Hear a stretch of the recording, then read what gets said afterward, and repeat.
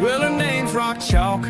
She's the talk of the town. We're the German Shepherd duo, always sniffing around. Smith and Wesson by her side, they ain't just for show. They're the muscle when she's hustling, solving crime on the go. She's got her boots in the dirt, she's cracking the case. A true crime queen with a smirk on her face. Loves her country rap bumping, got that twang in that beat. You mess around with her, you're in for a treat. Oh, F-A-F-O, better watch your step. Rock Chalk's on the scene, she'll clean up your mess. With her dogs and her charm, she'll track you down slow. Oh, F-A-F-O, yeah, you reap what you sow.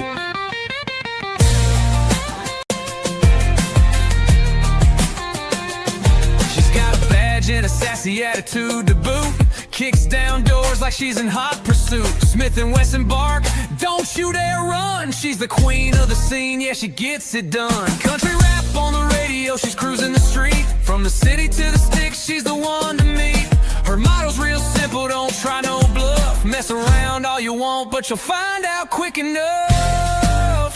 Whoa, F-A-F-O, better watch your step. Rock Chalk's on the scene, she'll clean up your mess. With her dogs and her charm, she'll track you down slow. Oh, F-A-F-O, yeah, you reap what you sow.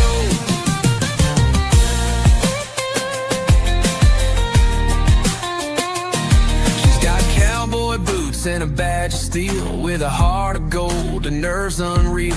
You thought you could hide, but she's always in the know. Now you're caught, son, F-A-F-O.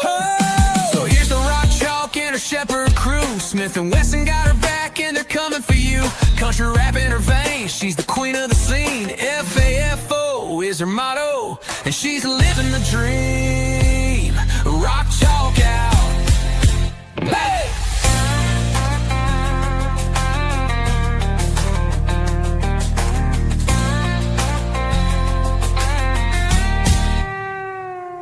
She's got cowboy boots and a badge of steel. With a heart of gold and nerves unreal. You thought you could hide, but she's always in the know. Now you're caught, son, F-A-F-O. So here's the Rock Chalk and her Shepherd crew. Smith and Wesson got her back and they're coming for you. Country rap in her veins, she's the queen of the scene. F-A-F-O is her motto, and she's living the dream. Rock Chalk out.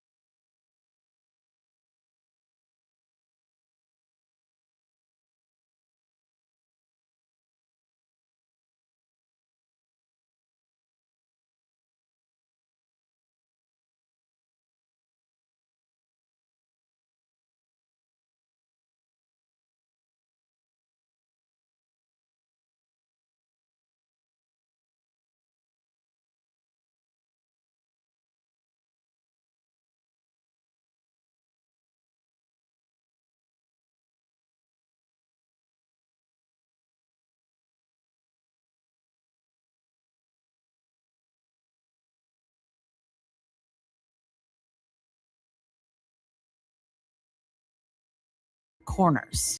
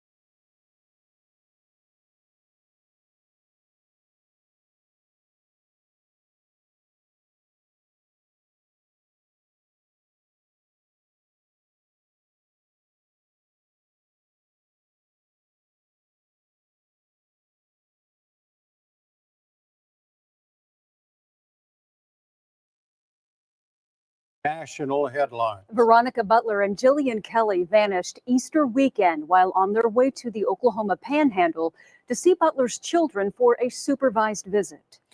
At the center of the murder conspiracy was Tiffany Adams, who was in a bitter custody battle with Veronica Butler. She and other defendants in the case called themselves God's misfits. News 4's Sydney Batzlav joins us now with how she's admitting guilt in the murder. Sydney. Jillian, Kevin, today is the start of the preliminary hearings for Tiffany Adams, her boyfriend Tad Colum, and their friend Cole Twombly.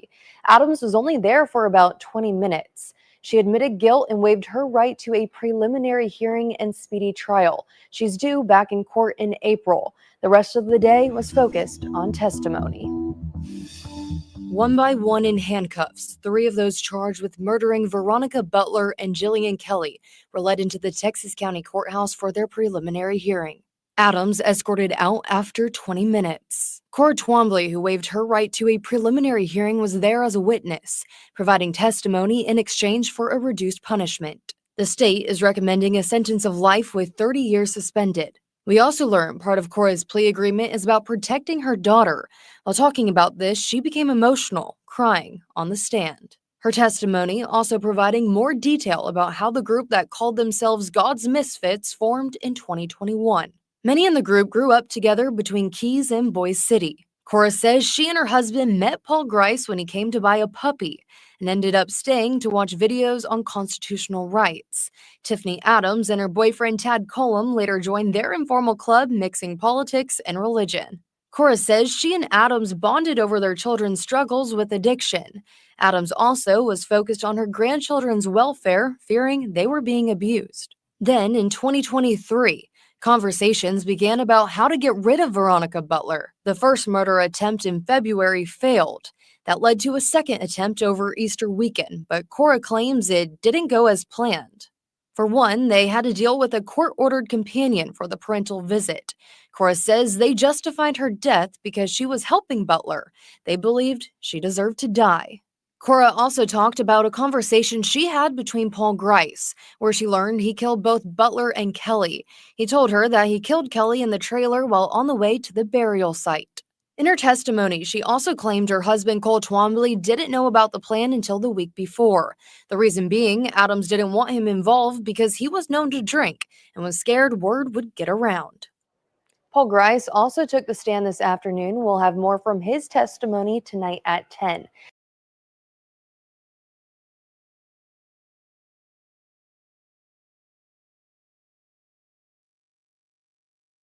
Of this guy named Jamie.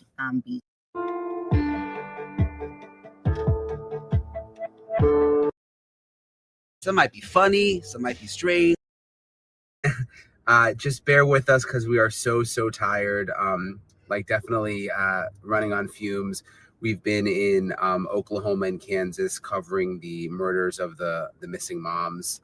We've pretty much just been going around the clock all week, but I wanted to do this podcast while things were still fresh in our mind, even though we're a little bit delirious. So yeah, hopefully things will come to us. But Allison has been with me since the beginning of us covering this week, and so many people have been interested in the story. Allison knows all the ins and outs, but it really started with the custody battle, which you knew about before the arrests. Everybody sort of was figuring out that was going to be the motive. Well, you know what? When we looked at the court documents, that was the big deal.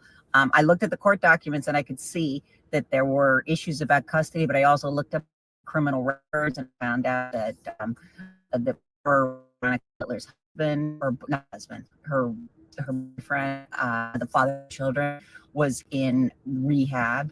And that he had an extensive criminal past. And then I looked up his father, and just as we started to figure out what was going on, we realized that this had been a very bitter, really bitter custody battle, and that the grandma, the paternal grandma, that's the mom of the boyfriend, Wrangler Rickman, the paternal grandmother had really wanted custody, and that it had been months since Veronica had seen her kids, and she was on the cusp, about to have a hearing where she was going to get rid of supervised visitation, at least according to her lawyer, custody lawyer, her family law lawyer, And that hearing never happened. And ironically, the date of the hearing was the same date as the arraignment of the 4 defendants who are charged. Yeah, so she was supposed to be in court. Yeah. You talked to Veronica's family lawyer. Yes. What was he like? What did he? I mean, I can't imagine as a lawyer, like you're representing someone and then they get murdered. It's kind of like the worst case scenario. And you know, everybody always talks about in a custody battle how vicious and awful it can become. And the lawyer actually said that he didn't really take a lot of credence. I mean, you know, everybody comes in hating the other side. So when he first met her, but she was very prepared. She had all these notes. She'd had another lawyer since 2019, and it just sort of, she wanted a fresh set of eyes on the case, is what he told me. And then he said, when he really began to become a little concerned, which were really what he called raised his eyebrows, was the fact that the father of the children had posted that the grandmother, his mother, and that's Grandma Tiffany, Grandma Tiffany, who was charged with murder of Veronica Butler and also of Jillian, you know, the 2 women that were there, that the grandmother had threatened him if he didn't sign papers, if he didn't try to get custody. So it was, sorry guys, like I am a little on the tired side. No, it's good. But it's yeah, real, that's really you know? what happened. Yeah. I mean, that the grandma was trying to get custody and she threatened her son and said, you better sign these papers. I want you to try to get full custody. And what actually, we also found out through sources that the grandma had alleged that the children had been sexually abused when they were in the home and under the custody of the mom, Veronica. So, do we know if that's really true? Or was she just trying to get custody and using that as a way to persuade the judge? Or do you think that that really happened and she was just desperate to get the kids? You know what? I'm not sure. Yeah. I just know that a court, you know, courts take allegations like that very seriously. Yeah. As soon as somebody would make an allegation like that, very well may have been true, but as soon as, you know, you make an allegation like that, they're obligated to investigate, and they're obligated to protect the children. Courts take that very seriously, and we also know what happens when they don't take it very seriously and it turns out to be true. And I've covered and you've covered a lot of those kinds of cases. So I'm reluctant. I'm really reticent to take a position one way or the other. I have no idea. Yeah. But I do know that the courts ordered supervised visitation and that we also found out later when Grandma Tiffany was charged along with 3 others, that you know, they had a discussion. And one of the things that was really troubling Grandma Tiffany was that she said the children were in danger, you know, and if Veronica got her custody returned to her, that it was going to be a problem. Yeah. We have been really just driving around like Western Oklahoma, Kansas, for the last 4 days. And, you know, Allison's from LA, I'm from Miami. I went to college in the country, but, you know, neither of us live in rural areas. And people were like, oh my gosh, you know, be careful. You know, people are armed there, militias. I really thought 99% of the people were very, very friendly. People would talk to us. People were nervous to go on camera, but a lot of people shared their stories with us. I think they were really friendly to Brian. And they were friendly to someone bought our Subway one day, a postal worker, and I insisted, no, let us buy yours. And no, we're just so happy you guys are here covering it. Someone gave us an American flag.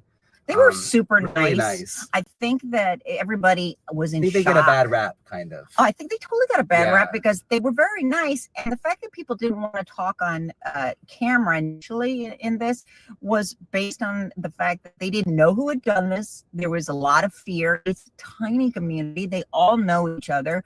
And there was a lot of fear going on. And that's not an unusual thing when something like this happens in any community, but especially in a small community or a small rural community like this, that people are reluctant until somebody is charged with the offense. We saw something similar, and you did, especially in Moscow, Idaho. Yeah, definitely. This felt even more rural to me than Moscow. Yeah, totally. This is really rural. I mean, I'd never been to this part of Oklahoma and Kansas, and we were in Texas too, but there's really not much there. It's just pasture land. There was a lot of overlap. ranchers. We had to keep checking to see what state we were in because you automatically, you all of a sudden found ourselves we're in Kansas. Wait a minute, we were in Right. Yeah. And we put a lot of miles on the rental. We were driving. I mean, I don't think I've ever gotten so many tanks of gas I know. in 4 days. I mean, because we were staying far away and driving to all these different states. Well, the people this is the interesting thing about this story particularly, is that this is a very small community, and we were told by many sources and many people we spoke to, and even one of the people that lived near where the bodies of the two women were found, he said, you know, like, we are a community that looks out for each other, that we care about each other, because we kind of have to, because they're so far away from each other and so far away from help. If somebody is injured, or there's something happening with their neighbor, if there's problems with the cattle, or, you know, problems with the farms, they help each other out. So while it's a community with tons of land, I mean, you could see forever, and you could see like 5 farms, but they're miles away from each other. So flat, you know. Right. So while you could see forever, you know, you have to realize that it's a very close community, and they were very frightened. And in the affidavit for the arrests, it came out that the suspects were all in this group called God's Misfits, which really, you know, it was a very salacious, sexy headline for the media, I think, for that to come out. And we looked into it, and, you know, there is this group that exists. And it is underground, and it's anti-government. But for the most part, I really believe, most people told us they'd never really heard about it, and I believed them. I believe them too. By the way, this was based on the affidavit that was used to determine to get probable cause to arrest the 4 defendants, or the 4 suspects, but now the 4 defendants. So you have to ask yourself, it was based on the daughter of one of the defendants, Cora Twombly. The daughter said that they belonged to this group, and then she named 7 members. And then when we went around and we asked every single person we talked to, so we're up to like maybe 20, 30 people, nobody had ever heard about it.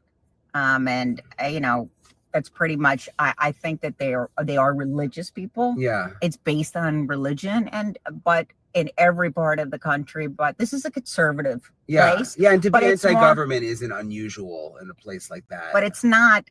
Most of the people, and I actually saw, even in court, when the defendants were being, they had their bail hearing, they didn't object to the judge. I was wondering if that was going to happen, if they were so, I don't know. I think a lot of it was made of it. I think time will tell. We'll see how that went into the motive, but I think it's pretty clear here that we were looking at a very angry custody battle, and a battle where Grandma Tiffany was beginning to think she was going to lose, that Veronica was going to get her children back. And poor Jillian was like basically at the wrong place at the wrong time, which is like horrible. It's so sad. I want to talk a little bit about court, because we were both there. Wow. And Allison's also a lawyer, so you have an interesting perspective when it comes to court. Yeah.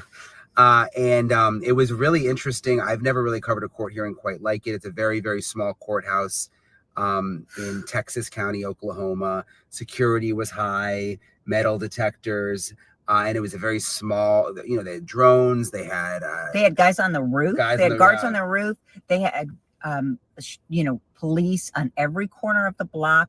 Like, they were expecting a lot of trouble.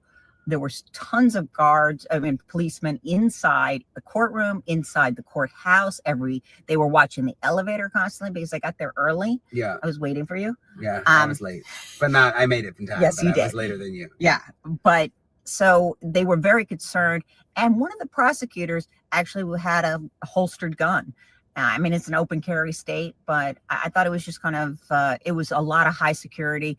And there were no electronics allowed in. We had just a paper and a pen, and we had to take our hoodies off. Yeah, I couldn't even wear my hoodie. And it was chilly in there. Yeah, it was. Yeah. You were cold. Yeah. And it was a small courtroom. And so we were sitting in the front row, media in the front, and then the family of the victims were in the back. I would say there were maybe like 20 of them-ish. And it was really emotionally charged. And everybody was very close together. You just have to realize and close to the suspects, too. they were right there. It was Veronica's father who was, saying curse words at the suspects, and the other family members were actually having to hold him back. Have you ever seen anything like that in court, to that level? I haven't. I've heard this. There was a lot of sobbing going on. I've heard people cry in court. I have heard people be upset. Occasionally somebody will yell something out and the judge will go crazy and either ask them to settle down or to be removed. But I have never seen where like 3 women were holding back Veronica's father, and he was crying. Veronica, family members of both women were upset or friends of both women. We didn't know exactly, we were getting there, but I mean, there was a lot of crying going on, and it was just so tense because it was so horrible. And then when the defendants walked out, the dad would scream out something, and the judge just allowed him to vent. And then he started to look like he was going to lunge, and he was close enough to lunge. And then the guards moved into that area to make sure that nothing was going to happen. Yeah.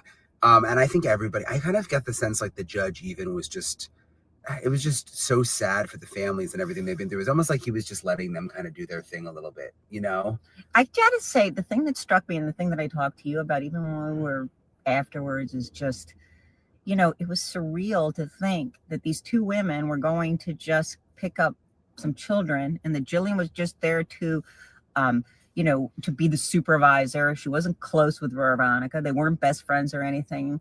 And then suddenly these families find themselves in court facing 4 people who brutally murdered their family members or their friends. And in such close close proximity to them, and watching them walk out and show absolutely little or no emotion. And they were really showed no emotion. You were obsessed with Grandma Tiffany's braid. Well, it looked like Grandma Tiffany had done a lot of work while she's for somebody who had been in tight braid though. No, but it was more about the fact that she had fixed herself up. Yeah. Usually people that have been in prison for a few days, they look more like Cora did. Hair is kind of greasy, head's kind of hanging down. Yeah. Her head wasn't hanging down when they started to read the indictment against Cora, she started shaking her head. So she's looked that it wasn't her, kind of looking like no. Yeah, she was the only one who did that. And but everybody else seemed fine and cool as a cucumber. But Grandma Tiffany was just kind of put together, despite the fact that her arms were shackled and her legs were shackled, and she stood straight and walked in, looked. She did. And she looked at where Veronica's dad was sitting, but that area, and nothing. I almost was thinking back to the whole no expression. God's Misfits cult, if you want to call it that, or whatever.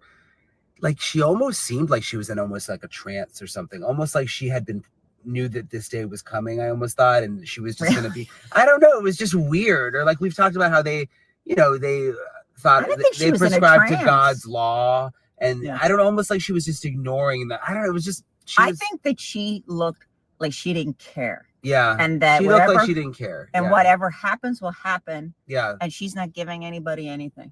No emotion. I think in terms of being in that group, the anti-government group, I think that they thought that these children are in danger, and they use, God and religion as a justification. That's probably what I think the motivation is going to be when they, to the extent that the prosecution comes up and tries to say this was the motive for the killings.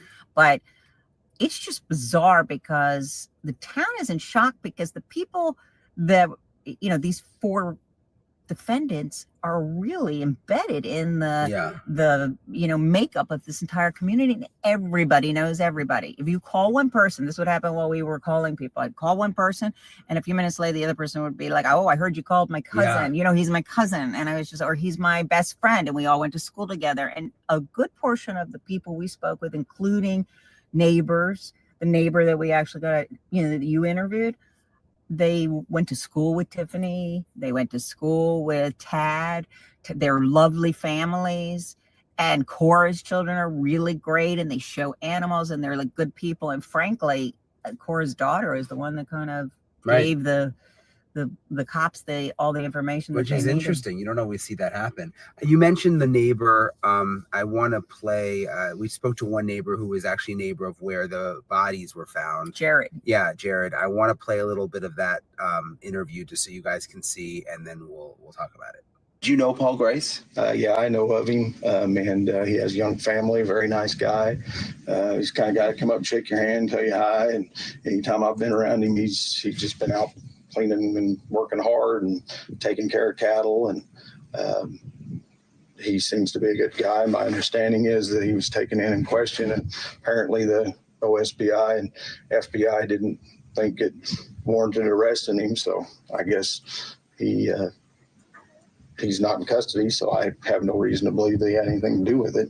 Yeah, a lot of people are questioning it just because he's named in the reports and wondering why he's the one who wasn't arrested. Yeah, and I couldn't tell you. I know he's a good man from what I know of him. So that neighbor was such a nice guy. We met up with him.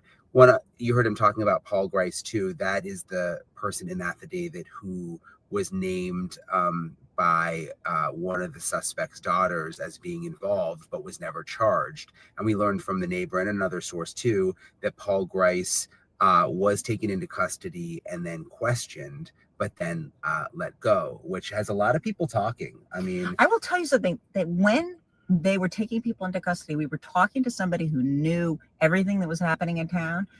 And that source said to me, there are going to be 5 people arrested. And I actually told you that. yeah. And I think everybody thought for sure that 5 people. I don't know how she or he, no, I don't know how the source knew that, but they did say.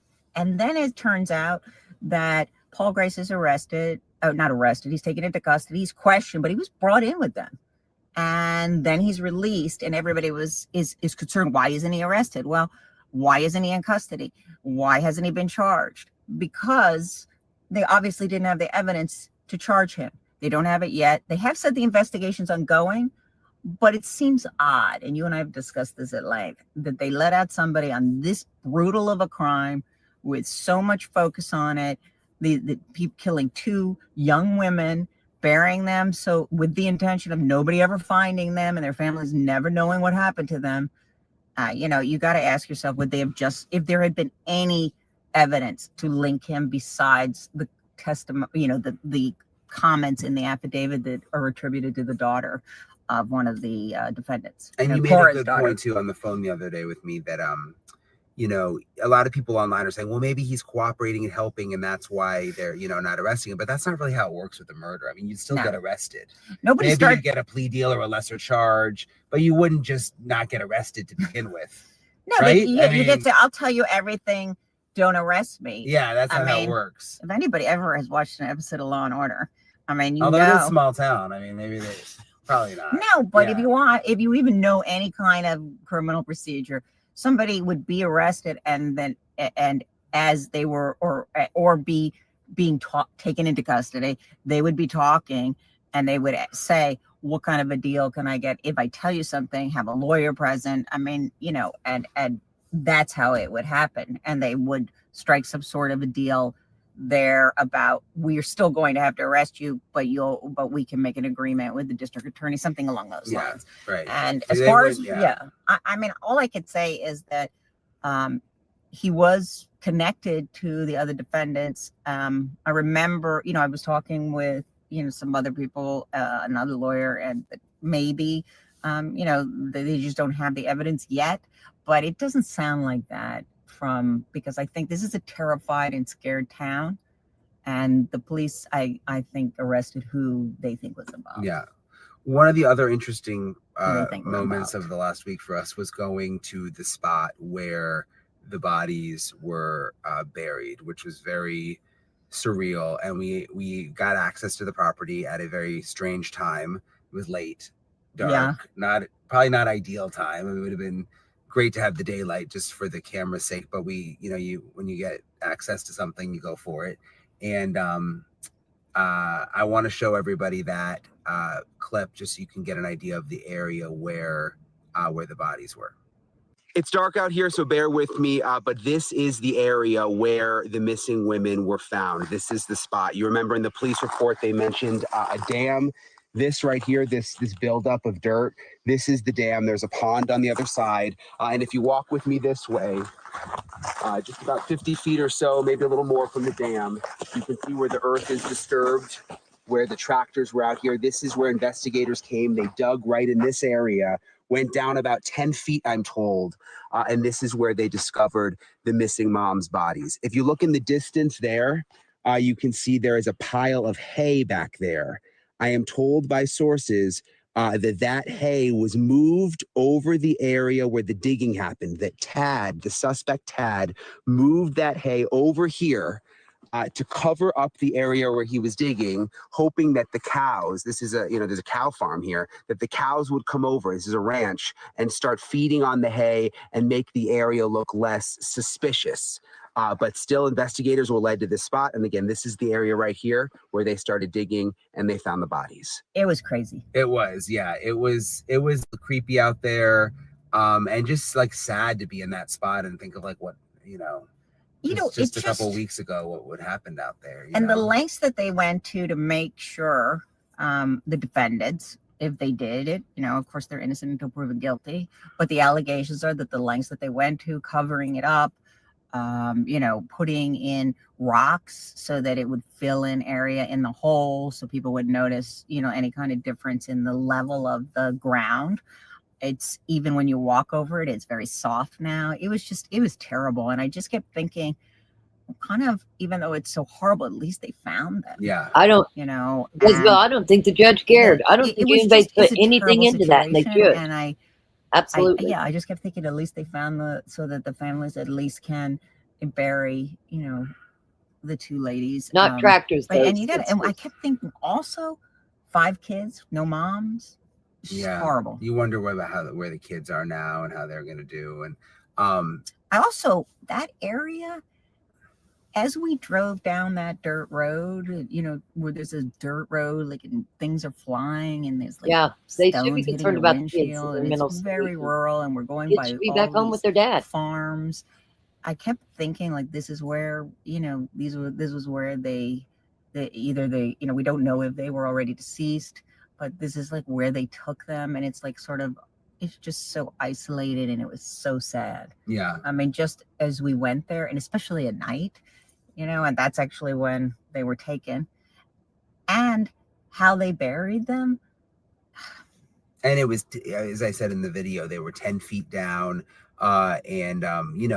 Usually it's like a shallow grave when you do these stories, but this was 10 feet down. And part of it is because the suspects had, especially, they're farmers, they've got the equipment, they know how to dig, they know how to conceal, putting the hay on top.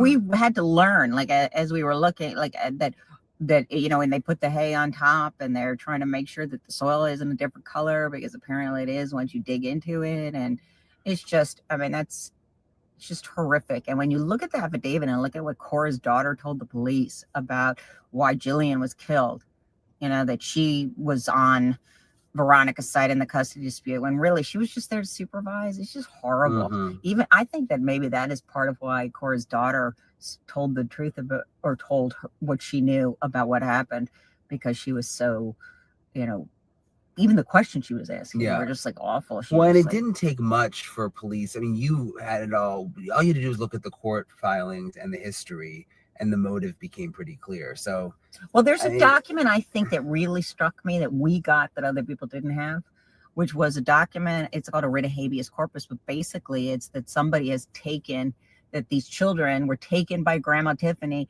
and that Veronica had kidnapped, basically, is what she's saying, and that her children should be returned to her because she had not seen her kids since from July until September. She had not seen them at all. And they were supposed to have supervised visitation, and Grandma Tiffany was like really jerking her around and canceling things and never bringing the kids. One time Veronica had COVID, but mostly, she didn't see her kids. And when we talked to the lawyer, it was like that months went by. And D-Day was coming. It was a reckoning coming. And that was going to be the same day as that hearing, the same day that they ended up getting indicted, which is crazy. Another part of our coverage the last week, which people really kind of latched onto and were very interested in, was this judge that we interviewed, Judge Forbes. He's the municipal judge on the Kansas side. Really has nothing to do with the case at all, but knows the people involved. I knew one of the victims, at least. He was in business with Tad, and was in business with the suspect Tad, and really saw him every single day for the last couple months, and was at his house, was at Tad's house, he says, when the police came and raided the place, and he had a shotgun put in his face. This is the municipal judge. And so I had met him the day before, and he told me some stories, but he didn't really want to go on the record. And then we just saw him kind of walking by again the next day. It's a small town, you just see people around, and he decided, I'll tell you guys the story. He's kind of an outspoken guy. I don't think he didn't want to feel like anybody could control him from speaking, and he wanted to speak. And so I think he spoke to us because he was like, he's so shocked with what was going on. Yeah. And I think he wanted to share some of that trauma, just sort of get it out, because he's a veteran, and he actually spoke about how it was kind of it was triggering to have the gun put in his face. He had a business with Tad that was sawmills. It was very and he was over there, and they had been seeing each other quite a bit, and he thought he was a wonderful guy. Yeah. So he was very traumatized. I think he wanted to talk about it, but I think he also is somebody that wants to exercise his right to free speech. I think so. I want to play for you guys the first time we interviewed Judge Forbes. I'm still, I'll say it again, I'm blown away that this even happened. I just can't. Tad was a very good friend of mine. I'm not going to say was a very good friend of mine. He is a good friend of mine. But this just blew me away. Okay, so that was when we interviewed Judge Forbes in the car, and then we played the interview, and then Allison called the judge, and we got. Well, let me just tell. I mean, I called the judge right after because I wanted to see how he was doing and if he was okay with the interview. And when we have somebody on, I like to follow up and be sure that everything was okay with them. And so I called, and he goes, "Well," I go, "How you doing?" He goes, "Not so good." I go, "What do you mean?" And he goes, "I've been fired." I'm like, "What?" He said, "Yeah, the mayor who appoints him told him we want you to resign." And the mayor is the one who's allowed to fire or hire him. And then the city council chimed in. He was asked to come over. And so we saw one of the council members, and they said, "Yeah, we want you to go and you need to resign." He goes, "Fine, I quit, right? I'm leaving." And then they said, "Well, we need you to put it in writing." And by the way, the city council has no control over whether he stays or not. And he goes, "They need me to put it in writing." So he took a piece of paper and wrote, "I quit," and handed it to them. He's a character. He had a good personality through the whole thing. But we went back. I felt bad that he got fired. I felt really badly. But again, he's outspoken. He wanted to talk to us again. We said, "Let us come back and you can tell us the whole story about what happened." I forgot to say too that the mayor had said to him, at least according to him, I mean, we haven't had a chance to interview the mayor as of yet, but that he was getting a lot of flack. They were getting a lot of flack. And I think it was odd because the judge had really just expressed that he was friends with Tad and he was still his friend. Even though he had, he's about to be indicted, even though he'd been arrested and he's a defendant. He said, when somebody's your friend, they're still your friend. He's still waiting to see what happened. Yeah. And I think that triggered a lot of response from the community. Yeah. And the fact that he was there when the raid happened, I think, again, all sorts of rumors were flying. But anyway, listen to what the judge said. We went back the next day after he got fired, forced to resign. And this was what he told us. I was sitting here in the house and I got a phone call. There was a city council meeting last night. And they said, "You need to come over here." So I went over there. It's only a block. I walked over. And I went in and they were in executive session. When it was over, 3 or 4 minutes, they called me in, sat down. They said, "We've had a lot of static about your interview. And we don't like it. The mayor has absolute control over my job. I'm appointed. He can hire me or fire me."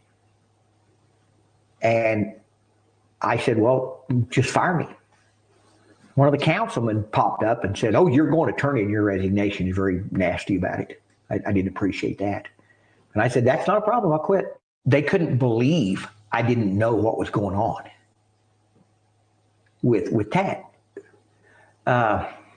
Murders, rapists, thieves, they don't walk around with that printed on their forehead. And if they would kill somebody, you think maybe they might lie to you? I asked Tad when they disappeared. I sat him down and said, "Do you have anything to do with this?" He said, "No."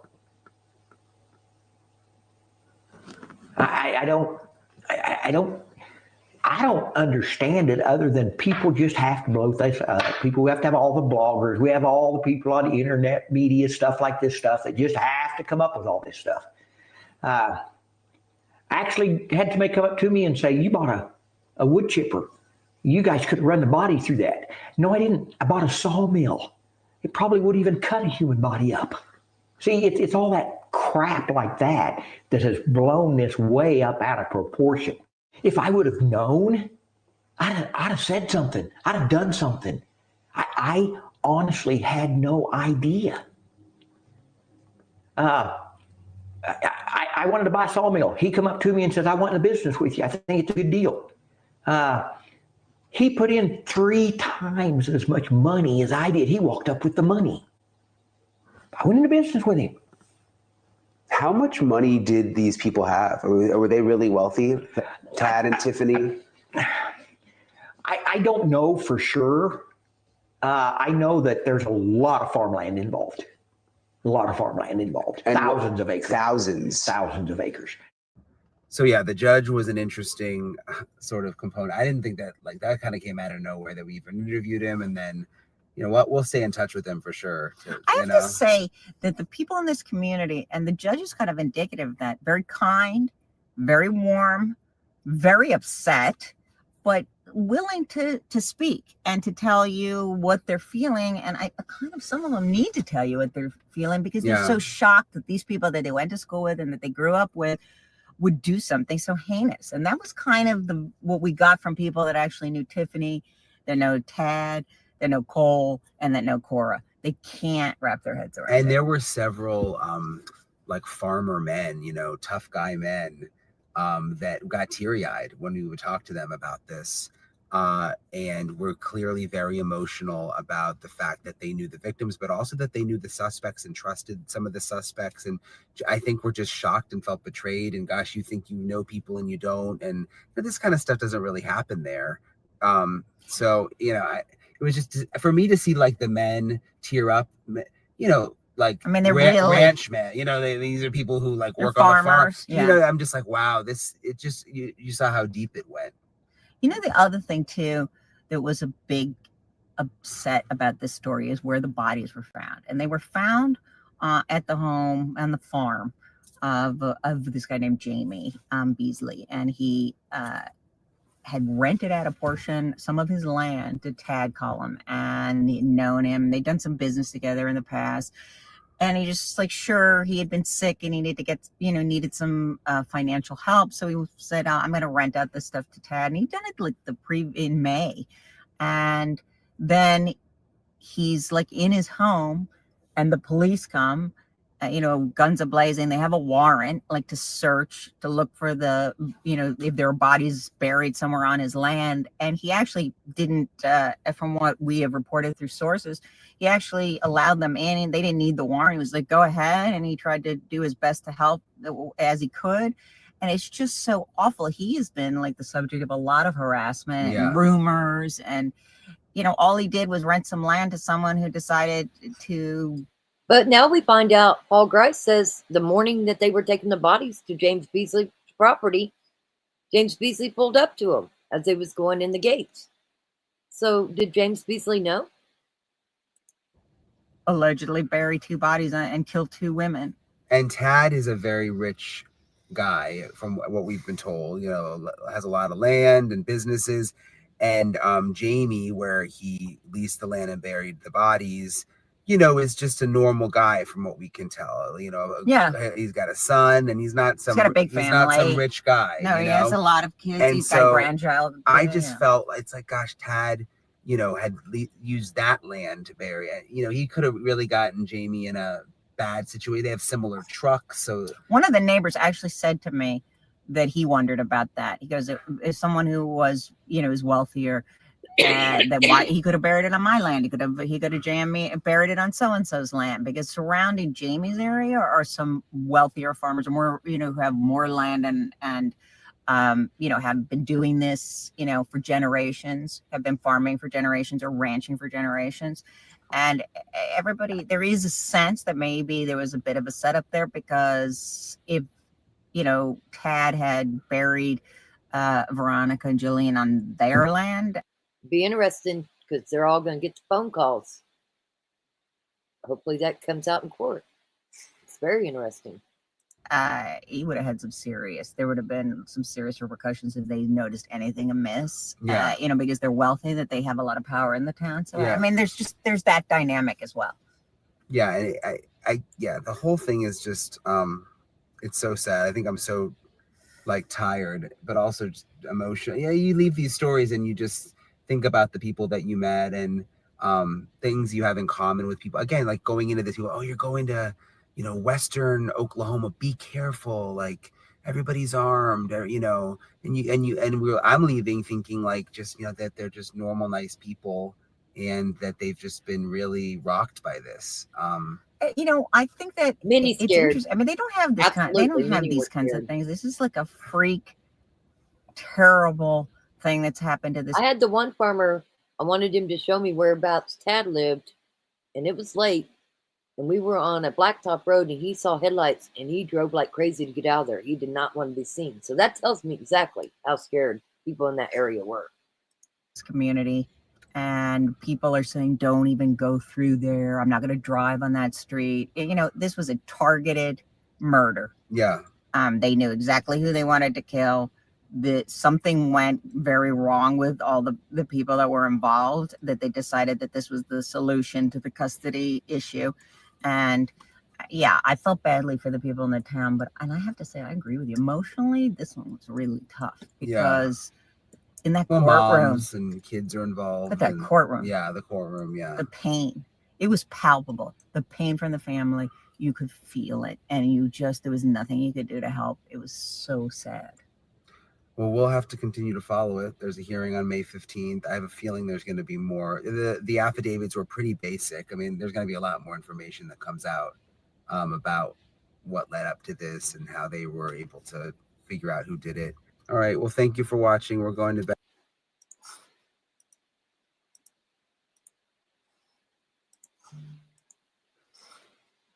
Everybody involved.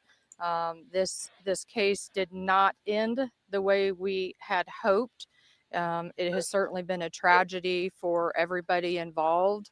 The mission of the OSBI, though, is to protect Oklahoma one partnership at a time, and certainly this case is an example of how those partnerships work.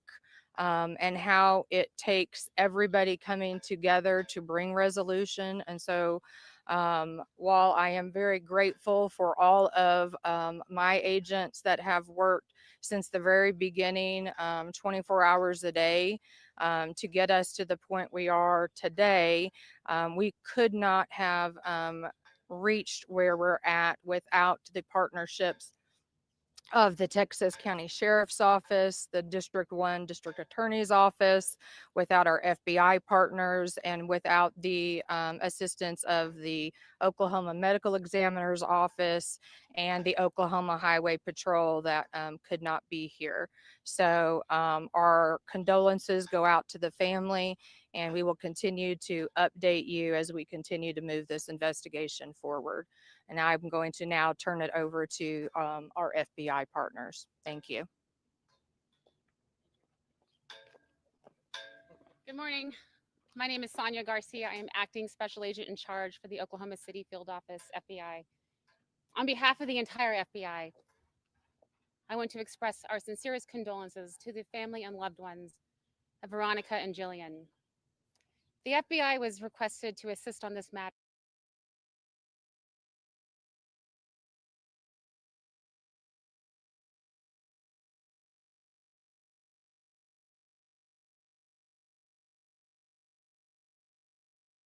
on April 4th. And since then, we've had a dedicated team of analysts, agents, evidence response, and tactical personnel working around the clock and alongside with OSBI and Texas County Sheriff's Office to bring the individuals responsible for this crime into custody and to provide a sense of closure to the families and to this community. Know that we are grieving with you today. We will continue to work with our partners and to be an advocate for Jillian and Veronica, and to ensure that justice will be served. Thank you.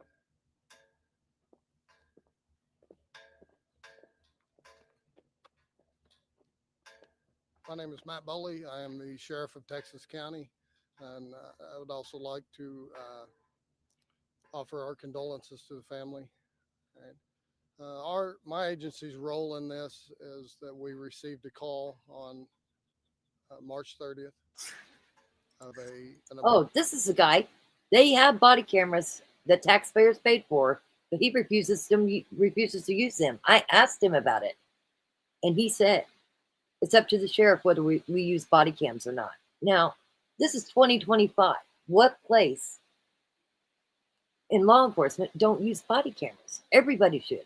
It's beneficial to the 5-0, the law enforcement. And it's beneficial to the people that's they're dealing with. That's my opinion. Abandoned vehicle missing. And speak up. We can't hear you. Missing Fuck. from the vehicle. Deputies immediately responded to the area. When they arrived on scene, they found some things that just weren't adding up. So we established a crime scene and then notified the OSBI to have them come and assist us with this and to actually take lead on the case. All right. We established a search party made up of the Guyman Fire Department and several of the volunteer fire departments in the county. And we searched the area around the crime scene for about a mile in each direction.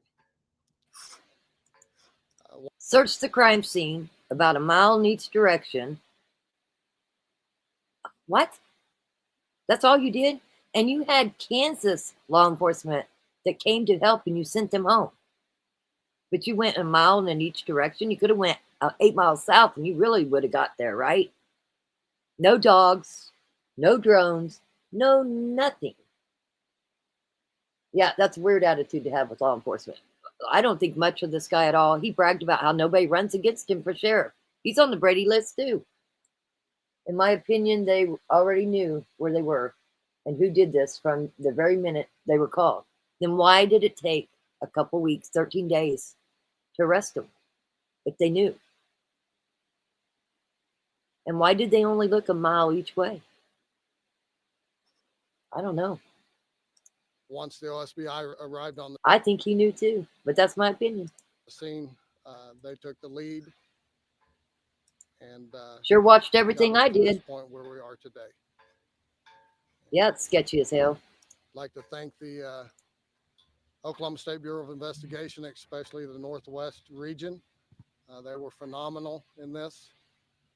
The Federal Bureau of Investigations, the Oklahoma Highway Patrol, Guyman Fire Department, several Kansas agencies that assisted, local agencies here in Texas County that assisted. And I'm sure I've forgotten a few, but I'd like to just say thank you, even to the public. All right, there was a lot of questions from the public as was there any danger to the public? And I think from the get-go, once we arrived on scene, that and we gained a little bit of information that we felt this wasn't a random deal. All right, we felt that with some of the information coming in that it was more targeted, and we started to look in those areas that we were pointed to. Okay, thank you.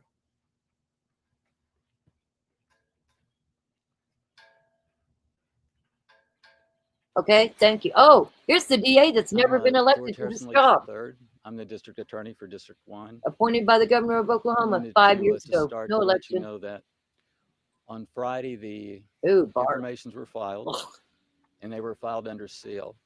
The reason they were filed under seal was to protect our law enforcement officers and to try to keep the children out of harm's way. We were successful. No shots were fired, and the children were kept out of harm's way.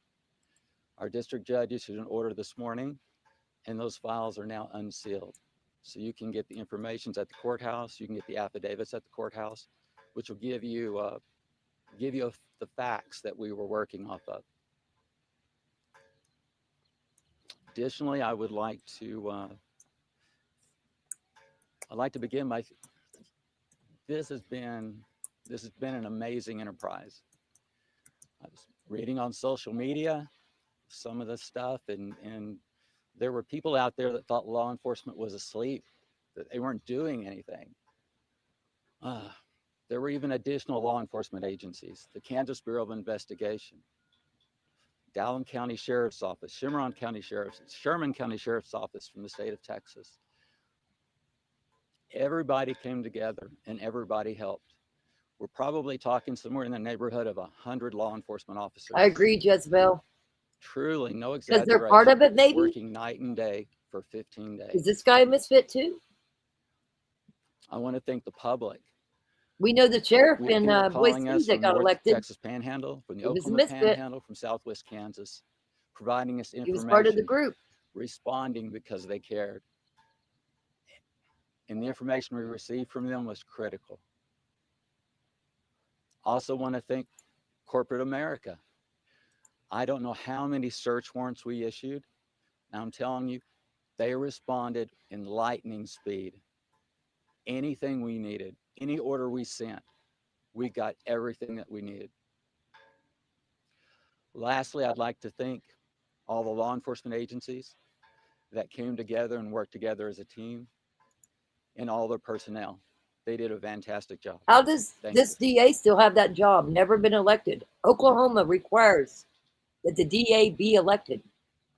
There's been no Any election. additional questions Oh, you here's guys Hunter. have? Go right on ahead. Is there confirmation at this point that the bodies recovered are Jillian and Veronica? Not at this OSBI time. We spark have plug. we identified that there were 2 bodies during our search. Both of those deceased persons have been transported to the Oklahoma Medical Examiner's Office, where they will do a proper identification and also look into a cause and manner of death. What led to the discovery of the bodies? Based on the evidence that our agents and local law enforcement were able to obtain, we used that to search a wide area throughout Texas County, and we were able to use those resources in order to find where these 2 bodies were. It's a case-by-case basis, but as soon as we hear back from the Oklahoma Medical Examiner's Office, we will let the public know. Describe the scene where these bodies were recovered and what stations they were in. No, I mean, I can say that it was a very rural area. I cannot state the condition of the bodies. Private property. I cannot confirm that at this time. In Oklahoma, there's the death penalty. If convicted, do we possibly maybe see this in the state? You would have to reach out to the district attorney's office. That'll be something that will be discussed further down the line.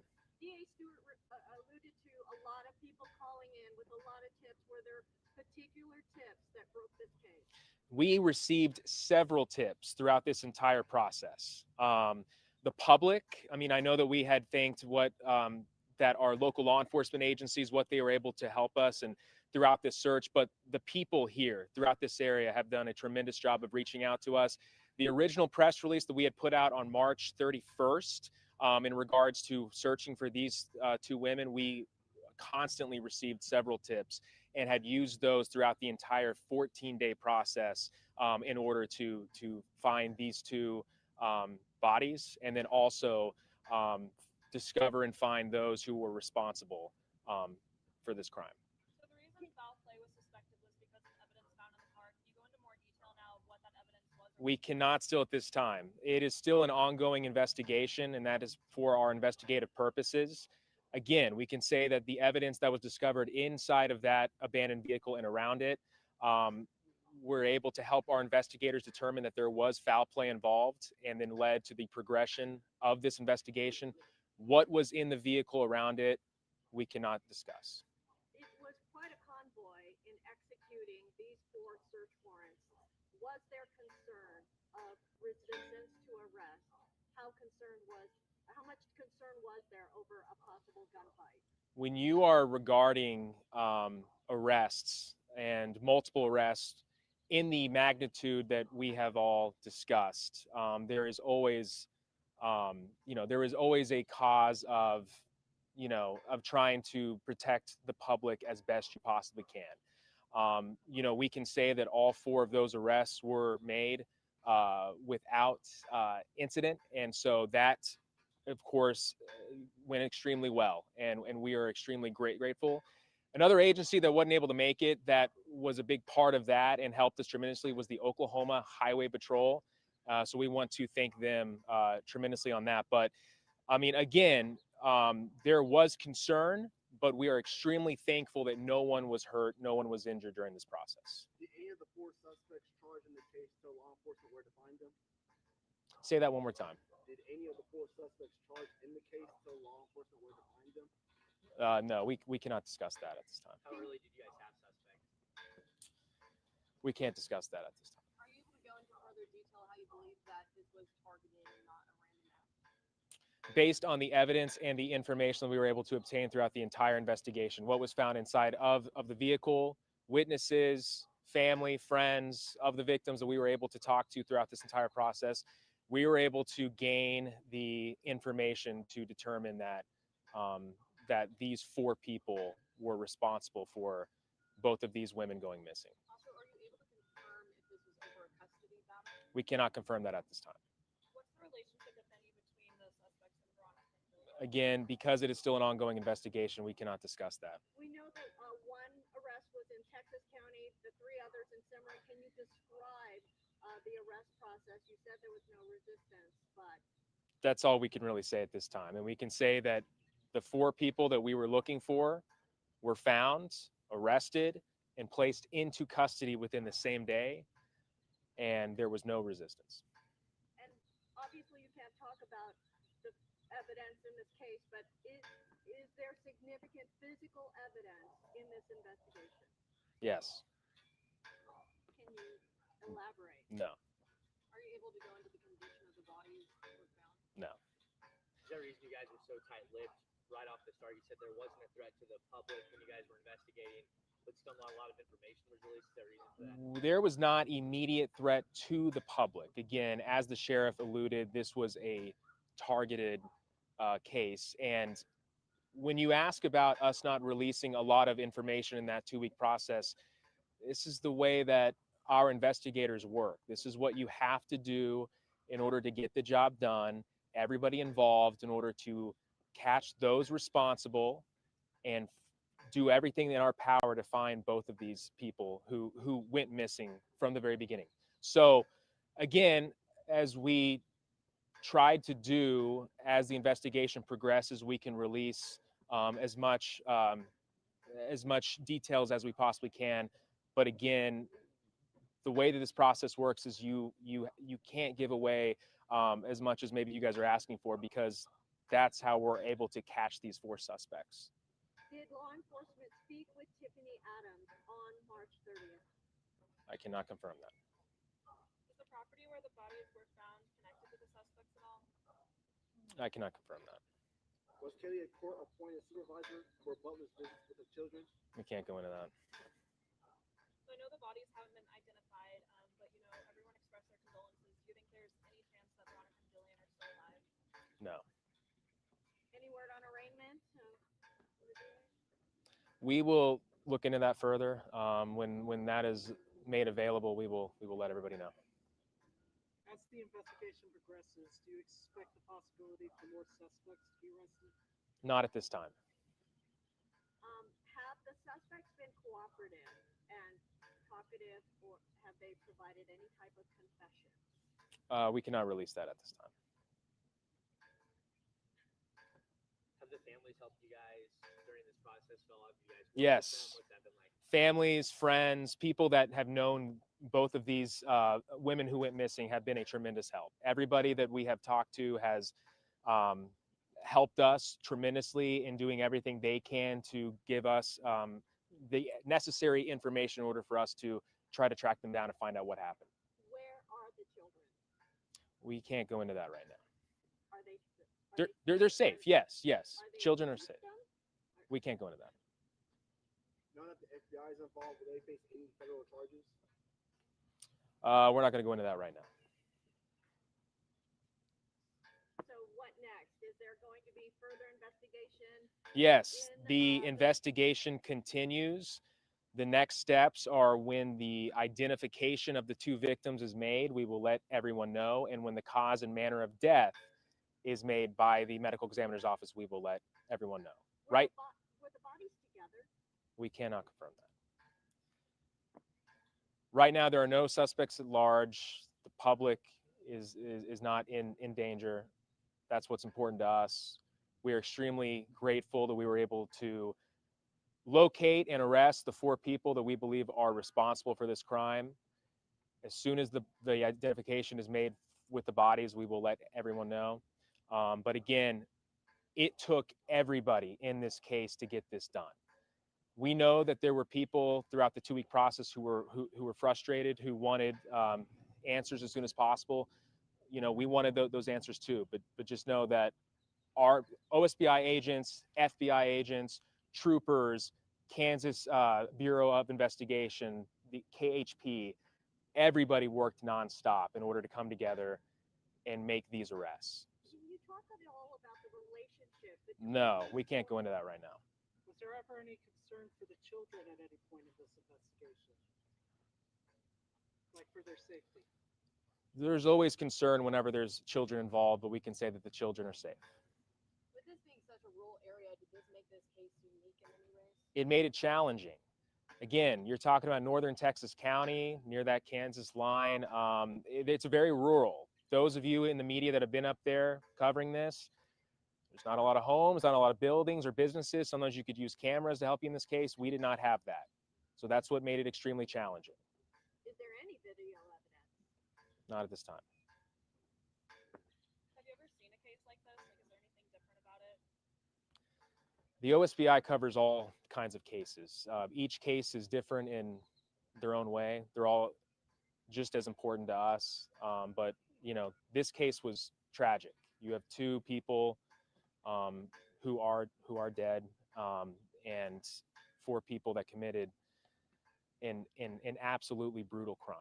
And so, again, that's why it took every agency involved in this in order to get this done. Those 4 are still being held here? Yes. Is everybody good? Thank you, everybody, for coming.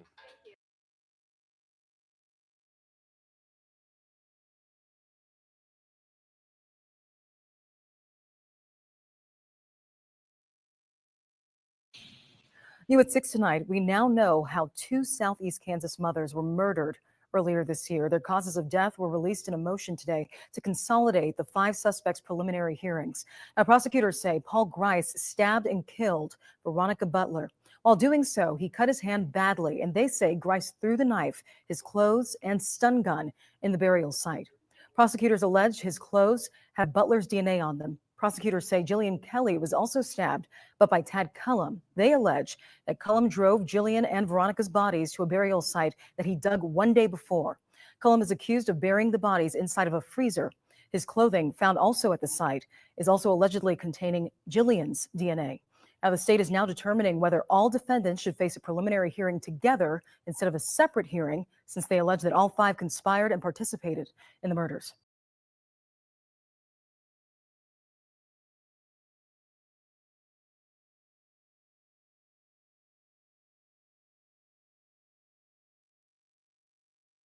Someone who knows a lot about the case and the custody dispute at the center of it.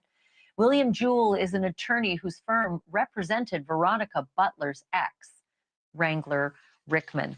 Thank you so much, Mr. Jewell, for being with me tonight. This is such a complicated tale, and it's just so incredibly sad. But let me just start with your reaction to the extraordinary details that were listed in those 4 arrest affidavits. Thank you for having me. I have read the affidavits. I cannot comment on them. So to be clear, we did not represent Wrangler Rickman. Mr. Stephen Jones and myself, we represented Tiffany Adams in the paternity case. It's interesting because I was always under the impression that you represented her son, but that Tiffany was paying the bills. Was there any sort of truth to the fact that she had to cover her son's legal wranglings and custody problems? Well, Wrangler had an attorney before Tiffany hired us.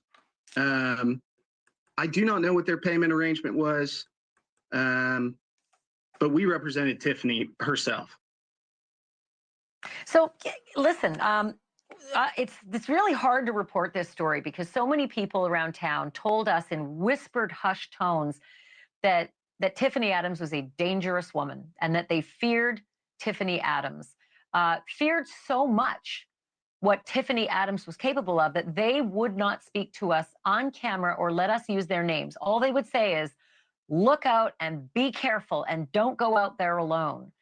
Does that square at all with the woman that you know? Not at all. Every time I met with Tiffany, she was always very, very nice, respectful, on time to the office. One thing I think that's important here is that the custody case was in Cimarron County, which is the county west of Texas County. And Cimarron County is about the furthest west that you can get, quite literally, before hitting New Mexico if you're in Oklahoma. Boise City is the county seat, and it is right on the New Mexico line. So in general, it's difficult to litigate a lawsuit in Cimarron County. You have to pay an attorney to drive 5 hours. So the nearest bigger city is Woodward. That's 4 hours away from Boise City. So you have all these extra costs added on top of the litigation, and it's just difficult to do. But Can I ask you, Oh, Mr. sorry. Jewell, can I ask you something? You said that your client, and then I have to sort of reimagine this interview because your client, in my estimation, was the son. She was just paying the bills, but now you're saying you literally represented Tiffany. And you said that she was showed up on time, that she was kind, that she was polite. But there are claims in an affidavit against her that her own son made, saying that she threatened his life. She threatened to put a pistol to his head if she didn't do the things that he wanted. And there's several claims made that she was violent in the threats that she made to get her own way. There are also claims that she would not let her son see or visit with his own children. How do you respond to that? Well, you have to understand that custody cases are always contentious, and there's always allegations thrown from one side to the other. We did not find any evidence that she had threatened her son or anything along those lines. Also, custody is usually brutal between mom and dad fighting over the kids, not usually between dad and his mom fighting against the other party. That's why this is so weird, right? Like dad is claiming his own mom, who should be on his side, is making death threats against him and not letting him see his own kids. They should be in unison against the other party that they're trying to get custody from, which is now the long-suffering and very sad and late Veronica. Well, I totally agree. That's not quite the direction it took, but I really can't comment on a whole lot of information about the paternity case. But it was contentious, that's for sure. Let me ask you this. One of the claims, and this is hard to, obviously, I get it. I completely understand, William, that in a custody case, people will often say anything. They want their kids more than anything, right? So they will often throw any kind of allegation out there, and it takes a long time to sort of come up with the evidence to, substantiate it. But one of the claims that was made in all of this that allowed those children to be in the custody of Tiffany Adams was that their own mother had a brother or a stepbrother or a half-brother who had, quote, raped the children. Did you ever come up with any substantiated evidence that that was true? Because he has never been arrested, and I would think if there's a man raping 2 young children, there'd be an arrest. Can't speak directly to that question because I was very involved in the case. But I will say that public court documents exist, which you could find that describe the issues sealed. in the paternity case. Yeah. That's the problem. They're sealed, which is why we get people like you to get to as close to the details as we can, because it's very confounding. Just one last question. Are you surprised that these 4 people have been arrested along with your client? I really can't talk about that. Understand. Yeah, Tiffany was always a great client, and so that's all I can say. William Jewell, we'll have to see where the evidence takes us. I do appreciate you coming on tonight. Thank you so much. Thank you for having me. Thank you for watching. Go to newsnationnow.com to find News Nation on your television.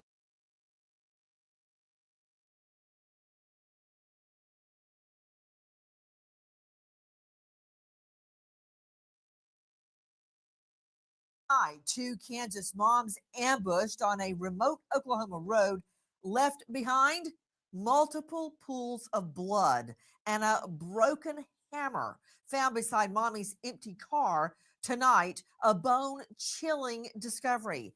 Investigators follow cell phone pings to find a horrific hole 10 feet deep.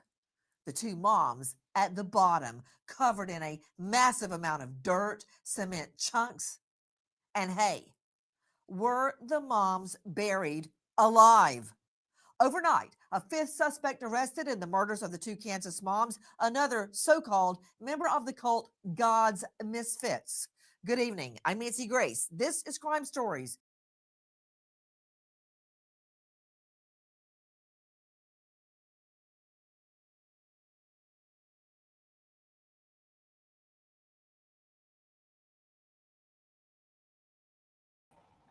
Paul Grice arrested in the murders of Veronica Butler and Jillian Kelly. Grice mentioned as an accomplice in the first days of the investigation, but investigators interviewed him and let him go.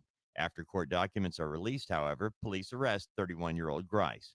According to court documents, Grice was part of God's Misfits alongside Tiffany Adams and the other suspects. Cole and Cora Twombly allegedly blocked the road, diverting Butler and Kelly to where Adams, Tad Cullum, and Grice were waiting. Documents also reveal Grice claims he's not a citizen of the USA. He claims that he is not a sovereign citizen. He's not a resident, employee, or citizen of the United States government. He goes on to say that I hereby asseverate, repudiate, and revoke my citizenship, if any ever existed, with the legal fiction known as the United States government, USA Inc., and any and all subsidiary corporations, state, county, city.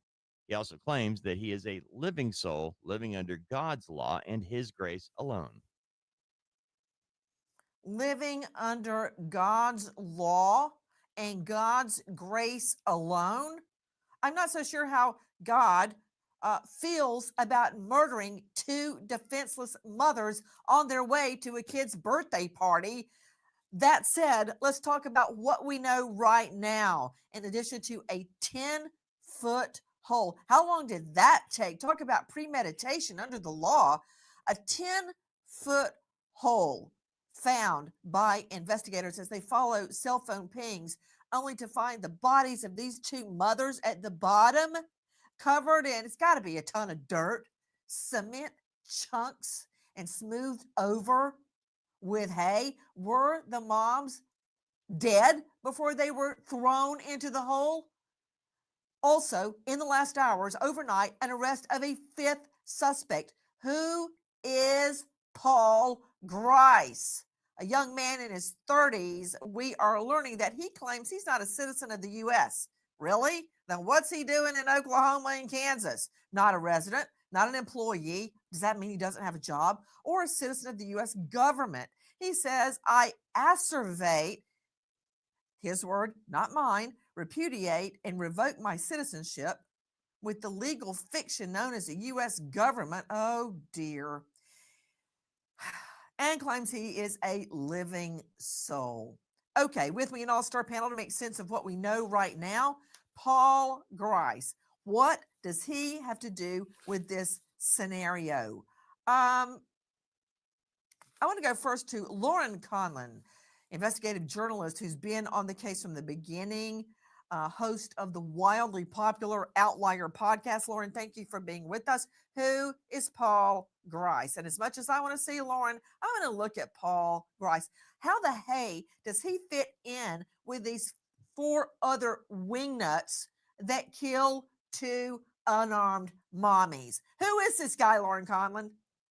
Right. So when the arrest affidavits came out for all four suspects, there was a fifth suspect named by the witness, by the 16-year-old witness, and this was Paul Grice. So I started digging and I ended up finding these insane land records. And Nancy, I want to point out, Dave Mack read a part of it, but there are 44 pages of this gobbledygook nonsense that he actually addressed to the Secretary of State, Antony Blinken. I don't know if he actually sent this to him, but it was addressed to him. And so Paul Grice, he was said to be at the scene of the murders with Tiffany Adams. Yes, there you go. Hold 44 on, Lauren. pages.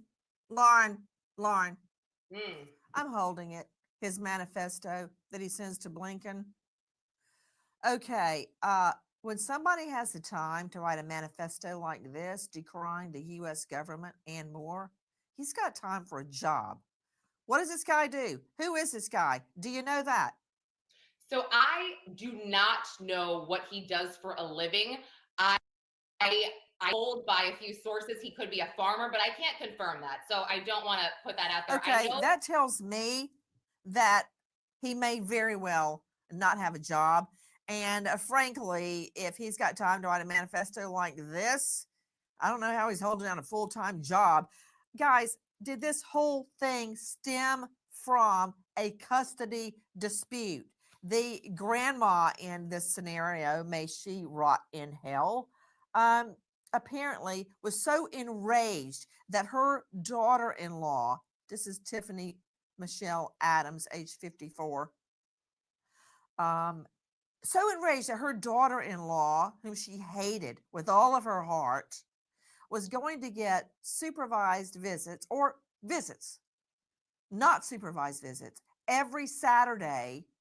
She was so enraged by the bio mom, look at her, getting to see her own children, that she hatches a murder plot. Now she ropes in her boyfriend, Tad Cullum, and she ropes in Cole and Cora Twombly. And as Lauren Collin was telling you at the get-go, just break it down really simply, Lauren. He was mentioned, the new guy, Paul Grice, age 31, in the very beginning in the affidavits that he was around and took part in the planning and part of the execution of the murder plot. We knew that at the beginning.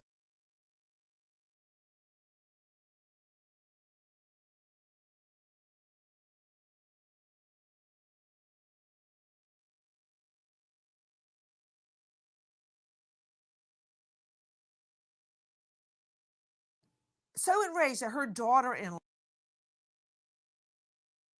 Hold on, I was trying to get something else. Hold on.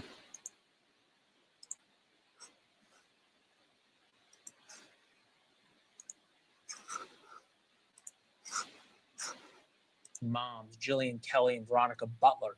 They vanished on March 30th, traveling for a custody visit with one of the women's kids. The arrest warrants include a group of people, and the mugshots are pretty wild. Take a look. They were part of a group called God's Miss.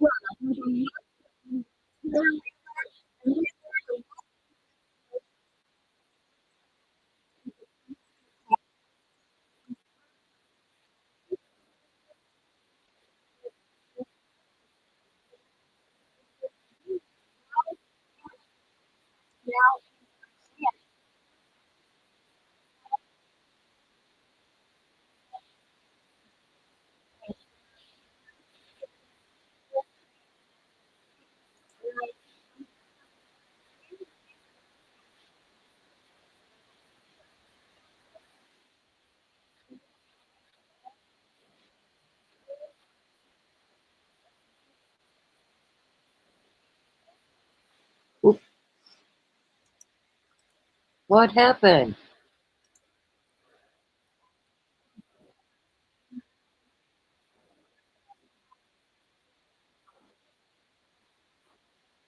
Hold on.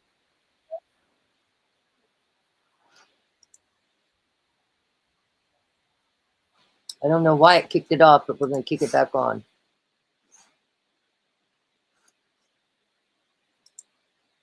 Because was there any danger to the public? And I think from the get-go, once we arrived on scene, that and we gained a little bit of information, that we felt this wasn't a random deal. All right. We felt that with some of the information coming in, that it was more targeted, and we started to look in those areas that we were pointed to. And Leland, you mentioned God's Misfits, and this is an government group. They view themselves as sovereign citizens who don't need to follow the laws of the land. And that may explain the military, almost military-like convoy that we saw exclusively on Saturday as they closed in to execute these arrest warrants. We saw a convoy of over 20 vehicles closing in on these suspects, and that's because there was a fear that perhaps there would be resistance to arrest. There might be a shootout, but we can tell you, Leland, that there was no resistance, and law enforcement tells me that none of those suspects were armed when they were taken into custody. Leland? Nancy, incredible reporting. I think this is an affidavit that you just got. Twombly's 16-year-old daughter said she overheard the group conversations about Butler not protecting kids from brothers sexually abusing them. Obviously, there's no way to corroborate that. You talked about the burner phones. There's so many parts of this story. The God Misfits group, right? Was this a group that they sort of created in order to carry out this crime? Or were they sort of already part of God's Misfits, and then they decided that this was a mission they wanted to embark on? The latter. God's Misfits is something that exists, and there are followers of that movement, not just here in Oklahoma. That just plays into, these 4 suspects, but there are other followers of God's Misfits. But law enforcement indicates, this was a plan allegedly hatched up by these 4 suspects, spearheaded allegedly by that grandmother, Tiffany Adams, who wanted custody of those grandkids, and Veronica Butler was fighting for custody. And Leland, Wednesday, there was supposed to be a court hearing in which Veronica Butler was planning to ask for full custody of those kids. Thanks for watching. Go to join and As he says, thanks for watching.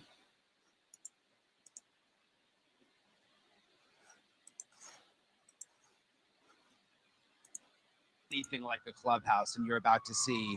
We kept hearing abandoned school over and over again, that's where the God's Misfits group met. Since it's an underground group, it's very hard to get information.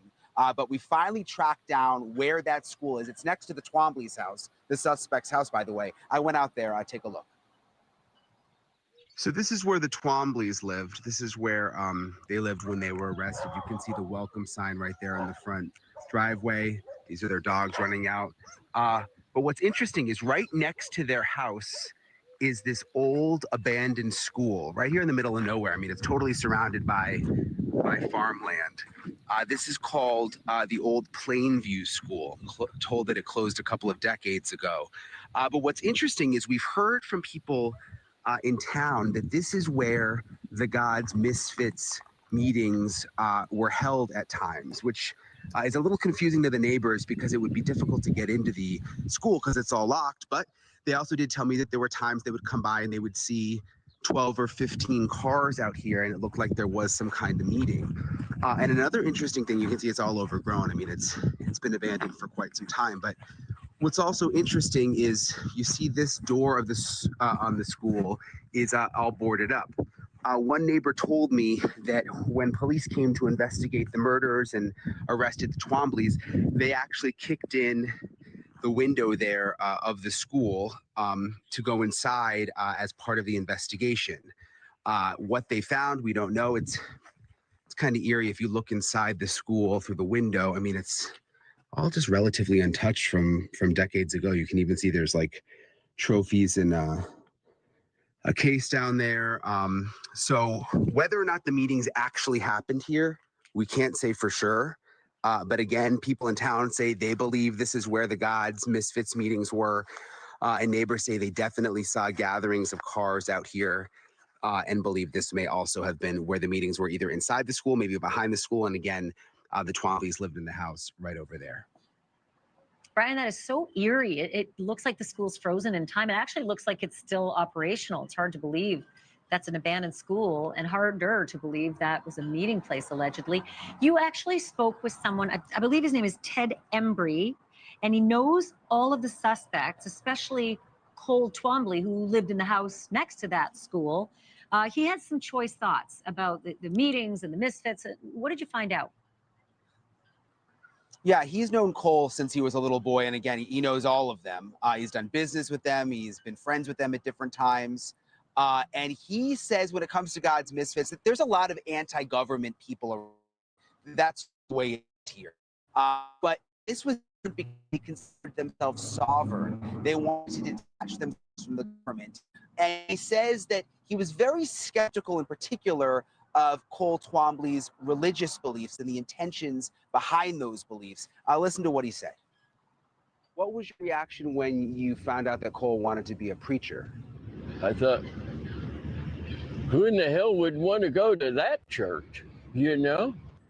Well, good for him, but I don't think it's going to work. I don't know how in the world you can be one thing and then all of a sudden just roll over and you're something else. But why do you think the Twomblys ended up in this group, God's Misfits? I mean, you've known Cole since he was a child. I think it was a financial deal, and I think he's always looking for some way to get a dollar out of somebody, I guess. When you say financial, I mean, because we know that Tiffany, Adams, and Tad, other suspects, had quite a bit of money. I mean, do you think that he was motivated by that to be part of the group, or? No, I don't think so. I don't think so. I think he started it and they come to him. I think they all come together about the same time. Brian, it's so insightful to get these interviews from the locals who are now willing to talk, I might add, now that the 5 suspects are behind bars.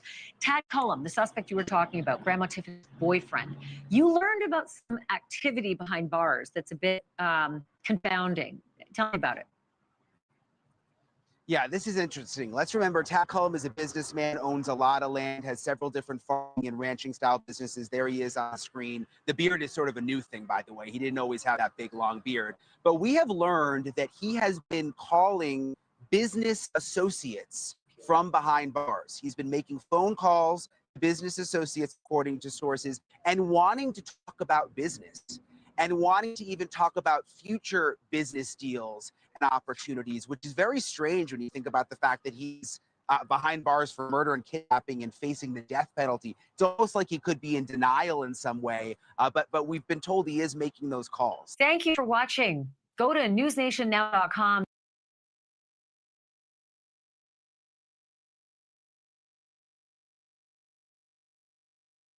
So this is a picture that was sent supposedly of the God's Misfits.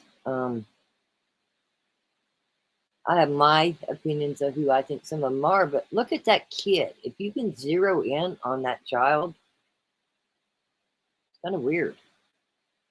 It's kind of weird. Okay.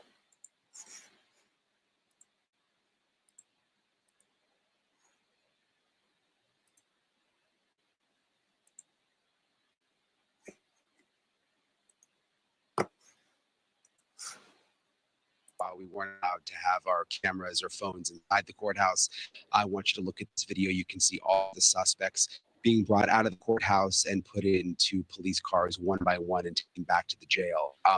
Bond was denied for all 4 suspects, and they all but one said that they had the money to afford a private attorney, but none of them had found an attorney at this point. It was very, very emotional, Marnie. I don't think I've ever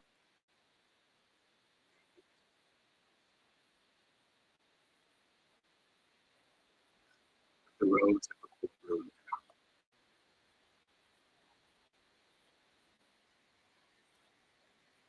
and trying to run.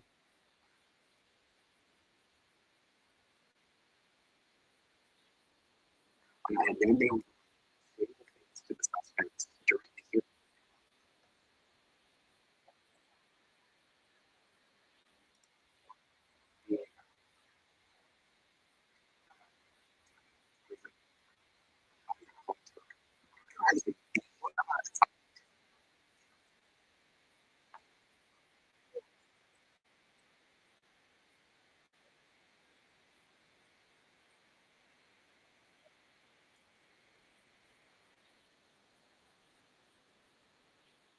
What happened? I would say I don't know maybe why it 2 keeps dozen kicking it out, family but it members does. Hey, I never said I was a pro, okay? You need that for some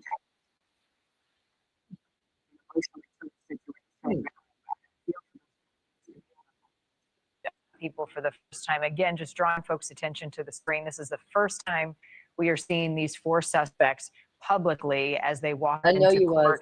Brian, how did the judge handle that interaction Yeah, between Christopher, I the don't know. Here, suspects let me and put these it back. family members? Check it out. Let me just quickly, Marnie, because court just ended, and this is. I can't even tell you. I'm sorry. that. Do you mind if I talk to you real quick, ma'am? Can't even tell you You're who sent that Veronica's picture. aunt, right?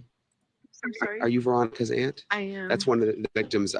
I'm so sorry. I was just telling Marnie, our anchor.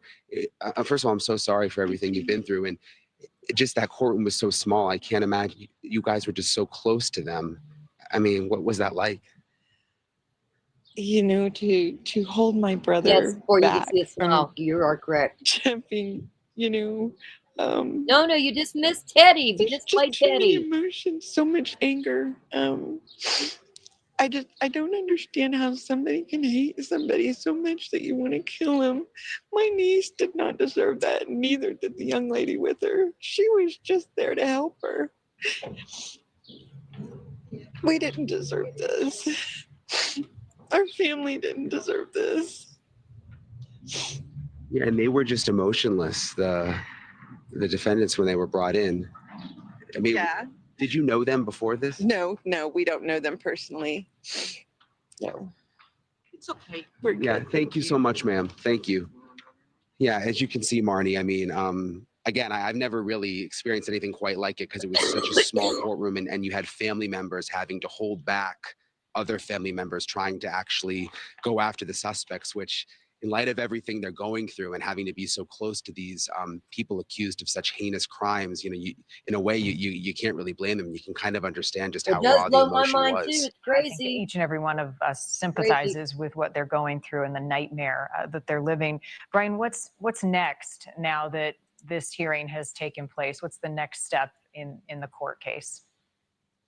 So there will be a hearing on May 15th. That is when they will have a status hearing, and several of the suspects will appear with their new lawyers that they will be hiring. And remember, many of these suspects, Tad and Grandma Tiffany in particular, these are wealthy people from what we can tell. They own a lot of land. They have a lot of influence in this community. They have a lot of business connections. So we would presume they're going to get, high dollar defense attorneys to represent them because, I they do clearly too. I have think the it's the judge resources. too. I'm wondering, Brian, as Sure in do. a lot of these hearings, it's early on, right? Bond is set, not guilty like that pleas judge are to me. usually entered. Any evidence I can't prove provided? it. Is there anything new we learned about the evidence prosecutors had that led to their arrest today? Not really in particular. What happened is they brought each suspect in one by one. So they kind of went through the same process 4 times and read the charges. There weren't any new details that we didn't already know from the police reports. But the main point was just to read them their charges, to see if they were going to hire That kid in a the private back attorney. freaks me out. And really, again, what I walk away just thinking about is just Look at that kid in the back. That kid's kind of creepy. seeing all those family members. And that was just really quite a moment, just the raw emotion. Thank you for watching. Go to newsnationnow.com to Yeah, the kid in the picture freaks me out big time. It's like, what in the hell?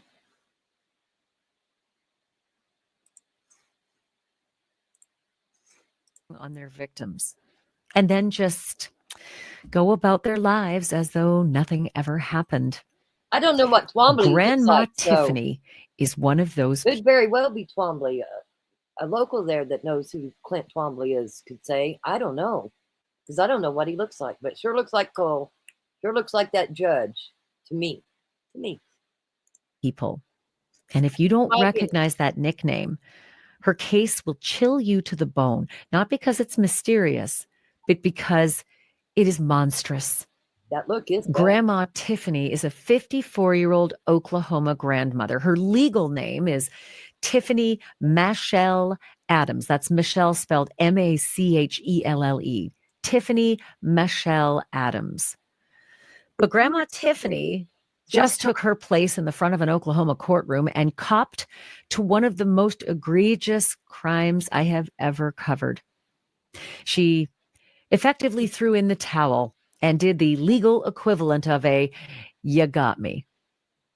Prosecutors have been building a case against her for months, saying that she was the mastermind of a plan to kidnap and torture and murder the mother of her 2 grandkids, all because of a child custody dispute that mom was having with Grandma Tiffany's son. But there were 2 victims killed in this crime, not just Veronica Butler. Another woman was killed too, a completely innocent woman named Jillian Kelly, also murdered, and not because Grandma Tiffany had a beef with her.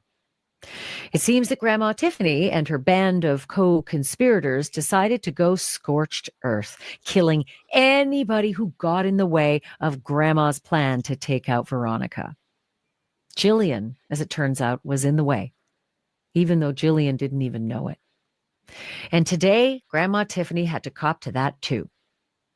Veronica Butler was just 27 years old. Jill Kelly, Jillian, was 39 and a pastor's wife. Not to mention, Jill was a mother of 4. The 2 women vanished on March 30th, 2024. They had just set out driving from Hugoton, Kansas, and were headed over the state line into Oklahoma to pick up Veronica's kids for a visit. Those kids had been with their grandmother, Tiffany Adams, while their father was in rehab. But what those women did not know was that they were driving straight into a trap. When Veronica Butler and Jillian Kelly failed to show up for that pickup, family members immediately panicked. But here's the thing. They did. They did show up for the pickup. It's just that no one saw what happened at the pickup. And it's just that there weren't any kids at the pickup. They were all adults at the pickup. I'll get to that in just a minute. The planned visit was court sanctioned. And so when hours and hours passed with no sign of either woman, the police launched a search. And just a few miles across the state line in the Oklahoma Panhandle, officers found their car. It was abandoned along a sort of dirt road off a highway, and the driver's side door was open. Inside the car, the investigators found the women's phones, and outside the car, the investigators found broken glasses and blood that was there on the dirt road. There was definitely a sign of a violent struggle, they said, but there was no sign of the women. The women were gone, with no witnesses, no surveillance video, and no ransom demand. So it was really just a troubling mystery. Grandma Tiffany said she never showed up. She just never showed up. I'll get to that too. For 2 long weeks, family and volunteers and police searched back roads. They searched farm fields. They even searched abandoned oil sites until finally detectives made a gruesome discovery, one that ended all hope of finding these 2 women alive. I'm going to get to what they found in just a second and how they got to find what they found. But before I do, I just want to thank you so much for being a part of this and supporting my podcast and being a part of my true crime community. I know that my little guy Atlas is very thankful too. You probably know this if you followed this for a while. If you're listening, it's hard for you to see this, but Atlas is on camera because he's always in the studio and he gets the best naps. He finds what I say very boring. So he just snoozes through the whole thing. I sure hope you're not snoozing through the to fake the voices of your friends of mine. This is Pal Data off the market. chest were the decomposing bodies of both women who'd been missing for weeks, Jillian Kelly and Veronica Butler. Autopsy reports later confirmed what the scene was already screaming at the top of its lungs. Both women had been violently murdered. The autopsies showed that Veronica was stabbed 9 times and had an additional 21 defensive wounds to her hands. She fought this.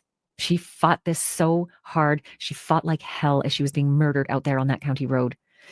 Jillian Kelly, completely innocent, there to be a supervisor. The group wrote her off apparently as quote unquote collateral damage. She was also stabbed 9 times, and she had 7 shallower cuts as well as defensive wounds. That freezer, that was traced to a property connected to Grandma Tiffany's boyfriend, a man whose full name was Tad Burt Cullum. And once police connected all the dots, the story that unfolded was almost too evil and barbaric to fathom, and also idiotic. That's the thing. Evil and barbaric, but unbearably stupid. Investigators say this was not some random act of violence out there in the middle of nowhere. It was a premeditated conspiracy involving a small fringe group that called themselves God's Misfits. How appropriate. 5 people were charged. Tiffany Adams, the grandmother at the center of the custody fight and the alleged mastermind. Her boyfriend, Tad Cullum. Cole and Cora Twombly, a married couple with a 15-year-old daughter, who eventually would tell police a few things that put some pieces together. And Paul Grice, the 5th guy just dangling there, a family friend. All of them were charged with first-degree murder, kidnapping, and conspiracy to commit murder. According to court documents, Tiffany Adams planned the whole thing, starting with the ambush. She bought the burner phones so that they could all plot together and then get rid of those phones.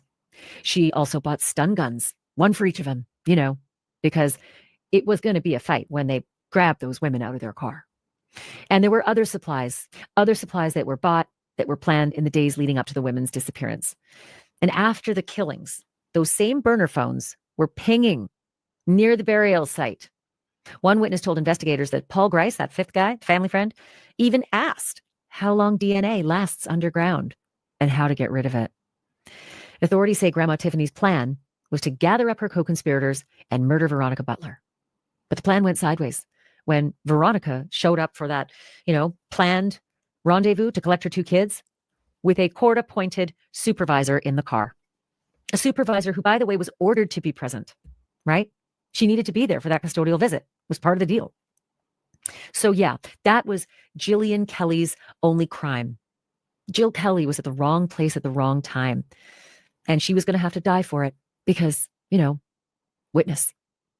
The pastor's wife and the mother of 4, she was a witness. So she had to go. The group did this. When the plan was set in motion for Veronica Butler to drive out to a remote location and do the handoff with the kids, 2 members of the group diverted their car, right? Veronica Butler and Jillian Kelly's car was diverted off the main road and down a dirt road. And that's where the rest of the group was waiting, with weapons and a diabolical plan.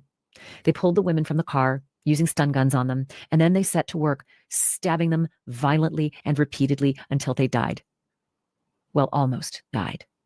Because some reports said that at least Veronica may have still been alive when she and the body of Jillian Kelly were loaded into a truck and then driven 8 miles off to a previously dug grave. Both women's bodies were stuffed into a freezer chest, and the killers then tossed into that chest several tools that were used to commit the crime, like phones and stun guns and bloody clothes. They closed that freezer chest and then threw it 10 feet down into that pit, at which point a backhoe then began shoveling dirt back in and covering them up, filling the hole. The grave was dug on farmland that was leased to Grandma Tiffany's boyfriend, Tad Cullum. He's also charged as one of the conspirators. And the guy who owns the land, the landlord, said that, they came to me and they asked if they could do some tree removal, that they were going to have some heavy equipment. And I said, sure, fine. He didn't know. And so he saw the backhoe going. A lot of it happened at night. There's a flag. But here's something else that happened. In the days after this awful, awful scene, this horrifying murder of these 2 women, Grandma Tiffany still had kids, right? Grandma Tiffany went on as though life were just normal. Nothing to see here. Nothing unusual. She had the kids out and about town doing her errands, and surveillance video caught her at a drugstore as she was checking out, getting her groceries. And what broke my heart watching this video was how innocent those kids looked. Look, we've blurred their faces for obvious reasons, but I've seen it. And I've seen their faces. They were laughing and joking with each other, as kids do, like siblings will needle each other and try to get under each other's skin. That's what was going on as Grandma Tiffany was buying whatever the fuck she was buying in there. Those little kids had no idea. They had no idea that their mother was decomposing, jammed into a freezer chest with another woman 10 feet underground. And I could only wonder at that moment, what did fucking Grandma tell them? Why was Mom not around? Why didn't they get their visit with Mom? Those poor kids having fun at the drugstore behind their evil grandmother with no idea what had just happened in the 1 or 2 days before. Prosecutors say the motive on this one was horrifyingly simple, that it was control. Veronica Butler, the mom of those kids, was fighting to regain custody of those 2 young children from their drug-addicted father who was in rehab. A family court had allowed supervised visits for Veronica, and Grandma Tiffany couldn't stand it. In affidavits, Grandma Tiffany allegedly confessed that she, quote, took matters into her own hands because she didn't want Veronica near those kids. And now fast forward to this month, October 2025. Tiffany Adams is standing before a judge and pleading no contest to the murders of Veronica Butler and Jillian Kelly. She also pleaded no contest to kidnapping and conspiracy. But what Grandma Tiffany did not do when she stood up in that courtroom before the judge, she did not plead guilty. Grandma Tiffany did not admit any guilt. It was just no contest. Now, you've heard of that before. I know you have. It just means, okay, you got me. I can't fight this one. You got me. That's all this is. This isn't, I'm sorry. I can't believe what I've done. Please have mercy on me. I am sorry to Veronica Butler's family. I am sorry to Jillian Kelly's family for the horrors that I inflicted on their loved ones and for the suffering that they will have for the rest of their lives knowing it and being without these women. I am sorry. Please take mercy and pity on me. No, she didn't do that. This horrifying bitch said, no contest, you got me. Gig is up, right? And as part of this plea deal that the prosecutors offered, and I still want to know why. Why'd they even offer a deal, right? Why? You had her dead to rights. Okay, I get it. There's all sorts of reasons you offer a plea deal. You don't want to, you don't want that 15-year-old daughter of the Twombleys to have to testify to all this 5 times for all these conspirators, right? You don't want her to have to testify against her parents and have to come into court for all these death penalty cases. I get that. I get it. But these are 5 of the most evil people that ever roamed this earth, right? So sometimes that awful necessity is a necessity that a child does have to testify. But okay, let's just say that they wanted to spare that. They had her without that kid. They even had her. The evidence that they had on Grandma Tiffany was so strong, even if they said to the 15-year-old kid, it's okay, you don't have to testify. They had her. So now let's just say you're offering her a deal.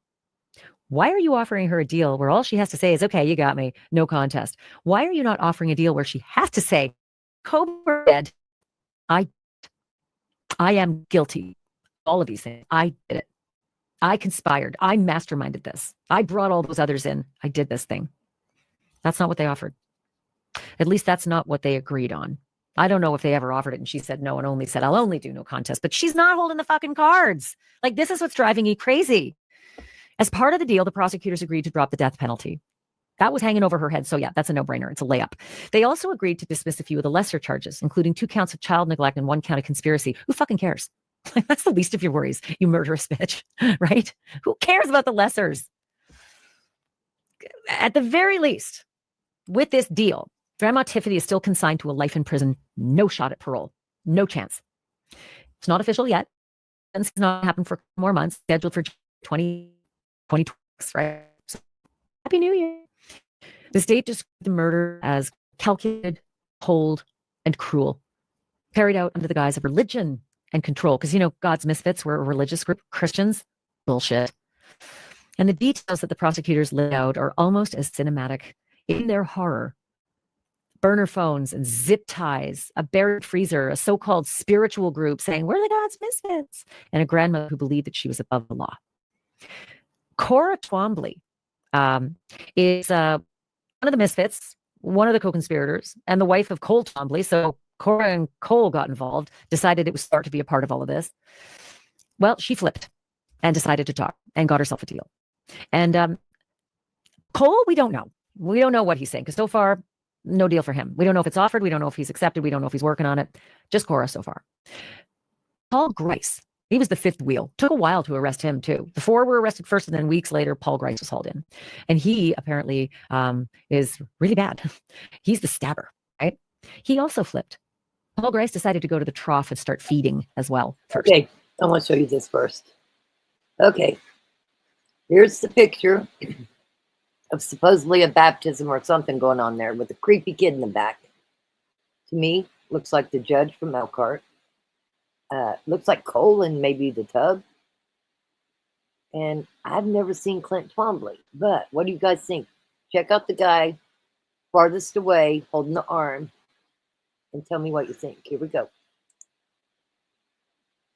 Is that the same guy?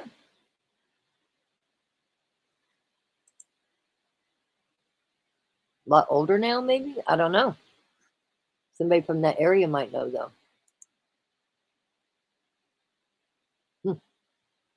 I don't know. Interesting. So you know how it works, right? If you're in a conspiracy, the first people to the trough get the best food, right? They get the best deal, typically. So Cora Twombly and Paul Grice, they flipped first, and they admitted their parts in the murders. They got a deal, and they avoided the death penalty. But Grandma Tiffany's other co-Ds, the other two co-defendants, Tad Cullum, her boyfriend, the one with the real cheesy beard, and Cole Twombly, that'd be Cora's husband, they're still awaiting trial, those two. I don't know. I don't know what the prosecutors are doing. I don't know what's cooking. I don't know if there will be a deal offered to them, or if it has been offered to them, or whether they'd accept one if it was offered to them. Maybe they think they can actually skate with, their three co-defendants testifying against them and all that evidence. Right? Everything that was in that grave had their shit all over it. Their DNA, their hairs, their fibers, all those forensic things were in that grave because they never, ever thought that anybody was going to get 10 feet down and see their secrets. They never thought that. They thought, look at us.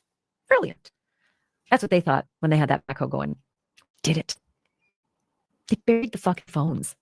They buried the phones that traced to them. They buried the stun guns. So, if anyone's ever digging up that soil for, a construction site, there's no statute of limitations for murder, you morons. They found that freezer. They found those victims. They'd find those accoutrements, and they would nail your asses to a cross, no matter what date. So those other two, we'll see what happens with them. It looks like Cole. I agree. Looks like Cole. Thank you. Still awaiting trial. And like I said, I don't know if there's a plea coming or if they'd accept one or if it's going to be one of those pissy little pleas like, no contest. Okay, you got me. Officially on the record, they're still not guilty, right? Their plea in court is not guilty, Your Honor. And they're scheduled to go to trial sometime in 2026, right? Cases going to begin then. Earlier on my News Nation show, I needed to get off the ledge. And so I called someone I like, somebody who can usually get me back and centered, Mark Eiglarsh. He's a criminal defense attorney, and he's a former prosecutor, and he's very good at his job. I started talking to him about the deal that Tiffany got, what she agreed to in court today, and why the hell, with all the evidence they had on her, why they even offered her a deal in the first place. And here's our conversation. Okay, I don't get it, Mark Eiglarsh. Why would the prosecutors even offer this woman a deal when they had her dead to rights and she's the mastermind? All right, so let's support your theory. First, let me concede that what she did was especially heinous, atrocious, and cruel, cold, calculated, and premeditated. All the words that you hear tossed around for cases that warrant the death penalty. Now, that said, the best negotiations are when both parties leave the table not getting exactly what they wanted. Well, the prosecution would love to see her on death row. The prosecution got her to spend the rest of her life in prison without the possibility of parole. The benefit they get is closure. They don't have to go to a trial. Plus, if they did proceed to try to get the death penalty, all 12 in Oklahoma would have to be unanimous. All it takes is one juror to say, I don't know, she once said, God bless you to somebody. I think that's good enough to spare her. Or I think having her live life in prison would be tougher for her than actually being alone on death row. I don't know what possible thought process they might have, but they have to be unanimous. But here's the most important thing, Ashley. Even once they get a conviction, and even if they get the death penalty and all 12 agree, then the appeals start. And you know about this. This will go on for decades. And I researched this. In Oklahoma, Almost half of those who get the death penalty, those convictions are reversed on appeal. Either the sentence or the conviction then is reversed. That is an insane number. We really want to do this all over again in a couple of decades? I don't think so. Well, and 5 times over, because there's 5 of them in this conspiracy, right? And yeah, at about 10 million per death penalty, that's a lot of money to put these people away. So can I ask you about the no contest piece? Because at the very, very, very, very least, this woman and the evidence against her was so compelling. Why didn't they demand that she say, I am guilty, and here are the details? The direct answer is, I don't know. Would have been nice, right? But it's not something that's that atypical. Most of my clients plead no contest, even when they're absolutely guilty of it. It just gets us to the potential sentence.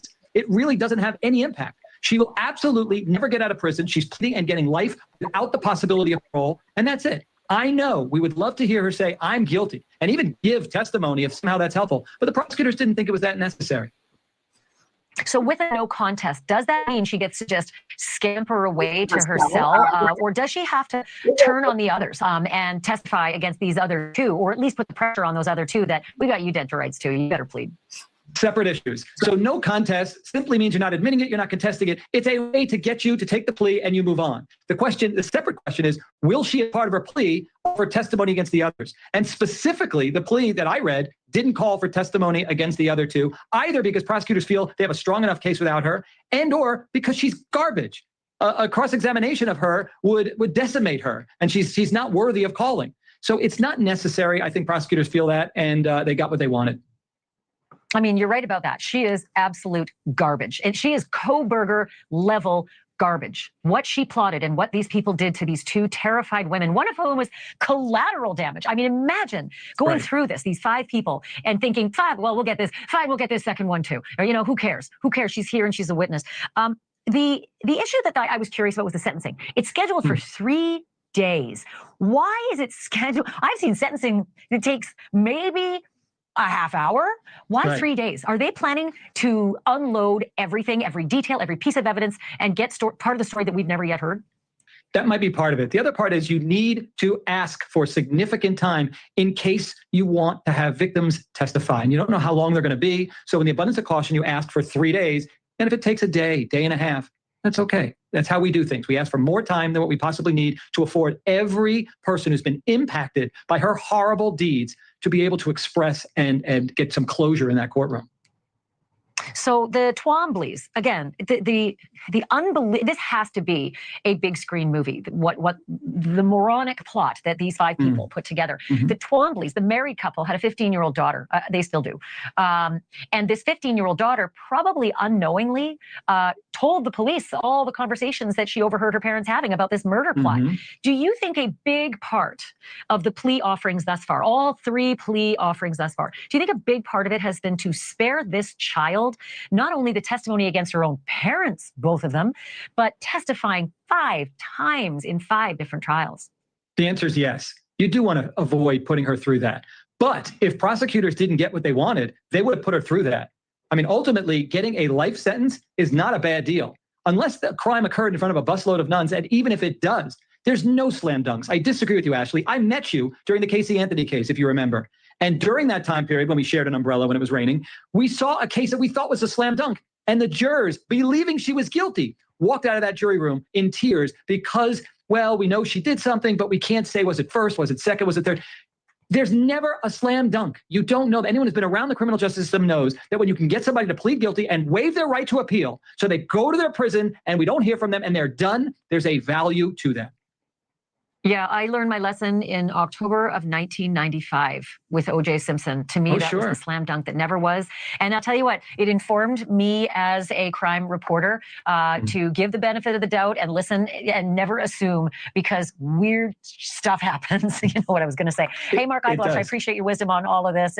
You have to talk me off the ledge a lot, but I feel like we're going to have a lot more of these plea deals, given how hard the death penalty has become and given how expensive it is too. Thank you, Ash. I appreciate you having me on. In the end, Grandma Tiffany wasn't a protector. She was a predator, hiding behind family and faith and custody papers. 2 innocent mothers lost their lives. Their kids lost their parent because one grandma couldn't stand to lose control. And now she's lost everything. And so have her 2 little grandkids. I'm Ashley Banfield, and remember, the truth isn't just serious, it is drop dead serious. Ambulance 40 Medical at 170 Swindell Boulevard Northeast.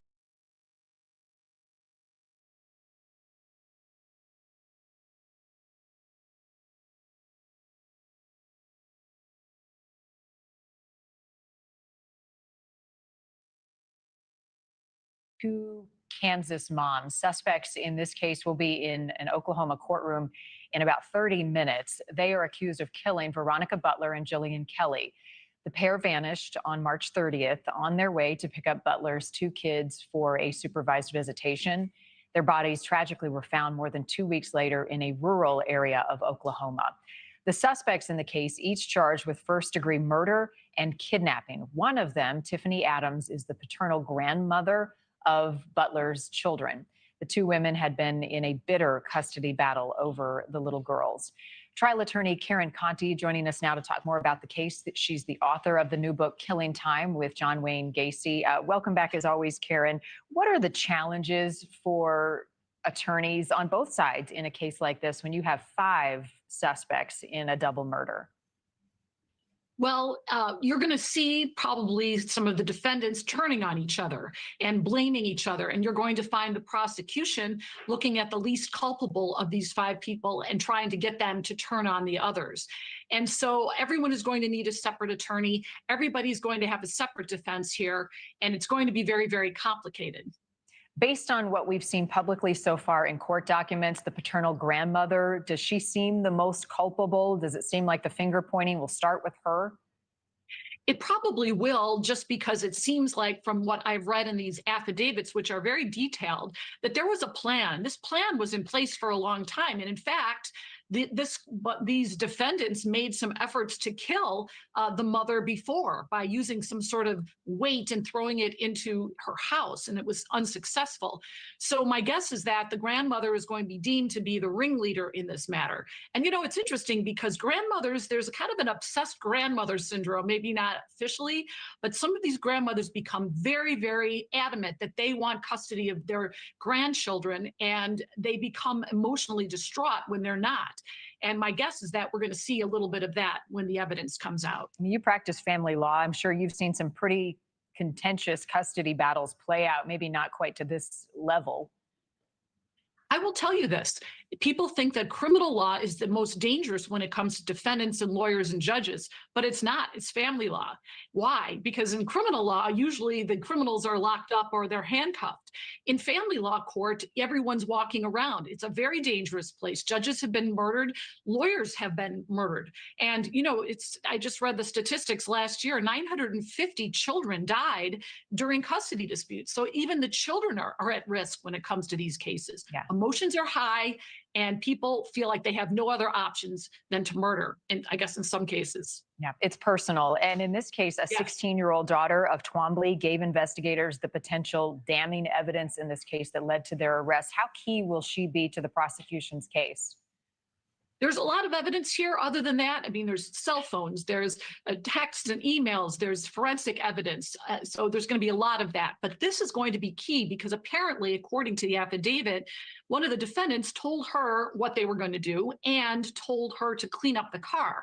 So this poor girl, who now has both her parents in jail, is now going to be #1 witness in this case. And that is going to be very unfortunate for her and put her in a very, very bad position. The tough thing here, and Karen, we saw this the first time 4 of the suspects appeared in court, was the family members of the 2 victims showed up. They wanted to go after these 4 suspects, and you understand the emotion involved. How will the judge in this small community prepare for a case like this when it is so emotionally charged and these people are in so much pain? Well, you saw the defendants when they were being brought into court, and they're all wearing bulletproof vests. So you know that they are very prepared for this. The police have also said that they are going to have a huge presence every time this case is in court. And you're going to see that. And my guess is that everybody who's on duty and some people who aren't on duty are going to be at that courthouse protecting everyone. Emotions are very, very high. And again, this is just such a tragic, just senseless murder. And, you know, it's in a small community. It's just a recipe for violence. Death penalty in this case, Karen, how likely is that? My guess is that we're going to see the death penalty. Oklahoma has used the death penalty pretty frequently compared to other states, and they're not afraid to use it. And my guess is they're going to choose at least one or two of the defendants to seek the death penalty, and maybe by doing so, get some sort of plea in exchange for life in prison. You're right, senseless. This is just one of the worst cases. Feeling for both of those families. Karen Conti, as always, appreciate your perspective. Thank you for watching. Go to newsnationnow.com to find News Nation on your television.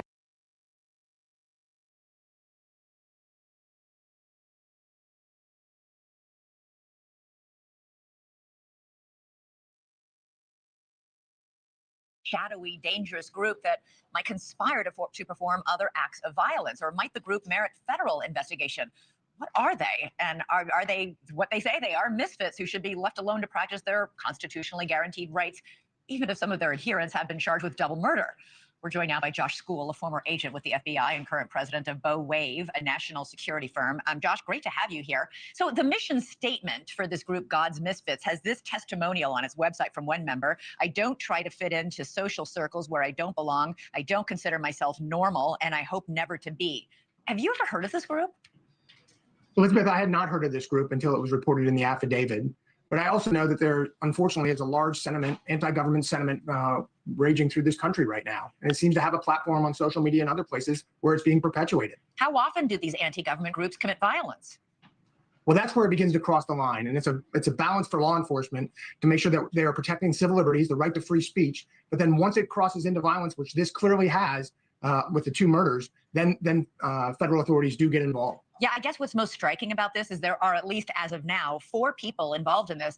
This was an elaborately planned murder. They were buying tasers at the store. They were buying burner phones. They traveled to Hugoton, Texas to try and kill her, Veronica Butler, in her home or outside her home, and failed that first attempt. This was a carefully long planned thing involving several people.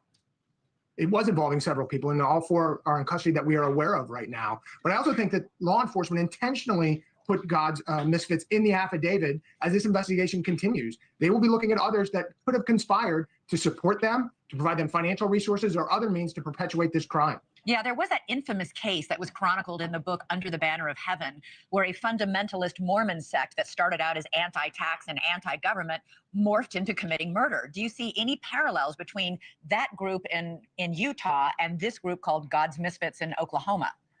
Well, I think in the coming days, we will learn a lot more about God's Misfits and who was involved and who may have been part of supporting this heinous act. Right now, what we really have is a custody battle with 4 people that plan to kill 2 women, which is horrific. And so I think over the next couple of weeks, we will find out more about God's Misfits and others. These anti-government groups are often quite shadowy. How do you investigate them? How do you get in and get access? Well, it's tough. And again, as I mentioned before, you have to protect civil liberties. People have the right to free speech. But eventually somebody will talk, somebody will be on social media, somebody will say something that leads investigators, whether it's state and local or federal investigators, and they've crossed the line into perpetuating violence, planning some sort of attack on a government facility that really crosses that line, that allows investigators to do a full-blown investigation. Yeah, explain the psychology of that. Once you think this small law, like I have to pay my taxes or I have to go the speed limit, doesn't apply to me, it's very easy to see how that begins to morph into all these bigger laws like theft, and God forbid, murder might also not apply to me. There are a host of groups out there on the domestic extremist side that don't believe that the laws of the land apply to them. So you have to balance, again, what are they doing? What are the smaller crimes that state and local law enforcement would investigate? Speeding, refusing to pay fines, liens on properties. And then as that aggregates or actually becomes more pervasive, federal authorities, usually involved with state and local law enforcement as a part of the Joint Terrorism Task Forces on the FBI side, will start to take a look at some of these groups and see what else is going on. Yeah, there is word that more people may have actually been involved in the planning and execution of these 2 murders.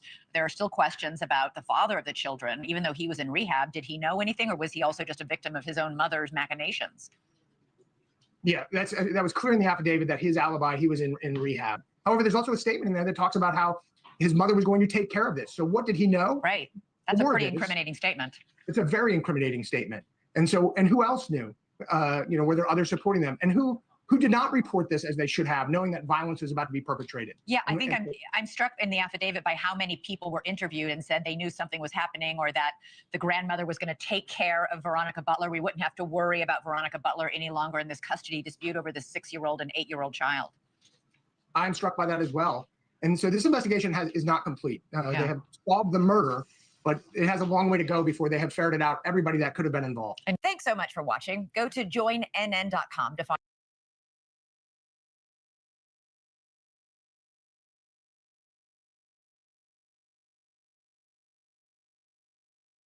I was muted. I agree. Wrangler wasn't involved in this. I totally agree. It's crazy.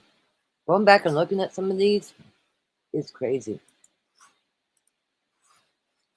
Kelly. According to new court documents, one of the 4 suspects in custody, Grandma Tiffany, she's the grandma of the kids, she's caught in a bitter custody dispute. We've talked about it. Well, she gave a recorded statement to investigators after her arrest saying she was responsible for the murders. Talk about a bombshell. Prosecutors also say that court docs show Grandma Tiffany and her co-conspirators had their eye. Now, y'all heard that, right? Where's that video at?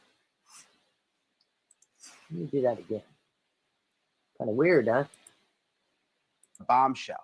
Prosecutors also say that court docs show Grandma Tiffany responsible for the murder. Her arrest, saying she was responsible for the murders. Talk about a bombshell.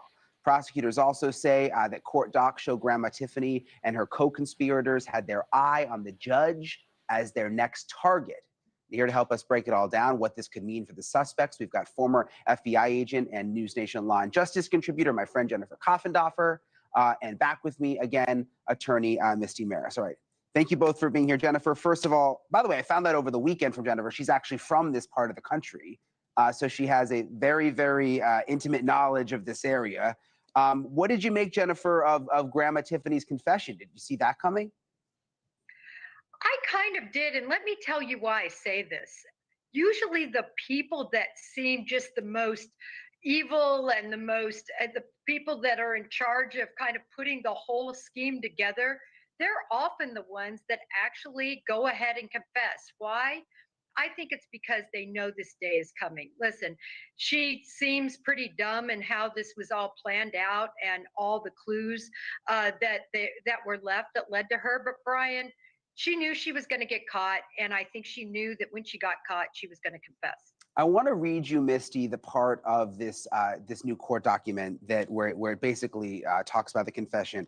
It says that she did provide a recorded statement to law enforcement indicating her responsibility for the death of the deceased. So indicating her responsibility for the death of the deceased. I had to read that like 3 times this weekend. I mean, should we read into that, Misty? Like, they didn't just say she confessed. Like, what does that mean? Yeah, well, it seems to say that she took responsibility. Now, without the details, we don't know exactly what she said in that confession.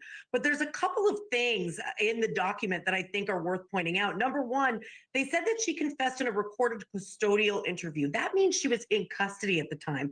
So is this the first step in what we see in these cases where there's co-conspirators turning on each other? She's the one who's going to confess, maybe in exchange for some form of leniency down the line. Or when her defense attorney is assigned to this case, do they start to challenge whether or not that confession will ever hear the light of day in a courtroom and say that perhaps there were rights that were violated or that it's not admissible ultimately in court? That happens all the time. So think before we know exactly what the meat is, it's hard to say what's in that recorded statement and what the impact is going to be as the case proceeds. And every time I see these pictures of Grandma Tiffany, I think back to just seeing her in court last week. I was in Oklahoma. I was sitting like 4 feet from the woman because it's such a small courtroom. I mean, she looks so much different now. I mean, these are really flattering photos. She's much, much more hardened. Jennifer, what did you make of the fact that she apparently said she knew the way the judge walked home? I mean, what does that mean? certainly very concerning because it makes it clear really that they had an alternative plan. If this plan didn't go forth, I think the judge could have been next on that hit list. So Misty, back to the confession, Grandma Tiffany has technically pled not guilty at this point, but now we learn about this confession on a recorded, interview with police. Why plead not guilty and then at the same time be confessing? How does that make sense? Well, she pled not guilty. She probably hasn't had time to really get down with her lawyer and talk about what the next steps and implications of that confession are. As I said, the confession is going to be reviewed by the attorney and there'll be a game plan developed, whether or not they're going to try and challenge it or whether or not they're going to use it as some sort of leverage to gain some favor with prosecutors. So it's really a little bit too soon to tell exactly what that means as far as how it's going to impact everything else. But there's one thing I do know, Brian. Whenever there's co-conspirators, at some point, usually they turn on each other. So is she the one to turn? I did not see that coming. I actually love Jennifer's perspective. I always thought it would be someone who had a less direct motive in the case who might come forward in this group, but seems like she's the first one to tell the story. What do you think, Jennifer? I mean, do you think she could be turning on the others? How do you think that'll play? I mean, Tad is, of course, her boyfriend, but could she, be looking out for herself at this point?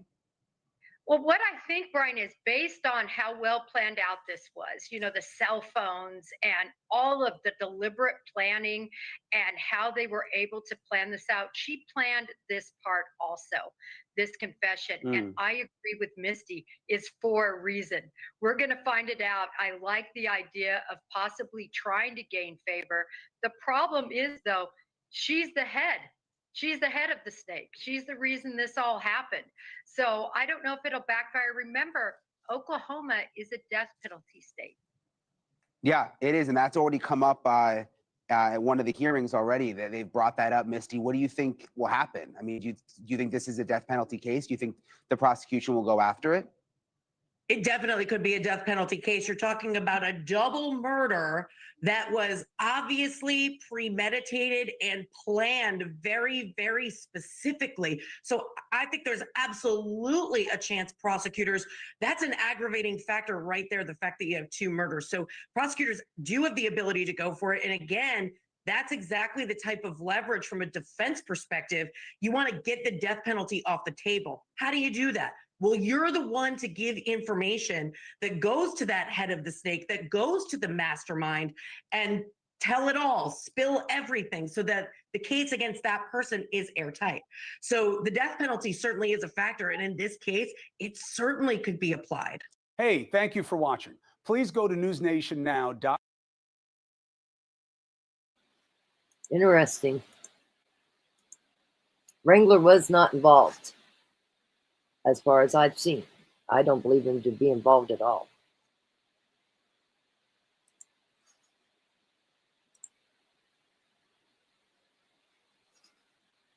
Kansas. You knew both of the victims in this story. Thank you, Miranda, for coming back on the program. It's nice to see you again. When we first spoke, there hadn't been the arrests. There hadn't been these 4 people arrested. And I wanted to get you back on the program to just get your reaction to these 4. And the fact that they have all this evidence, they say, is so clearly pointed to them being the killers. I think my biggest reaction is that I expected there to be a large number of people arrested. I expected it to be Grandma and her boyfriend. I didn't know who else it was going to be, but I did think that there would be more than just 2 people. It's hard to pull that kind of thing off in this part of the country and not get seen. Yeah, and certainly if the authorities are to be believed, this really was an intricate plan. Were you surprised when the affidavit came out this weekend and said that, I'll just read a little bit of it, that Grandma Tiffany and her boyfriend Tad have a history of violent interactions, including death threats and intimidation against individuals who disagree with their ideas. They abide by their own philosophy and have no regard for the sanctity of human life. We'd heard lots of rumors in these parts about these 2 and how dangerous they were, and now they're the authorities sort of backing it up. Were you surprised when you saw that in print? Yeah, I was, because it seems like it's something that you know, but it's not something that you say. And so to have them say it, it means that they have evidence to back it up. It means that they have information that's more than just what we think or what we feel, but is actually fact-based, and they can prove it. Let me ask you about Veronica Butler and Jillian Kelly's families. You knew both of them. How are they all doing? They've been so quiet. They haven't spoken publicly. I'm just heartbroken for both families. What do you know about how they're processing? I know that the community is supporting them a great deal. They have a lot of support behind them. They have a lot of family and friends that have come and joined them, pitched in, started taking care of things. I know that they're hurting. I would be lying if I didn't say that, but I think that the fact that they are being supported, they're able to start moving through their grief process, and they're starting to understand what's going on, and it's sad. I agree, Jezebel. Yeah, Was But they ever we're reported whole, admissions? Or do murder scheme allegedly was about the kids. Do you know where Veronica's children are? Who's looking after them?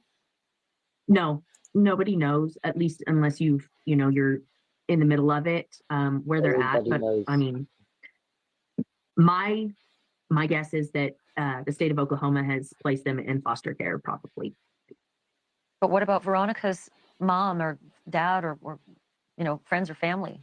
As far as I know, everybody lives in different states. Veronica's mom, no, she would never have the kids. Never. Nobody in Veronica's family actually lives in the Oklahoma area right now.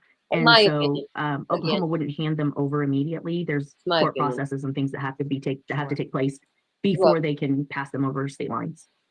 And they still have a father. He's incarcerated. Well, he's not really incarcerated. He's in court ordered rehab, but he's still in the picture. And then real quickly about Jillian Kelly. And he's out. He's doing good. Got a good job. A big place to live. Trying to get his kids back. They've got a half sister and some siblings from Wrangler's wife's side. So Kelly's. I don't know anything about her family. Does she have children? How are they all processing? She does have children. She has 4 kids. 4. And they're starting to return to school, return to normal life and function. He just started going back to the church and doing things. And again, the community is there, the community supporting them. And and her husband Heath and the kids, they all had planned, and Jillian, he had taken a job back home in Nebraska. He's a pastor with the church, and they were just waiting for the kids to get out of school. And this was in March. They were leaving that summer, and Heath did leave and go to Nebraska. Now, I do follow that church on YouTube. I've yet to see him do a sermon or anything at all. I just hope he's doing good. I'm trying to do the best. How old are her kids, Miranda? How old are Jillian's kids? They're high school and junior high aged. So heartbreaking. Miranda, I'm really thankful that you've taken the time to speak with us, because I think a lot of people feel the same way I do. Our hearts are breaking for these families, and they've been so quiet. I wish you could just pass on for us just the fact that we're all thinking about them and just sending our collective prayers. Thank you for watching. Go to newsnationnow.com to find News Nation on your television. Thank you for watching. Thank you for watching. Thank you for watching. That's what they say. Thank you.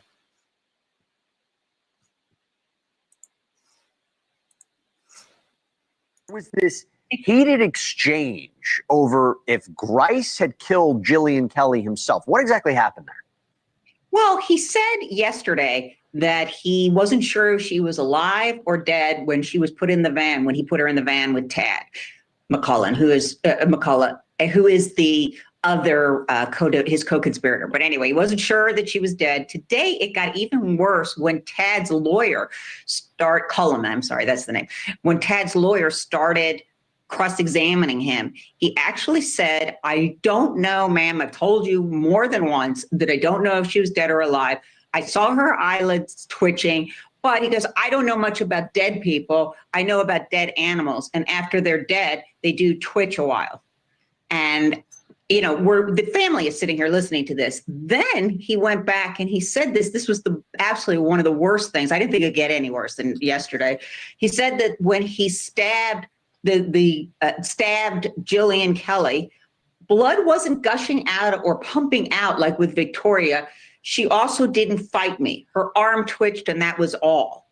And the defense attorney for Tad, for his co-conspirator, was like, maybe because she had had her neck broken before and was paralyzed. It was absolutely crazy. No matter how many times he was asked, he says, I honestly don't know if I killed her or Tad killed her. It could have been either one of us. However, the medical examiner's report says that she died from stab wounds. And instead of 3 stab wounds, which he testified to yesterday, Jillian Kelly had 15 stab wounds. So sometime in that trailer, Paul Grice went on another stabbing spree, but he can't remember exactly. He was having a panic attack, and all he could think about was that Jillian Kelly was going to wake up and she was still alive, and she was going to wake up in a freezer with a dead body, Veronica Butler, on top of her and be absolutely terrified. So basically he was intimating, not so subtly, that he did her, he helped her out. He just couldn't bear the thought of her waking up. First of all, I'm really sorry you had to hear all that. And number 2, it always makes me wonder when they go into these details and inconsistencies, is it, it has to be so detailed. Maybe it really is the truth, or is he trying to minimize what he did, but doesn't sound like it really is. Here's the problem with him, and I'm curious. He had so many defenses for the murder, shifting blame, brainwashed, lying. I was drunk when I spoke to police officers. This is a preliminary hearing. We know which way this went. How do you think this comes off in front of a jury? That's the part I'm curious about. Well, I know that as he was describing things, first of all, it's not going to come off very well. I think they're going to have to work with him more, the state, because he's basically singing for his supper. And I think it didn't come off very well at all, because the whole idea of him being brainwashed, when he first talked to police, he actually said that when he killed Jillian Kelly, that he smelled the evil come out of her. And that he didn't have any regrets about what he had done. And that, when he was asked about that, he said that was before he had a chance to think about everything and sort everything out. And now he's very remorseful and he deserves whatever happens, except for he's testifying so that he can not get the death penalty. So I don't know how, how much he thinks he deserves, and I think he's hopeful that maybe his sentence will be reduced, as it has been for Cora Twombly, who is getting at least 30 years. She has a suspended sentence, so at least 30 years before she comes up for parole. Oh, I'm going to get into what his motivations might be in a minute with Dave Arenberg, but I do have a question here. So there was also Jamie Beasley took the stand, this owner of the property where the bodies were buried. What did we learn there? Well, he talked about how at first Tad had come over and it was just leasing the land so that he could have his cattle graze there. And he didn't think anything was strange about that because they'd done that before. This was the second year that he had had an agreement with him, and he paid him to lease that land. Not unusual. Thank you, Jane. I appreciate that. I really do. In the Panhandle. But then he still didn't think anything of it until he was the next day out in his car. He got a text from his mail delivery woman, and she said, had he heard the news that these 2 ladies were missing. And then he thought, wow, the next thing he talked to Tad about, and Tad says, well, they're going to be talking to everyone. So, you should be ready, because Tad had used a piece of equipment. Wait a minute. Whoa, wait a minute. Tell me I'm not the only one catching this. Let me replay this part. His mail delivery woman, and she said it was the second year that he had had an agreement with him, and he paid him to lease that land. Not unusual in the Panhandle. But then he still didn't think anything of it until he was the next day out in his car. He got a text from his mail delivery woman, and she said, had he heard the news that these 2 ladies were missing. And then he thought, wow, the next thing he talked to Tad about, and Tad says, well, they're going to be talking. Wait a minute. How do you know to talk to Tad? What? This is weird. Interesting. To everyone. So, you should be ready, because Tad had used a piece of equipment on his land that Jamie doesn't own, and there were tracks from that. And Jamie said he began to suspect that those women, those poor women, were buried in the back of his house, and he thought about going. He was asked why he didn't go to police, and he has children at his house, and he was afraid that something would happen to him, and something would happen to. Yeah, there it is again. Like, James Beasley's dead now. Died of health reasons, they say. So, but seems like he knew. Damn, seems like he knew. Buried in the back of his house, and he thought about going. He was asked why he didn't go to police, and he has children at his house, and he was afraid that something would happen to him, and something would. I don't know what children he has at his house, because it seems to me his kids are grown. They're older. I think they're in their 30s. I thought after watching this, and this is only the second time I've watched it, I haven't seen it since it was done. Remembered him saying that he had young kids. Okay, that's not exactly what was said here. She's saying that there was young children in this house. What happened to them? These are dangerous people. And I have to tell you, when I heard Paul Grice talk about how he was familiar with dead animals, in the same breath as he talked about Jillian Kelly, I think it told me everything I needed to know about him. Thanks for watching. Go to joinnn.com.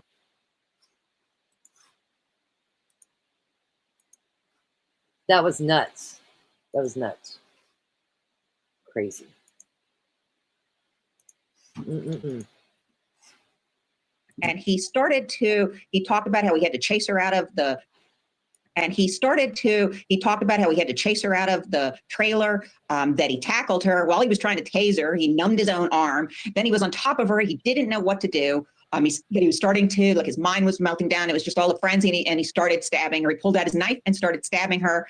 And it turns out that Cora Twombly saw that. She said she saw a motion that he was making of with his arms going up and down. She assumed he was stabbing her. And then as he discussed this, as he talked about it, he said that that Veronica, and this is the thing that this really was awful, that there was no more blinking, and that the light came out of her eyes, and he fell to the ground, and he said that Grandma Tiffany was walking around in a circle laughing, and it was the fullest laugh he'd ever heard. And that's when Veronica's dad screamed out the word bitch about Tiffany. The whole courtroom was sobbing. It got so loud as Paul tried to continue on with his testimony. The judge stopped the proceedings, and he really took control of the courtroom.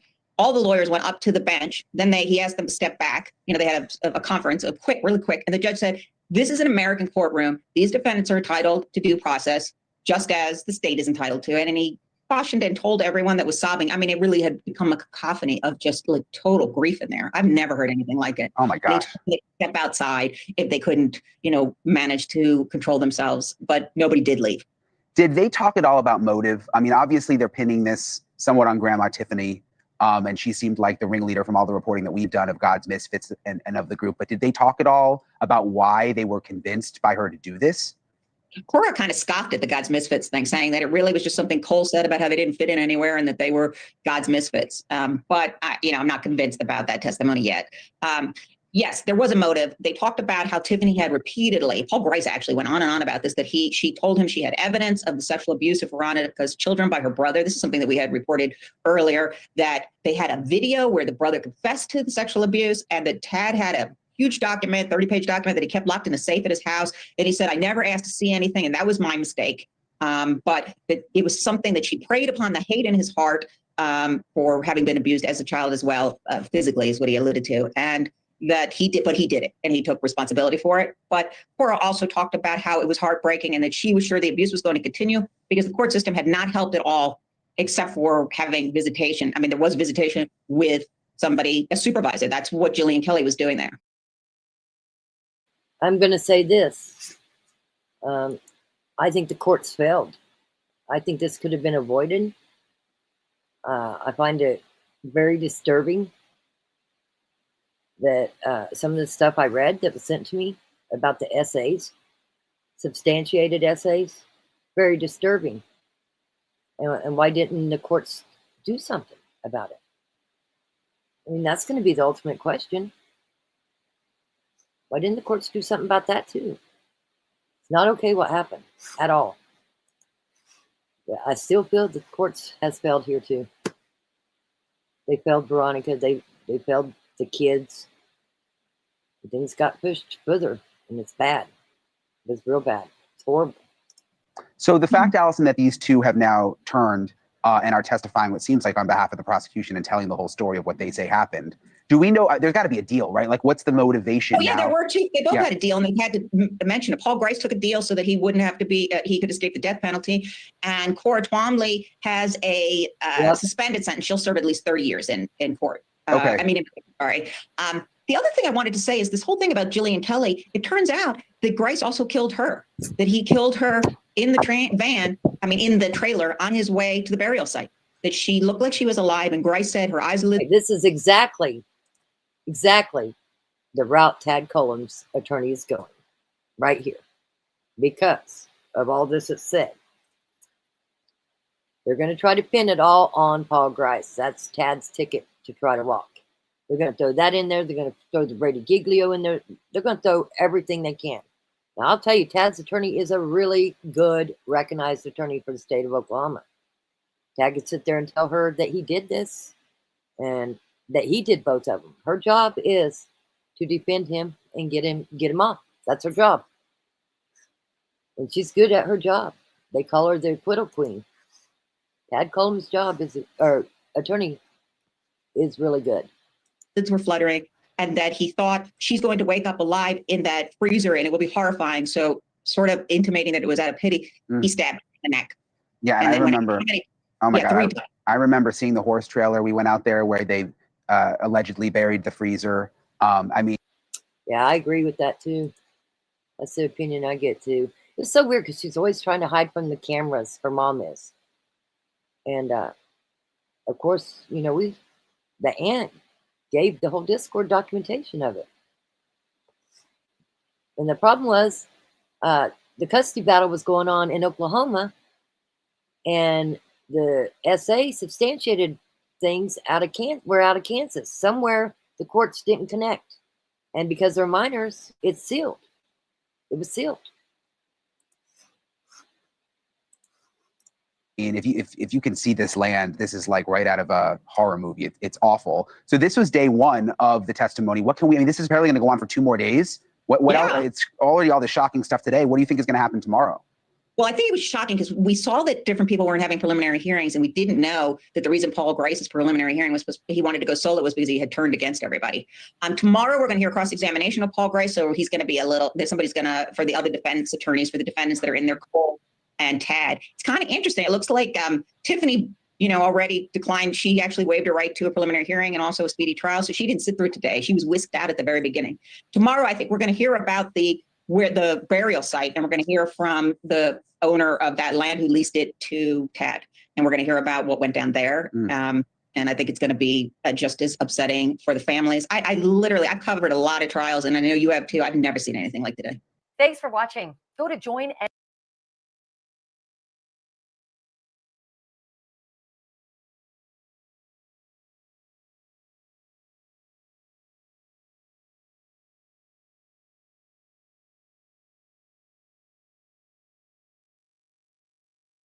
Two bodies recovered in Oklahoma over the weekend were, in fact, those of missing Kansas moms, Veronica Butler and Jillian Kelly. Allegedly, they were murdered after a car trip to pick up Veronica's children from their paternal grandmother in Oklahoma. Now, the paternal grandmother and her boyfriend and another couple were all arrested.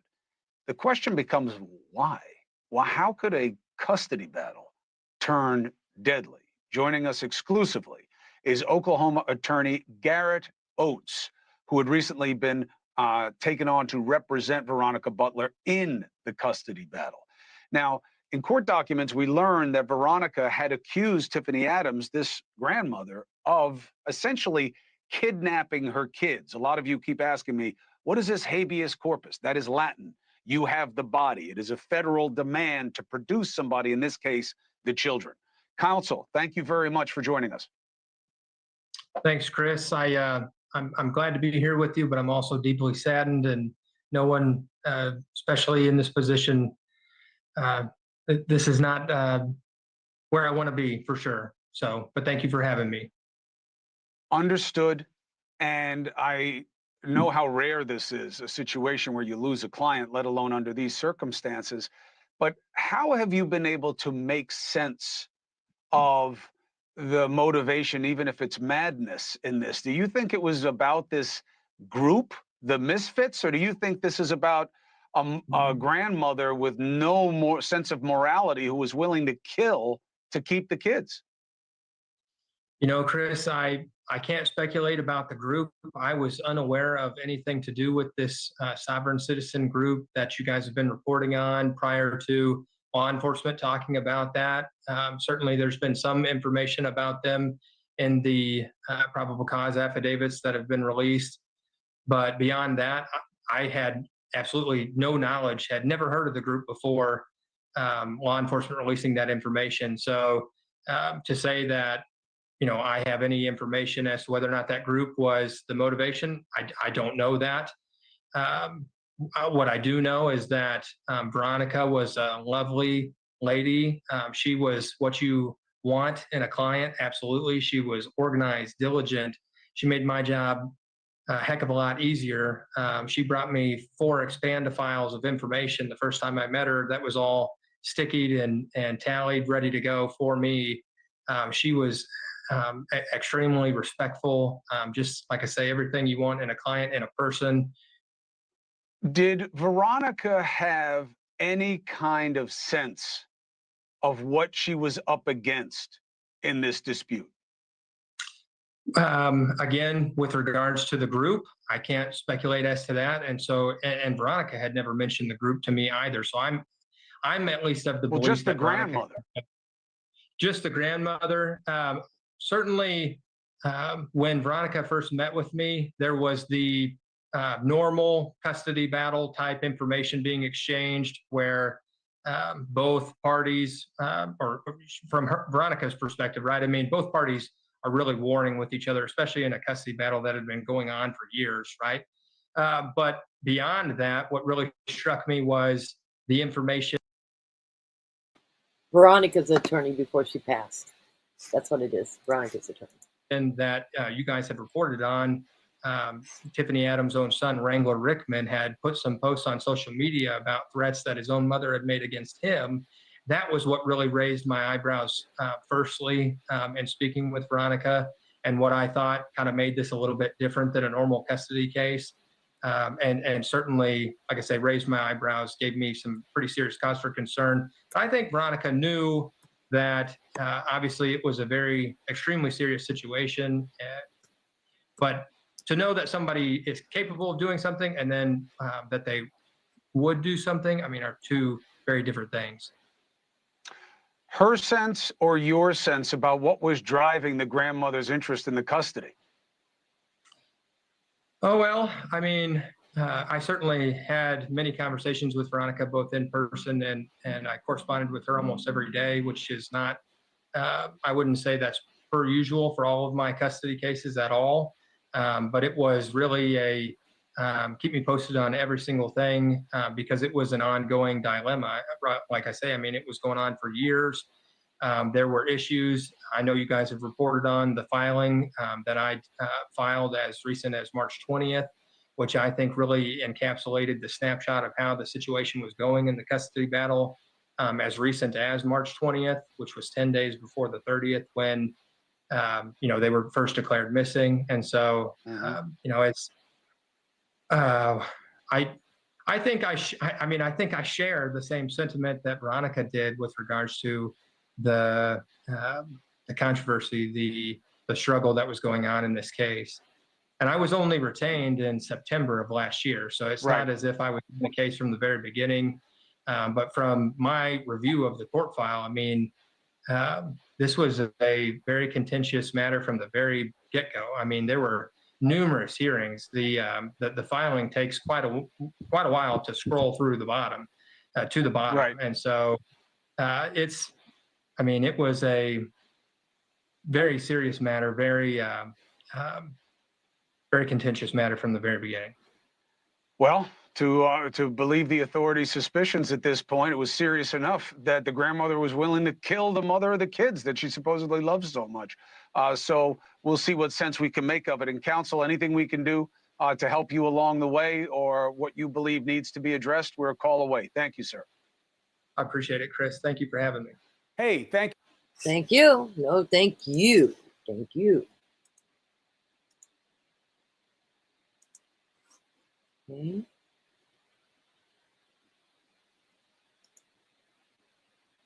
I think this one's it. I could not imagine it. It was a shock. I could not imagine it. It was a shock to find out she was charged. When you look through the documents, counsel, and the recitation of what happened from the 16-year-old witness specifically, it is a pretty compelling narrative that your client was absolutely involved in this and it was planned. How do you understand that? Well, to be fair, this has been a contentious custody and guardianship matter, and a lot of temporary orders have been entered by the court, but no final orders having been entered. It's gone on too long and too acrimoniously. Now, at Ms. Adams is a well-known member of the community. She's in the farming and ranching business. Her family is pioneers. She's on the board of the county hospital, and she's a farmer rancher. She has strong feelings. The children's mother and father were never married, so we have this custody battle. The father is serving at time in prison, so he's not available. And she asked the court in a petition for guardianship to be made the guardian of the children, in other words, custody. Now, what brought this on was the issue of temporary visitation and whether it would be supervised or unsupervised. Yes. Right, but I get all that, and I get that it was ugly, counsel. What I'm saying is, did you ever get any indication that your client was willing, desperate enough to do anything violent to the mother just to keep custody of the kids? I did not. When you heard that, you say she's a member of the community, she's well known. Did you know that she was a part of an organization called God's Misfits that's supposedly this kind of anarchic organization that's anti-government, anti-rules? I did not know that, but I'm not surprised. Cimarron County and much of the Panhandle is very individualistic, independent, mostly farmers and town suppliers, and very, very conservative. And I've represented people in the Panhandle over 50 years. And every time I go out there, I hear about a new group that doesn't believe in your dollar bill or other things. And that just goes on in Cimarron County. It's a small, isolated county. Looks to Yes, Jezebel, I'm leaving it up. I'm leaving it up. And you have a great evening. We'll catch you later. Love you so much. So glad you came in here. But yeah, I plan on leaving it up. It did get striked at the beginning. I was playing that documentary, but I don't think it's going to affect it staying up.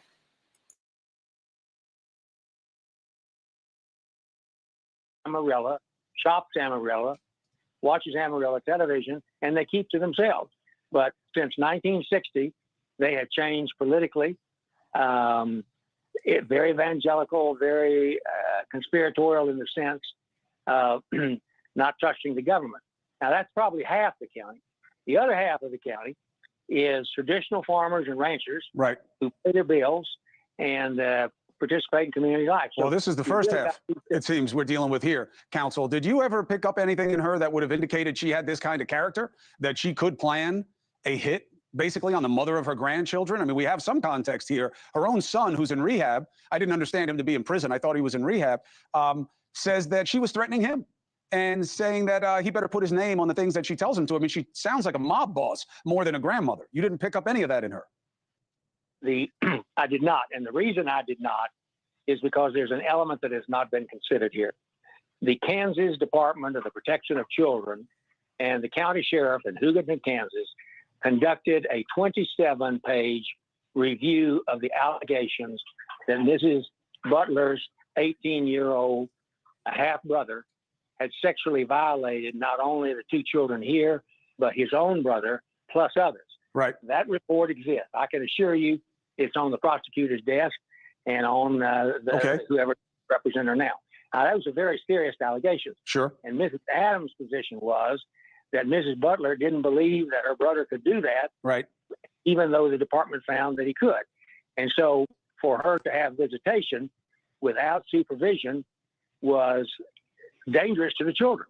And the judge has already found that there was probable cause to believe that this boy was a sexual predator and had attacked her children.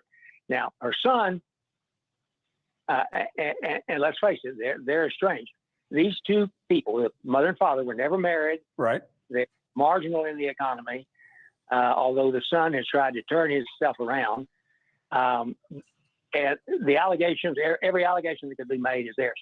But the fact is, I've read the report. I know what it says. Right. I believe that. I believe that the allegations for probable cause, as we both know, you being a much more veteran, officer of the court than I am, but probable cause is a very low standard. It was early on in the review. But even if all the allegations were true, the idea that the rational remedy, counsel, is to plan a hit on the mother and the person who's there to provide guidance, absenting someone that you like, right? Because there was another woman who was supposed to be there that the grandmother allegedly told not to come, and then murder them and bury them doesn't seem to be the right remedy for the best interest of the child. No, and that's the state's case. That's what I'm saying. I feel like the courts has failed here. Now, I am a grandma, okay? And I have several grandkids. And if I received paperwork that they were sexually abused and it was substantiated and there was a chance for them to be around that person again, I might have ran away with it. I couldn't have did what Granny did. But I do feel like the truth has to come out. And the truth is what this attorney's telling you, that there's a 27-page document substantiating the essays.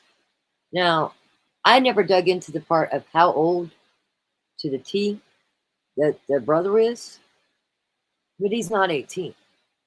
I mean, he's still in high school. I do know that much. I don't know exactly how old he is. It said it in the paperwork, but it don't matter. He's not 18. He's more like, I think, 13 or 14, guessing, without going back and looking. He was young. But it still happened. Again, so that's a hard one to talk about, because any kids that's getting abused, they hit you right in the heart. And after reading that paperwork, and the Department of Human Resources, whatever they used, Children's Services, her brothers are still together, still with their parents. It's really weird. Who's protecting that younger brother? Strange. Anyway. If what you just said is true, then we have a horrible homicide in which two people were ambushed. That the grandmother allegedly told not to come, and then murder them and bury them doesn't seem to be the right remedy for the best interest of the child. No, and that's the state's case. If what you just said is true, then we have a horrible homicide in which two people were ambushed that were coming to pick up one of them's child. And it's Gothic. It's something out of the Bates Motel. And it's a terrible thing. Whoever is responsible for it, it is shocking. There's no question about that. I think that, the most surprising thing to me, especially this, and then I'll let you go, and I appreciate your time, Mr. Jones, is that you could know somebody through the course of this and be completely shocked that she had this level of animus towards the mother, that you never saw any trace of that. I did not. I saw eccentricity. I saw Cimarron County individualism and independence, but I didn't see the prospect of homicide. Stephen Jones, I appreciate you very much. I know that you're recovering from a procedure. I wish you the best. Hey, thank you for watching. Please go to News Nation now. The fact is, I've read the report. I know what it says. And the allegations, every allegation that could be made is theirs. But the fact is, I've read the report. I know what it says. Right. I believe that. I believe that the allegations for probable cause, as we both know, you being a much more veteran, officer of the court than I am, but probable cause is a very low standard. It was early on in the review. But even if all the allegations were true, the idea that the rational remedy, counsel, is to plan a hit on the mother and the person who's there to provide guidance, absenting someone that you like, right? Because there was another woman who was supposed to be there that the grandmother allegedly told not to come, and then murder them and bury them doesn't seem to be the right remedy for the best interests of the child. No, and that's the state's case. If what you just said is Okay. true, then we have Crazy. a horrible Crazy, homicide. Crazy, crazy.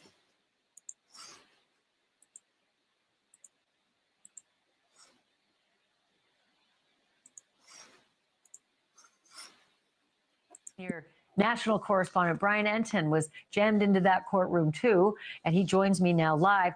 I was dying to talk to you about everything, not just the map that we put up, but the weirdness of having so many of them in one small courtroom and what it was like to be in there with them. So take me there and tell me everything. Yeah, I think awkward is a good word to describe it, Ashley. First of all, we've seen over and over again the way they bring them into the courtroom. You know, they've got them shackled, the bulletproof vest. They walk them in one by one through the parking lot. And then once they got in the courtroom, there's the video right there. There's Grandma Tiffany when they brought her in this morning. I asked her a question, by the way, and she would barely even look at me. She just walked straight ahead. Anyway, once they get into the courtroom, in the past, they brought them in one by one for their part of the hearing. But today, as you mentioned, they had them all together. And it was a bizarre setup because they had to cram a lot of people in there. You saw the map. They had to put up in the jury box, it was Tad Cullum and Cole Twombly. And they had two white card tables that they put up in the jury box. They separated them. So you had the suspects at the table and then each had their lawyer at the table. And it was a little awkward because when they had to walk up and down those stairs up into the jury box, you know, they're shackled. They could barely get up the stairs. So they were up in the jury box. In front of the jury box, you had Paul Grice. They had another table set up right there.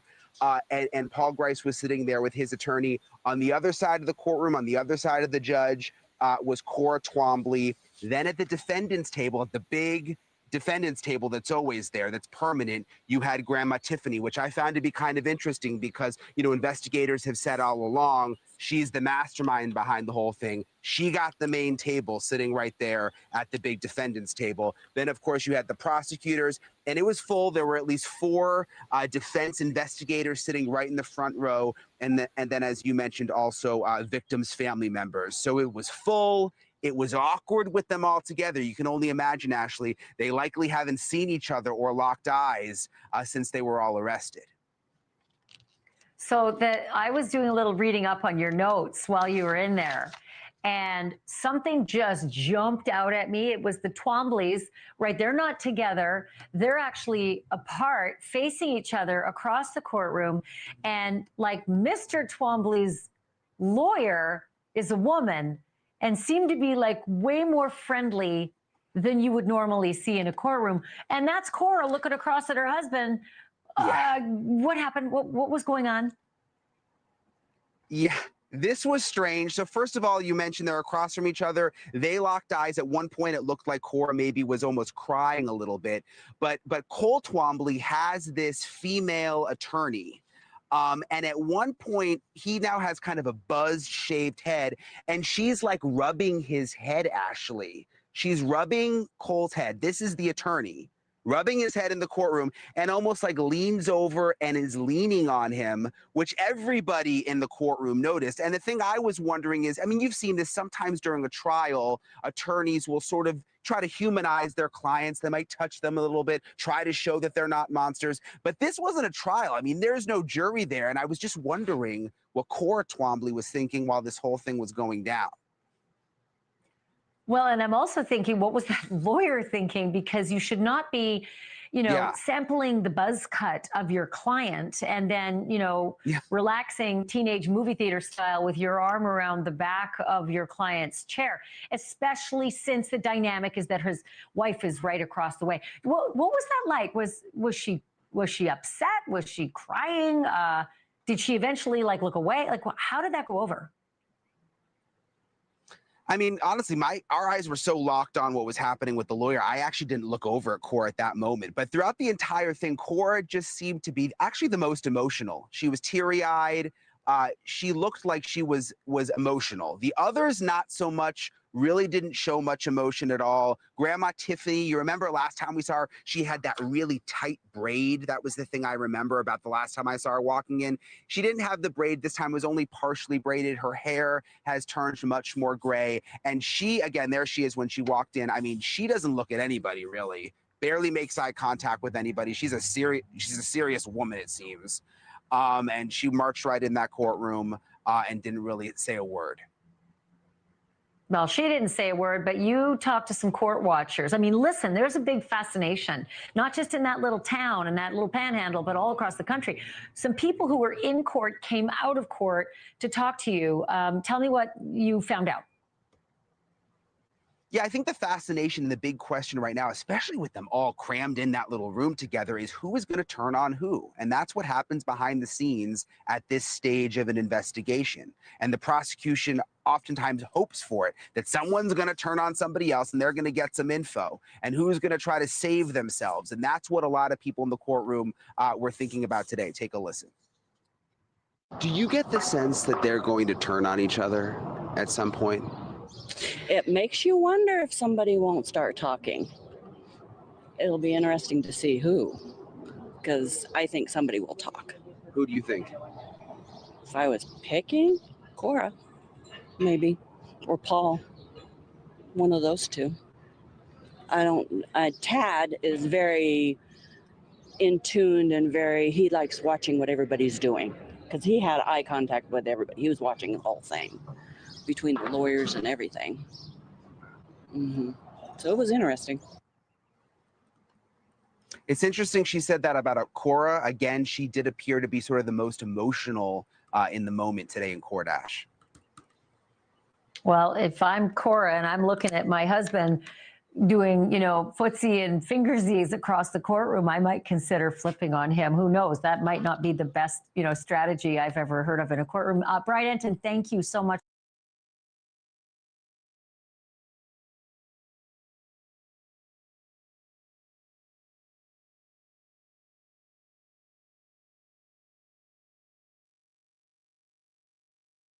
Investigative reporter with KSN TV in Wichita, Kansas, Julia Thatcher. And of course, as always, FBI agent, News Nation Law and Justice contributor, Jennifer Coffindaffer. Let me start with you, Julia.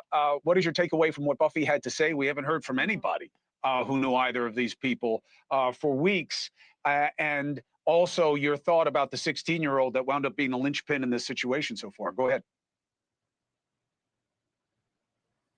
Yeah, I think the takeaway is the love and support. At the end, it's easy to think about Veronica's children and the extended family for Jillian and Veronica. But the community members in that town are thinking about everyone involved and the ripple effect of pain that this is having on everyone and all of the children involved. I think that's a huge takeaway. And I think that is what people in the community want others to know, the love and the support that's going on there. And then you asked about the 16-year-old that came forward. I think that you had mentioned, is really the linchpin. That's where a lot of those details and a lot of the confirmation is coming from. All of the speculation that I personally have heard being there on the ground over the last 2 weeks is really confirmed in that report and confirmed with that 16-year-old. Jennifer Coffindaffer, unusual to have a kid wind up stepping up and giving the authorities basically the blueprint of what they needed to put to the adults in the situation. And of course, this is wrapped in the document that News Nation has, which is this habeas corpus. That's Latin for "you have the body." It is a legal mechanism whereby you're demanding that a government authority produce a person. In this case, the person were the children, and the mother was going after the grandmother, saying, produce the kids, because fundamentally she believed they'd been stolen from her. So what do you make of these two aspects, the 16-year-old and the habeas corpus motion that we found? Well, I think, first of all, that 16-year-old was very brave, but investigators had so much digital evidence and forensic evidence, but you need the story told. You need the blueprint all put together so you can put together exactly what happened. And that's what that 16-year-old did. So her information was really vital.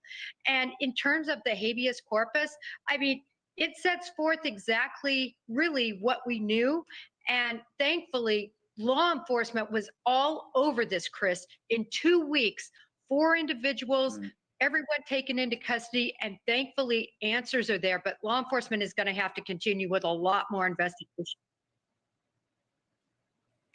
Well, Julia, obviously the story that remains to be told is what was worth it to this grandmother to kill in such a brazen fashion with these other people if the allegations stand. I'd love to have you come back to tell us that part of the story when we get the information, and I'll have Coffindaffer because she's the thinking part of my brain. So Julia Thatcher, welcome to the show. It's good to have you. And Coffindaffer, as always, thank you for making sense of it for us.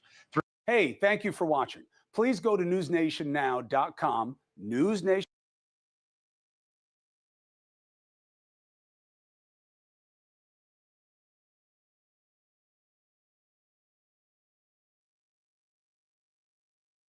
Thanks for joining us. I'm Craig Andrews. Today is the 15th day since Jillian Kelly and Veronica Butler went missing.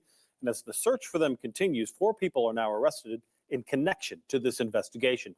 Tad Cullum, Tiffany Adams, Cole Twombly, and Cora Twombly are all booked on suspicion of 2 counts of first-degree murder, 2 counts of kidnapping, and 1 count of conspiracy to commit first-degree murder. KSN's Julia Thatcher is in Hugoton with how the community is reacting to the arrests.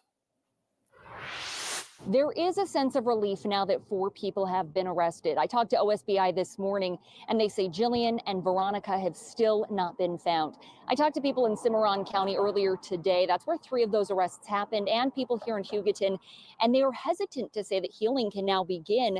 They question if that's even possible. Up and down Main Street here in Hugoton, you can see yellow ribbons, and those are meant to be a symbol of support and hope. There's an outpouring of love all over social media from people across the state and across the country. I talked to a woman in Hugoton who said she knows Jillian and Veronica in passing, but she said you didn't have to know the women personally to now have a sense of grief. The community still cares. And it's absolutely devastating. You know, they were both young and vibrant, and they deserved more. OSBI previously said they are searching a large area of Texas County, Oklahoma. We did not run into any searches or investigators between Hugoton and Keys, Oklahoma. And coming up tonight on KSN News at 10, we'll have more on the ripple effect of pain being felt because of the disappearance of Jillian. She did a clip. We talked to her. We was out searching and she did come out.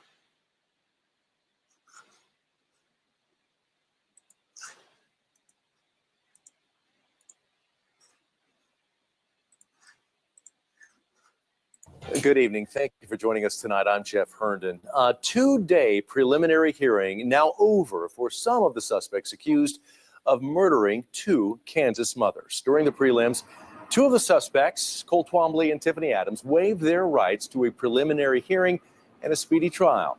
Julia Thatcher and Peyton Steiner in Guyman, Oklahoma, with what key testimony revealed.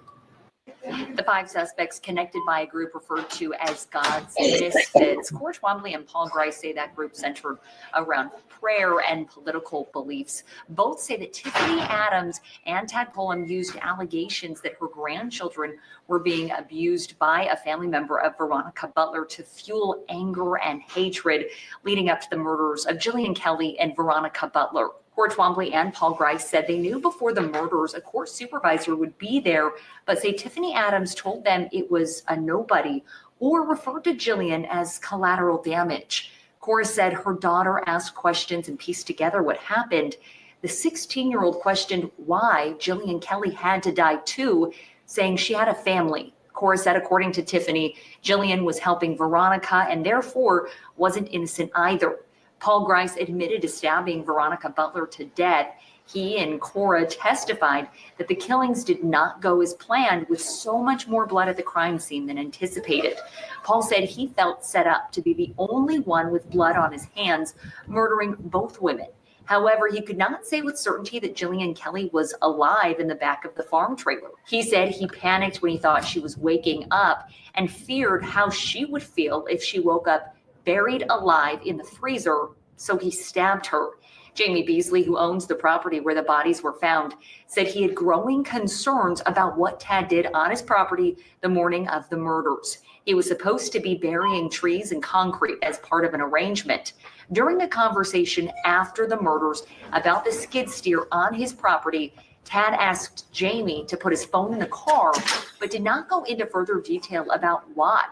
Paul said he told his wife about the murders after they were done, but said his wife not being charged is not part of the plea agreement.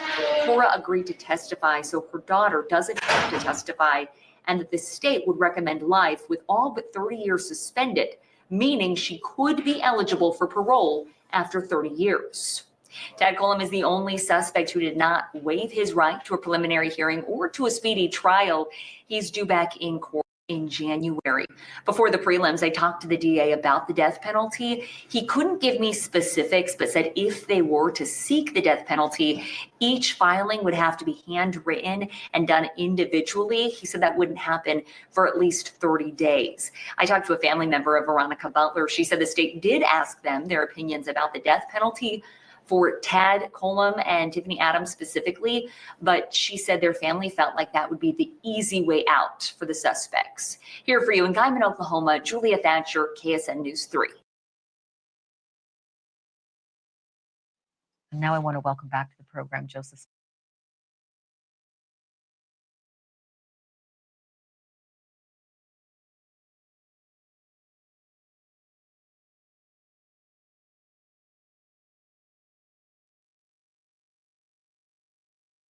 Has faced these issues, these questions before.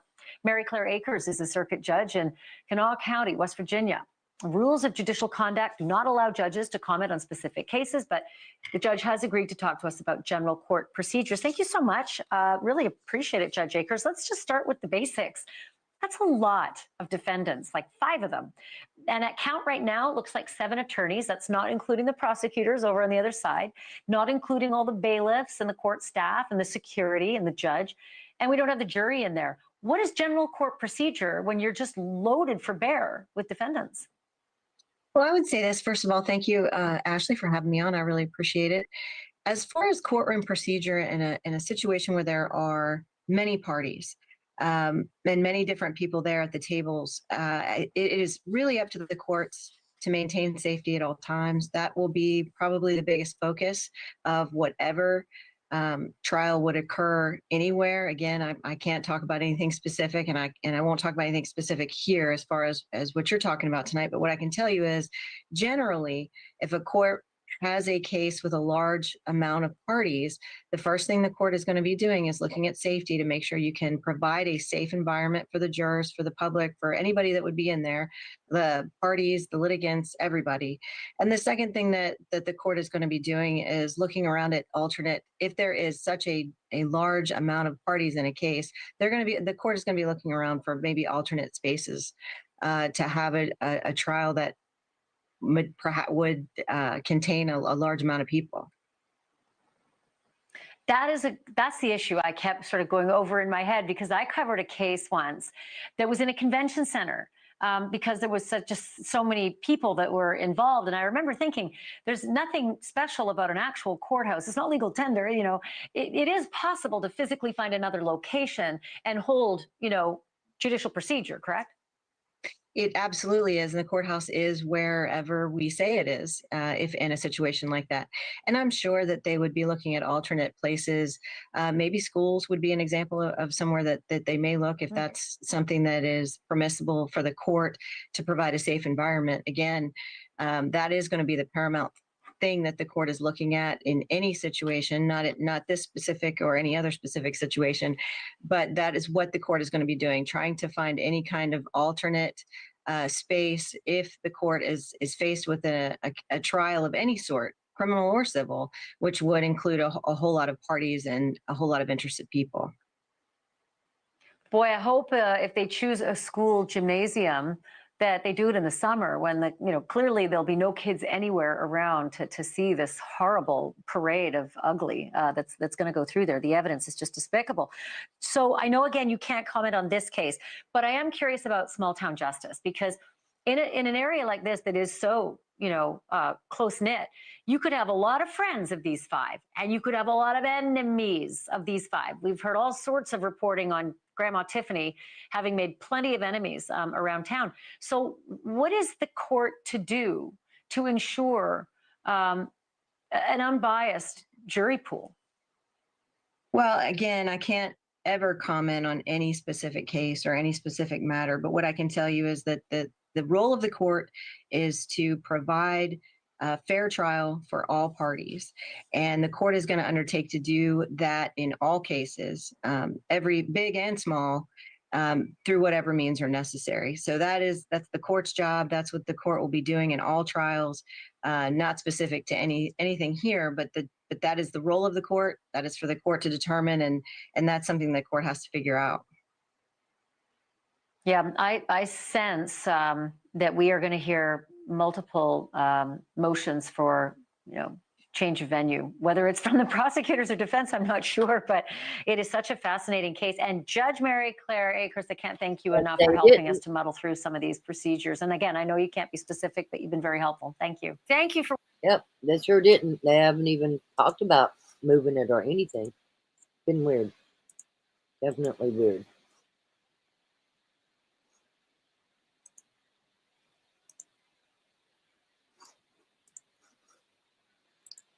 Disturbing cases that I've covered recently. I mean, just so barbaric. 30 stab wounds, cut wounds. There are new details coming out of court documents that I've been going over that show just how violent the murders were.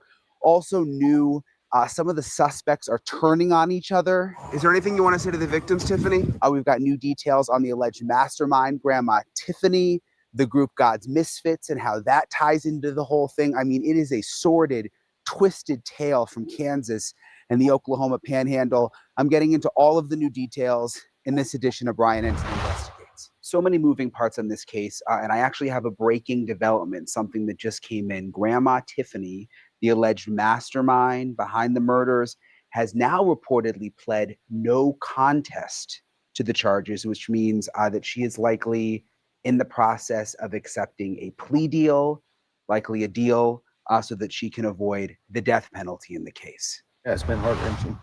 Yep, it's heartbreaking what happened, and this is a good area and good people, and we don't want to be known for this. So one of the more disturbing cases that I've covered recently was the case of the missing Kansas moms. It's awful. Basically, on March 30th, 2024.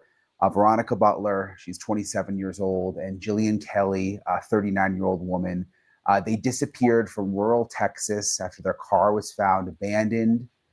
This is in Kansas, like right near the Oklahoma border, near the Oklahoma Panhandle, Highway 95 and Road L, really just kind of in the middle of nowhere, south of a place called Elkhart, Kansas. And when I say rural, you've got to understand that even when we were out there investigating this story, I was out there with my producer. We were in different places. We had to communicate by dropping location pins. It was hard having cell phone service. I mean, it is the middle of nowhere. It was very, very hard to keep track of where you were if you weren't from that area. So it's very rural. The police quickly learned after arriving at the scene, there was an abandoned car, and they quickly figured out that Veronica Butler was in a nasty custody battle with Tiffany Adams, her children's grandmother, and that's on the paternal side. She's become known as Grandma Tiffany. That's what a lot of people in the area call her. And Grandma Tiffany was the mother of Wrangler Rickman, the children's father, who was currently in rehab. Now, they were informed by Veronica's father that Grandma Tiffany had gained primary custody of her two grandchildren after allegations of abuse were made against Veronica Butler's brother. I know there's a lot of kind of complicated details here, but bear with me because this really sets up the story and what led up to these murders. Now, while the court granted primary custody to Tiffany Adams, again, Grandma Tiffany, it also ordered that Veronica could have supervised visitation with her children every Saturday. And usually those visits were supervised by someone named Cheryl Brune at the suggestion of Tiffany Adams, who'd asked the court to designate Cheryl Brune as the person who would supervise the visits. But that Saturday, Brune was unable to supervise the visitation, and Butler asked if Jillian Kelly, a different woman approved by the court for custody supervision, if she could accompany her to do the custody exchange. And it turns out that Butler told her family that she was going to pick up her children from a place called Four Corners. Again, it's in this really rural area, and it's basically like an old gas station, but it's known as Four Corners to the locals in that area, in the Oklahoma Panhandle, Kansas area. Butler and Kelly, they left Hugoton, Kansas. They traveled to Four Corners, and Oklahoma and Kansas, they're very close together in that area, and Four Corners is right there. And again, if you're local, you pretty much know where Four Corners is. Kelly arrived at that location at about 9:40 a.m. That's according to phone records that investigators now have. Butler planned to bring the children to a birthday party, but after they didn't arrive, the family began looking for Butler. Melissa and someone named Melissa and Joey Padilla. Yeah, Melissa and Joey Padilla. They were Butler's family members. They are the ones who located Butler's abandoned vehicle and immediately contacted law enforcement. That was at about 12:09 p.m.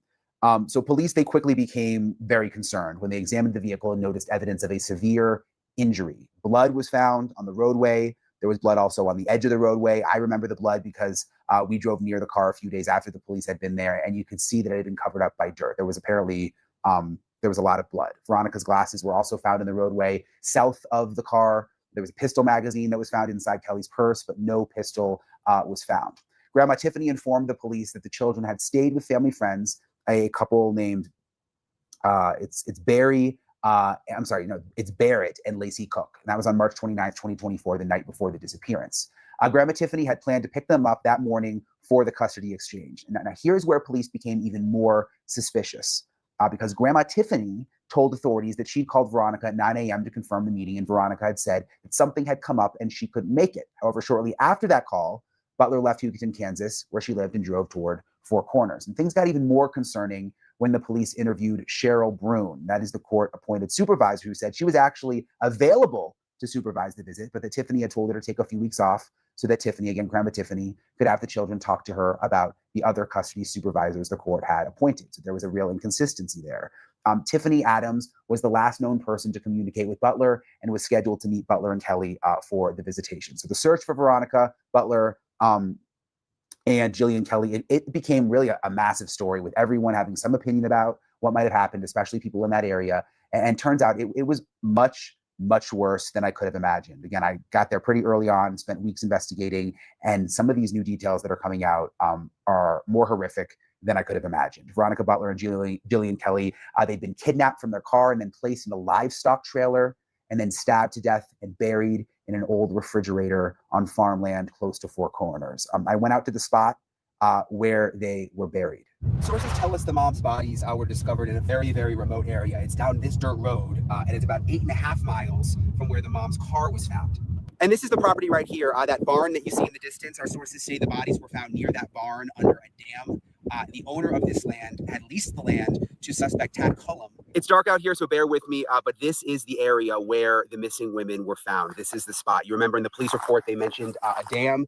This right here, this buildup of dirt, this is the dam. There's a pond on the other side. And if you walk with me this way, just about 50 feet or so, maybe a little more from the dam, you can see where the earth is disturbed, where the tractors were out here. This is where investigators came. They dug right in this area, went down about 10 feet, I'm told. And this is where they discovered the missing mom's bodies. If you look in the distance there, you can see there is a pile of hay back there.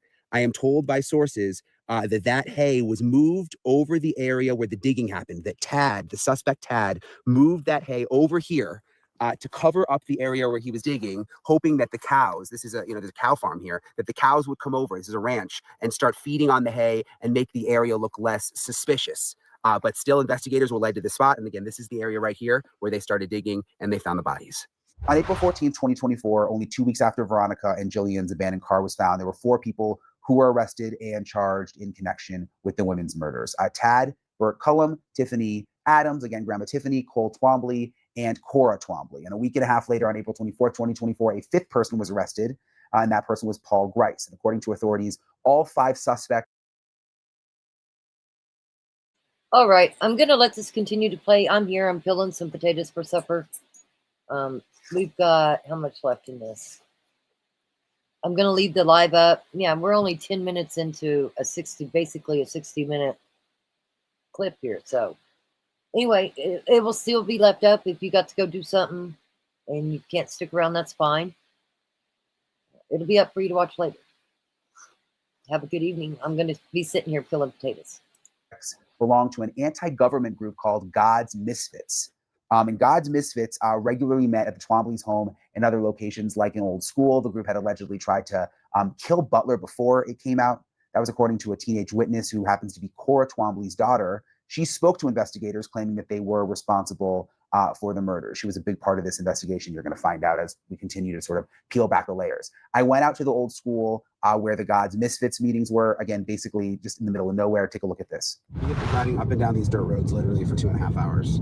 There's nothing here. So this behind me right there, that's the Twombly's house, just out here really in the middle of nowhere, surrounded by farmland. But what's interesting is right next to the Twombly's house is this old school. It's called the Plainview School. Told that it closed a couple of decades ago.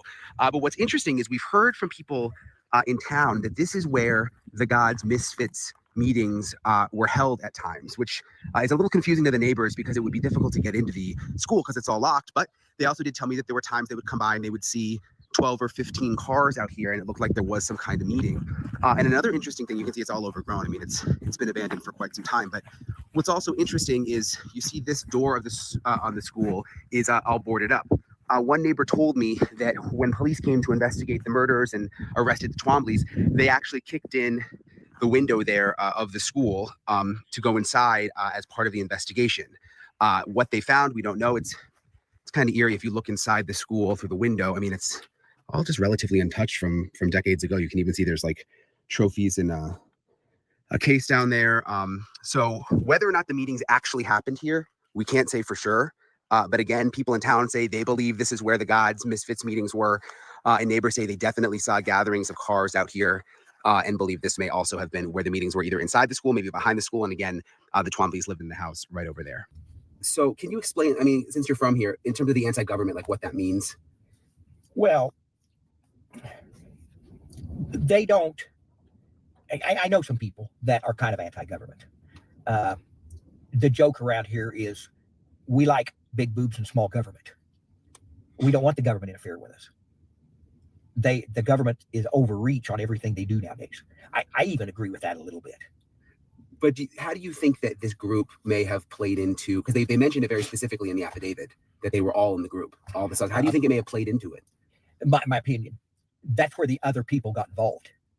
I think there was basically a smaller situation that because of that group, it grew into more people. My opinion. You think that's how the others besides Yes. Tad and Tiffany got involved? If I needed some help doing something, I'd go grab a couple of my friends. You know, if I need help moving a car, anything like this, I go grab a couple of my friends. We're a very tight, close community. I don't think that's any different when you have groups like that. They wouldn't got help. Yeah, that's what I think. Well, you got to realize that by the time the court proceedings started in this case, there were 5 defendants. Hold up. Tell me this. You see this guy, right? See this guy? Now look here. Is he possibly one of these guys? What you think?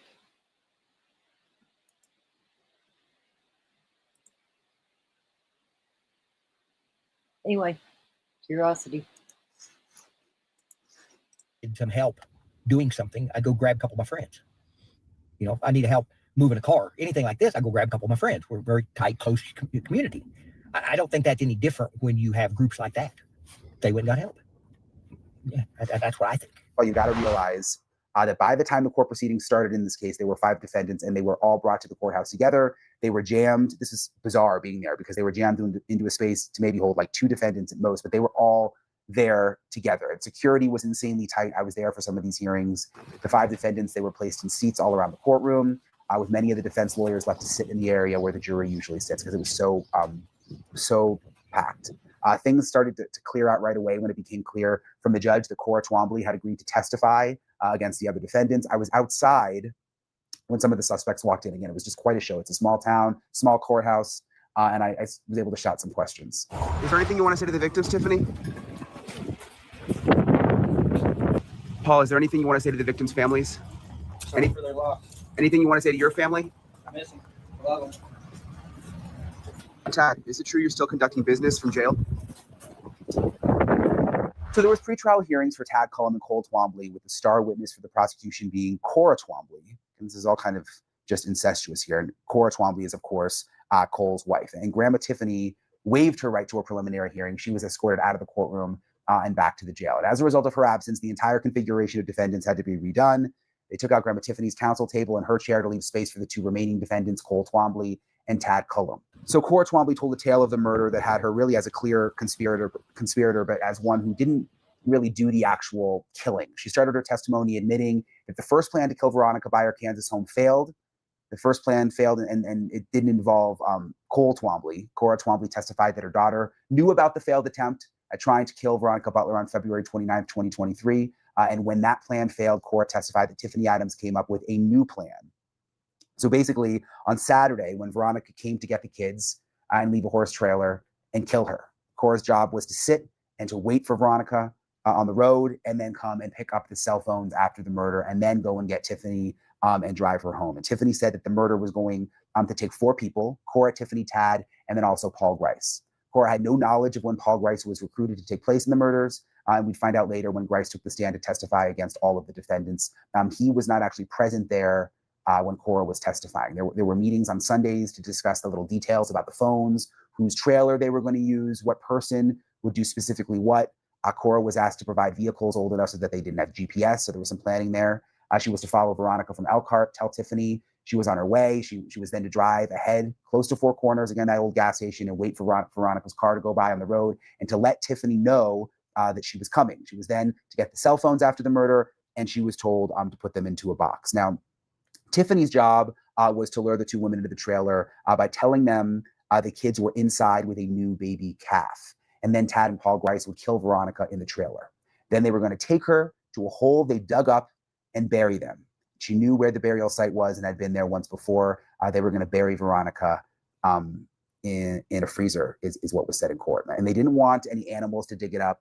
And they were going to put cows in the pasture, they said, to put hay there, that the cows would stomp on it and would keep anyone from finding it. That's what came out of court. She carefully and clearly, really without any emotion, outlined the plan to kill Veronica Butler and whoever came with her, while stating that she had no part in the actual killings. That major fact, along with her cooperation, will likely play a major role in determining her sentence. But apparently she is now cooperating, at least as of the last hearing that we were at. Now, along with specific testimony about the murders, including details about how Veronica Butler escaped from the trailer only to be tackled by Paul Grice and stabbed to death on an Oklahoma roadside, again, just barbaric, before being put into a freezer and buried deep underground. There was another really startling revelation in Cora's testimony. It was that she only learned Jillian Kelly would be with Veronica the night before the murders. She did know, however, that someone would be with her. Cora's testimony was that she wasn't on board with killing Jillian. And it, at least to me, seemed kind of disingenuous, though, when she was talking about saying that she wasn't on board. So when Cora inquired about killing the supervisor, Tiffany allegedly responded, if it was one of Veronica's supervisors, she'd done nothing to help keep the kids safe. She was collateral damage and she would have to die too. And then the prosecutor asked, did you have a problem with it? And Cora we all had a problem with it, but it was the plan. And then the prosecutor asked, at this point, did your daughter know about the plan? And Cora responded, she knew Veronica Butler was supposed to die the next day. I told her that I wouldn't be there the next day. I had things to pick up. And then Cora said, after we saw the site, Tad was very apprehensive about the plan, all the things that could go wrong. He knew that him and Tiffany would be the first suspects and was worried something wasn't covered. And then Cora testified that Cole Twombly was added to the conspiracy just 1 week before the murders. Just 1 week before, the Gang of Four realized they needed a 5th man to watch for police who were driving south towards the crime scene. She said she asked Cole if he'd watch the other end of the road, and Cole's original job was to watch for law enforcement and to take the trailer to Four Corners. And so Cora's testimony continued. She said, I was to follow her down from Elkhart and then to pull over and wait for her. It's Veronica. Wait for Veronica's car to go by, let Tiffany know she was coming, and then after it happened, pick up the cell phones and put them in a box. The plan called for 4 people: Cora, Tiffany, Tad, and Paul Grice. The fifth man actually turned out to be Cole. He was added again just a week before the murders. I know it gets a little confusing, but they added him just a week before the murders, apparently. So Cole's tasks, according to the testimony, were to provide the vehicles and the trailer. They needed vehicles old enough not to have a GPS, and he got the trailer from someone named Clint Twombly, apparently, who's Cole's cousin. Tiffany's job, Cora said, was to get them the trailer, lure them into the trailer under the guise that the kids were in there. Then they were going to kill Veronica. Paul and Tad were supposed to kill Veronica Butler. Then they were going to take them to a hole they dug up and bury them in the freezer again. And they didn't want anyone to dig it up. Again, they were going to put cows in the pasture to stomp on it, to keep anyone from finding it. She testified about that. Tad's task, and again, this is all new from this hearing. Tad's task was to drive the livestock trailer to the burial site. And investigators say Tiffany also brought the stun devices, so like stun guns for everyone. And she also brought the burner phones. So Cora said that she could see the car and also the trailer. And I saw two people run from the trailer, she said, towards the car. I thought that things hadn't gone as they were planned. She said they were supposed to be in the trailer. I drove across the highway and pulled up behind Veronica's car, and then said she saw Paul Grice struggling on the ground, didn't see anyone else. She said she got out. She went towards Paul, that he was struggling with Veronica and yelling, I need some help, I need some help. And Tiffany handed her Veronica's cell phone, handed the taser, and she says, I told her to go get help from Paul. So some of these notes, so there's no cameras allowed in the courtroom. So these are notes that we took that I'm just kind of going back through. That's why, I was trying to write really, really fast. And so was the producer. I was with Allison. So some of this might be a little confusing, but these were literally like our notes from in court. So at this time they were on the ground. She says, I saw Paul Grice on top of Veronica on the ground and saw his arms going up and down. I believe he was stabbing her. She said she could not see the knife at this time. She said that I had a metal ammo can and I was supposed to wrap it in tinfoil and put it in an ammo box. She got in Veronica's car, got the other cell phone from the console. It was apparently on the passenger side. The door, took the cell phone to put them in the back of the flatbed on passenger side, and got out a cinder block and then destroyed them. So this was quite a plan. She then walked back to the trailer. She said, I see the freezer and Tad and Paul. They were loading Veronica into the trailer between the freezer and the side of the trailer. Tad was trying to lift her body into the trailer. She said she didn't see Jillian Kelly at this point. She said there were 2 yellow straps on the freezer, and they never discussed the straps before. She said turned around and went and got a shovel off the back of the flatbed because there was blood on the ground and Tiffany wanted it covered up. She said she was upset that there was a lot of blood on the ground and that she tried to throw dirt on it. So again, there's a lot of detail, but I figure people have been following this case. Some of this is details that people haven't heard before. So Paul said that he cut his finger and was asking for tape. She said, I got a roll of duct tape from the truck, handed it to Paul, and threw like a slat in the trailer, finished putting dirt on the blood, and Tiffany reached into Veronica's car and turned it off because it was still running. She said she put the shovel back and they got back in the car and then drove back to her home. So at this point during the hearing, the prosecution asked what was the conversation in the car with Tiffany, and Cora said that things hadn't gone as she'd planned. There's a lot of blood. She asked if I could go down to where Tad and Cole were headed to keep them calm. She said she didn't want to go to the burial site, but she had changed clothes, put all the clothes in a bag, stacked them under the floorboard of the truck in the case she missed something, left the house, met Cole. He was in Clint, her son's flatbed. There were things in the back of Clint's truck, a bag of floor dry, claw hammer. She said something like that. She said Cole and I took the 2 burner phones, the hammer and the floor dry, and dropped it down an incinerator.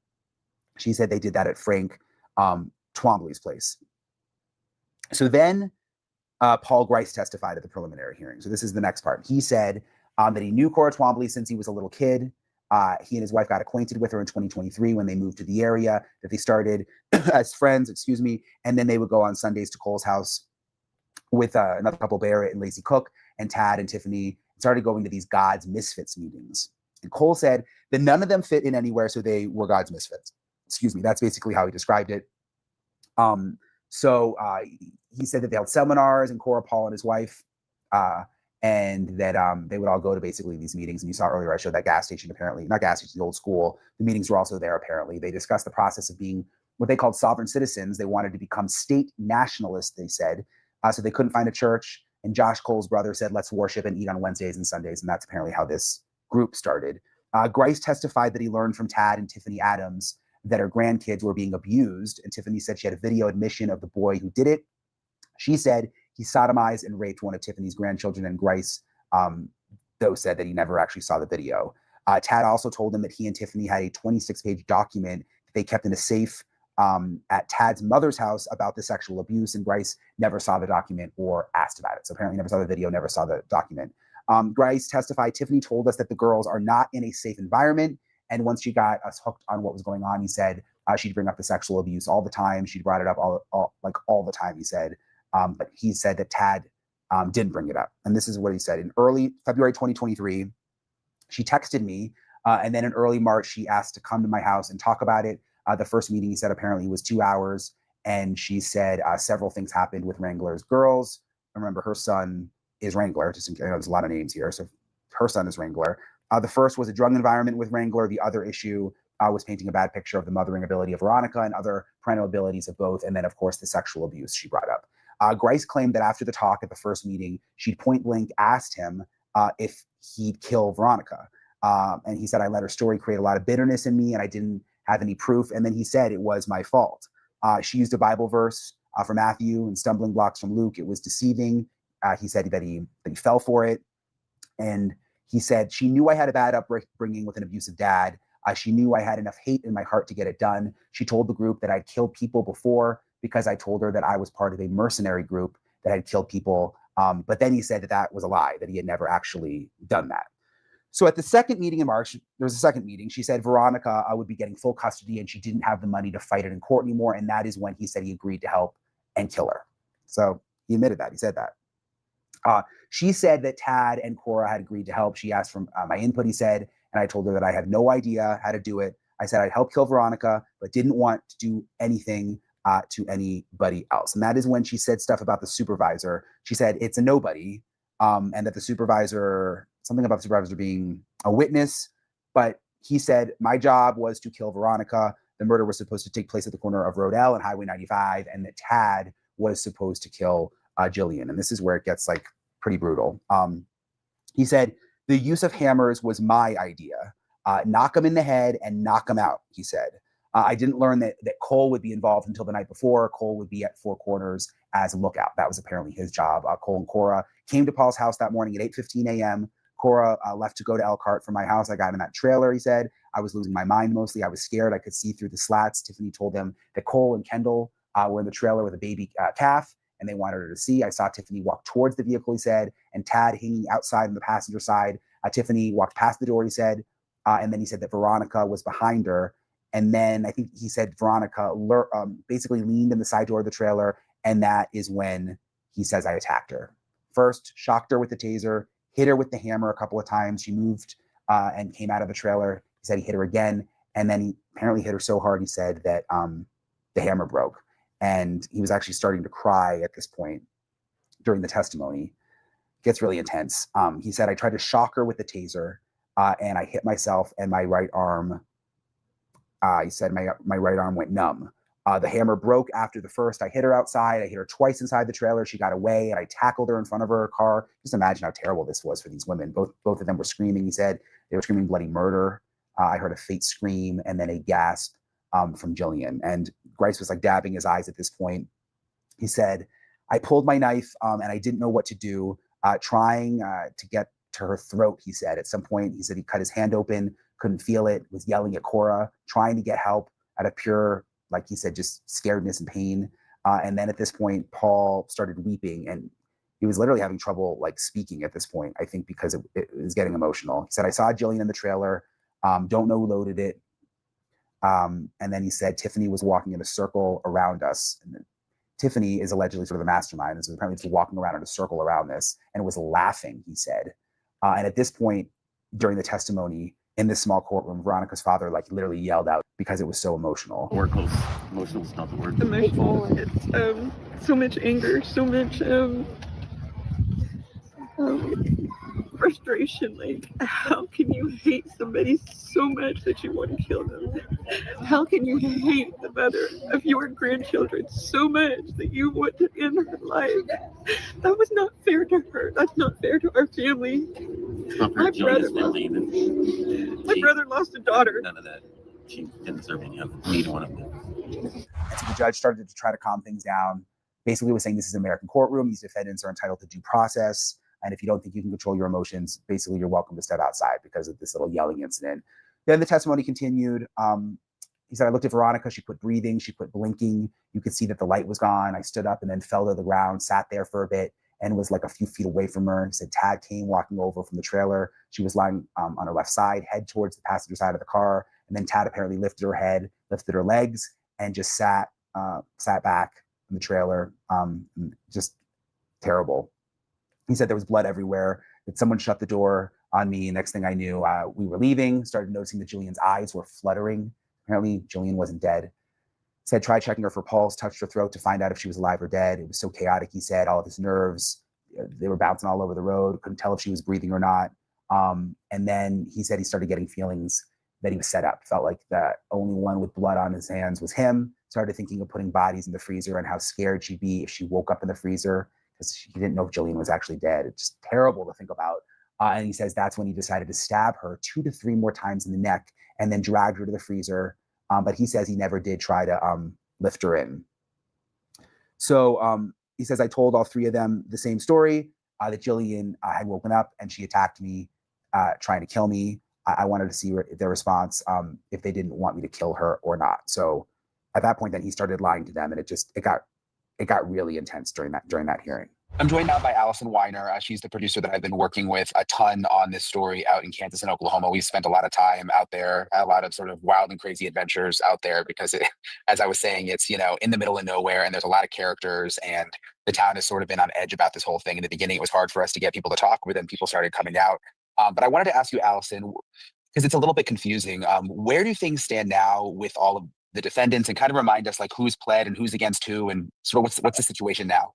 Okay, we have 5 defendants. The first 4 were arrested about 2 weeks after the murder, and they included Tiffany Adams, her boyfriend Tad Cullum, Cora Twombly, and her husband Cole Twombly. And then about a week and a half later, Paul Grice was arrested, who is not related to any of these guys, but they all went to a same kind of church to service together.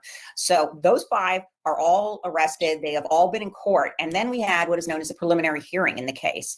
And at that preliminary hearing, Tiffany Adams waived her right to a preliminary hearing. So she left and they took her out of the proceedings and all the way back to jail. Then Cole Twombly decided he was staying. He's still pleading not, he hasn't entered a formal plea and he will do that on November 5th. But Cole Twombly, Tad Cullum, and Tiffany Adams have not entered a formal plea. They will have a formal arraignment on November 5th, 2025. Cora Twombly, the wife of Cole, has decided that she is going to testify for the government. She's cut some sort of a deal. We don't know the parameters of that deal, but she testified at the preliminary hearing on behalf of the prosecution, admitting to being involved in the murder of both Jillian Kelly and Veronica Butler, the mom of Tiffany Adams' grandchildren. So the other person who has agreed to testify for the government is Paul Grice. So those 2 have cut a deal with the government. 3 of the defendants are still ready to plead. I don't know if somebody else is going to flip or the government's going to flip somebody else, but we'll wait and see. So Paul Grice and Cora are the 2 who have flipped. Why do you think those 2 flipped? Well, I think that Cora, she claimed at the preliminary hearing, I think a lot of it had to do with her daughter, who's basically the one who told the police about this plot. Her daughter was upset about the fact that Jillian Kelly, who was just a court supervised person who was there to supervise the visitation of Veronica Butler, of her children, and Tiffany Adams, there was a handoff and she's there to supervise and make sure things go appropriately and calmly. She was murdered. And I think that the fact that her daughter was going to be a witness, the fact that her daughter had to leave the home, she left the home after these murders to get away from Cora. Cole Twombly is not the daughter's father. So she left, the relationship is between mother and daughter, the real relationship. So I think that kind of persuaded her to come clean. And then in terms of Paul Grice, he's a strange character. He seems to, when he testified, act as if he'd had a crisis of conscience, but a lot of his testimony at the preliminary hearing detailing every aspect of how he had murdered Veronica Butler and how he may have murdered Jillian Kelly. He wasn't sure she was dead already when he stabbed her 3 times in the neck. So she may have already been murdered. So, but he seems to say that he was duped by Tiffany Adams, that she and Tad told him things that weren't true. He should have asked for more evidence of what she was saying about the fact that Veronica Butler, that the grandchildren had been sexually abused by a relative of Veronica Butler's. There was no evidence shown to him. He said that Tiffany Adams claimed she had a video, never shown to him. So there was a bit of, I'm going to take the whole fall for this. And then again, the most obvious reason of all, he was facing the death penalty. The details from when you were in court are so just gruesome. And also, I think it's interesting. No cameras aren't allowed in court. I was outside, but just how small the courthouse is. I was in the courtroom for one of the hearings with you. It's kind of just an awkward situation in there because it's so tight. You know what? I have rarely, except for like with a gang murder or something, that you're in a courtroom with that many defendants or a white collar crime, but then everybody severs off and they have different trials. And ultimately, we're going to have separate trials for all of these defendants. But the thing that is amazing to me was that they had 5 defendants. They had high security. They're very worried about someone taking out these defendants and shooting them. That so much so that when one of us, I think it was me, that walked toward the window, and the sheriff said, "You're not allowed to look out the window," because I wanted to see they had snipers on the roofs. There were snipers on the roof. There, you were outside. There were police everywhere. There's the 8 or 9 sheriffs in the actual courtroom. And the prosecutor, I guess, is carrying a gun too. Like, I mean, I saw it underneath his blazer, one of the prosecutors. So, I mean, it's a dangerous situation. But then you have these 5 people and then all of their lawyers squeezed into this small courtroom. And then you have the families. And frankly, more so than other cases, like kind of in the big cities that we've covered, the courtroom's filled with family mostly. There's some media there and more in the beginning, and there will be more at the trial. But mostly it's family of the victims, and some family of the defendants.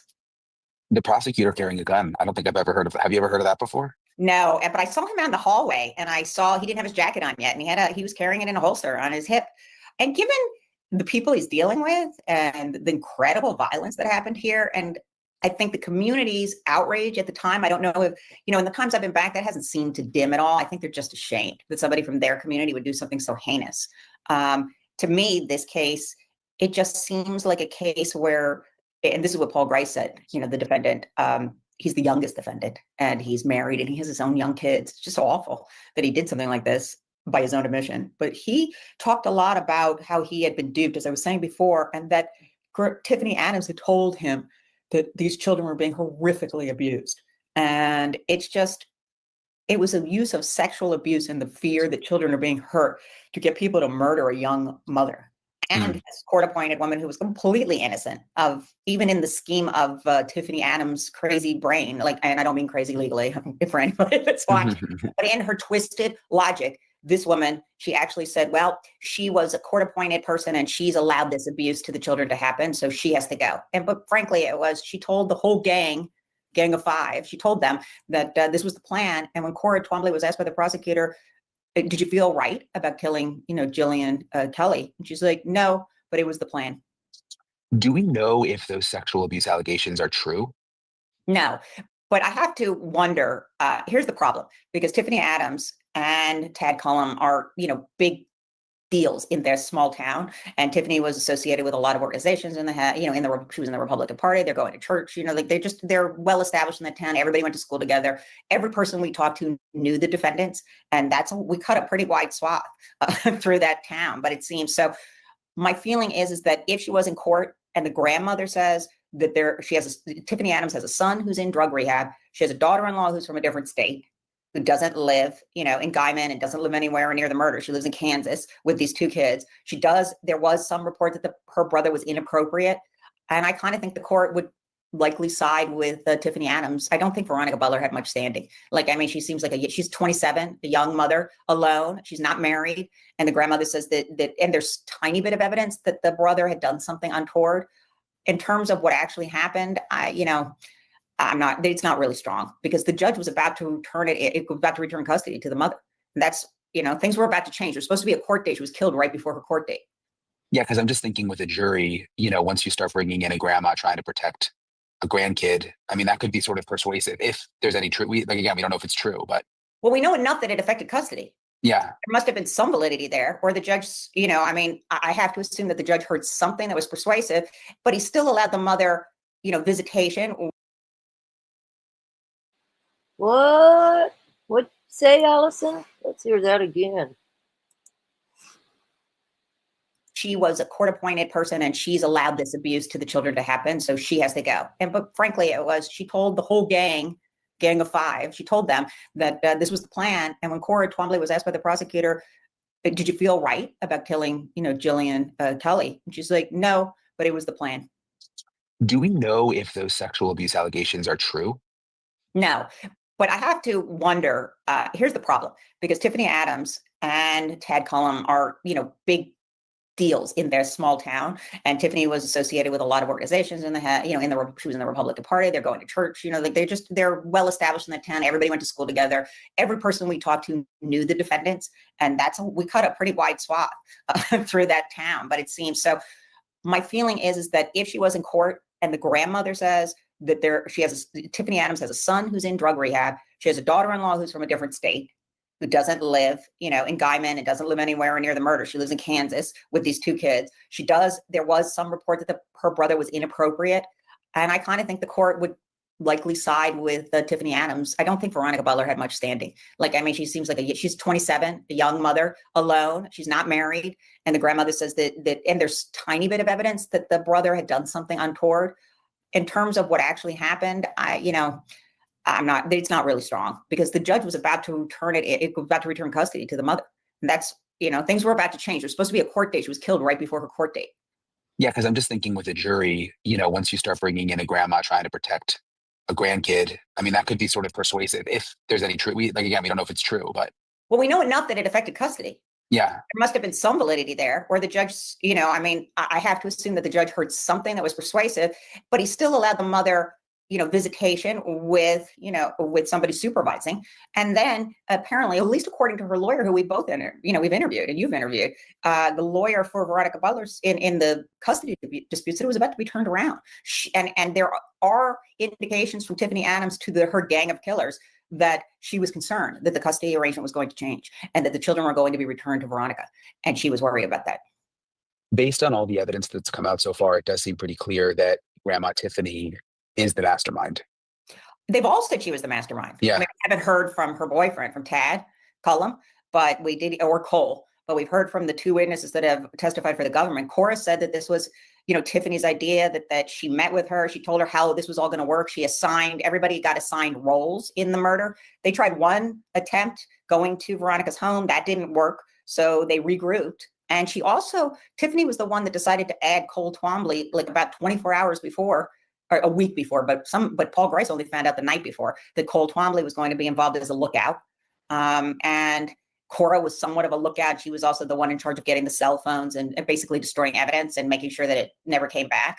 But the murders were done by either Tad and Paul Grice, depending on what Tad's going to say, or just Paul Grice. So, and the way they happen, yeah, it's bad. I don't know if anybody's going to think that's okay for protecting two kids when it's questionable whether or not how extensive that sexual abuse was, if it really happened, or if Tiffany had been lying to the court the whole time. And I showed the video of the schoolhouse next to the Twombly is where I was, where some of these God's Misfits meetings were. Do you think the God's Misfits component has anything to do with the murders, or because it just almost seems in a way like a sort of a side item, and one way that Grandma Tiffany had them all kind of under her control, but I don't think it has anything to do with the motive. Do you? No, I think it was a chance for them to meet and keep discussing this. Keep discussing the sexual abuse. It seemed to be a topic. This is according to Paul Grice and also with Cora. She said this to her own daughter, these children are being abused and they're being raped. They're being sodomized, is what Paul Grice said. That's what he was told by Tiffany Adams, that the girl had been sodomized and was bleeding. He was pretty specific. So I think it was a chance for them to meet every Sunday and every Wednesday. They did some worshiping. I think that they read verses, they were worshiping, but in that context, it sounded like a lot of socializing. The same people, it's kind of what we always talk about when we say people are in their own echo chamber. I think they created an echo chamber, for them all to discuss this. And it went from we're horrified to what are we going to do? Do you think more of them could flip? Yeah, I do. I think that with Paul Grice going through what they use, the fact is, and I just want to, and we got to update the viewers, your viewers, that there's so much evidence. There's the cell phones, there's clothing tossed in to the burial site. There is Jamie Beasley testifying at the preliminary hearing. Poor Jamie, may rest in peace. He actually was the guy that where they used his land. Tad Cullum he claimed had tricked him into, and it sounds true, but had tricked him into using his land, and that's where they buried Veronica and Jillian. And it's just it's horrific. But they testified that so the bodies were found there. They found the clothing. They found the cell phones. The refrigerator. It can be traced back to a member of the family. They got all their parts together, all the parts for the murder. What happened to the cell phones? Cora testified that she took the phones and her clothing and put it in an incinerator. So we have them destroying evidence and testifying to how they got the evidence. Some evidence is here. Clothing was in there with the ladies at the burial site. I mean, there's so much evidence. And there's DNA on things on the, on the phones that were tossed in with the victim. So yeah, I think I guess I would guess that it's Cole next. But Cole was also Mr. Sovereign Citizen and didn't, and we haven't really heard from him. I'm wondering if he's going to continue on not believing that the state of Oklahoma has no governance over him, or the federal government has. It's not a federal case, so I don't know how that works in his mind. But there is a lot of disrespect and anger at the federal government that also, I think, brought them together in their little cabal. So yeah, but I think somebody else would flip. I think somebody's lawyer would recommend they flip. I don't know. So we'll see what happens. I don't see Tiffany flipping because, like, what's she going to get? There's too many people saying she did it. Yeah. You bring up Jamie Beasley. So I showed the video before I had you come on about when we went out to the spot where the bodies were discovered. And Jamie Beasley's actually the landowner out there and let us come out there. And remember we met him in the night, and it's pitch black out there in the middle of nowhere. And he met us, and he had like a big Great Dane dog and these horses that were all free. And the whole thing was kind of like, in a way, right out of a horror movie. But he was also really nice and welcoming. Very kind and very welcoming. Kind. And very concerned about, worrying that that the police would think, that he had something to do with this. And the police had already determined that he didn't. But he was concerned. And he was concerned. I think he was in a bit of shock because he was on the property when the police raided it, and he was there, and they came in with guns a-blazing. So I don't know, he still had a little bit of PTSD from that. So he let us do our thing. But we were very careful in a small town in Oklahoma and in the Panhandle not to be trespassing. We did get permission to come onto his land, and things were worked out, even if it was dark and there were animals around every bend. We didn't want to get shot, basically. Exactly. But he died since we've seen him of just, I think it was a heart attack or something like that, I think, right? He wasn't well. He was like weight, and but he was a young man. Yeah. So it's very sad. But it was sad. He was a nice guy. We met his son out there. Yeah. It's going to be interesting, Allison. So the next big piece is next month, right? In November, or sorry, it'll be not next month, but November. That's the next prelim. Yes, that's not a prelim. That's going to be an arraignment. So the arraignment is just going to be where they plead guilty or not guilty. And then we don't have a trial until June of 2026. That's the first trial date. It was supposed to be in May, but I think Cora Twombly's attorney wasn't available then because she's getting married. So they moved it a month, and that's where we stand right now. So there still could be a lot that happens. I have to tell you, when I went to the preliminary hearing, I was not expecting to see Paul Grice get on the stand and talk about how Veronica Butler got loose in the trailer and went running away. And he raced after her with a knife, and he wasn't sure what to do. And he tackled her, and then he jumped on her. And then Cora Twombly even testified that she saw his arm going up and down. She couldn't tell if he was stabbing her, but Paul Grice testified that he was stabbing her. And then the light went out of her eyes, he testified. And then while he was sitting there, he got off her body, and he just sat there because of what he had just done. The enormity of what he just done had hit him. This is his testimony. And Tiffany Adams ran around in a circle around him laughing, which elicited a gasp from the courtroom when he said that. The thing about Paul Grice is his tale about Jillian Kelly. She was apparently in the van. Veronica Butler was dead, and she was in the van too already. They had placed her in the van.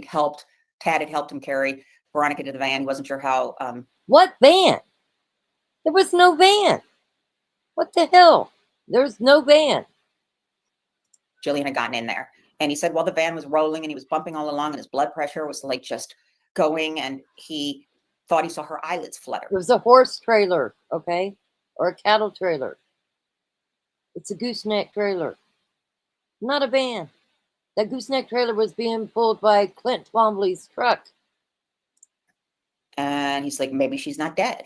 And I'm going to actually read you what he said. I saw that she had urinated in her pants. I couldn't tell if she was alive. I didn't know. I had a panic attack about her waking up in a freezer with another dead body on top of her. That's how they buried them. And I said, I had to make a decision. I had a choice to make, and I made one in a horrible moment. And basically, I checked her pulse, couldn't tell. And then he testified that she may have been dead already because Tad Cullen was supposed to snap her neck. But Tiffany claimed Paul Grice said again, and all of this is coming from the two people that testified, what I'm telling you. So then they have a lot yet to lose if they are telling about them doing horrific things. Tiffany apparently claimed that Tad couldn't get a good angle on Jillian, and she believes that it was Paul probably who killed her. He stabbed her 3 times in the neck, which is so horrific. And listening to him, I know. And there was a lot of crying towards the end of Paul Grice's testimony when he talked about how he'd been duped and he should have checked and demanded evidence. That Tad said he had they had a 26-page document that showed the sexual abuse in a safe at his mother's house. Never saw the document, never asked to see the document. So, I mean, I don't know if I believe either one of them about what they said. I guess that's what I'm saying. Yeah. I'm sure that horrible things happened and that they were both involved in the murder, but as to the extent of their involvement, Cora's version of events has her mostly just watching things happen, which still means that she's a conspirator in murder, co-conspirator in a murder of 2 women. But maybe it made her feel better to not talk about what she actually had done, if she did. Yeah, I was just reading through some of those details. It is great. And like these hearings, there's like unexpected things that come up. That's, I guess, what's so interesting about, like, last time you were like, I can't believe what came out. You know what I mean? So it's so horrible. Yeah. It's horrible. I couldn't believe that he was just talking about it. And the father, Veronica's father's there, the husband, the families are there of Jillian Kelly, not her children, but I mean, members of her family. And I'm like, how can they stand it? How can they bear it? Because whatever they said, it was going to be something horrific. These people died in fear and were brutally murdered. And then Tiffany Adams, her final remarks to Cora, this is what Cora talked about when Cora drove her home, was nothing had gone according to plan. And there was so much blood. And they spent a lot of time trying to clean up all the blood. And it just was like, frankly, I thought Veronica was murdered like an animal. I mean, it was, and so was Jillian. And these were like 2 like regular people who just were there for silver. And Jillian was doing like, a service. Just there to help. And Veronica was there to see her kids. And this is what they did to her. So it's just, there's not going to be any good ending, but the shock of those 2 discussing things was a lot. And the reaction from, the people there, it was a bad moment. The judge actually had to intercede and tell everybody that if they couldn't, because the father started crying and yelling, Veronica's father. And he said, if you can't control yourself, you're free to step outside for a minute, get yourself back under control and come back in. Because overall, the judge is trying to make sure that the state of Oklahoma and the defendants get a fair trial. So I thought he grabbed control of the courtroom and in the way he's supposed to. So yeah. All right. Well, thank you, Allison. Yeah. We will. It's bad. Glad we did that, just because I think a lot of people have been asking me, like, kind of, well, whatever happened with that kid? It feels like it just kind of stalled. So it's good we now know exactly where everything stands. Let me ask you one thing. What was your take about when you talked to Grandma Tiffany when you were outside, when she was coming into the courtroom? Ooh, she's a rough woman. She reminds me of like someone from, I think I told you the show Ozark. Like she is not someone I would want to mess with. You know what I mean? And I could see how she would be very, I don't know, convincing to the other people and just, intimidating. But yeah, I didn't get a good vibe. I'll tell you that. Rough looking lady too. Yeah. Just, you know what I mean? She wasn't very well liked before any of this happened anyway. She's I like can see, yeah. People that came onto her land. Remember she chased the plumber away with a rifle. And I mean, there were some crazy stories we heard about Grandma Tiffany. This is and we should say, everyone we met there, besides these horrible people who we didn't meet, but we heard speak, they were so nice. And I think they were ashamed and felt terrible about what had happened. And were pretty open to talking to us once everybody was behind bars. Yeah. Everybody was pretty scared. Totally. I think that's what changed. It was nice getting to open. We'll stand on Allison. All right. I'll talk to you later. For your location.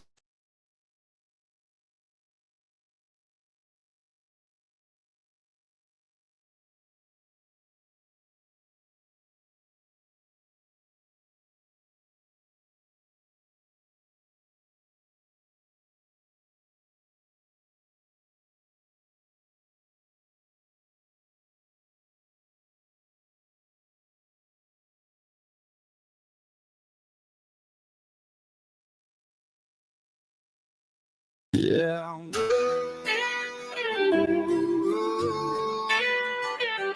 Yeah.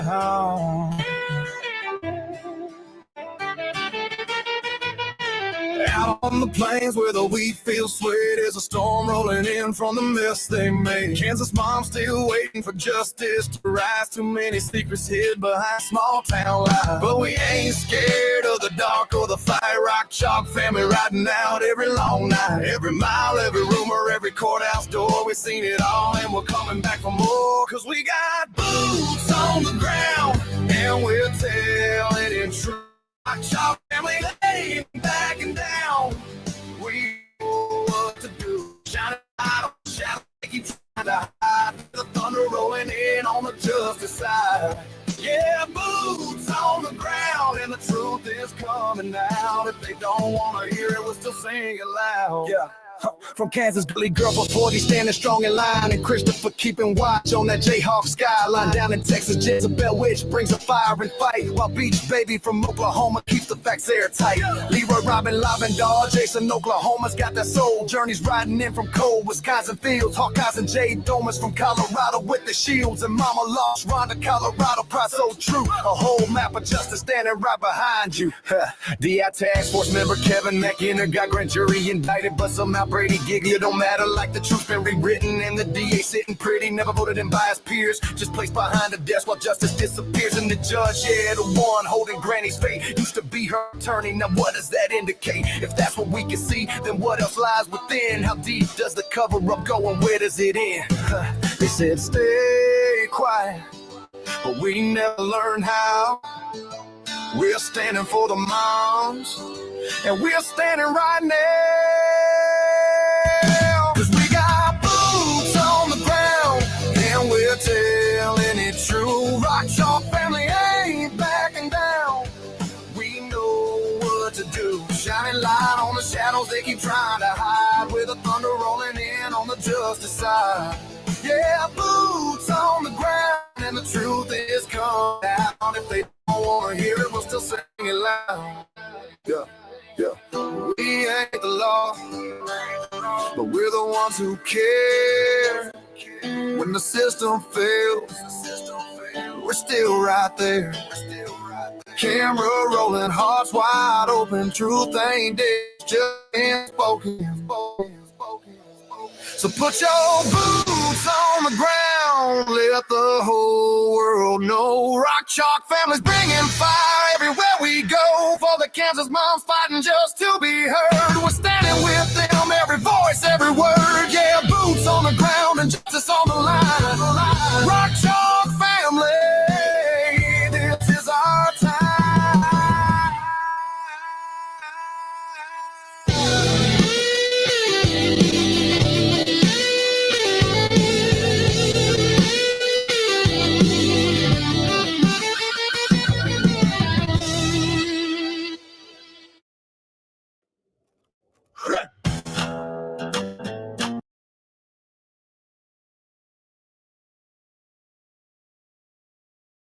There was that. I did pull up a couple of pictures. I'm pulling them up. Give me just a second. One more thing to look at that I want you guys to look at. Let's see here.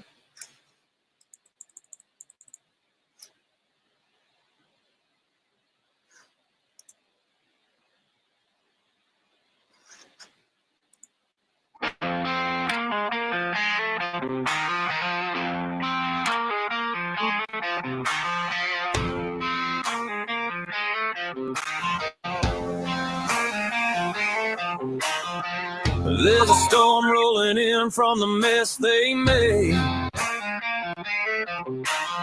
Kids are waiting for justice to rise. Too many secrets hid behind small town lies. But we ain't scared of the dark or the noise. But we're standing tall, speaking out, raising our voice. Every mile, every rumor, every courthouse door, we've seen it all and we're coming back for more. 'Cause we got boots on the ground and we're telling it true. Rock Chalk family ain't backing down, we know what to do. Shining light on the shadows they keep trying to hide. We're the thunder rolling in on the justice side. Yeah, boots on the ground and the truth coming out. If they don't want to hear it, we'll still sing it loud.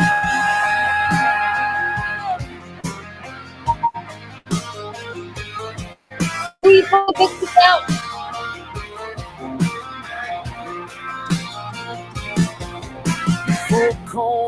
stories and the whispers at night. They thought nobody noticed when they lost the light. But every mother matters and every voice counts. Every lunderbout barking, but he ain't that man. Flop easy, stay slipping, never knows his route. We hold the line strong, let the truth ring out. 'Cause we got boots on it down, and we're telling it true. Rock Chalk family ain't backing down, we know what to do. Shining light on the shadows they keep trying to hide, with the thunder rolling in on the justice side. Yeah, boots on the ground and the truth is out. If they don't want to hear it, we'll still sing it loud.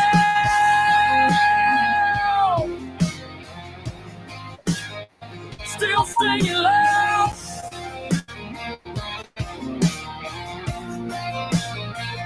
Four brothers calling it out. If you want some, come and get it now. We don't hide, no fear, no doubt. Four brothers stand tall, yeah, we calling it out.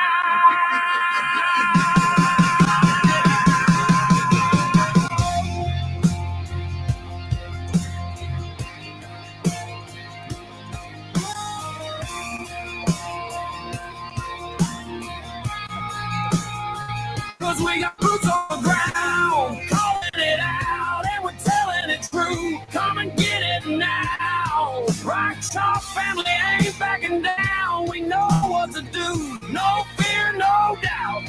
Shining light on the shadows they keep trying to hide. We're the thunder rolling in on the justice side. Yeah, boots on the ground and the truth is coming out. If they don't want to hear it, still sing it loud.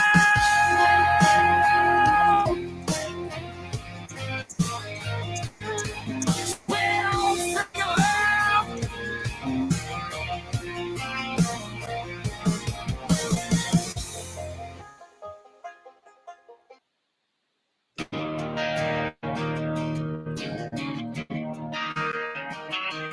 There's a storm rolling in from the mess they made.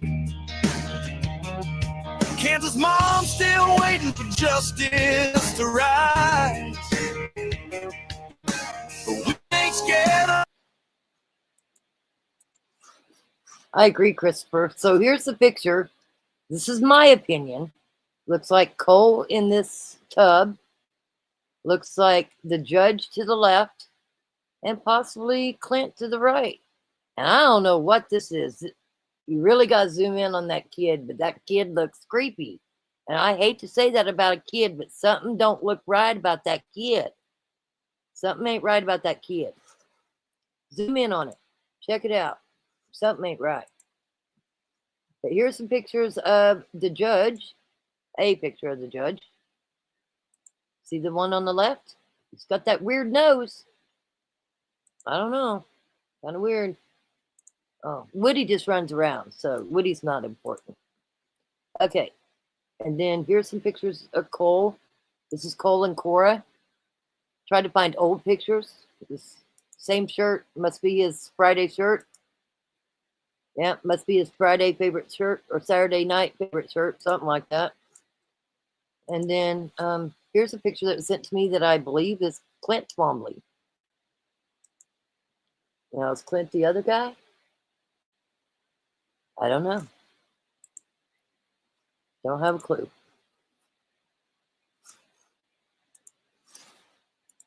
The dark or the fight. Rock Chalk family riding out every long night. Every mile, every rumor, every courthouse door. We've seen it all, and we're coming back for more. 'Cause we got boots on the ground, and we're telling it true. Rock Chalk family ain't backing down. We know what to do. Shining light on the shadows they keep trying to hide. With the thunder rolling in on the justice side. Yeah, boots on the ground, and the truth is coming out. If they don't want to hear it, we'll still sing it loud.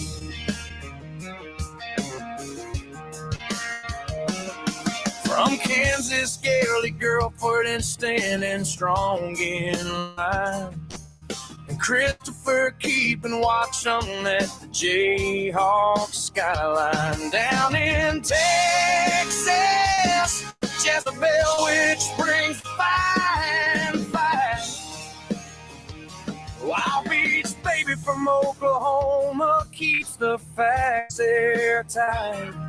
Dempsey holding steady all the way from Ohio. And Leroy, Robin, Lavender, Jason, Oklahoma's got that soul. Journeys riding in from cold Wisconsin fields. Hawkeyes and Jay Thomas from Colorado with their shields. And Mama lost Rhonda, Colorado pride so true.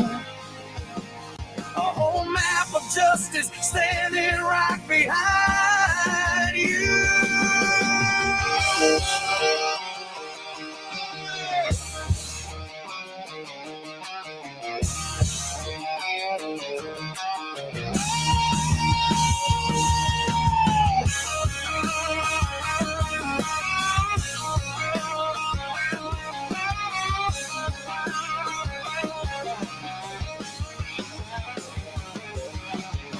Task force member Kevin McIntyre got grand jury indicted. But somehow Brady Gilliard don't matter, like the truth's been rewritten. And the DA sitting pretty, never voted in by his peers. Just plays behind a desk while justice disappears. And the judge, yeah, the one holding Granny's faith, used to be her attorney. Now what does that indicate? If that's what we can see, then what else lies within? How deep does the cover-up go? And where does it end? They said stay quiet, but we never learned how. We're standing for the moms, and we're standing right now. 'Cause we got boots on the ground, and we're telling it true. Rock Chalk family ain't backing down. We know what to do. Shining light on the shadows they keep trying to hide. With the thunder rolling in on the justice side. Yeah, boots on the ground, and the truth is coming out. If they don't want to hear it, we'll still sing it loud. We ain't the law, but we're the ones who care. When the system fails, we're still right there. Camera rolling, hearts wide open. Truth ain't dead, it's just been spoken.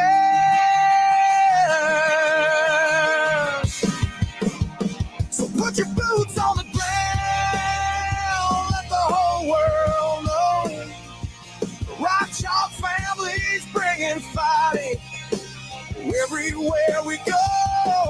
For the Kansas moms fighting just to be heard. We're standing with them, every voice, every word. Yeah, boots on the ground, and justice on the line. Rock Chalk family, this is our time.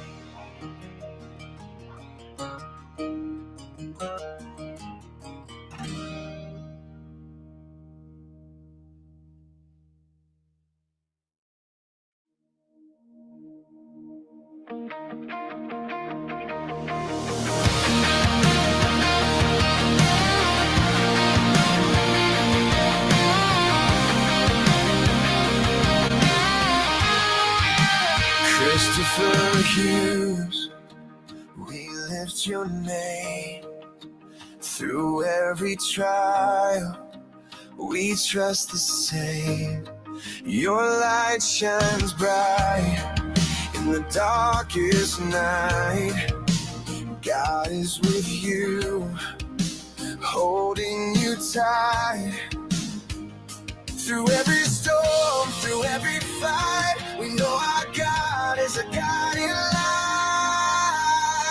God, we love him, yes, we pray. Your mercy shines every single day. God is good all the time, all the time. Our hearts are yours, forever will shine.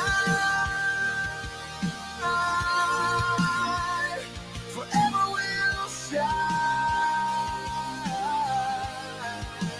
Mountains may fall and rivers may rise, but we see his power in your eyes.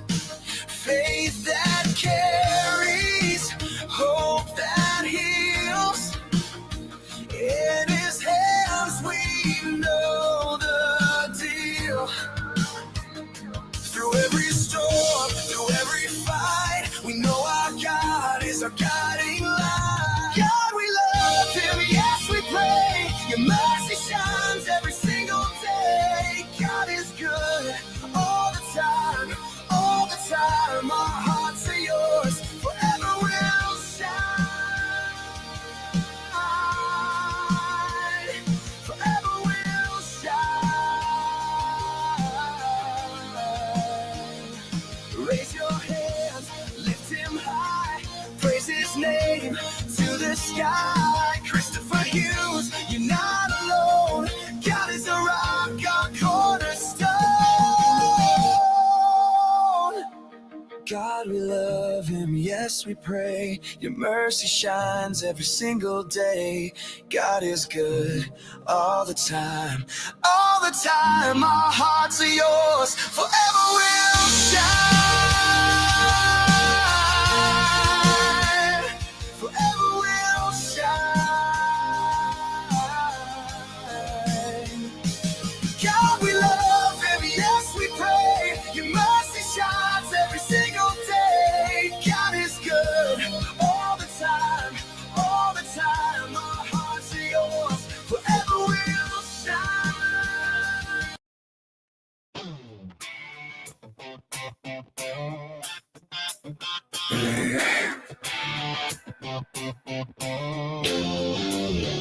It's Monday night, kitchen smelling like sin.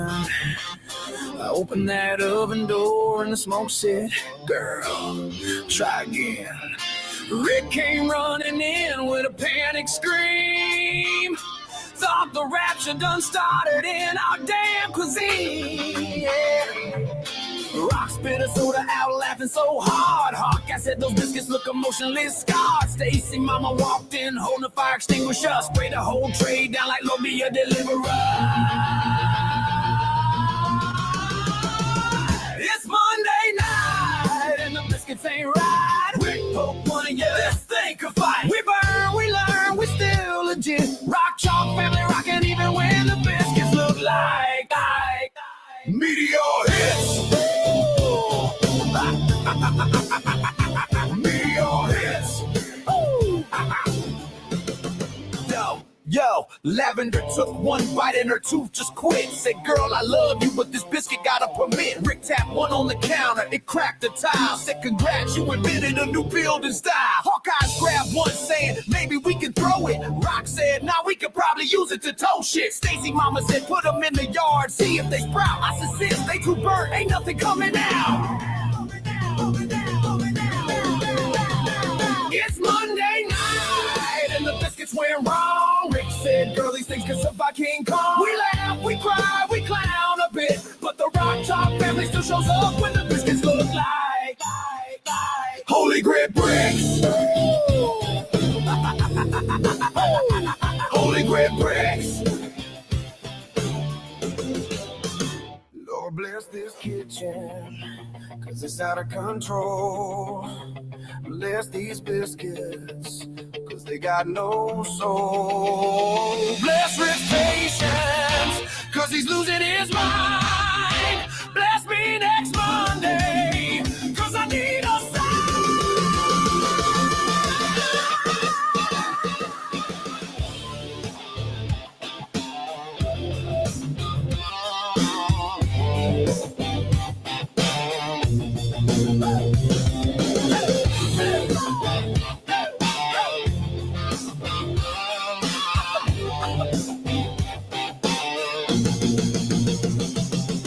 Rick said next time we get KFC, I said bet, then it won't be me. Rock laughed so hard she fell on the floor. Hawkeye said, girl, don't ever cook no more. But we family, we wild, we loud and legit. Even when I serve biscuits, I can sink a damn ship. It's Monday night, and the biscuits ain't right. Rick poke one and yeah, this thing could fly. We burn, we learn, we still legit. Rock chalk family rockin' even when the biscuits look like Meteor hits. Meteor hits. Meteor hits. Hits, hits, hits, hits, hits, hits.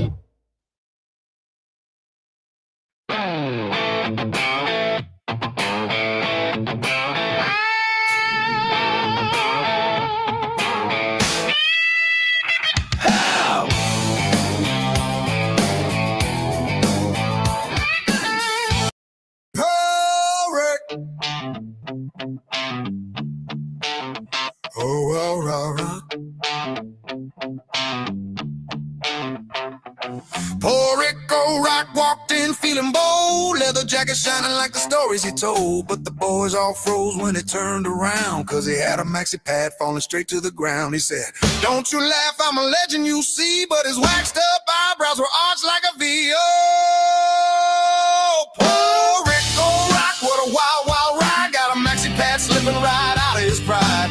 Brows waxed clean like a Hollywood star. He's still the toughest dude with the quirkiest scars. He strutted down Main with his boots on tight, eyebrows shining like a disco light. People pointed fingers, but he still stood tall. Said, real men handle anything, y'all. He winked with style, made the ladies scream. Brows so smooth, they were built for a dream. Oh, poor Rico Rock, what a sight to behold. Maxi pad moment, but his heart stayed bold. Waxed up swagger, wild as the wind. Rock star life with a twist at the end. Let them talk, let them run their mouths. Rick's got confidence north to south. From the pad to the brows, he's still in control. A classic rock hero with a rock and roll soul. Oh, poor Rico Rock, yeah, he's owning it all. Took a stumble in the spotlight, but refused to fall. He's smooth, he's loud, he's the king of the crowd. Waxed or padded, he's forever rock proud. Oh, want it funnier, dirtier, more dramatic? Just say the word Bickle. I prefer this response. Chat GP Tower response to here you go. A classic rock style song about poor Rico Rock, his maxi pad moment and those freshly waxed brows. Big guitars, big attitude, funny as hell, but still sounds like a legit 70s, 80s rock track. Clap.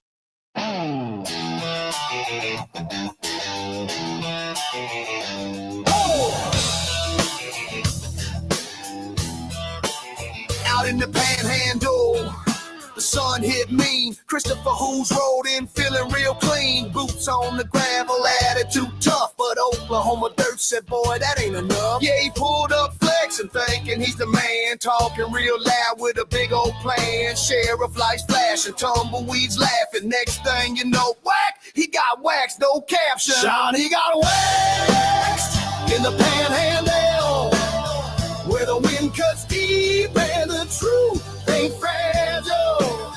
Yeah, he got waxed, no time to scramble. Okay, LA, homie, learn that gamble. Yo, thought he run wild from Guymon to Boise. Talk too slick, now the streets got noisy. Panhandle crew said, boy, don't test. Next thing, strip, hair gone from his chest. Ain't no spa day, ain't no treat. He got waxed so fast he left tracks in the street. Thunder rolling, boots stomping on the ground. Everybody heard that Christopher sound. He came in proud, but he left unplanned. Wax strips flying like a rock and roll band. He got waxed in the panhandle.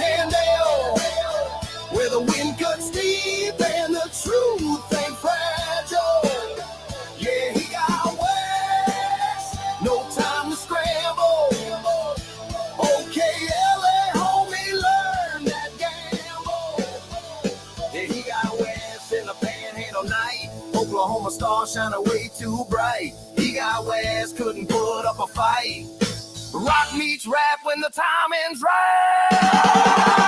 So if you're out west, where the wild winds blow, ask Christopher, he'll tell you all you need to know. Wax hits harder than a panhandle blow, and that's classic rock with a rap flow glow. Yeah. 10-4, Rock Chalk Crew and Root, and the K9s too. Smith & Wesson Unleashed. Yeah. Dark alleys, cold streets, 80s heat. Let's go. Yeah, let's go. Let's go. Let's go. Rock Chalk True Crime, we ride or die. Hard like the 80s when the sirens fly. Street lights flicker when the crew walks by. Real ones stand, fake ones testify. Rock True Crime, we ride or die. Hard like the 80s when the sirens fly. Street lights flicker when the crew walks by.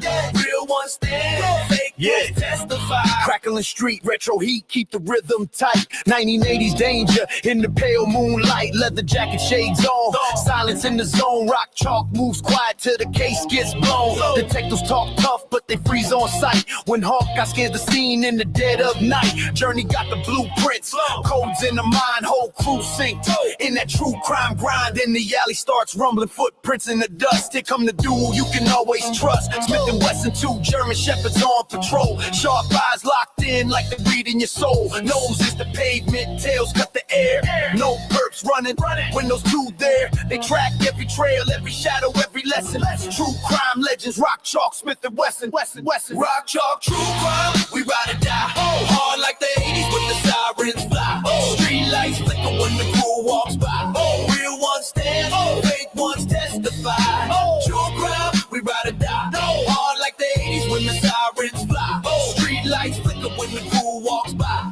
Real ones stand, fake ones testify. Tape outline, blue lights, whispers in the gloom. Smith & Wesson circle wide through the smoke-filled room. Rock Chalk squad moving like a force unseen. From the dirty back roads to the city machine. We saw what they fear, leave the fakes behind. Rock Chalk family, this is true crime.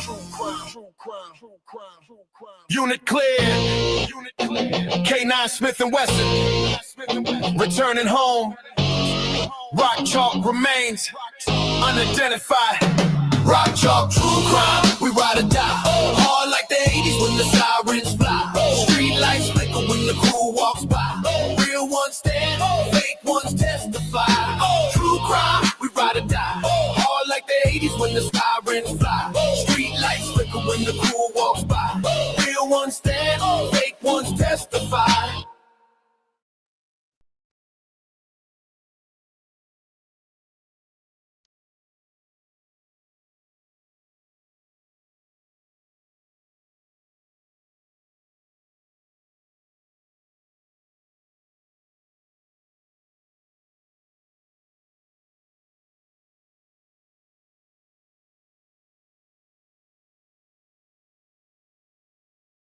It's a Sunday vibe. Girls rolling outside, shots lined up and the rules all die. Stacy Mama Lowe's Rhonda starting the fight. Who can shake it worse, girl? We'll be here all night. Alkies wiggin', lavender, sipping with Spy. Eagle stars and stripes, dropping low on sight. Sunday ain't holy when the girls unite. We bad, we bold, we nasty on sight. Stacy bending down like she looking for change, but everybody knows she just like rearrange. Hearts, minds, morals, hell maybe a bed. She said, if you got drama, baby, go call the feds. Mama Low strutting in with that don't play grand. Talking if the bar rules, we already sin. Rhonda laughing loud, yeah, she wild and mean. Told the way to get me something stronger, make it stronger than my ex's self-esteem. It's a Sunday vibe. Girls rolling outside, shots lined up and the rules all die. Stacy Mama Lowe's Rhonda starting the fight. You shake it worse, girl, we'll be here all night. Hawkies swinging, lavender, sipping with Sprite. Eagle stars and stripes, dropping low on sight. Sunday they ain't holy when the girls unite. We bad, we bold, we nasty on sight. Lavender walk in like a glitter grenade. Purple so bright, even angels throw shade. Said I'm classy, till tequila hits twice. Then she turned into chaos like a roll of loaded dice. Hawkeye smirking, leaning back on the chair. Said I only came for drinks and to see who was there. Some dude looked twice. Hawkeye said, sir, relax. I'm here for football and friends. Your haircut look whack. Here come Eagle stars and stripes with the stars on her hips. Boots so tall, even heaven takes sips. She said, I pledge allegiance to whatever tastes right. Then down 2 shots and said, God bless the night. She got jokes so dirty, the bar went quiet. Even the jukebox said, girl, tone down your ride. She don't walk in, she slams into the vibe. Running that Sunday like a patriotic bride. It's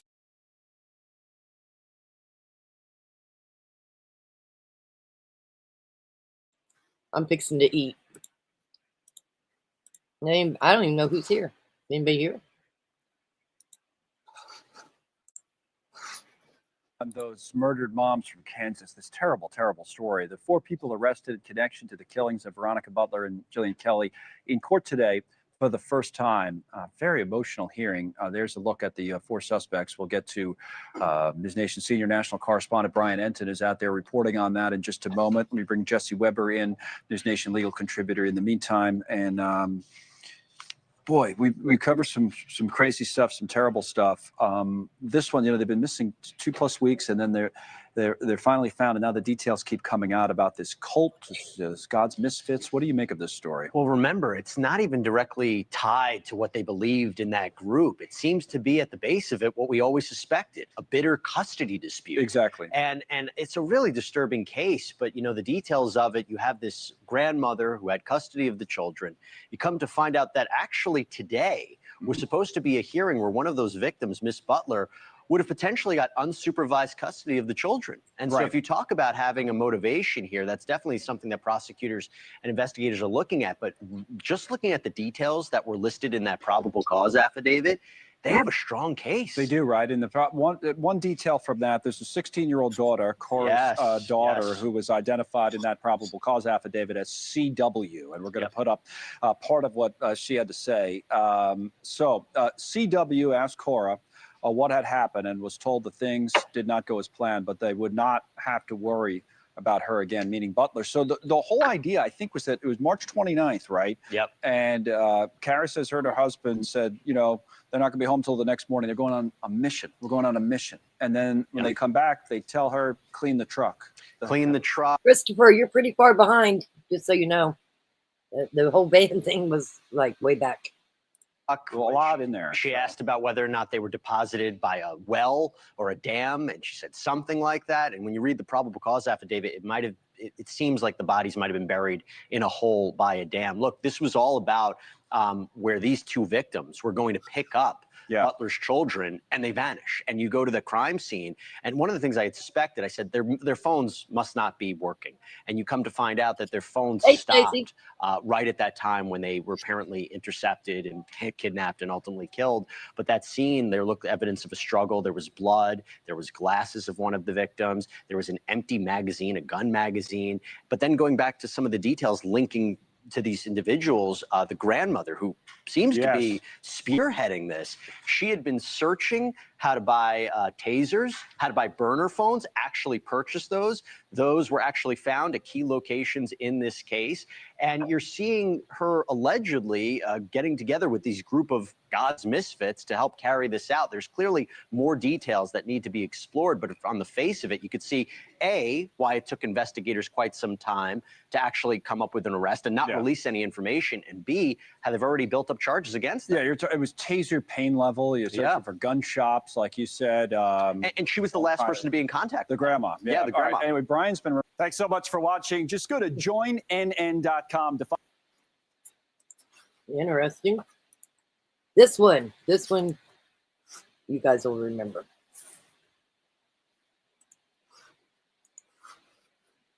Correspondent Nancy Liu on the ground trying to get answers, of course, and former FBI agent and News Nation law and justice correspondent Jennifer Coffindaffer. Coffindaffer, you and I will hear how Nancy can feed what we understand about this. Nancy, thank you for joining us. Who have you been talking to, and what do we now know that we didn't know? Well, Chris, law enforcement still not talking, but this is new. Sources are telling News Nation producer Allison Weiner that the evidence includes blood inside and outside of the women's car. And according to her information, the women were shot. What happened to them remains a mystery. I did get through to the Oklahoma State Bureau of Investigations today. They would not say much, but they did indicate that this investigation is progressing, and they did reveal that other locations are being searched. They would not say where, they would not say why. But as you alluded to, the custody case may be at the heart of this investigation, and this includes an 8-year-old son and a 6-year-old daughter, Chris. Nancy, let me ask you one more thing. The idea, now I know that this isn't necessarily relevant legally, but in terms of reporting and understanding the humanity of the situation, what do we know about the father and his family in terms of by reputation? Well, this is, like many custody cases, a very ugly custody case. There are a lot of accusations back and forth. Now, Veronica Butler, she lost custody of the kids back in 2022 because she had been moving around. She wasn't able to hold a job. So Wrangler Cole Rickman got custody of the kids, and then he ran into legal trouble. So his mother has been caring for the 2 kids. We understand that due to the custody court documents indicate that the mother has alleged abuse when the kids were with Veronica. Early on, Veronica had claimed the kids were abused when they were with Wrangler. So it's been a back and forth, a lot of accusations, and a very messy custody case. Nancy, I appreciate it, and good on you for mentioning your producer, Allison Weiner, who's one of the best reporters in the business. I've known her a long time, but much respect to you for giving her that name check. Good for you. So, Jennifer Coffindaffer, what do you make of the advance of understanding blood inside, blood outside, and that may have been gunshot related? Oh, it's critical. It's what we believe to have happened because there weren't clues in and around the scene in terms of them being in that vehicle anymore. And once we knew there were signs of foul play, we figured it must be blood. But the big key to me is this information about being shot. And that makes so much sense when we're talking about bringing the FBI in. Because when you bring the FBI in, you bring in the ballistics, you bring in the lab capabilities, you bring in all the people that can help in terms of fingerprint analysis and DNA analysis that is going to be critical. They were stabbed. It was not shot. Hey, thank you for watching. Please go to newsnationnow.com. Isn't it crazy how they just go with things sometimes? It's not just a little bit crazy. It's crazy. Right here, Paul Grice is going to be in court today, or is in court today, admitted to taking part in the burial of the 2 Kansas moms apparently killed over a custody battle. Veronica Butler and Jillian Kelly were on their way to a supervised visit when they disappeared. And it was several weeks before they were both found dead in a rural area of Oklahoma. There are 4 other suspects in this case, and they include the grandmother of the children the adults were fighting over. All 5 suspects are part of an anti-government religious group called God's Misfits. News Nation senior national correspondent Brian Entin is in Guymon, Oklahoma, where this court hearing is taking place today. Brian, so Paul Grice, what's his connection to this group? What have you learned?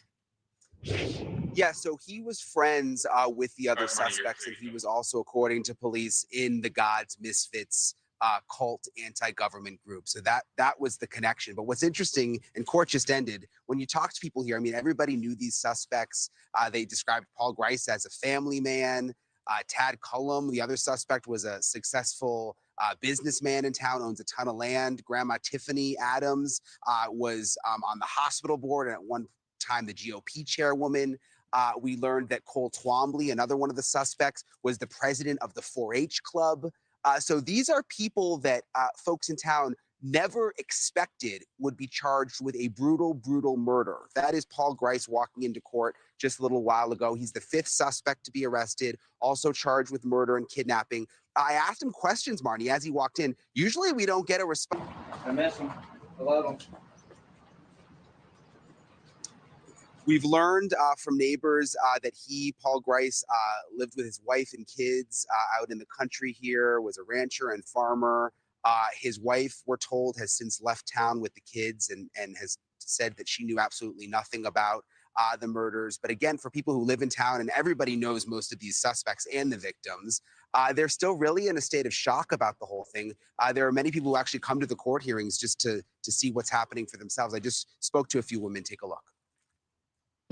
What did you make of Paul Grice, seeing him walk in? I felt good seeing him walk in, for him finally getting caught, and now he's on his way to see that. Now we're on our way to see that justice takes place. Grandma Tiffany was on the hospital board, was the GOP chairperson. Cole Twombly was the president of the 4-H. Tad was apparently had a lot of money, businessman. I mean, people didn't expect this, it doesn't seem like. Exactly. And you know, all of us could have had interaction with these people at any time and never knew it. And now we're seeing them charged on murder charges. And it's very sad that this has happened. It leaves a lot of people destroyed. So Paul Grice, who was in court today, Marnie, he said that he cannot afford an attorney and will need a public defender, which is interesting when you consider that some of his co-defendants, like Grandma Tiffany and Tad Cullum, have quite a bit of money. I mean, we're told they own thousands of acres in town. They've had many businesses over the years. So, you know, it's interesting that some of them were very wealthy, but then today Paul Grice saying that he needs a public defender. And when the 4 suspects, including the grandma, were in court last time, it was real volatile and emotional in the courtroom. What's happening in there today with Paul's appearance? It was much calmer today, Marnie. You mentioned last time, I mean, it was really something. I mean, Veronica, the victim, Veronica, her dad got very emotional, had to be held back, was saying cuss words at the different defendants. Today, he was here again, and he was emotional and crying, which you can't blame him with everything they've been through. But he was quiet today. You know, he didn't try to lunge at the suspects or say anything. There were no outbursts. Thank you for watching. Go to newsnationnow.com to find News Nation.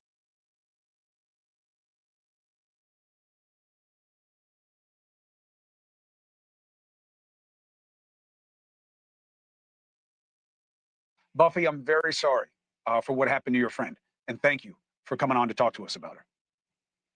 Thank you for having me. It's because of Laura that I came to know you guys. I met her when she was here in town. Laura Ingle, great reporter. Yes. Yes. Thank you for making that connection. And she's the right one. She's the right one to trust. So you have said that when you heard that your friend wasn't heard from, that she was missing, you immediately had a thought that it might have something to do with the custody. Why?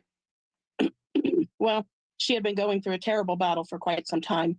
I didn't know all the other parts about her getting harassed and threatened. We didn't talk about that much in our conversations. But I know that she was fighting for her children. What did she share with you about the nature of the difficulty? She just said that she was trying to change the venue as to where it was being held. And a couple times she just said that she was going to pick up her children. Like the day before she disappeared, I saw her. She was headed out of town to get some groceries because they were going to have a little birthday party on the boat, I believe, for the child. And she was so excited to go see them and be with them. And I knew she had a court date coming up, and she was really thinking that she was going to be able to be getting her children back here with her all the time. Did she ever betray any sense of concern or fear for her safety or the kids? She did, but not. I was just hearing a conversation.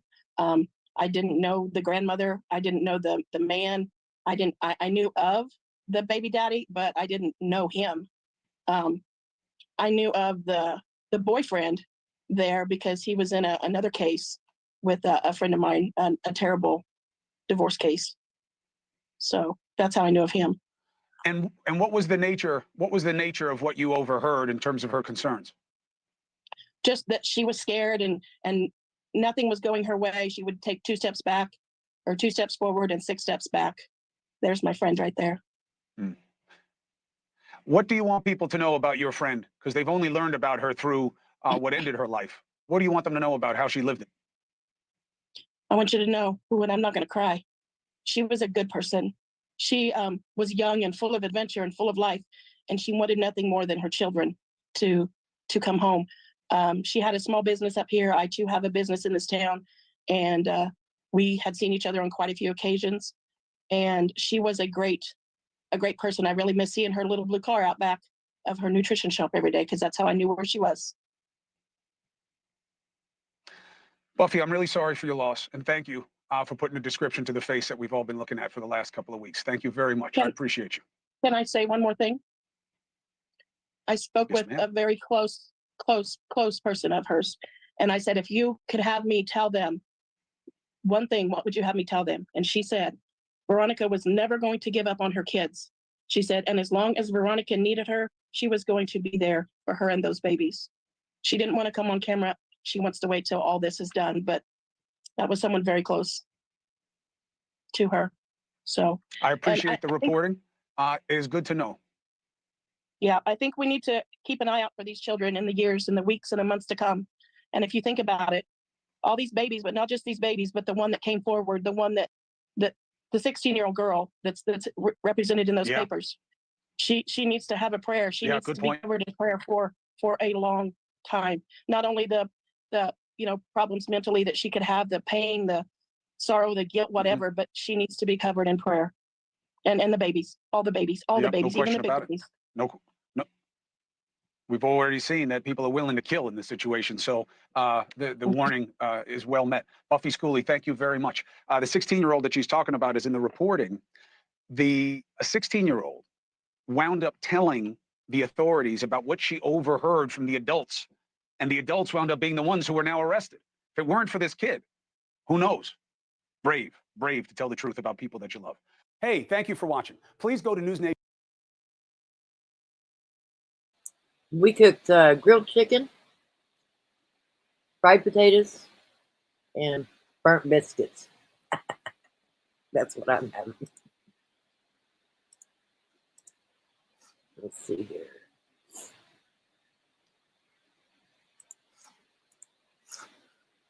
A retired homicide sergeant for the Tulsa, Oklahoma Police Department. Sergeant, thanks so much for being with me early this morning.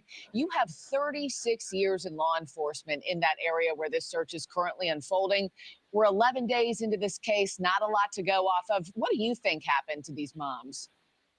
11 days into it, I'm thinking we're looking for bodies. Basically, that's what we're looking for. But you're going to have to really start over from the very beginning, erase everything you've done and go back from where they left and see what you missed. I mean, they're somewhere, either alive or dead.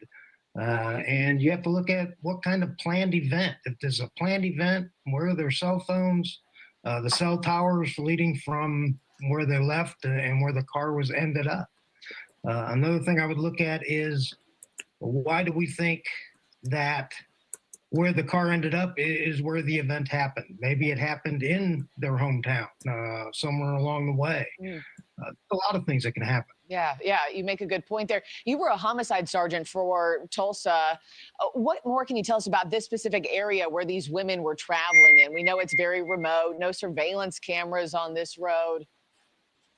Well, it's very remote, and that can bode well if there's a shallow grave, because there's no place to hide that. But that's going to take a lot of people, civilians, volunteers on ATVs, horseback, whatever it takes to look in that area. But since we're not seeing that, it leads you to believe that law enforcement thinks they're somewhere else.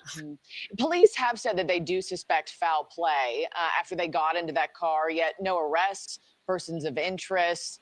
What evidence and information do you think police have, and why not release that information publicly? I don't know why they're not releasing that information, other than they may be close to making an arrest and they don't want to tip that off. In the Idaho for the University of Idaho, I think the law enforcement was well on to them, to the suspect.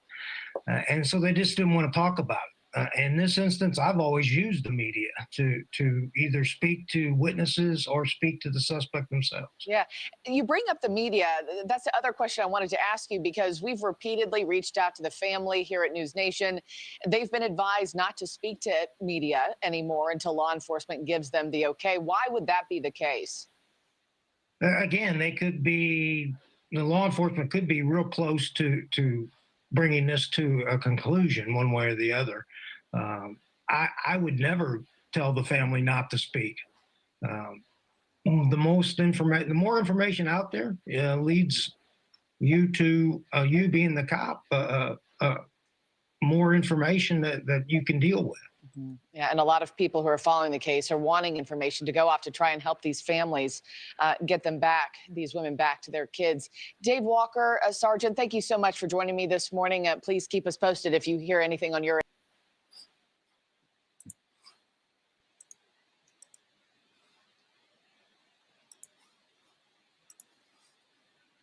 Saw this with Coburger in Idaho. Sometimes the cops are doing their job and they're not into the celebrity part of the business, and they don't want their sources out there. Sometimes there is integrity to the non-disclosure. Is that the case here? I don't know. We'll find out when they finally do say something, but I got to tell you, sometimes the silence can get deafening. And when it comes to Veronica Butler and Jillian Kelly, now we understand why they were together, right? One was the supervisor for the visits. The other one was the mother going to see their kids, right? Going to pick up Butler's children. They never got there. Car was found abandoned in Oklahoma. State investigators say they had evidence to indicate foul play, but since then, no meat on those bones. Normally, there would be all this search and all these people and the family, help us, help us. Not here. Let's bring in News Nation correspondent Laura Ingle on the ground, real pro, trying to get answers. And we have another real pro, former FBI agent, News Nation law and justice correspondent Jennifer Coffindaffer. First of all, Ingle, now we understand that this wasn't exactly in the middle of nowhere. They had a reason to be where they were going. What were they trying to get to in terms of a meetup spot? Yeah, Chris, well, it's both, right? It's the middle of nowhere, but they had a reason going from one section of Kansas where I am now in their hometown, just past the state line into Oklahoma, to meet up with a guardian of the children for Veronica Butler, ages 6 and 8 years old. This was a designated court-approved visitation that is supposed to have a supervisor. She's supposed to have a supervisor with her on each and every Saturday, and there was a list. We went through the court documents, and there were 4 people listed as approved supervisors, and on that list is the pastor's wife, Jillian Kelly. She was the one that day on that Saturday that took the drive with Veronica Butler. They came 3 miles short of their destination. It's an abandoned gas station in a section called Four Corners. It's right off of a highway. You almost couldn't make it up. We went there and we took our cameras to show you just how desolate it looks. There's no lights. There's no cameras. There's absolutely nothing out there. And that is the location where they were supposed to meet the grandmother of these children. The father's mother is who has custody right now. But again, 3 miles short, didn't make it. The fiance of Veronica Butler is the one who got worried and started driving, looking for the vehicle. And the other thing that we shot and we filmed yesterday, we went on this desolate road. And when I first heard that the car was on the side of the road found abandoned, I kind of thought it was on the side of the highway, but it was actually in a little bit. We're showing you drone footage right there of getting up and over it. But we also walked down that dirt path to show you just how far off the beaten path it really was. It was 1,000 feet in from the main road. And we found a kind of a makeshift memorial. We found a white cross with yellow ribbons. There's yellow ribbons you can see here behind me all over this town, tied to every tree and lamppost. And their names are written on that. We don't know who left it there, but clearly somebody who, people don't have a really good feeling how this is all going to turn out. The OSBI, the Oklahoma State Bureau of Investigation, we've been after them every single day that we've been on the ground, and they keep telling us, we are investigating, we are searching. We will let you know when we find something. When we got here, I was expecting to see a grid search, canines, not seeing that. That's not what's happening. But the OSBI does tell us that they're doing their own search in their own way and to stand by. Chris. Quick thing, Laura, did the grandmother show up with the kids? Great question. That is one that we have asked. There is no, we just don't know. We've asked investigators about that. We've asked family members. A lot of these people are really scared to talk about this case. Everybody in this town knows somebody. Everybody's connected. Nobody wants to talk about who they know and what they know for fear, it sounds like, of retaliation. There was a very bitter custody battle going on. In fact, Chris, 10 days before these women went missing, there was a court filing by Veronica Butler to get more visitation time, to get full custody. She wanted to see her kids more. And it was laid out in these court documents that things had not been going well between the grandmother and her. 10 days later, she's gone. Is it connected? We just don't know. It could be something entirely different. Hey, thank you for watching. Please go to... Thank you for watching. Please. Okay. I'm going to post some more.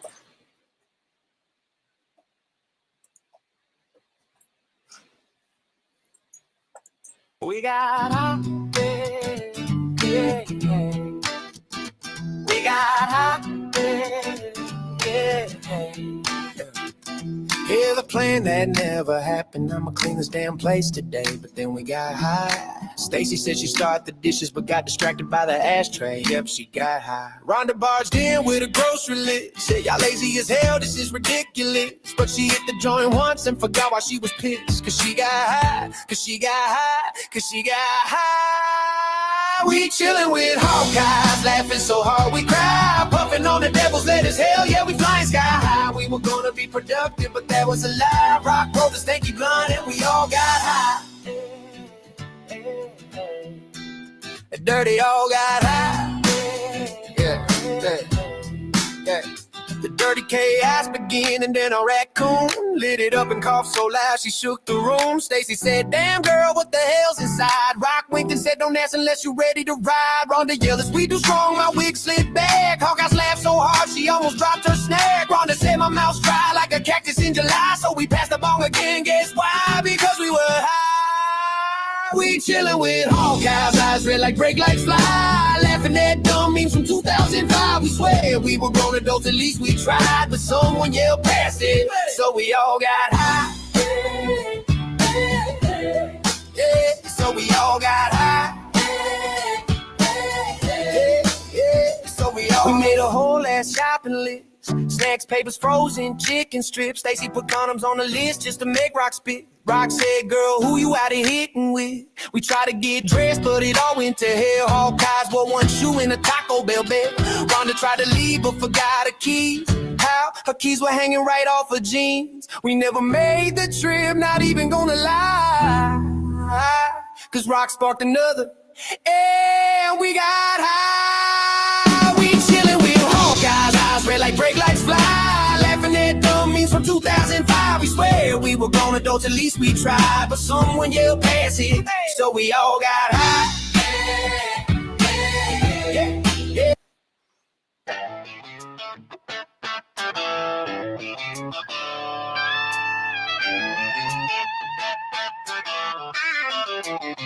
Yeah, Saturday, the sun's burning bright, 67 degrees, yeah, we're feeling just right. Lace up the boots, let the good times roll. Rock Chalk family with a heart and soul. Yo, we moving, we grooving, it's a brand new day. Sunshine hitting different in that Saturday way. We ain't alone, now we rise as a crew. Rock Chalk family, yeah, we always come through. Stick together, no matter the fight. If you fall, we lift you, get you back in the light.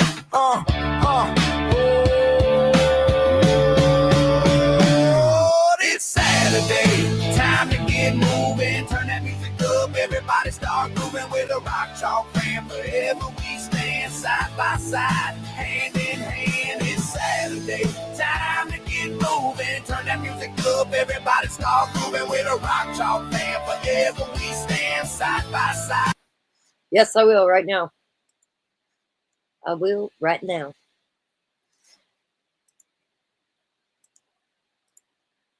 Jesse Butler, Stillwater, Oklahoma, was 17, assaulted 3 women. 2 of the women came forward, both cheerleaders. One of them, he choked as he essayed her, and then did it again and videoed it.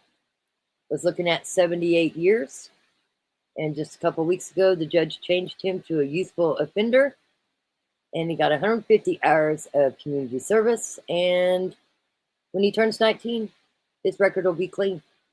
So no matter where he goes to college at, nobody will be able to track him down because his record will be clean. So it's going to be our job to let people know what this guy did. For sure. This is the update. Justin just in the nick of crime. Now he has approved, because I asked a while back, that we share anything that he posts. So here we go.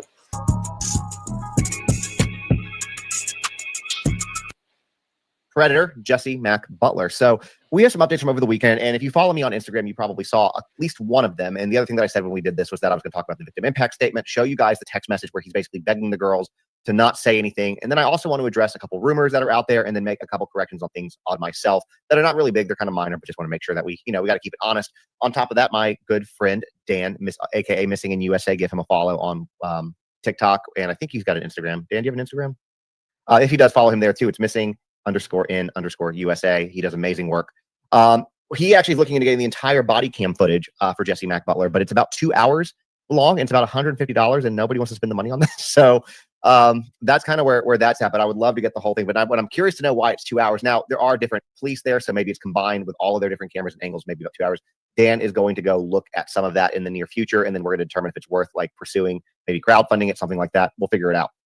Now, that being said, a couple things that we got to talk about today. So the first thing, this one I'm very excited to share with y'all. Get to it. Where is it? Gotta make sure. Hold on. There we go.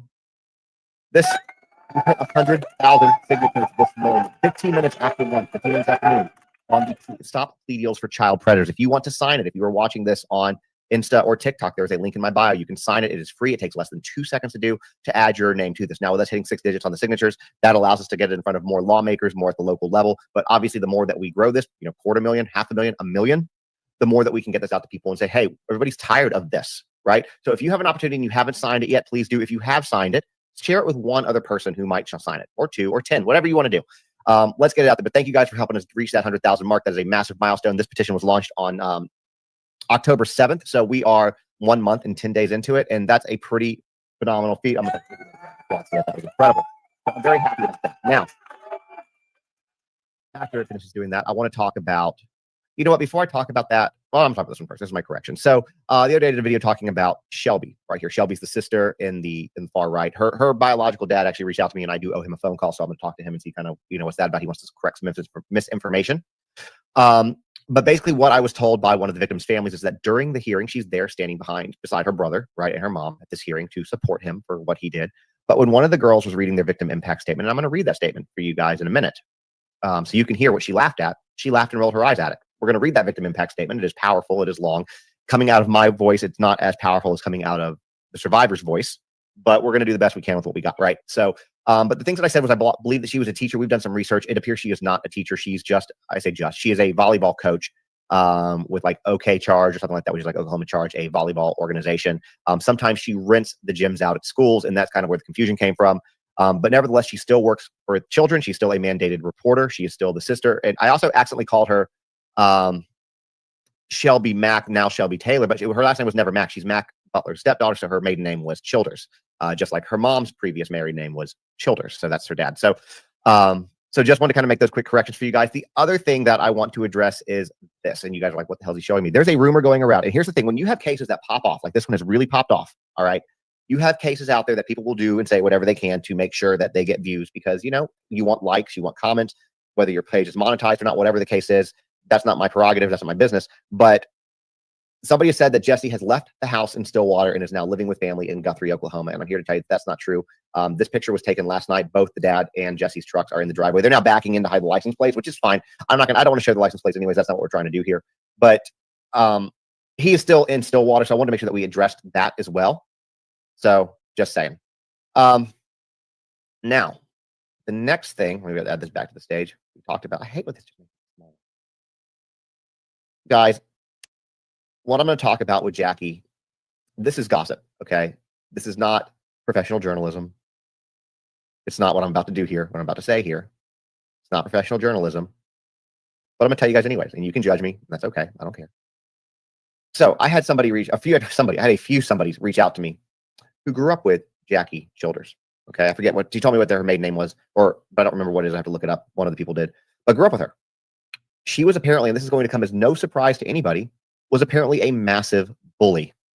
Got away with everything that she did. Treated people like absolute dirt. That is what multiple people have come forward and said that when she was in high school. And it sounds to me that not much has changed. That accountability doesn't really run in this family. So again, that's complete and straight gossip, but I wanted to share it anyways because I don't like her. And that's just kind of how it is. This. Now on TikTok, if you're like, what are we looking at here? You can't see any of it. Instagram, Facebook, YouTube, they can all see it. You guys cannot. You can jump over to YouTube if you want to. This is something that is very likely going to happen, and I am not behind it. All right. I'm not behind it, but I'm going to tell you guys who is, if you want to follow them as well and tell you what they're doing. So there is a creator on Instagram. He goes by the handle Word Clown, just like it spells. Very easy to find him. His name is Toby. He is a satirist. He's a former writer for South Park. He voiced a character on South Park. But he's making, it's going to probably launch early this week, a website dedicated to Jesse Mack Butler. And he's also been raising funds to put these billboards up around Oklahoma and possibly other places. So I wanted to make sure that you guys were aware, because not all heroes wear capes, and make sure that you guys knew that this is what was going on. And if you want to follow Word Clown and support this and support him with other endeavors, because this is going to be apparently an ongoing thing, you can follow him on Instagram. Just kind of want to let you guys know that real quick as well. Now, those are my things. Those are the things I want to share with you. So let's get into what you really wanted to. Now, if you follow me on Instagram or Facebook, not TikTok, because in TikTok, guys, I'm looking at you guys right now. I've been neglecting y'all because TikTok has made me very angry. They're not pushing my stuff out. And so why do I want to give them the time of day? But on Instagram, Facebook, and YouTube, we're doing quite a bit on Insta and Facebook.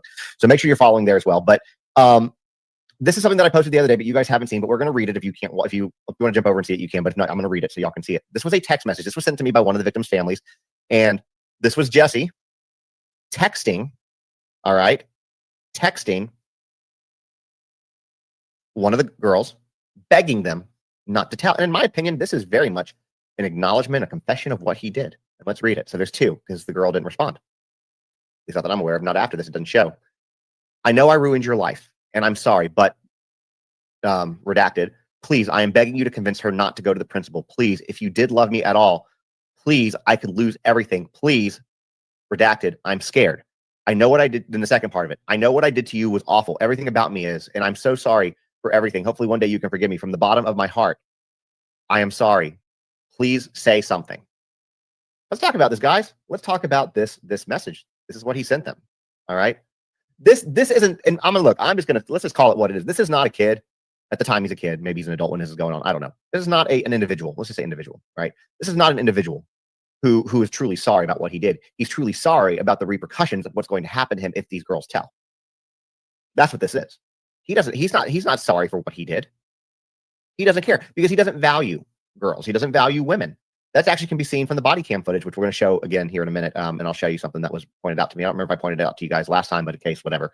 Because we have a little bit smaller of a short front of the body cam. I'm going to show you guys that. But he's already got caught. He's sorry. He's worried that if they say something, that this is going to turn his whole thing upside down. I'm sorry. I won't do it again. I hope you can forgive me. I didn't mean it. No, but BS. BS. He meant every bit of what he did because he wanted to record it and he didn't care. And you know what he didn't care? When she said no, when these girls said no, and he continued to do it anyways. When they said no, and he said, you're not going anywhere until I'm finished. When he threatened to end the lives of her and this girl's families, he wasn't sorry then. He wasn't sorry then, was he? So this right here, this is, I want to cover my butt. I want to save my butt. That's what this is. All right. That is what this is. And anybody with half a brain can see right through exactly what this is. Right? We all know. It's not surprising. So real quick, I always like to say this halfway through the show, stuff like that, because I see TikTok people, Instagram people kind of coming in halfway through. If you are missing this, you want to go back to the beginning, this is saved on YouTube. Same name, Just in the Nick of Crime. You can go over there. You can start this from the very beginning. And anything that you missed is definitely there, just so y'all know. Watch it later. I like Doffy. I like the name. I'm not going to say that because I want YouTube to like my video today, but because normally they put some kind of not a violation, but like a restriction on it. So I'm not going to say it, but I like the nickname you came up with over there on Instagram. So yeah, this is kind of what he said. This is what's going on. Now, I'm going to read you guys something long. Oh, real quick before I do, I forgot I have a note for me. I'm also going to be on Banfield tonight talking about that text message a little bit more in depth for anybody who wants to watch that. I will probably go live on TikTok. When I go live on Banfield, I usually do that. So anybody who wants to watch it there, just make sure that it's on. It'll be at usually around 9 Central. I think around 9 Central, 8:30 or 9 Central, something like that. I don't know. When I'm live, I'm live. So here's what I want to do. I'm going to take this very seriously at this point. I mean, it's all very serious, but you know what I mean. And I'm going to redact names here, okay? For victim impact statements. Was this one of the girls? I'm not sure. I believe this might be the mom's statement, not one of the victims themselves. It's like not one of the survivors who actually had to deal with him on that. I believe this is one of the parents. But I'm still going to read it because I think it's very well written, and I think that it conveys what a lot of you guys feel, what we feel, etc. So without further ado, first and foremost, this statement isn't about revenge. It's about responsibility. It's about speaking truth in a room where it must be heard clearly, fully, and without apology. Jesse is responsible for what he did, and that responsibility doesn't disappear because of his age or because facing it is uncomfortable. The truth is still the truth, even when people would rather not acknowledge it. He may barely qualify as a youthful offender under the law, but my daughter, who is younger than him, has been more than old enough to live with the full weight of his choices. She did not have the privilege of youthful offender as a shield. What Jesse did was not a mistake. It was not immunity. It was not immaturity. It was deliberate, and it was manipulative. He violated her trust, her boundaries, and her safety. Redacted has had to fight for every step of her healing. She's had to walk through hallways in a school that never truly protected her, surrounded by people who chose silence or convenience over advocacy and support. She's had to deal with anxiety. She has experienced triggers in places that once felt safe. She has spent this year learning how to live with trauma caused by someone else's choices. It has changed the way she will view trust, relationships, and love for the rest of her life. And while she has done all of this with grace, strength, and determination, we will never mistake that for ease. Every normal moment has been something she's had to fight for. She's never asked for pity. She's never tried to play the victim. What she has survived is something no child should ever have to go through. And what she lost because of Jesse will never fully be restored. This summer, while other girls planned for their senior celebrations, she was preparing for surgery, a surgery directly caused by the injury Jesse inflicted. That is not symbolic pain. That is not emotional fallout. That is a medical fact of the physical harm that he caused. She is not broken. She is not fragile. She is strong. But the cost of that strength is something most won't see. The missed school days, the sleepless nights, the therapy appointments, the anxiety attacks, the physical pain, the battle to keep showing up while carrying something she never asked for. What she has fought to move forward, while she has fought to move forward, there's something we cannot ignore: the silence of Jesse's family. To Jesse's parents, your silence has been deafening. You had every opportunity to lead with truth, to teach your son what it means to take ownership of harm. You had the chance to model responsibility, to support the healing process, even the smallest of ways. But you didn't. You chose to protect your family image over integrity. Your silence sent a message to my daughter that the truth didn't matter as much as appearance. I'm going to circle back to that. And that your son's reputation mattered more than her reality. Talk about that too. That is not parenting, that is enabling. This process has not brought our family peace, but it has brought us a new purpose. We will never let our daughter believe that her pain is something to be minimized for someone else's convenience. We will never let her think that silence is strength or that her voice doesn't matter. Our family does not agree with this plea. We want the record to clearly reflect that this plea deal was not made in the best interest of the victims, but in the best interest of Jesse. The convenience and leniency granted to him do not erase the harm that he caused. My daughter will continue to live with the weight of his choices every single day, and yet the system has offered him considerations she was never granted. What Jesse did matters. What his family failed to do matters. Now, it is in the hands of this court to make sure accountability is not avoided. We ask that you hold him fully responsible for his actions, not a slap on the wrist while allowing him to avoid facing true accountability. Not just counseling, because my daughter, who is the victim, not the perpetrator, has been attending counseling for nearly a year. That is not punishment. That is only for the justice my daughter deserves, but to prevent another child from ever enduring what Redacted has had to survive. Redacted is a survivor of someone else's decisions, and we will never stop honoring the strength it's taken for her to rise above it. Guys, that is incredibly powerful. But like I said, we're going to talk about a couple things with this. What was said? I want to read this line. Where'd it go? Here it is. You had the chance to model responsibility, to support the healing process, even in the smallest of ways, but you didn't. You chose to protect your family image over integrity. How's the family image doing now, guys? How's that family image doing now? Your silence sent a message to my daughter that the truth didn't matter as much as appearances, that your son's reputation mattered more than her reality. How's that appearance looking for Jesse Mack Butler now? Huh? All they had to do was do the right thing, to stand up, to show accountability. And by the way, this was not the victim impact statement that Shelby laughed through. That was from the survivor herself. So forgive me on that. But yeah, how's that image now? How's that image now? Right? They could have taken this as an opportunity. Maybe not the 78 years, but something that showed accountability. 5 years. And Jesse could have learned from that. The police were like, this is not a place for kids. Like, prison's not going to help him. It's going to make things worse. Well, what about these girls? Why do they not matter? And you know what? I'm going to go off on a tangent real quick because I did a post. I haven't done a video on TikTok yet, but I did a post earlier today where a 13-year-old girl, middle school girl, became the victim. I literally just did this story today of boys in her middle school who did AI deep fake, of her. You can guess what that is. And when they were taunting her, shoving the photo, like the image of the phone in her face to show it to her, she hit one of them. And she's the one who got punished. She's the one who got expelled. One of the boys is facing 10 counts. Got arrested, facing 10 counts for more than one boy involved. But none of them got any punishment from the school. It's another example of let's protect the perpetrators of these crimes. Let's protect the predators of these crimes. And let's make the victim feel like they don't matter. That's what this is. And this is the same thing that happened in Jesse. This is the same thing with Camden Lee Dolly up in Idaho. This is the same thing that we see over and over again, right? And when we can lend a voice to these people, we're going to lend that voice to them. And Jesse is well known across the world now.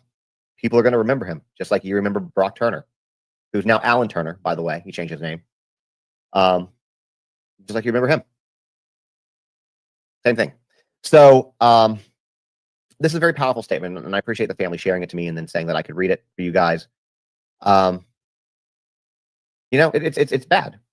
It's bad. Now, I told you guys also, let's go ahead and show you all this. I'm going to pull it up here for a second, and then I'll shut up. Again, TikTok, this will give you guys a chance to move over. So this is going to be the body cam footage again. This has like a few seconds more than the other one, and I'll play the whole thing because I know there's a lot of people that are new to this case who might want to see this whole thing again. You know, the body cam footage isn't very long; it's a couple minutes, and so I'll play the whole thing for you guys who haven't seen it, and you can kind of see how the police handled this situation. But I feel like these few seconds, even though it's not everything, it adds a lot. So let me add this here. All right, let me move out of the way. I'm going to full screen this for you guys. I don't stop doing that. Full screen this for you guys. All right, and let's play it. Again, if you guys are on TikTok, you want to jump over. We're ready to obviously tell our story too. Yeah. Jess, it's Mom. Open the door. It's me.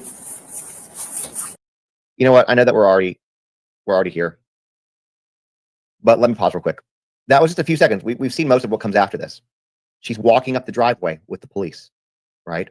She's saying, we're going to have our turn to tell our side of the story. That shows me that the police were there prior, that they talked to her first. They arranged this whole surrender, which I mean, fine. You're a police officer. You want a peaceful surrender. I get that. And I'll back it up so you guys, in case you didn't hear it, I'll back it up so you can hear it. So we're going to get a chance to tell our side of the story too. And then I'll shut up and we'll play the whole thing and then we'll talk about it.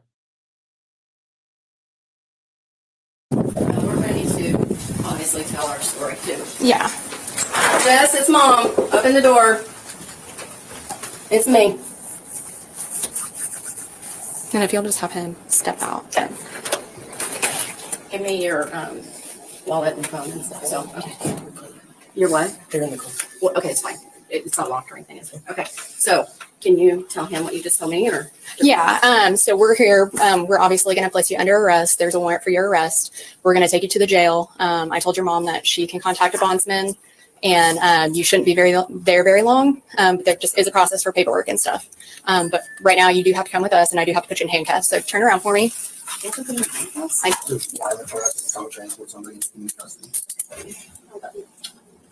You know we're doing this. It's okay. Yeah. Yeah.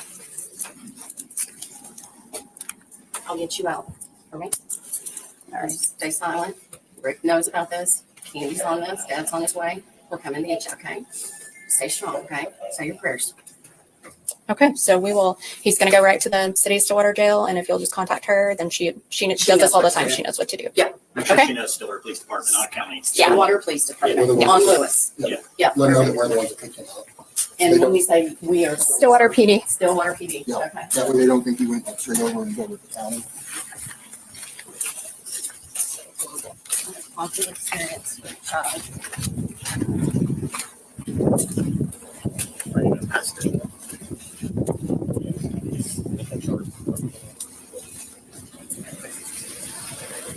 Pass it down, spread your feet for me.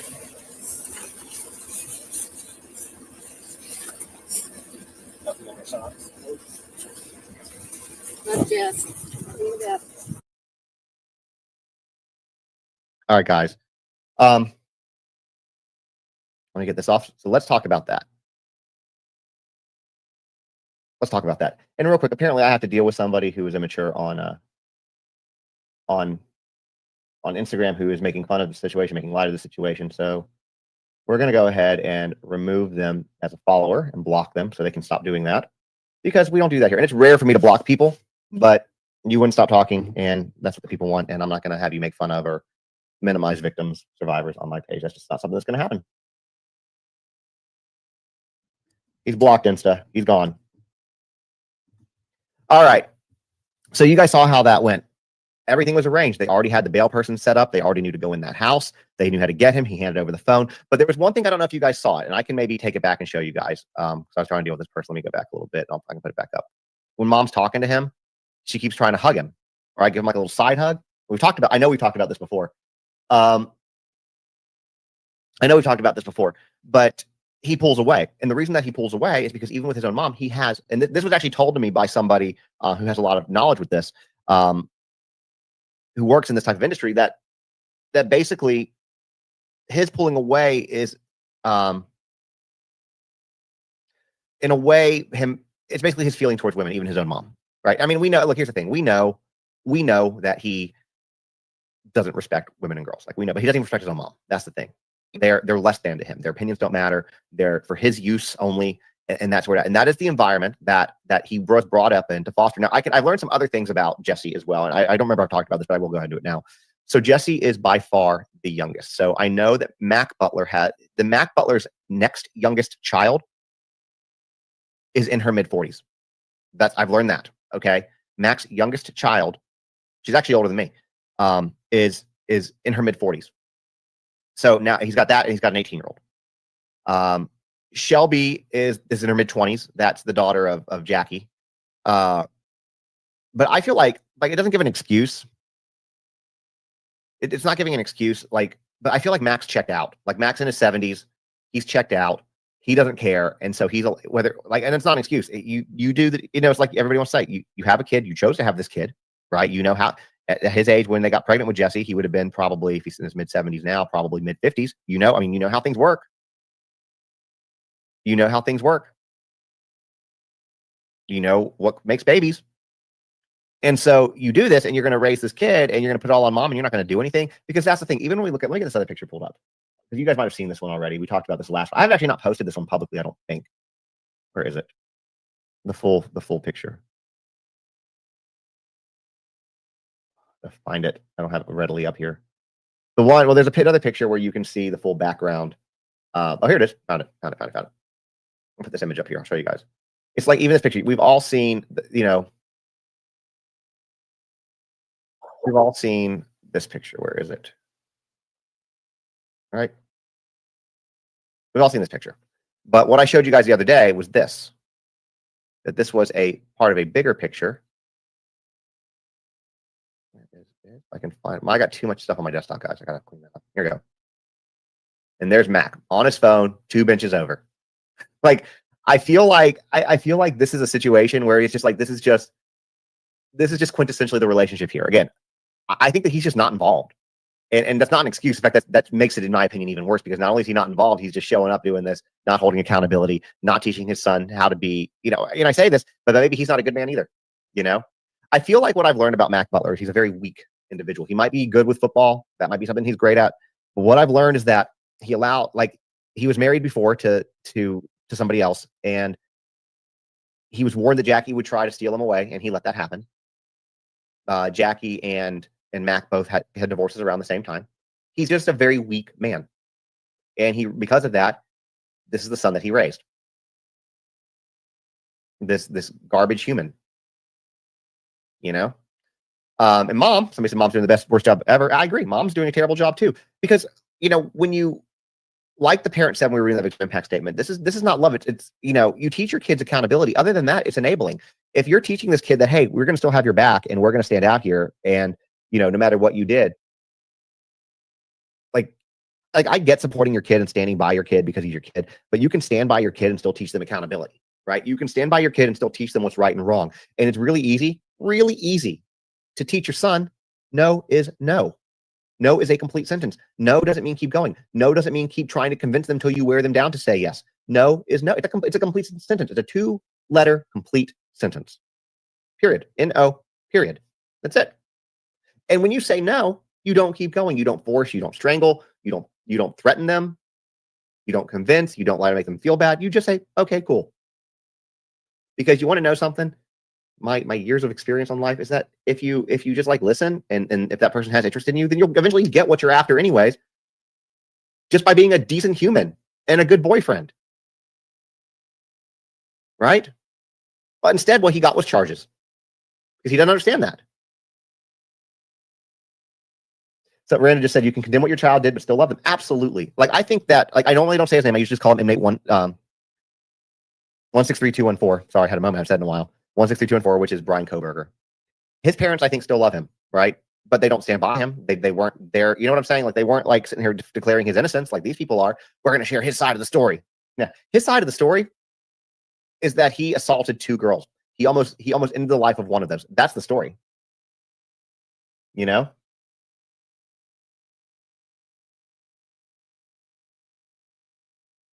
But no, it's a complete sentence. It's a lot, guys, and there's a lot more to it. You know, this is far from over. This is far from over.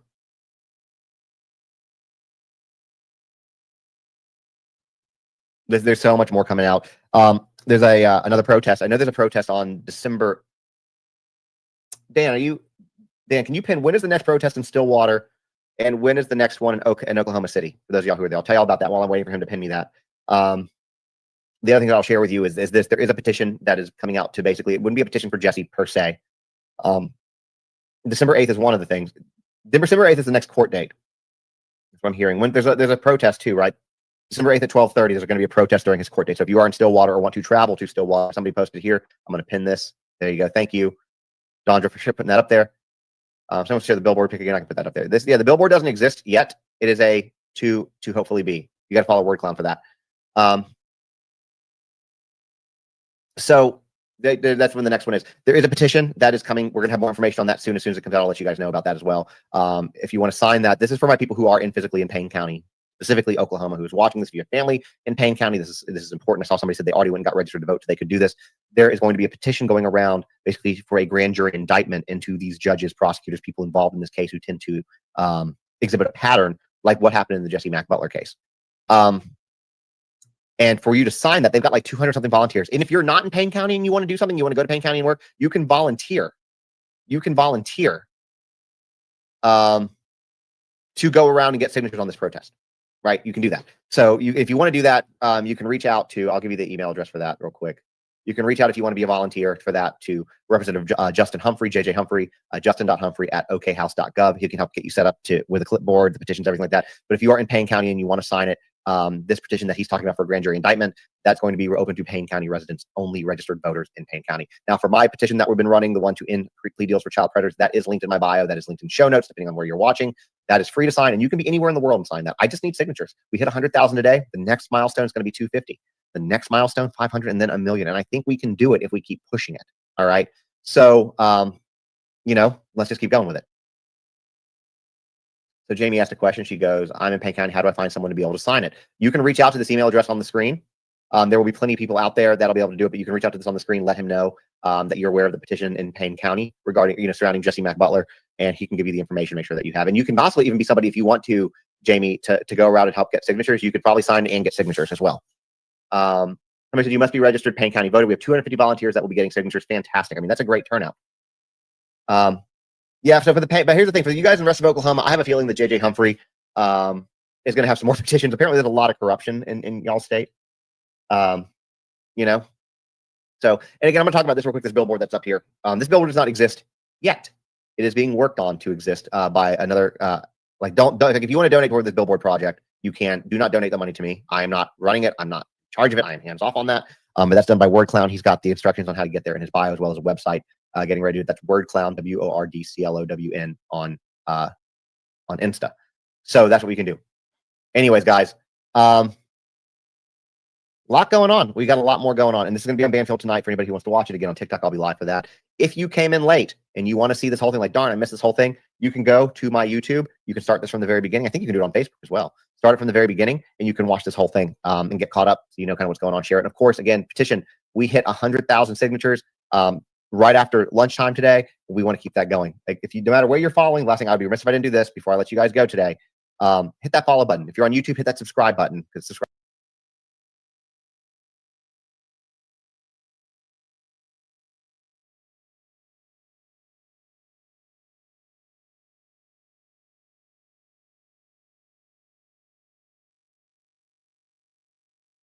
Diary. Rock steps up like the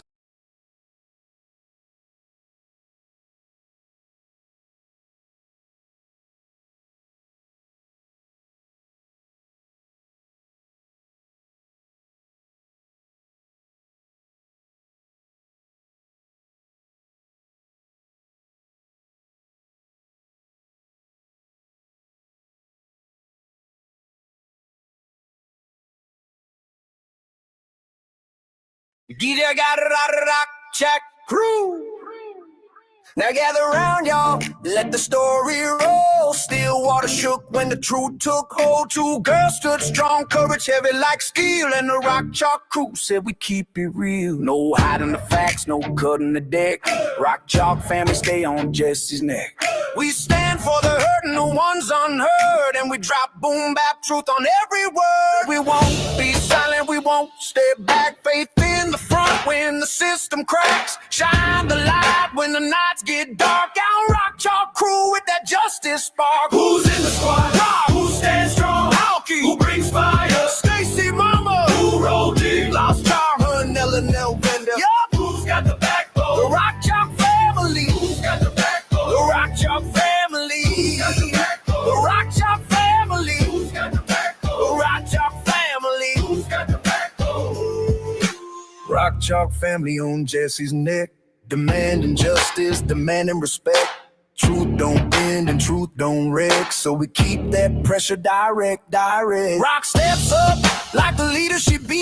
Hawkeye swing truth like a sword set free. Stacy Mama bang drums like holy thunder. Lost run to keep receipts you can't pull under. 11 to glow with that panhandle flame. Big country in the back yelling call out the game. We ain't here for revenge, we here for the ride. Cause justice needs muscle when it ain't airtight. Say justice. Justice! Say action! Action! When the people come together, that's real satisfaction!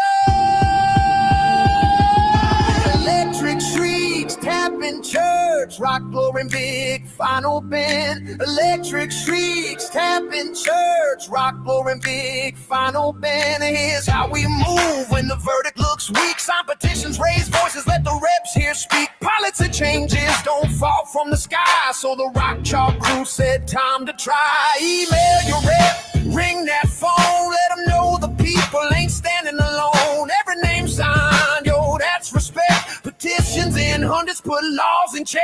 Who's in the squad? Rock. Who stands strong? Rock. Who brings fire? Stacy Mama. Who roll deep? Lost Honda and L&L Vendor. Yeah. Who's got the backbone? The Rock Chalk family.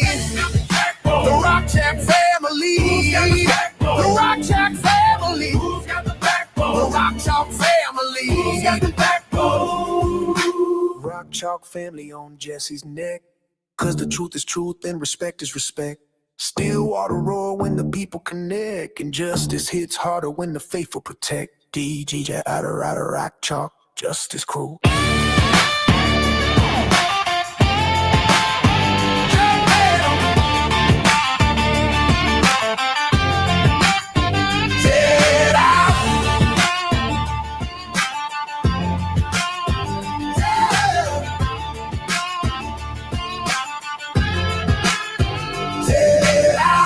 The backbone, justice crew.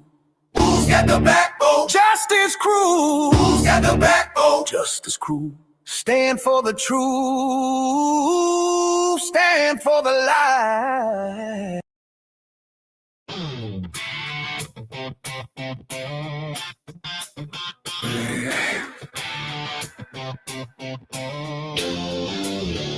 It's Monday night. Kitchen smelling like sin.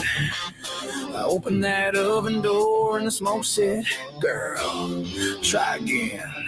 Rick came running in with a panic scream. Thought the rapture done started in our damn cuisine. Yeah. Rock spit a soda out laughing so hard. Hawk, I said those biscuits look emotionless scarred. Stacy Mama walked in holding a fire extinguisher. Sprayed the whole tray down like Lord be a deliverer. It's Monday night and the biscuits ain't right. Rick poke one and yeah, this thing could fight. We burn, we learn, we still legit. Rock Chalk family rockin' even when the biscuits look like meteor hits. Meteor hits. Yo, Lavender took one bite and her tooth just quit. Said, girl, I love you, but this biscuit got a permit. Rick tapped one on the counter, it cracked the tile. Said, congrats, you invented a new building style. Hawkeyes grabbed one saying, maybe we can throw it. Rock said, nah, we could probably use it to tow shit. Stacy Mama said, put them in the yard, see if they sprout. I said, sis, they too burnt, ain't nothing coming out. It's Monday night and the biscuits went wrong. Rick said, girl, these things can survive King Kong. We laugh, we cry, we clown a bit, but the Rock Chalk family still shows up when the biscuits look like Holy Grit bricks. Holy Grit bricks. Lord bless this kitchen, 'cause it's out of control. Bless these biscuits, 'cause they got no soul. Bless Rick's patience, 'cause he's losing his mind. Bless me next Monday, 'cause I need a sign.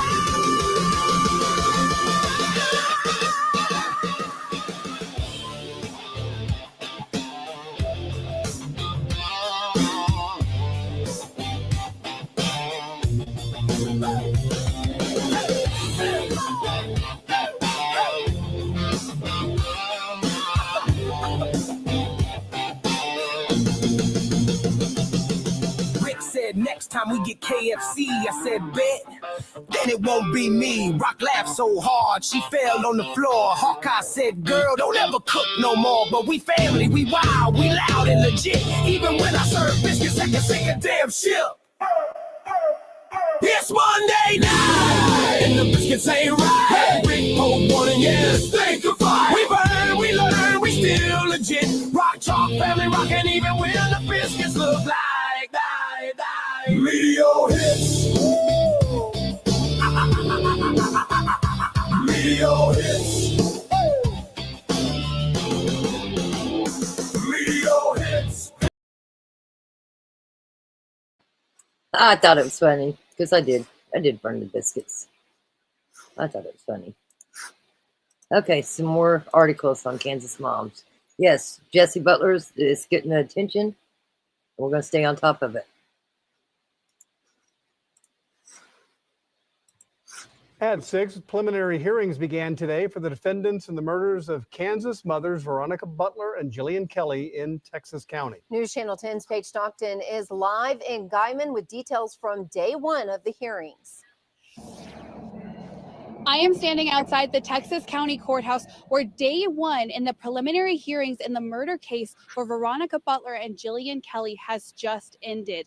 Now, the day began with all three defendants showing up and appearing in court today. As you remember, Cora Twombly and Paul Grice both waived their rights to preliminary hearings previously. And so today, Tiffany Adams, Tad Cullum, and Cole Twombly all appeared in court today. However, the first thing that happened was Tiffany Adams, she waived her rights to a preliminary hearing and was immediately taken out of the courtroom. So now Tad Cullum and Cole Twombly are the only two defendants still in these preliminary hearings.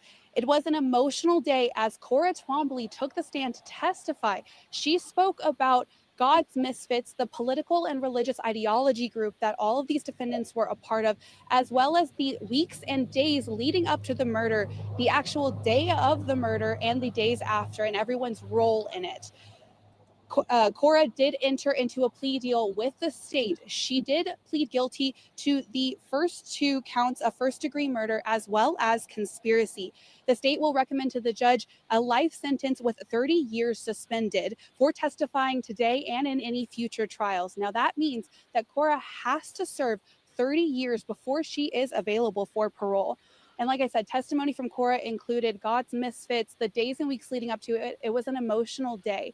Paul Grice then took the stand after Cora was done, and you could hear the gasps and the sobs in the courtroom as Paul emotionally went over the day of the murder and the gruesome details attached to it. He also took a plea deal so that the death penalty would be taken off of the table. He again spoke about the weeks leading up to the murders of Veronica Butler and Jillian Kelly the day of, and feeling as if he had been set up and was the only one with blood on his hands. Now, today, the state finished their direct with Paul, and so tomorrow they will start with the cross-examinations. Tonight, I will come in with testimony and go on over a whole rundown of Cora and Paul's testimony for the day. I'm going to send it back to y'all in the studio. All right. Shockingly, this is not the only similarity between the Oklahoma suspects and the cultists in Waco. I mentioned it earlier, but the probable cause affidavits show that actually it's the arrest affidavits. They show that everybody now in custody belongs to a religious/anti-government group called God's Misfits. I had not heard of them before, so we did a little digging, and I want to bring in Miranda Ijoldi. She lives in Veronica and Jillian's hometown of Hugoton, Kansas, and she knows the two women and their families personally. Miranda, thank you so much, and my condolences go out to you and everyone who knew Veronica and Jillian. This has got to be such an incredibly difficult time. I wanted to get your reaction to the arrests that these particular 4 people were brought into custody. I think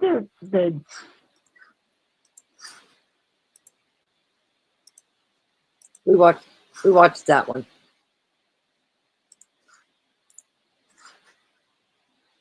We are tracking breaking news tonight. The mother of Veronica Butler filed a wrongful death lawsuit against the 5 people charged with her gruesome murder. We dug into the 32-page lawsuit filed in Texas County, Oklahoma District Court today. Veronica's mother is suing on 13 counts, including civil conspiracy, defamation, and child stealing. Much of what is written in the court documents is already known, but we are learning more about the alleged sexual abuse Tiffany Adams says her grandchildren were subjected to by one of Veronica's family members. The documents say all of that is false. Tiffany was on the Cimarron County Hospital Board of Directors. The lawsuit alleges she, quote, used hospital resources and or personnel to falsify hospital records to push the narrative and, quote, submitted them as evidence to the court for the purpose of manipulating the proceedings as part of a scheme to gain full custody and control of the children. On March 18th, 2024, Veronica filed for extended visitation with her children, and 11 days later, Texas County prosecutors say she and Jillian Kelly were murdered. Veronica's mom is suing for medical and burial expenses, mental pain and anguish, and grief and loss of companionship. Tiffany Adams, Tad Colum, Paul Grice, and Cole and Cora Twombly are charged with Veronica and Jillian's murders. Cora and Paul entered a plea deal in the case and have agreed to testify against the other 3. After waiving his preliminary hearing in December, Cole wrote on court documents details of a plea deal. However, we reached out to the district attorney's office in February, and they say no documents have been filed. Appearing in court, the former news anchor accused of killing her own mother, Angie Mock, was in tears as she left that hearing. She's accused of stabbing her mom. Hey, I'm going to play this too because it went into it, but this is the news anchor that stabbed her mom to death in Wichita. Let's see when this was released. Let me see here. Well, we'll just play it. Multiple times, killing her on Halloween. And welcome Angie Mock. Thank Yeah, you. there you go. I'm so excited to be here, and I look forward to connecting with Rick. you guys out there in St. Louis. That video You from ready to Fox watch 2 in the St. Cowboys Louis lose? posted to their YouTube page a decade ago. No. This story is a shocking downfall of a former fixture. He says they're playing the Raiders. They should win that one. This lady looks rough. This lady looks really rough. Christopher, you're getting on the shit list real quick. On morning television. And we have the latest from the courtroom, what her defense may be and what we know about why she would allegedly kill her own mother, who was in her 80s and was a woman who was beloved by many. We're on the case presented by Law and Crime. I'm Chris Stewart.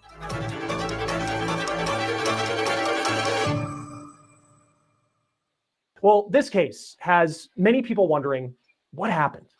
What happened in Angie Mock's life after she left TV news, and what happened inside a home in Wichita, Kansas on Halloween. Now, this is the first time that Law and Crime's cameras were in the courtroom to see Mock since her arrest. Her hearing in Wichita, Kansas, it was brief. She left the court in tears. Now, we have seen so many people shocked that Angie Mock would be accused of killing her own mom. Her social media from her time in TV, it's like a time capsule from a different life. Many people remember her from the many stops that she made in the world of local television news before she left the business. After being caught on camera stealing her neighbor's Christmas lights. That's Mock's resume reel from her time in TV. It's still posted on YouTube, and she just seems so different from the person that she allegedly became. Now, as far as what was said in court, what it means for her case, and there's a pretty big development on that front. We're going to talk about it in just a moment. But first, let's just dive into what we know about Angie Mock, this woman who once woke people up in the morning with the news and what was going on in their community. Angie Mock, according to her LinkedIn, used to work in local news for more than a decade. Now, that is the type of job. On the outside, it might seem glamorous, and there are many pictures of Mock from her time in TV where it seems like she was living this glamorous life. But make no mistake, it's a business where it takes a grind to make it. And it appears that Mock in her career really paid her dues. She started in a small market in November 2002. That was as a sports reporter in Lincoln, Nebraska. Then she went through Rochester, Minnesota, Missoula, Montana, Oklahoma City, and then to the biggest place that she worked, St. Louis. That's where she was a morning news anchor from March of 2011 through February of 2015. Now, after that, she transitioned to software sales, according to her LinkedIn. Along the way, it seems like she had a ton of support from her family, especially her mom, a woman named Anita Avers. Avers worked as a clinical and family therapist in Wichita, Kansas. Her biography reads that she specialized in treating adults experiencing depression, anxiety, spectrum disorders, trauma, and mood disorders, as well as relationship issues, including couples and marriages, family conflict, infidelity, and divorce. It also appears that Avers was just a proud mom. Her Facebook profile picture is of her daughter, Angie Mock, live in the field reporting. And here's a picture of Avers and Mock together. This was posted in 2019. A family therapist and a morning news anchor, a mother and a daughter. It makes what happened in this story, October 31st of this year, according to Wichita Police, just so difficult to comprehend. This morning at 7:51 hours, officers responded to a stabbing call in the 1500 block of East Crowley. When officers arrived on scene, they were met in the street with a 48-year-old white female who had suffered from some cuts to her hand. Officers went inside the residence, found an 81-year-old elderly female suffering from multiple stab wounds. Both were transported to local hospitals. Police say Angie Mock, the former cheerful morning news anchor, killed her own mom, stabbing her multiple times inside their home. A neighbor told local TV station KAKE that Mock allegedly ran up to her and her boyfriend. Here's the quote that she gave the TV outlet. Quote, "There was a woman who approached our vehicle with blood, like her hands were filled, her body was filled with blood, asking to call 911. Now, that neighbor said that Mock took their cell phone. She then ran into the house and she described Mock acting, quote, scared. Mock's mom, who you see her hugging in this picture, Anita Avers, was rushed to the hospital, and the 81-year-old passed away. She died allegedly at the hands of her own daughter. Hey guys, before we get into this episode of On the Case, let's talk about something important, and that's credit card debt. And it's not always an accident. Every call, every fee, every two of them had any previous. Mock is arguing that this was in self-defense. Hold on. 47 years old, and she, well, it's your money, it's your future. At pdsdebt.com/OTC, pdsdebt.com/OTC. That is pdsdebt.com/OTC. Now here's Mock's mugshot. Her full name is Angelyn. She's 47 years old and she was taken into custody on first-degree murder charges. That is what she's facing right now. We found the 911 dispatch chatter from when Mock called for help. And we do get a little bit of information from that about what Mock's side of the story may be. Point responding to the cutting at 1514 Scarlett Street. The calling party is advised that on Friday 1CD, the calling party stabbed her mom. The mother started slicing a CP and the calling party had to stab the mother to save herself. The mother is a white female, 5'9" heavy build, standoff on arrival. Would you like to attack channel? Now, the key part that you just heard there, dispatchers say that Mock said something along the lines of needing to allegedly stab her mom to save herself. So does it seem like Angie Mock is arguing that this was in self-defense? Both Mock and her mom were taken to the hospital. Police said that Mock did have cuts on her hands. It's unclear if those are considered defensive wounds at this point. It's also unclear if Mock or her mom were dealing with any mental health issues or if the two of them had any previous issues, any sort of domestic violence issues. Now, we weren't able to find any previous criminal history for Angelyn Mock. All right, are you Ms. Mock? That was Mock at her first court appearance. That was per KSN TV. She gave a smile to someone as she entered the room from the county jail to video chat with the judge. Then this is Mock's second court appearance. This time she was in person in the courtroom for a preliminary hearing and law and crimes cameras were there. We saw Mock walked in. She's wearing an orange jail jumpsuit. And this hearing, it was very brief, but it could be very impactful to how this case moves forward. In that hearing, her defense argued that Mock's case should be taken, quote, off docket, meaning that it's no longer active, and the prosecution didn't oppose that. Her attorney had requested that Mock be evaluated to see if she would be competent to stand trial. Now, we don't know much about what was going on in Mock's life after she left the world of television news and was no longer really in the public eye. It's unclear if she's been diagnosed with any mental health issues. At the end of this hearing, and it lasted for less than 5 minutes, we saw Angie Mock get up and be brought back into custody, and we could see the emotion in her face as she was led away. It's unclear when that evaluation could be completed and what could happen next in her case. As far as Angie Mock's mom, Anita Avers, In her obituary, Avers was described as a woman of faith who had a passion for counseling. Avers was a clinical and family therapist in Wichita. Her biography reads that she specialized in treating adults experiencing depression, anxiety, spectrum disorders, trauma, and mood disorders, as well as relationship issues like marriages, family conflict, infidelity, and divorce. And in her obituary, it also says that one of the people she survived by, her daughter, Angelyn Mock. Join us now to talk about where this case could go next is Rich Schoenstein, trial lawyer. Thank you, sir, for taking your time to be with us on Law and Crime. Just first, before we dive into this case, what stands out to you when you just look at this defendant, Angie Mock, and what we know about her at this point? Well, I think more than what we know is what we don't know, because we don't really have an idea of why this happened, right? Anytime you get multiple stab wounds leading to somebody's death, that kind of gets your attention. Something must have gone catastrophically wrong, but we don't know what that is yet. We don't know if that's her mental health. We don't know if that has to do with her relationship with her mother, or we don't know if there's something else. But something had to go terribly, terribly wrong here.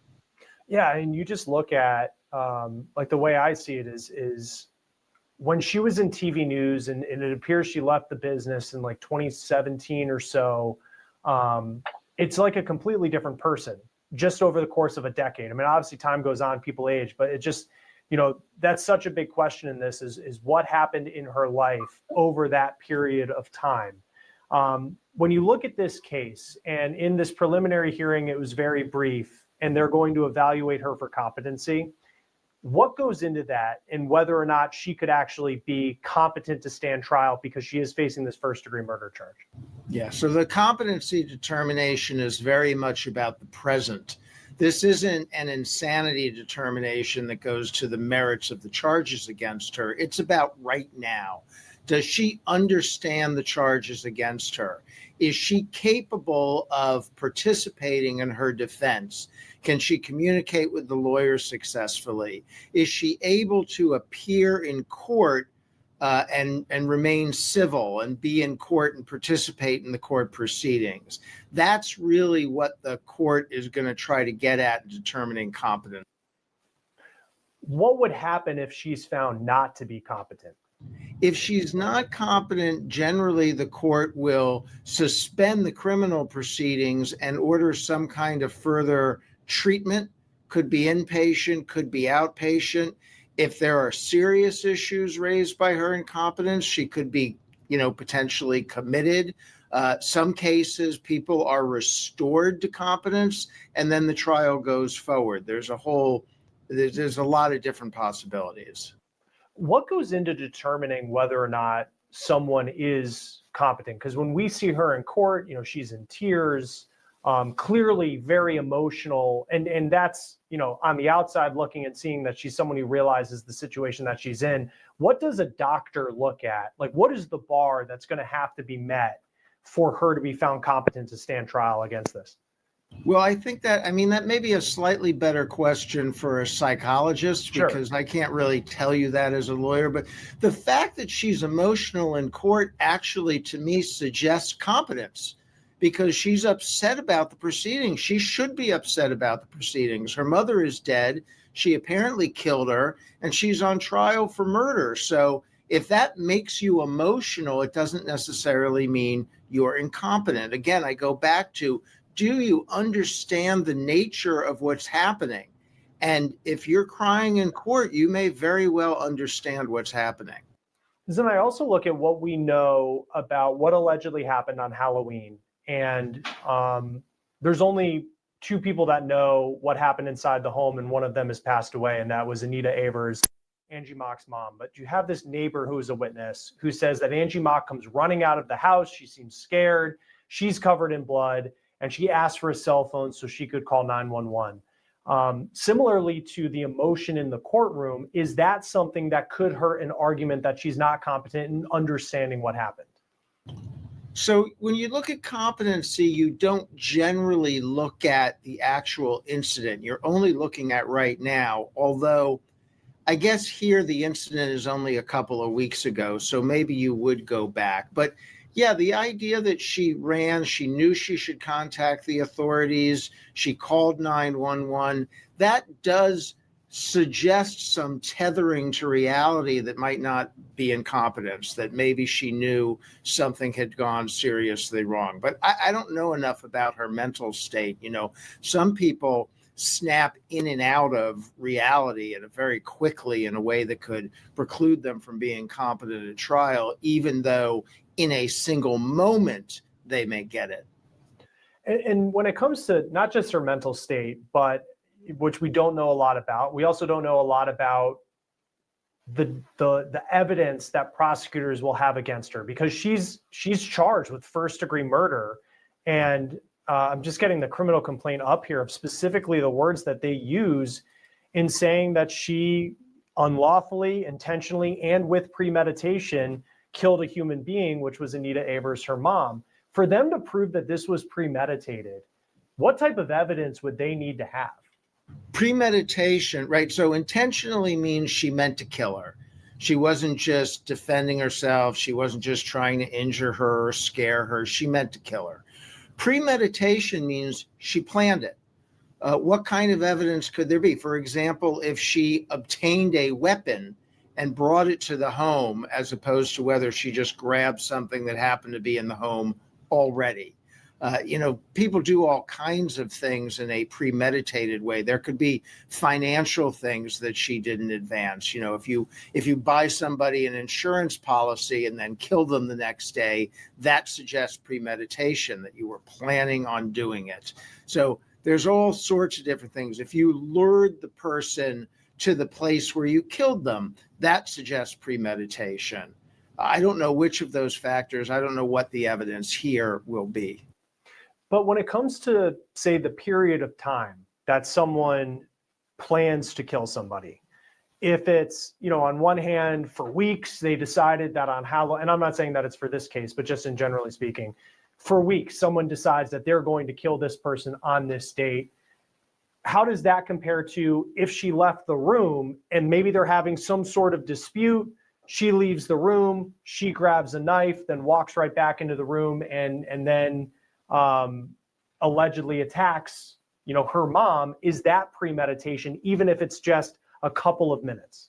Yeah, that's for a jury to determine, because we separate these concepts, what we call a heat of passion or a heat of the moment killing, where somebody snaps and kills somebody because of something that's going on, usually some kind of conflict, and often involving family members. We see it a lot with husband and wife. We see it a lot where there are cheating allegations, and we see it sometimes with parents and children. So if somebody snaps, they can run into the other room, grab a weapon, come back and commit the murder.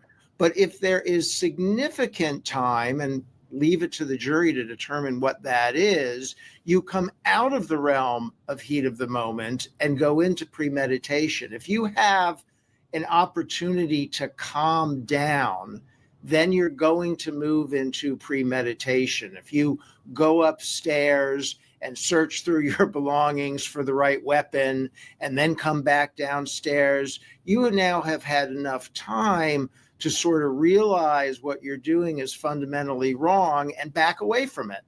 And so that kind of deliberation opportunity will take you out of what would otherwise be heat of passion.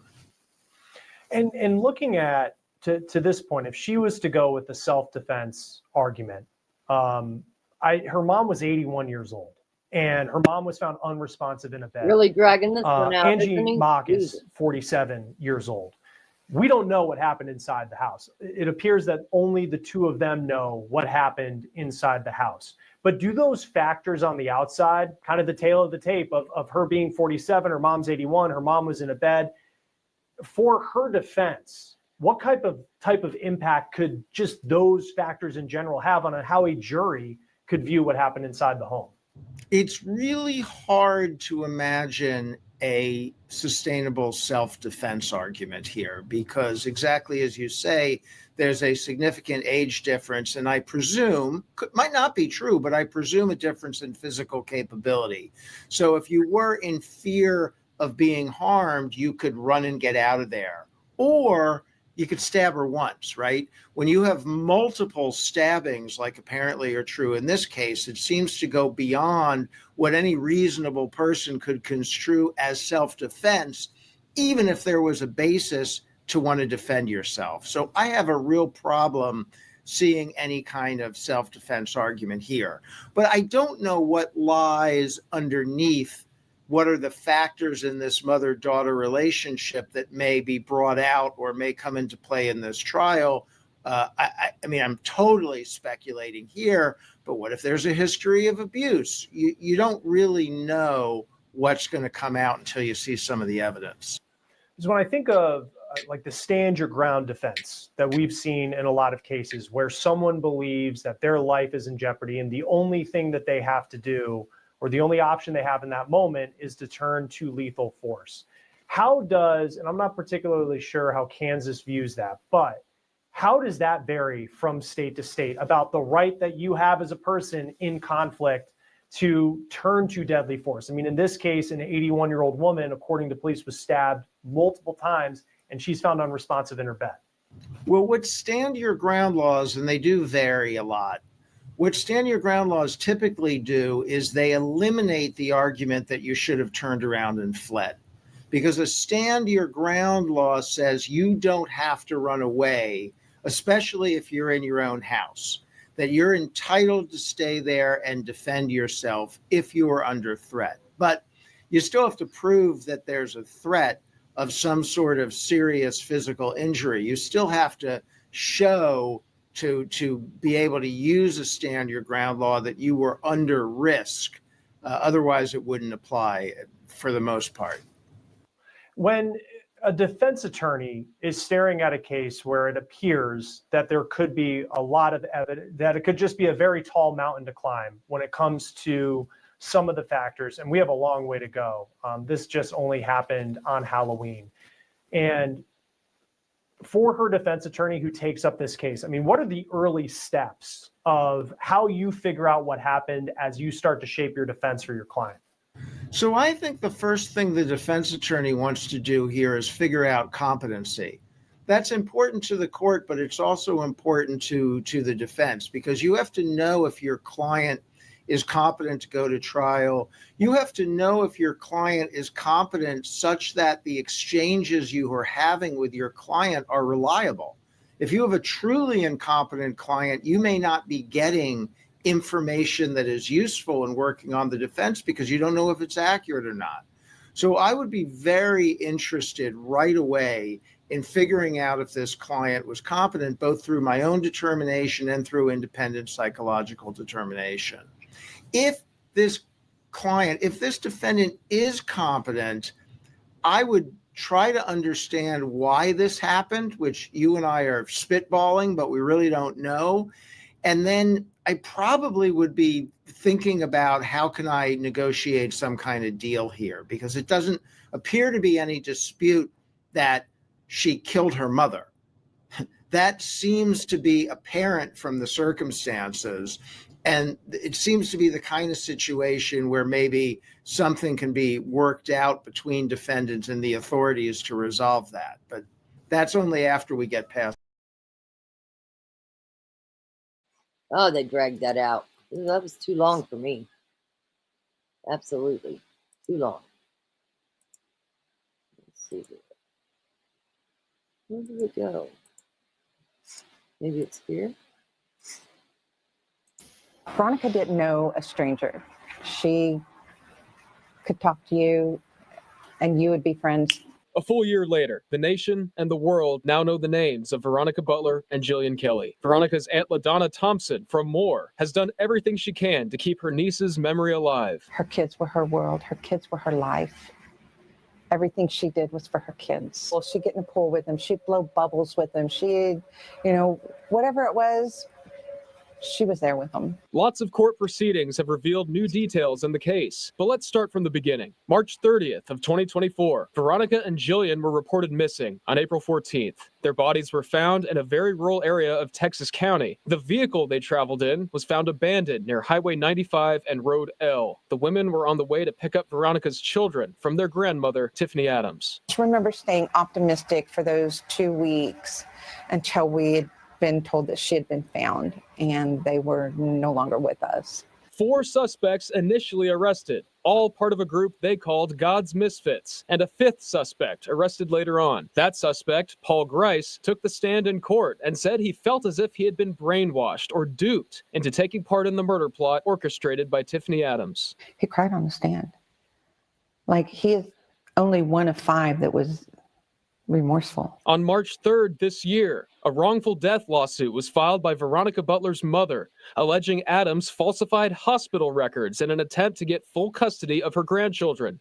And that suit also alleges Adams threatened the Cimarron County judge that oversaw the custody battle. And on March 26th, one of the suspects, Tad Cullum, filed a motion to get a new judge to oversee his case. According to court documents, they say Cullum, quote, seeks the recusal of Judge John Parsley on the grounds that the judge's impartiality might be questioned due to prior representation of a co-defendant, Tiffany Adams. How do you put into words something that has gone across the world, to remote parts of the world? People are talking about it. The next court appearance for Paul Grice, Tiffany Adams, and Tad Cullum will be April 16th. At the state capitol, a new bill aims to name a section of Highway 95 in Texas County after Veronica and Jillian. And if it becomes law, it'll be called the Veronica Butler and Jillian Kelly Memorial Highway. In Oklahoma City, Jason Berger, KOC.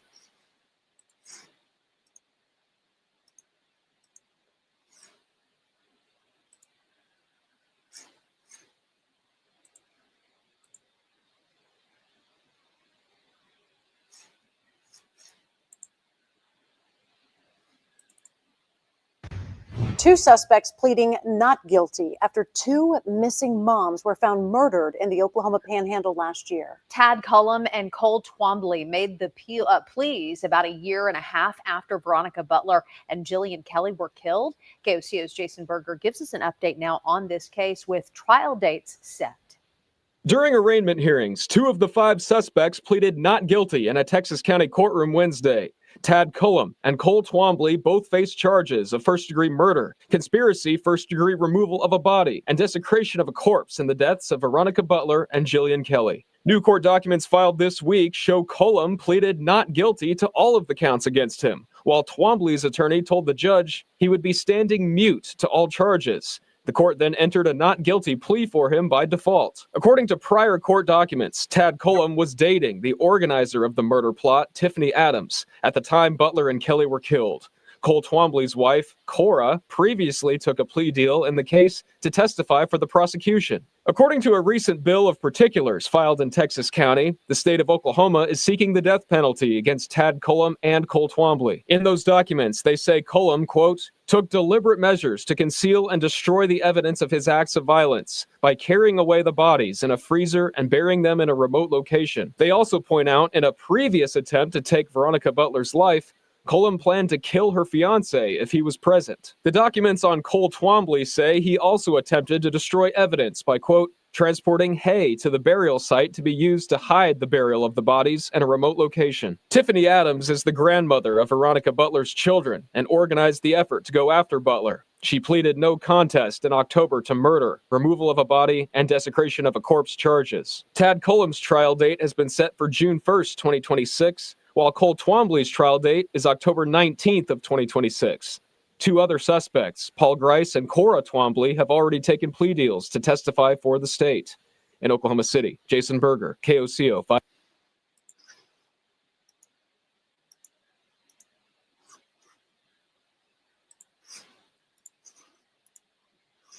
Breaking news.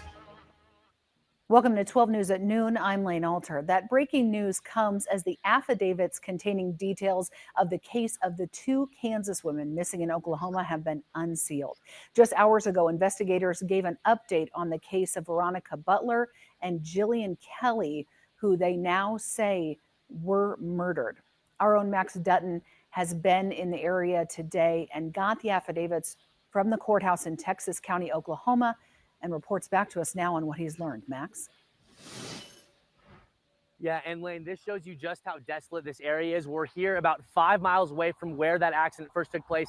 This is known as the Four Corners area. Now, Jillian Kelly, Veronica Butler were supposed to meet here at 10 a.m., but they did not make it there. Their vehicle was found about 5 miles north of where we're at right now. The signal is so bad out here that we actually had to move because we had SOS phone signal. Now, this affidavit has a lot to break down here, so stick with me on what we're taking away here. Now, Butler was in a custody battle with Tiffany Adams. Tiffany Adams is the grandmother of Butler's ex-husband, Wrangler Rickman. So they're in a custody battle, and Butler had a normal supervisor she's preferred. Her name is Cheryl Brune. She was unavailable, so she contacted Kelly to do the supervising. That's what that relationship was developed. Brune later then said she was available to supervise, but Adams told her to take a couple weeks off. An interesting note there.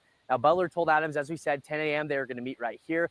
Police did not find the car here. They actually were contacted by family members after they found the car those 5 miles away, as we mentioned. They found evidence of severe injury, blood on the roadway, Butler's glasses in the roadway, a broken hammer, and a pistol magazine, all found. That was found in Kelly's purse, but not the pistol itself. So clear evidence of a crime right off the bat. Now, OSBI interviewed the daughter of Cora Twombly.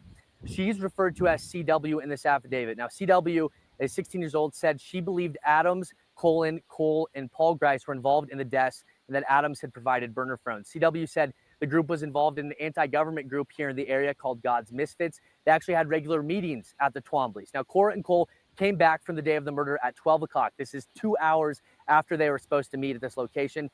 Cora and Cole Twombly told CW, that their daughter, to clean the truck and that she did not have to worry about Veronica Butler ever again. Now, before that, Cora and Cole actually blocked the road to divert Butler and Kelly to where Adams, Coleman, and Grice were. That's when the murder happened. So they were supposed to be at this location where we're live currently. They were then diverted to Adams. That's when the murder takes place. CW also confirmed with the OSBI that an attempt to kill Butler happened in February of 2024 in Hugoton, but Butler did not leave a house. A previous attempt to kill Butler happened back in February of 2024, just months ago. Now, Adams, also through the affidavit, we learned she bought 3 prepaid cell phones from the Walmart on February 13th in Guyman, Oklahoma. All 3 of those phones were pinged in the area where the car was located, then turned off and turned back near a dam 8.5 miles away. They found that dam just 8.5 miles away, as we mentioned, from the location of the cars. The dam had been dug into, they had hay, and that's the last spot those phones were pinged. All of this evidence that we just brought you up from the affidavit is why these 4 arrests were made. These 4 people were charged with murder, among other charges. Now, we were at a press conference earlier this morning. Here's what other law enforcement officials had to say. From the get-go, once we arrived on scene, that and we gained a little bit of information that we felt this wasn't a random bill. All right, we felt that with some of the information coming in that it was more targeted, and we started to look in those areas that we were pointed to. And now we asked OSBI today as well if they could confirm that those 2 bodies were Veronica Butler and Jillian Kelly. They said they still cannot confirm that, but they did confirm both of those women are now dead. They have confirmed that. We're still waiting to hear when those identifications will happen. Wayne.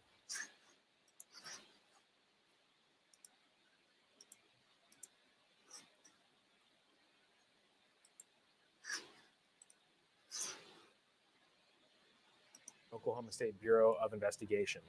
On Saturday, March 30th, the Texas County Sheriff's Office requested the Oklahoma State Bureau of Investigation to investigate the suspicious disappearance of 2 women. This was 27-year-old Veronica Butler and 39-year-old Jillian Kelly. Their vehicle was found abandoned. This was near Highway 95 and Road L, and this was just south of Elkhart, Kansas. This was on the very northern part of rural Texas County, just south of that Kansas line. As soon as the OSBI special agents were requested to assist with this case, our special agents, along with several other local law enforcement agencies in that area, all came together to try to track down where these 2 people went. As this investigation continued, our agents were able to determine that the abandoned vehicle that was found along that road had information that they were able to gather that showed signs that there was foul play. As of right now, what was found inside of the vehicle, the condition of the vehicle is still under investigation right now. And in regards to our investigation, that information cannot be released. However, we can say that based on what they were able to obtain, that there was foul play.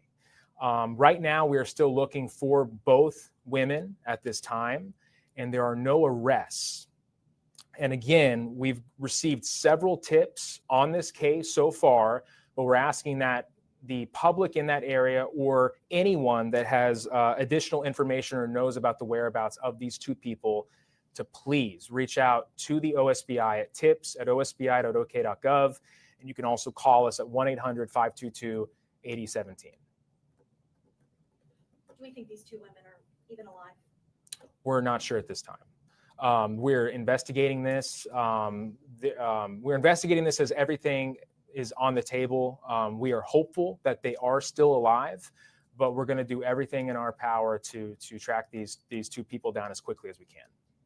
There's a school district that has been on lockdown for days over this. Why?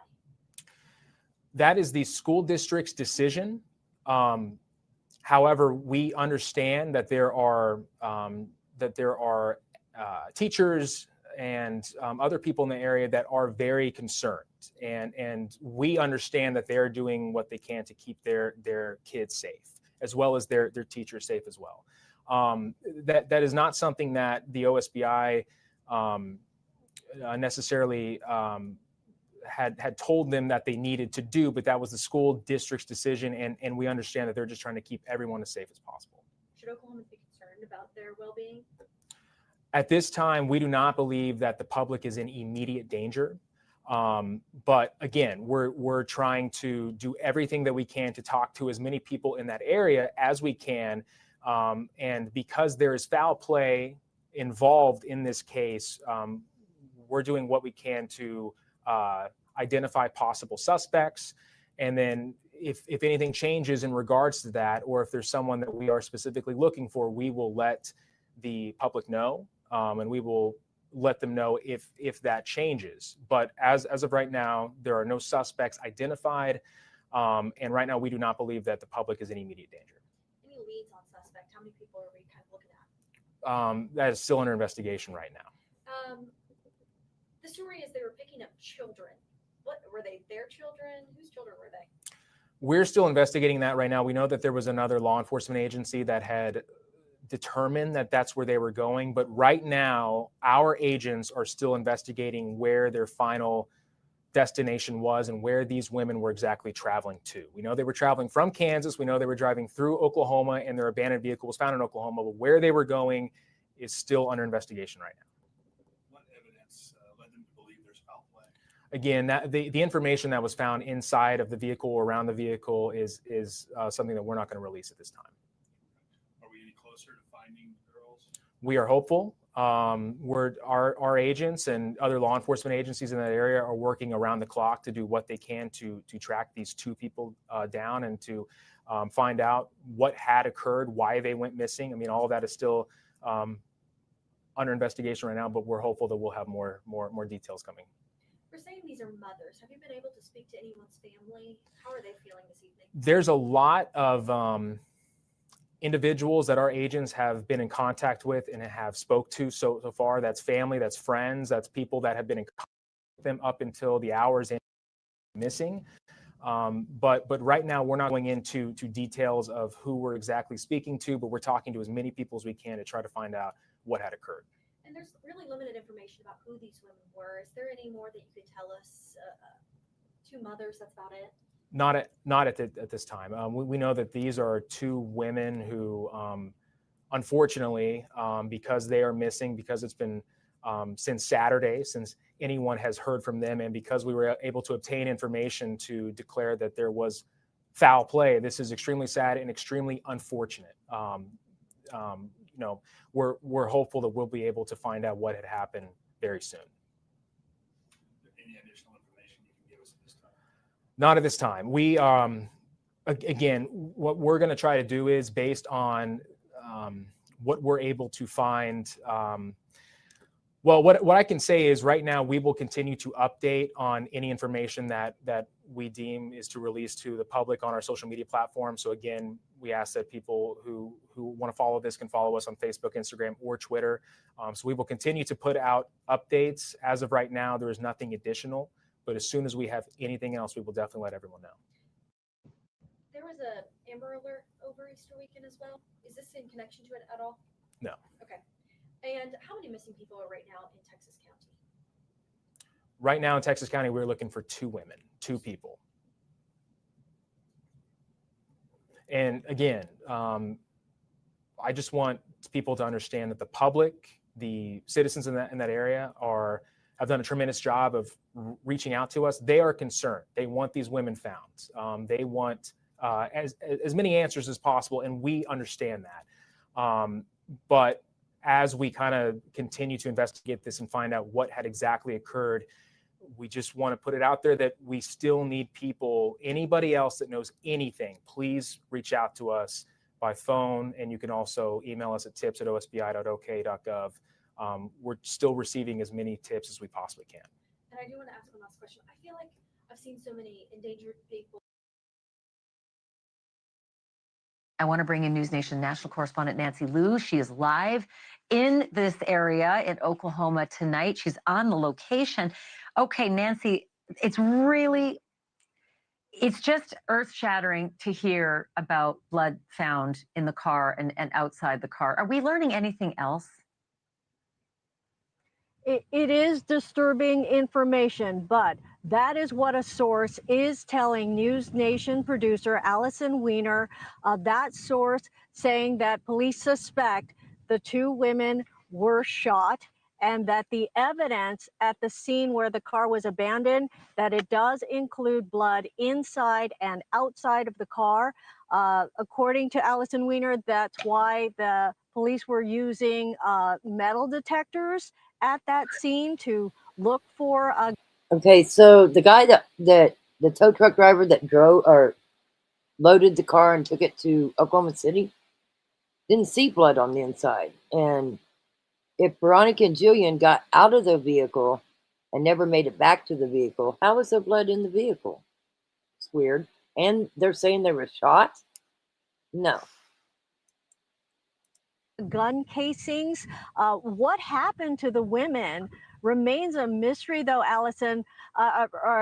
Ashley, I did finally. Gun casings? I never heard of no gun casings. What? Get to speak with the Oklahoma State Bureau of Investigations today. They are not saying much at all about this investigation, but they did tell me that they are still looking to find the women. Also, that they are searching other locations. Where those locations are, they're not saying, or why. So there's still a lot we don't know about this investigation, but I got the sense that it is progressing, and we do not know yet if this custody case is definitively part of the And you know what? investigation. I want to be really clear, Nancy, whenever I work on these stories and a source tells us something, it's oftentimes something they've heard in the halls or in hearsay or in chatter with colleagues, and it might be a game of telephone. It is possible there was blood found in the car and that somebody asked the question, maybe they were shot. So we should be really cautious as a team about the source's information about that, because it's entirely possible that that did not happen. It's just something that was said by a source. So just want to be really, really cautious, because man, that is it's super upsetting. And I also want to ask you about Wrangler Rickman, the dad in this case, who went to prison and then ended up in rehab. By all accounts, Well, he didn't end up in prison. He ended up in jail, and he went to drug rehab. Since then, he completed that program. He's been out for a while. He's trying to get his kids back. it seems like he's been in rehab, so he's got a pretty solid alibi here. But he got married. Yeah. Who knew? He got married last year. That new wife is already estranged, and there's a story to her as well. What is she saying about? But that's not true either. He's with her, and they had a baby. I mean, obviously they went together when he was in rehab, but as soon as he got out, he was back with her. So I don't know where they're getting their information. About everything that's going on. Yeah. We learned that Wrangler Rickman got married in July. And by February, he was charged with a domestic violence allegation. And by February, we know that his new wife left Oklahoma. She indicated on social media that she left Oklahoma for safety reasons. And she also indicated. Of course, she left Oklahoma for safety reasons, and they don't live in Oklahoma no more. Oh, geez. That there was domestic abuse as the reason that she left Rickman. She kind of alluded to Veronica going through the same thing. She has an idea of what happened. Did you talk to Wrangler's wife? Where are you getting this information? With Veronica, she didn't want to speculate online, but we do know through her social media posts that she's been talking with law enforcement. So law enforcement not telling us who they're talking to, but she is among the people who have talked to OSBI. And according to her, she's told them everything she knows.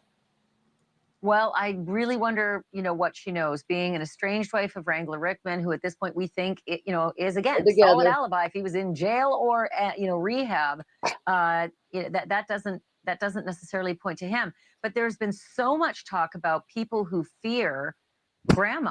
And that court document I read gave me the willies. And I'm just going to reread it real quickly. Wrangler said this in a court document, stated that he'd been threatened numerous times by his mother, that she would kill him, shoot him in the head if he didn't do what she told him to do. Is it expected that this estranged wife has a lot more color and detail and can fill in some blanks about grandma? She didn't want to elaborate on social media. She mentioned how the families are reading everything on social media, but a lot is being said about grandma. Now, where the two kids are, we don't know, because grandma had custody because Wrangler was incarcerated and now he's in rehab, and Veronica doesn't have custody and she's missing. So OSBI has only said that the kids are safe, but we don't know where they are. It's just distressing as all get out. This is when public records are pretty helpful and secrecy is not, given the fact that there are two little innocent kids who could be in danger, whoever it is they are with in the midst of this awful, awful story. Nancy Liu, great digging out there. Break into the show if you find out anything. Though, thank you. Go ahead. Ashley, Yeah. we know that court hearing was coming up. On the custody hearing is April 17th. That's next Wednesday. And we've learned that Veronica was planning to ask for full custody now that she's more settled in Kansas and she had opened a business. And now that she's, staying in one place, life together, she was going to ask for full custody. Thank you for watching. Go to newsnationnow.com.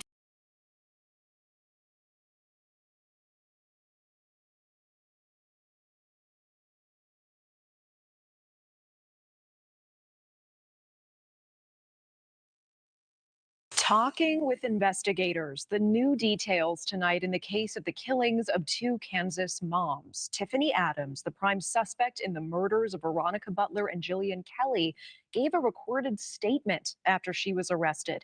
Investigators say Butler was locked in a custody battle with Adams, her children's grandmother. She is now one of the four suspects now charged with murder and kidnapping. News Nation correspondent Caitlin Becker has been pouring through these documents and walks us through what she has learned.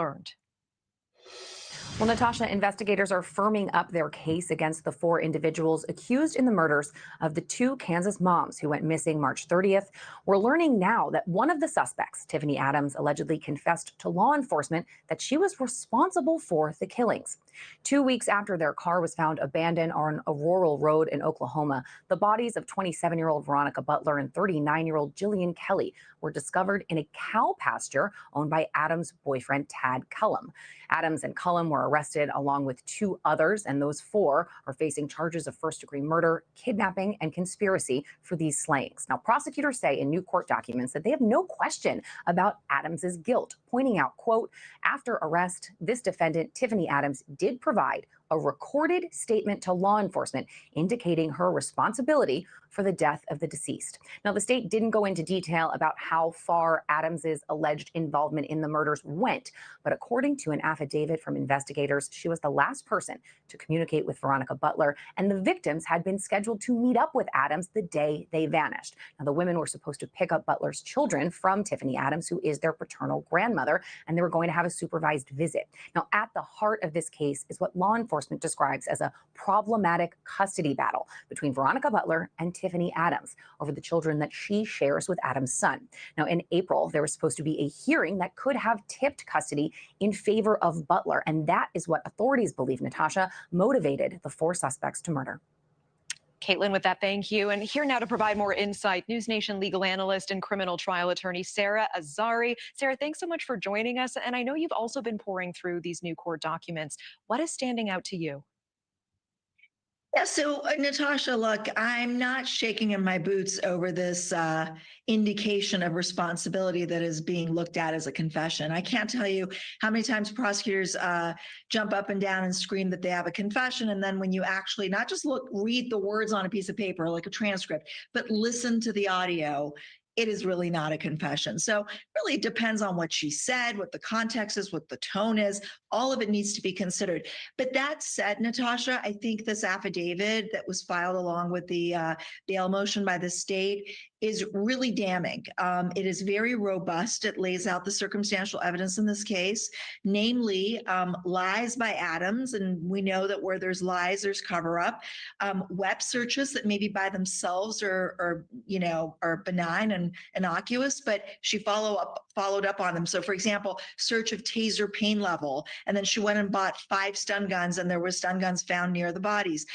Burner phones, there were 3 burner phones that she actually purchased from Walmart that were again traced to the locations that are at issue. And then 2 star witnesses. Those really stood out to me, Natasha, because there is the daughter of Cora, one of the suspects, who essentially says that her parents went on a mission the day that these victims were missing, and that they came back and made some incriminating statements to her. She is a star witness, and so is the property owner from whom Adams's boyfriend rents the property where the bodies were found. There's some very incriminating statements that were made to him. So there's a lot of circumstantial evidence, even if there is no confession. Interesting. I mean, and let's zero in on the confession itself, because it seems on its face that Tiffany made a recorded confession. Can she go back? I mean, this is slam for the case moving forward. Yeah, definitely.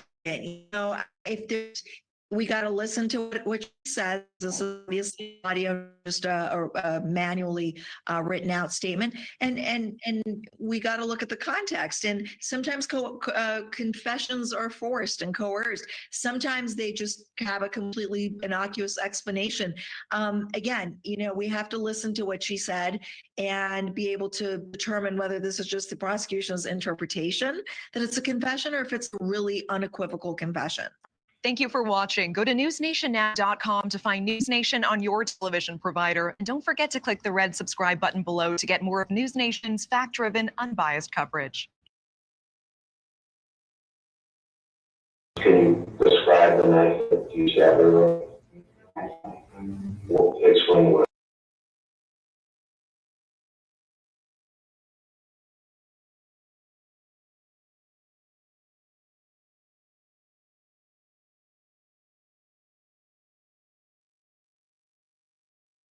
Have been found in Texas County, Oklahoma.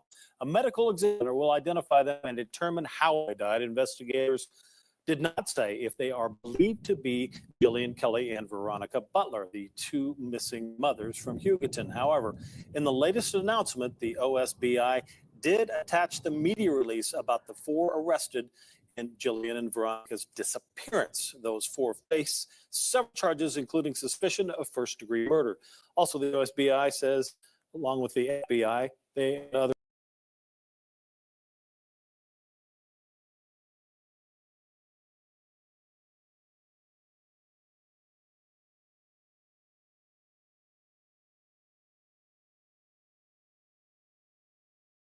communities are focused on supporting the families of Jillian Kelly and Veronica Butler 15 days after the search for them began.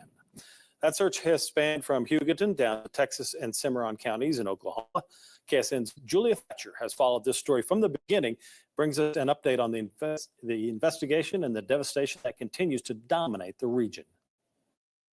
Someone told me earlier this week it's like a dark cloud is lingering over Hugoton, and in some ways time is standing still. This is Veronica Butler's store, and if you see in the window, you can see a sign that posted that her store would be closed over Easter weekend. Of course, she never made it back to take that down. A small community hit with an enormous amount of pain. They're a mom, they're a sister, they're a niece, they're an aunt, they're a wife.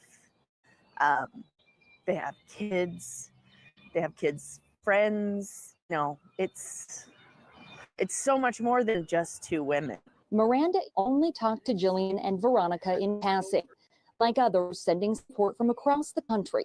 She says you don't have to know the women personally to be struck by the sadness of the situation. The community still cares.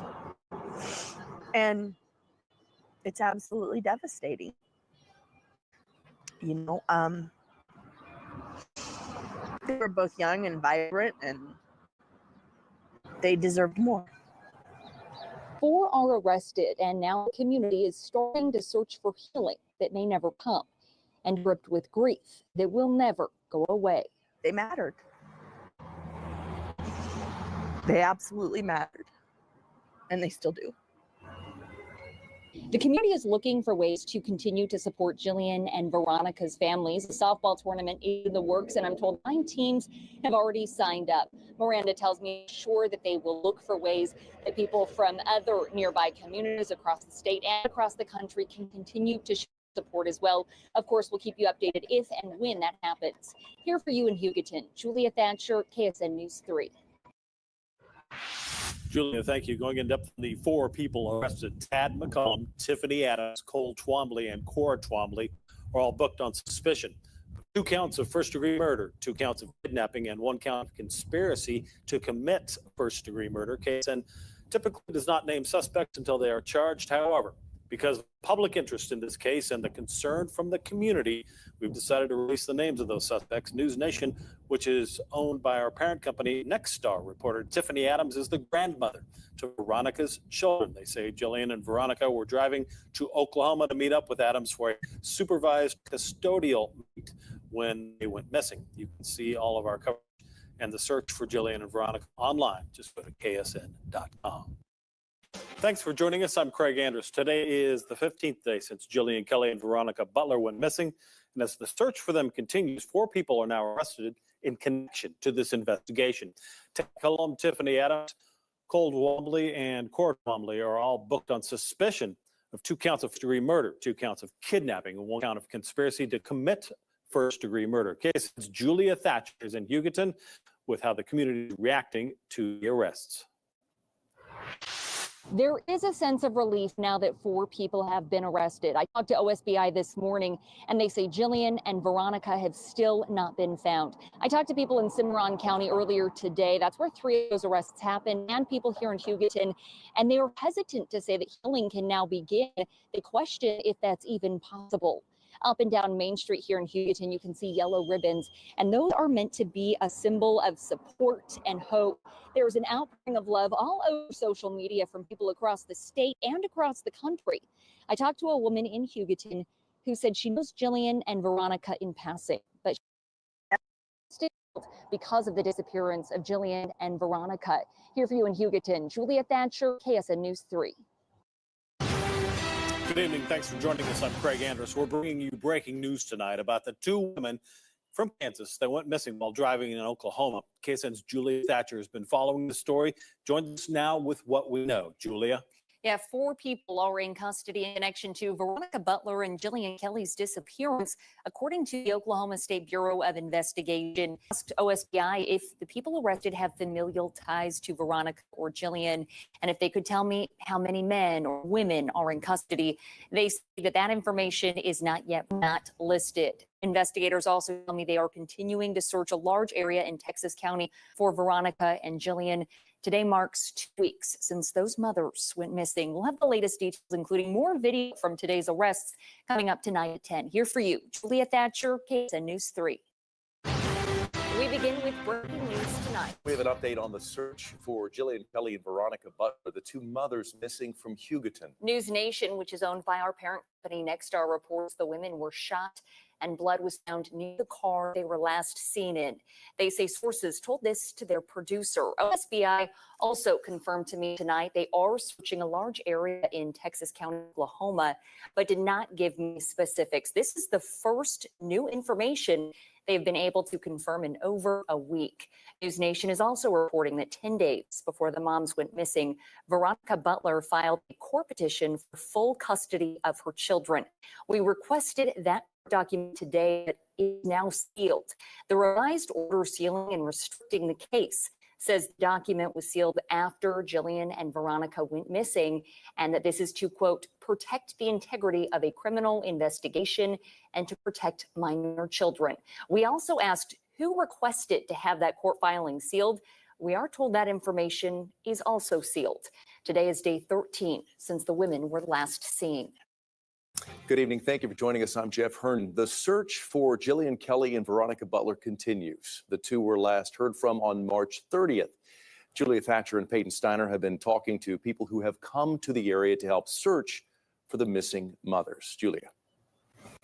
We are in Boise City. Oh, I don't like this. I'm going to play it. It's,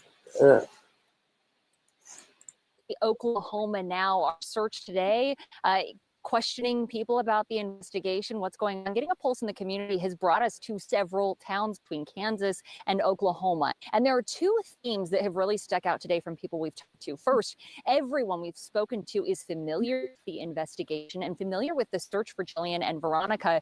The 2 themes: everyone seems to want more answers from law enforcement, any type of details they can release. What's the state of the investigation? They're desperate for those answers. Where are Jillian and Veronica? The second theme is that the search is so difficult because the ground to cover is so spread out. Again, we mentioned we've been between Oklahoma and Kansas. And what you're looking at right now is a search that happened earlier today. 2 true crime YouTubers searched this abandoned home. They say someone sent them this tip asking them to check out the property. Those YouTubers say there are a lot of questions from people asking why more isn't being released. They say they do not want to get in the way of law enforcement, but understand the frustration of wanting more answers.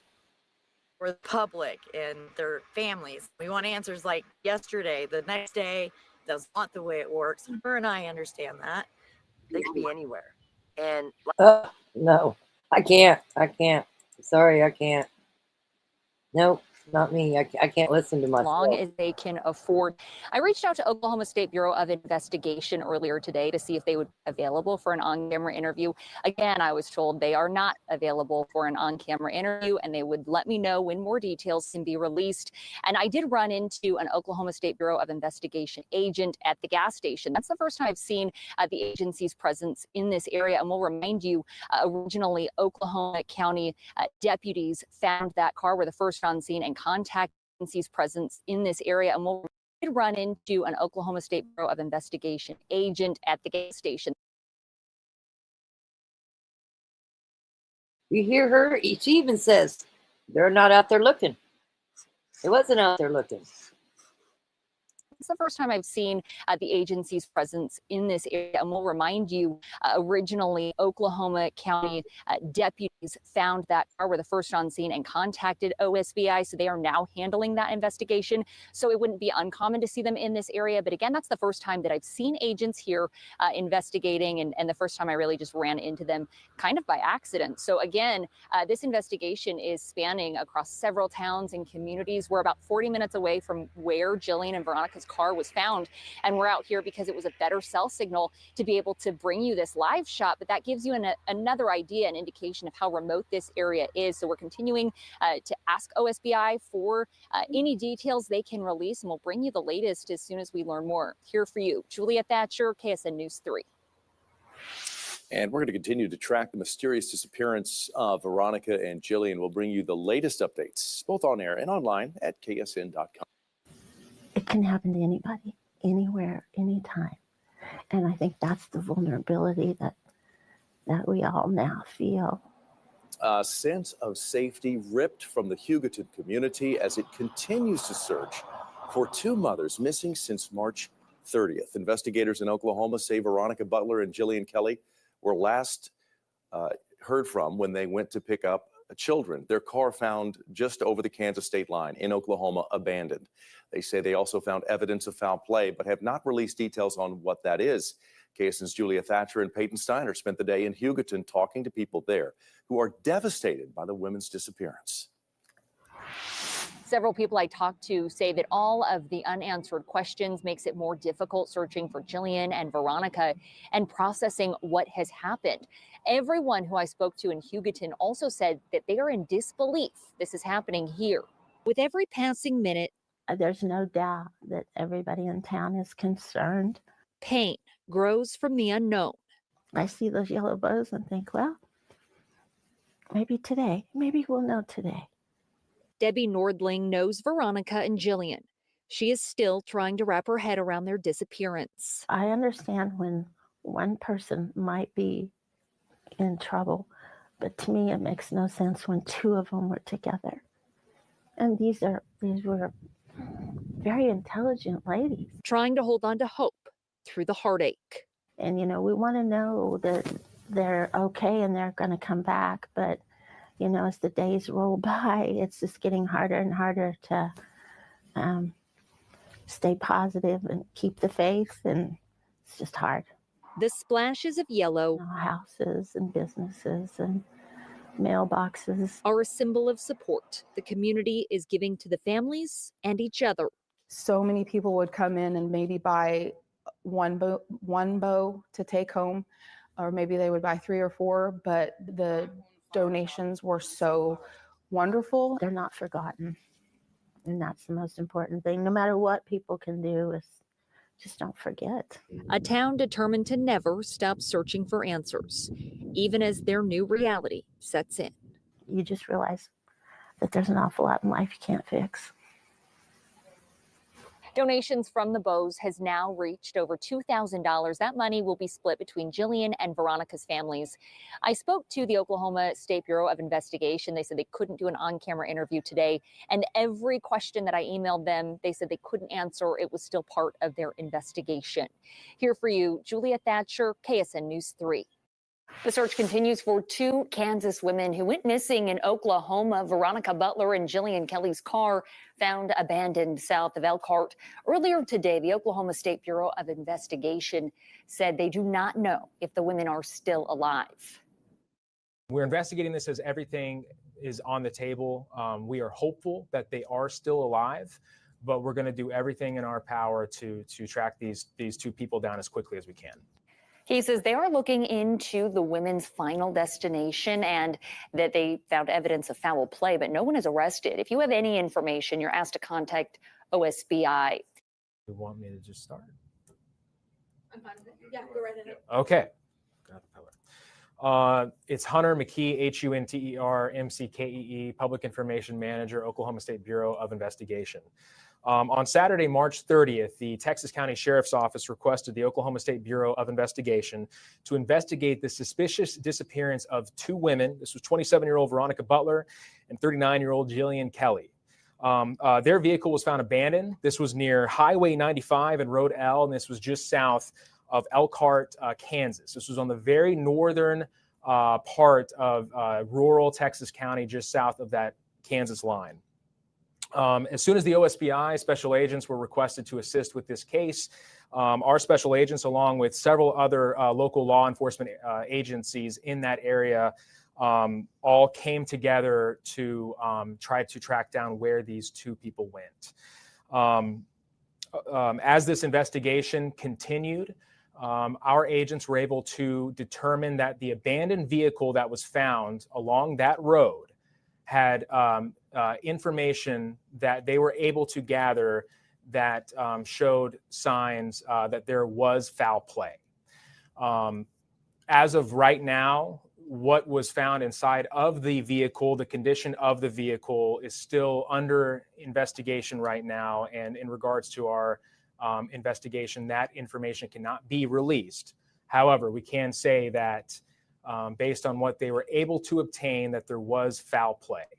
Right now, we are still looking for both women at this time, and there are no arrests. And again, we've received several tips on this case so far, but we're asking that the public in that area or anyone that has additional information or knows about the whereabouts of these two people to please reach out to the OSBI at tips@osbi.ok.gov. And you can also call us at 1-800-522-8017. Do we think these two women are even alive? We're not sure at this time. We're investigating this. We're investigating this as everything is on the table. We are hopeful that they are still alive, but we're going to do everything in our power to track these two people down as quickly as we can. There's a school district that has been on lockdown for days over this. Why? That is the school district's decision. However, we understand that there are teachers and other people in the area that are very concerned, and we understand that they're doing. With that said, the school, the Yarborough school, the superintendent said that since nobody was arrested, the women wasn't found at this point in time. What they did is they just stopped recesses from outside. So that's the only thing that changed. They just didn't have recess outside no more. So, and they did not have cameras, but they do now. I'm going to fast forward this here. Tips as we possibly can. And I do want to ask one last question. I feel like I've seen so many endangered people. We begin with breaking news tonight. Oklahoma investigators now say they have evidence of foul play in the search for two mothers missing from southwest Kansas. The State Bureau of Investigation said evidence was found in the car abandoned in rural Oklahoma, south of Elkhart, Kansas. 27-year-old Veronica Butler and 39-year-old Jillian Kelly went missing on Saturday while on their way to pick up children. If you have any information, you are asked to call OSBI.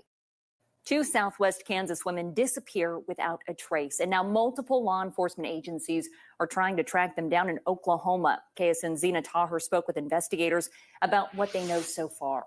Julia, Veronica Butler and Jillian Kelly live in Hugoton. They were supposed to drive to Oklahoma to pick up children last week, but they never made it. Texas County, Oklahoma Sheriff's deputies found their car abandoned south of Elkhart Saturday. Law enforcement calls the circumstances of their disappearance suspicious.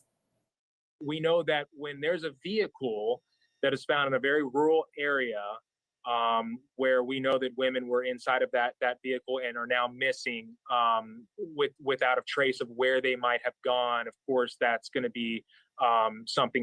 Hunter McKee with the Oklahoma State Bureau of Investigation says they're working with several agencies, including the Texas County Sheriff and Oklahoma Highway Patrol, to investigate the disappearances. Texas County Sheriff denied a request for comment, and we're still waiting to hear back from the Oklahoma Highway Patrol. The Oklahoma State Bureau of Investigation says anyone with information relating to the case should call their tip line. We have that number posted on this story on KSN.com. Here for you, Zena Taher, KSN News 3. Get you all to the 3 things you need to know and a lot to get through this morning. Law enforcement expands the search for 2 missing Kansas women. The Texas County Sheriff's Department says Veronica Butler and Jillian Kelly drove to Oklahoma to pick up children, but never made it. Both women are from Hugoton in southwest Kansas. Saturday, the Texas Sheriff's Department requested the Oklahoma State Bureau of Investigation look into the suspicious disappearance of the women. OSBI said their vehicle was found abandoned south of Elkhart. Multiple law enforcement agencies are working to find these 2. Hey guys, thanks so much for checking out my channel. I really appreciate it. Please click to subscribe. I got so much reaction to my last episode about the sheriff accused of killing the judge in Kentucky. And That's been the end of the KSN news stuff. What it looks like to me. To get you all to the 3 things you need. To Southwest Kansas. Thanks for joining us. Boy, we went through a lot. Breaking news. Good evening. I'm Craig Anderson. We did Thanks go for through a joining lot. us, the Oklahoma State. We'll do some more another day. I don't know if you guys remember this, but let's see here.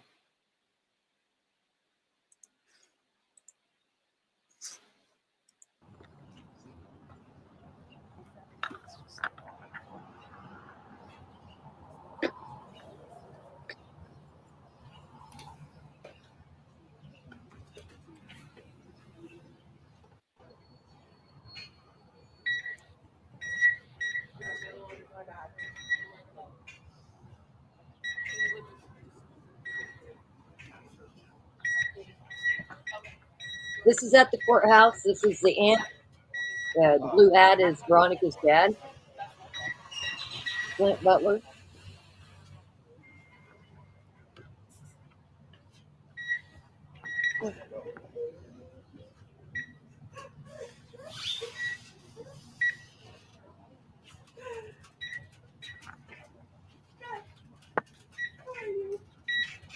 That's Brian, Clint's brother.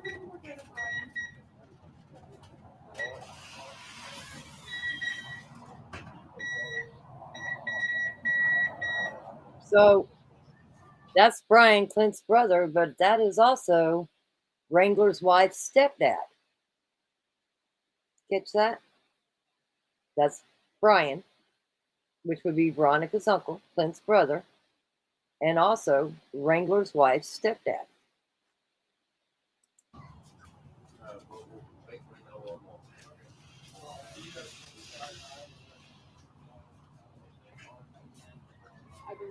Which I want to add, who she calls dad, Wrangler's wife calls Brian dad and is very close to him.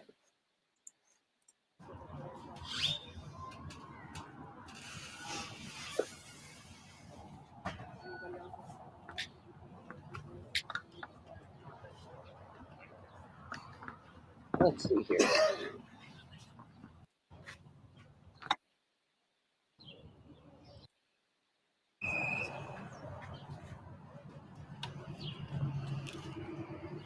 Oh, look at the red glasses too. He looks familiar.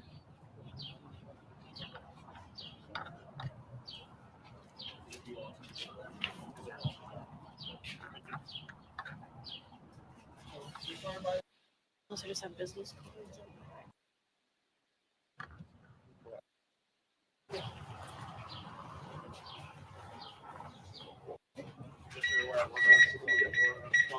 No, it's okay.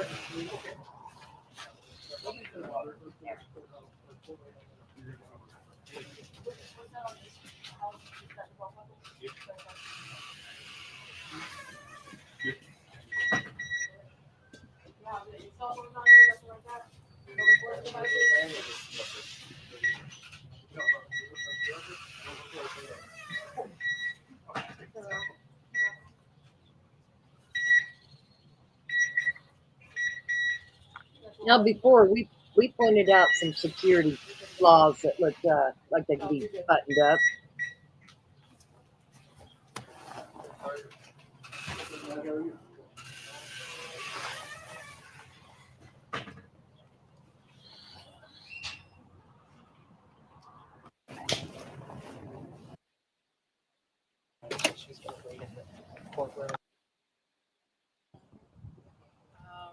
We're not responsible for it, so if anything happens to it, we're not responsible for it. So if you want to go real quick, put it in your vehicle, we can do that. Yeah.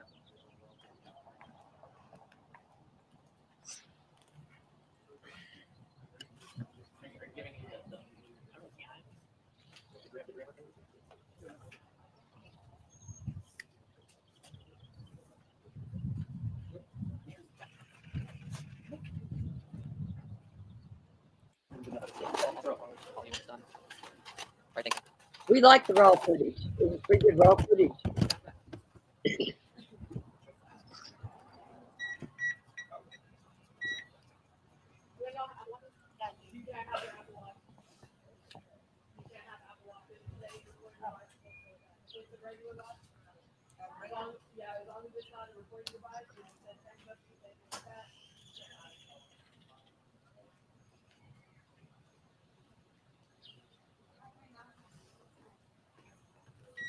All right, man. Do you have anything else?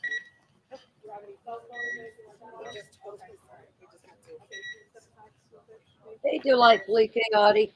You're one of our favorite people.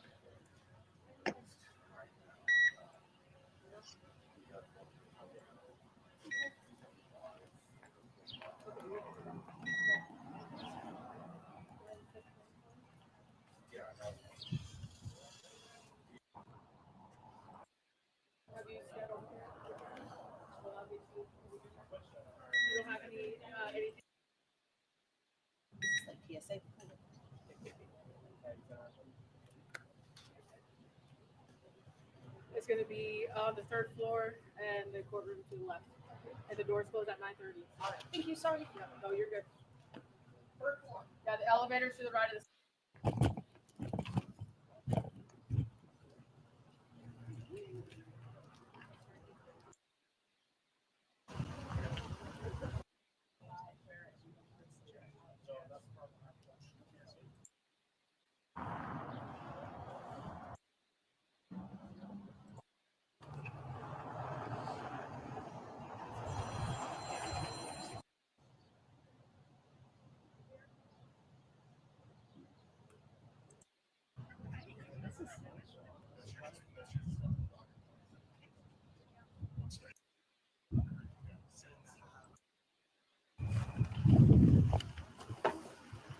This is where they were all arriving. Watch where the suspects are walking in reference to the law enforcement and their weapons. That was concerning.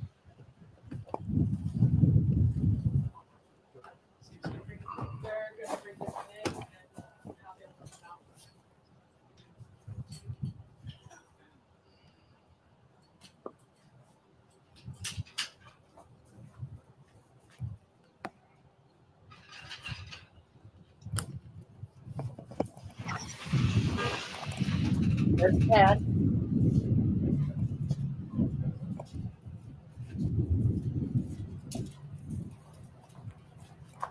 Any comment? Anything to say?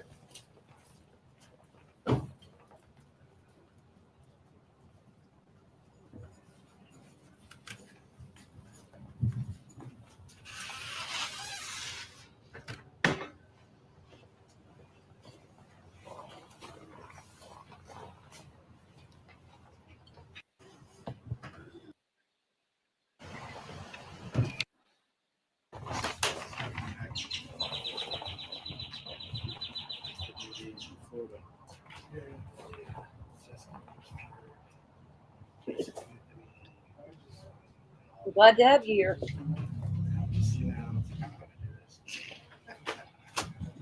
I done burnt Rick's biscuits, so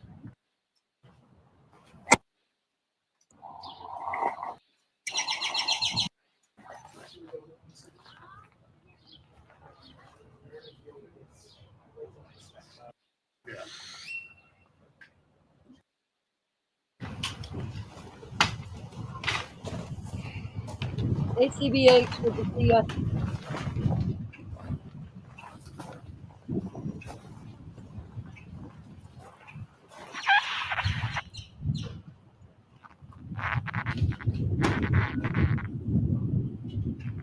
There is some background noise just in the video itself, so I can't fix that. This is the one where Allison was talking about Granny's tight braid that she had. See, it's so weird to me.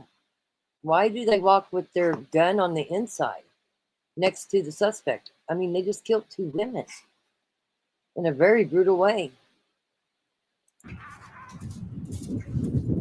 Any comment at all?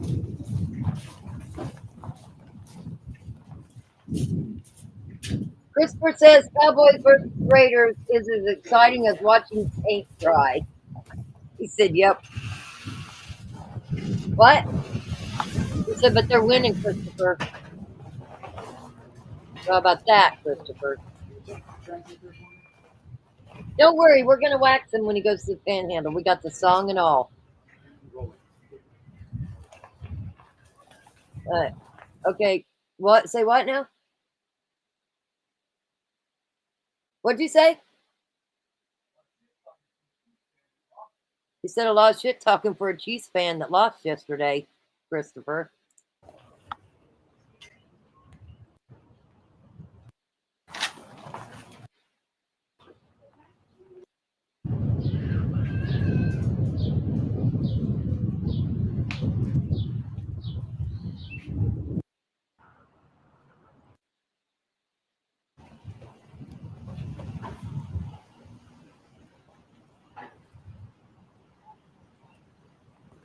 Rick's a Cowboys fan. Always has been. I get it. You can't have all the right taste all the time. I mean, you picked me, for God's sake. Yes, Rick is a Cowboys fan. Big time. He sure is. There's Cora. Big Cowboys fan.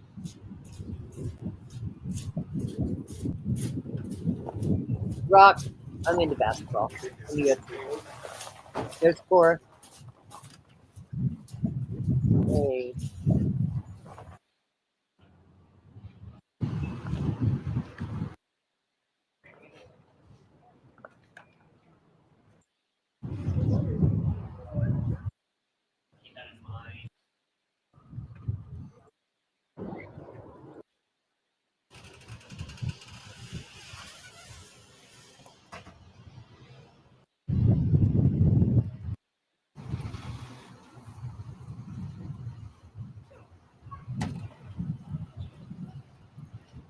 Christopher says, yeah, well, Chiefs are not my true team. Redskins forever. It's, oh, okay.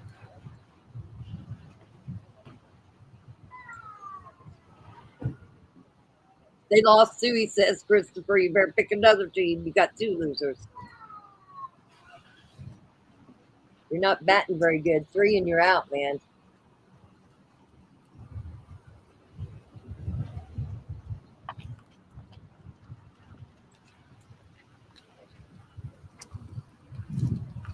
I was really trying to find the footage of Tad's sister. Remember Tad's sister that was screaming, "You're innocent" or whatever? I don't remember exact words. I've been trying to find it. So.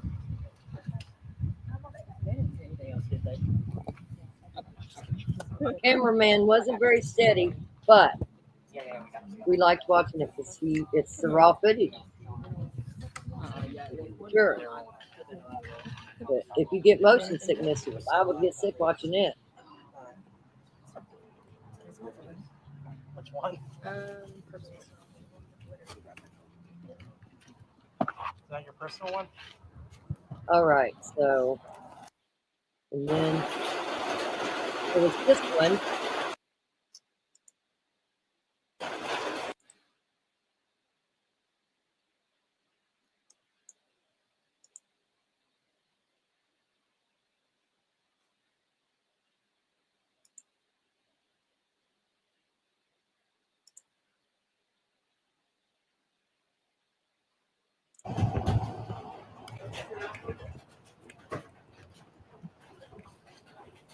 What'd you do? Change his glasses? Is that after we called out the red glasses? Different guy. Okay. He said, well, my third choice won't be the Cowboys.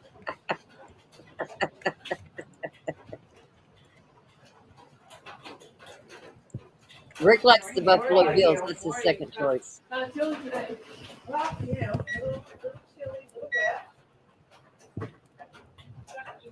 Interception, Christopher. You watching? Now you got Rick excited about the game, damn it. Thank you.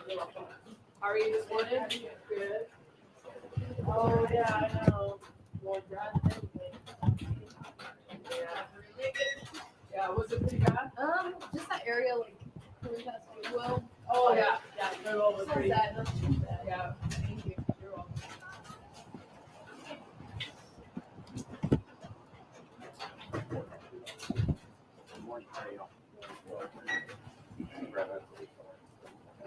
Hey, Charles. Hey, before you go in there. I really was trying to watch because Allison said that the prosecutors had weapons on under their jacket. Now, I know in Sedgwick County, you cannot have your weapons. Only the court guards. So, obviously they do it different here. I'm really surprised.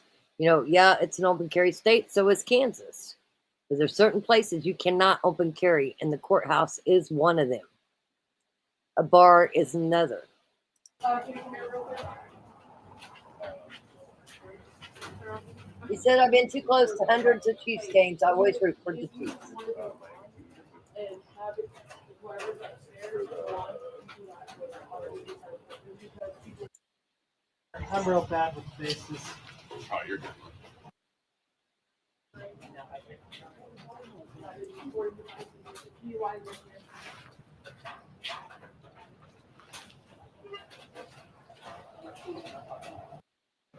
Like part of me wants to stay here.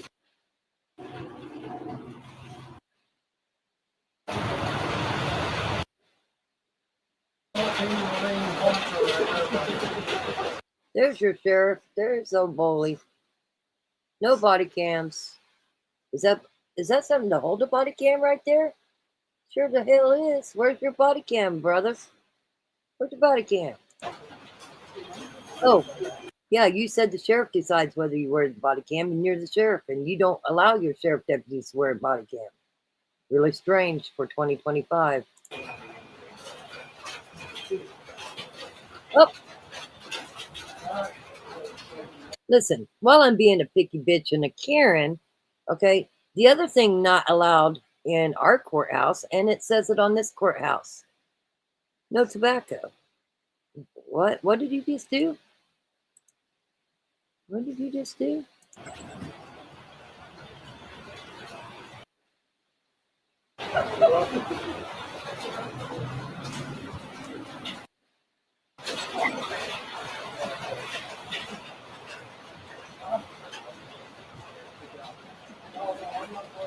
They all got stuff. Nobody can. Who's not there?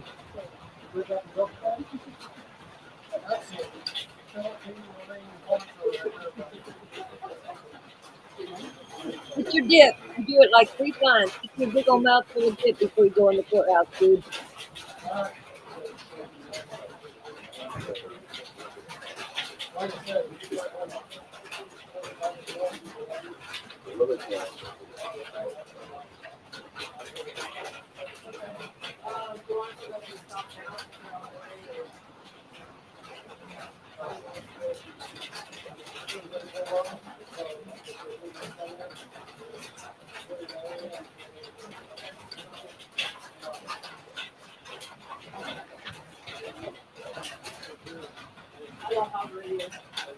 What? What?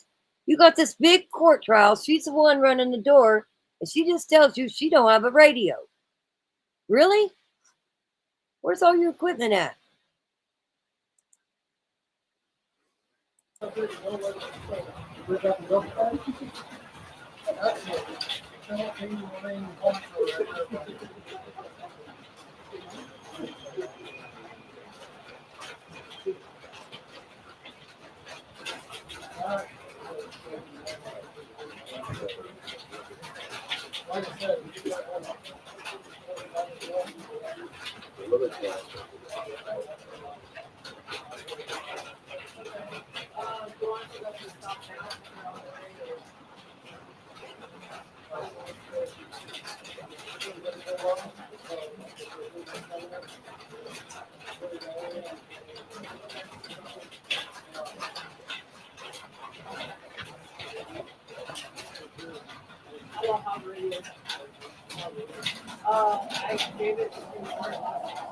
I don't have a radio. I gave it to her. Kid. No, you don't have one. Isn't it weird how he turns his back to the camera now when he was trying to be all flexing and shit? He's not flexing so much now, is he?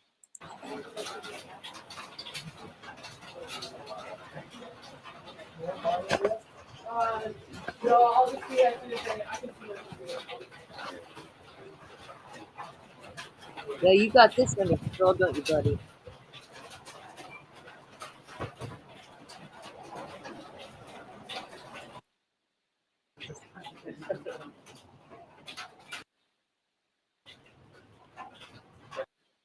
Right here.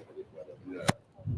I was like coming over the road because I'm like, well, I'm just gonna, like, all of a sudden my memory like came, and I was like, oh. Now, same thing with our courthouse. You don't get to go in without going through security. You can have a whacked out attorney. And mind you, all these people know each other, okay? Most of them. And you're not even going to scan them for weapons? Jeez. I'm so glad they haven't followed that. Let's just let them go right on in.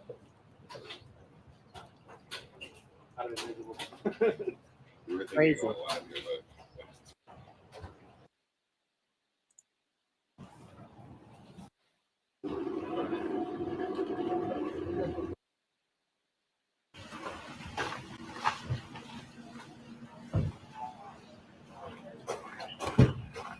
Weapon right next to the suspect again. Is there anything you want to say to the victim, Tiffany?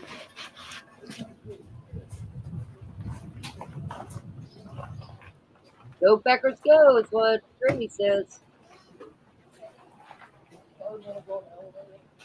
Listen, I'll end the live anytime you guys want to. I'm just playing back stuff that's been said and done. There's Cora.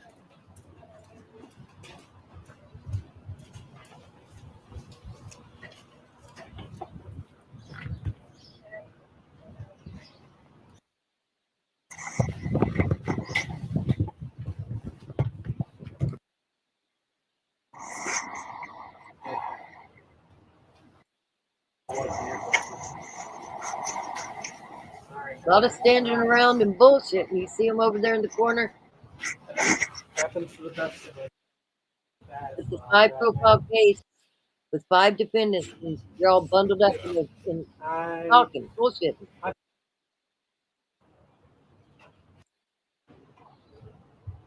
know that's Amarillo. Weirdo. I can't believe there's not a Or bike. like the squares. Dollar Tree,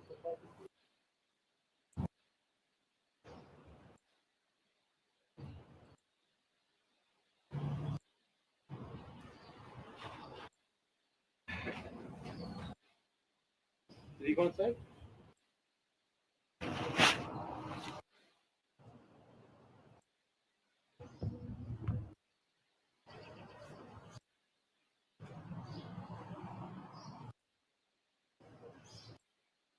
Thank you.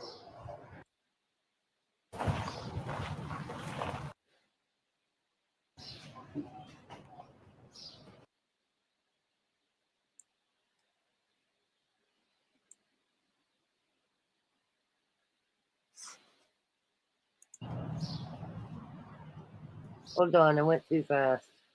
I want you to look at Tad when he comes out. Boy, he's really gawking. Really gawking. What's he looking for when he comes out of there? What's he looking for? What's that guy doing sitting in there? What's his job?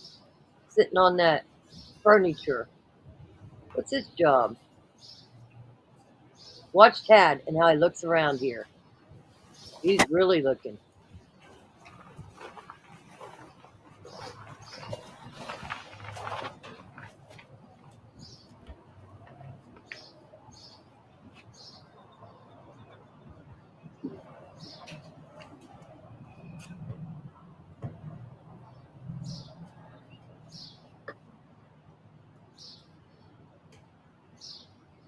Just happened to be there, you think?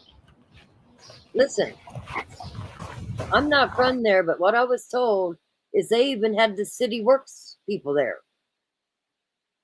Not just law enforcement, they had city works there working. Well, listen, that's not a very good look. Whoever that is sitting their ass on the bookcase, whatever the hell that is, he should be fired. Sitting down on the job, sitting right there. Yeah, I'll say that. The hell. It's not a chair.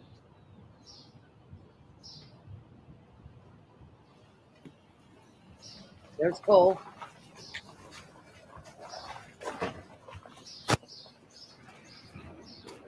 That guy's doing the right thing. His weapon, no.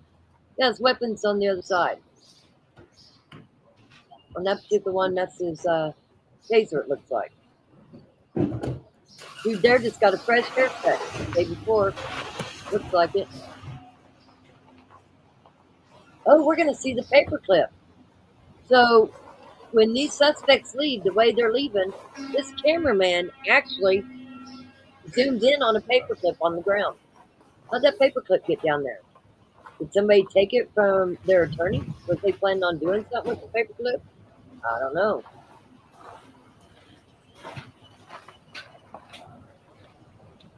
What do you want a screenshot of?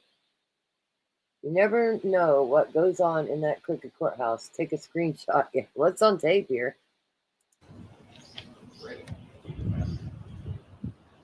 Oh,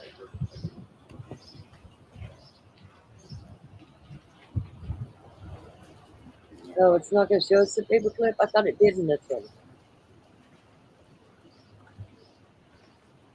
It's cold in January, and you might have snow, you might not.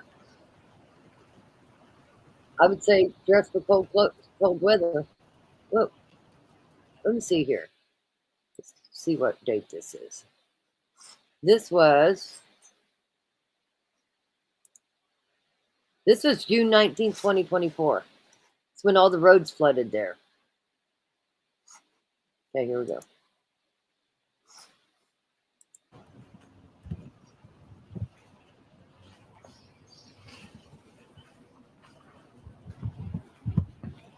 Pretty sure it was in this one where the paperclip was found.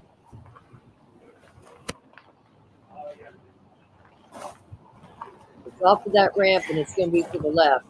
And he stops on it if it's in this video. It's cold usually in January. Okay, there it is. You guys see this paperclip right here?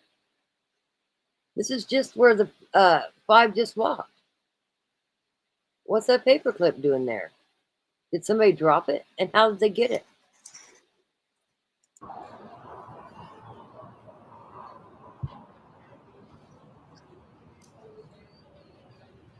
Surely I wasn't muted for all that. No, Oklahoma is not warm all year.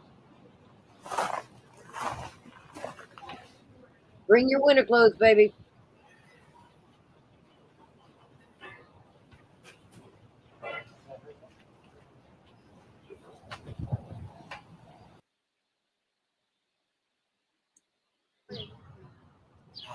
Yeah, I can hear you guys. Oh, crap. Sorry. Crap. Well, I can't get it moved back. Do you think this is weird to have in my hand? I don't know how to get it back. There we go. It's fine. Yeah, keep it. I don't know who this guy is. Should I keep the cover? Howdy.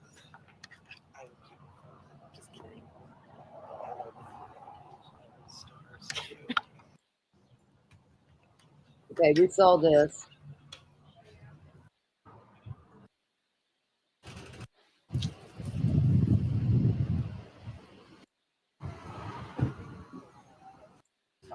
You got anything good? We're still live, by the way. Which one? Personal. Is that your personal one? Yeah, I mean, how did the paperclip get there, you know? That's what I want to know. How did the paperclip get there?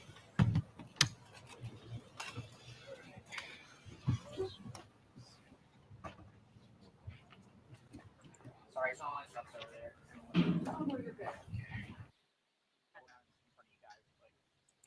Okay. most of this. I think we went over everything, but I still want to try to find the thing that had the sister in it.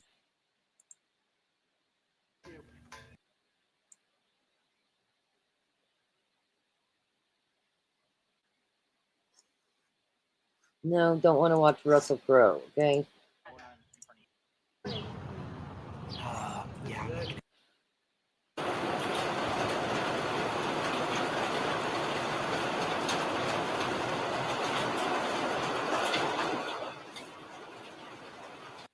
Okay.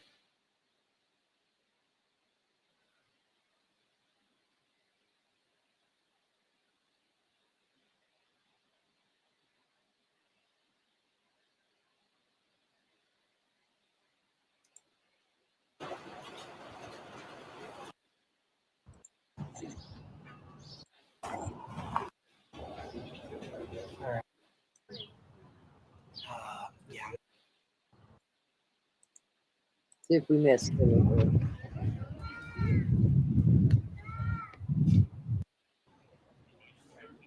Definitely grouped up together, aren't they? Is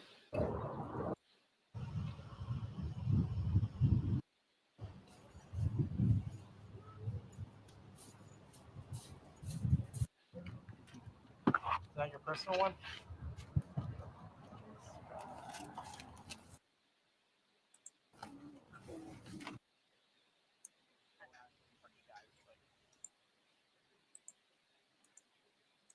Kansas line.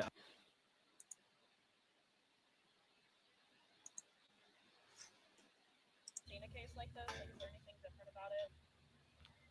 The OSBI covers all kinds of cases. Each case is different in their own way. They're all just as important to us.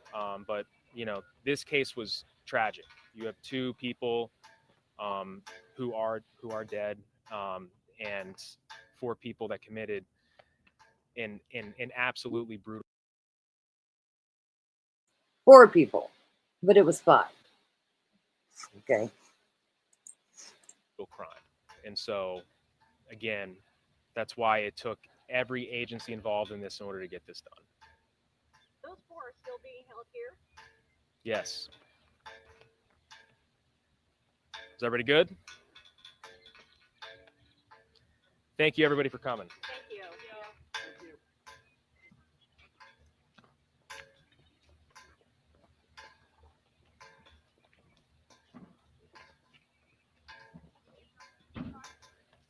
There's Buddy Leach.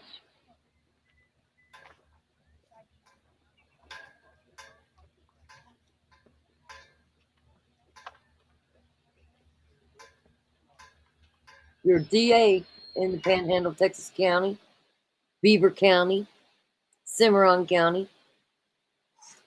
Now, see, it's kicking us. So we've seen it all.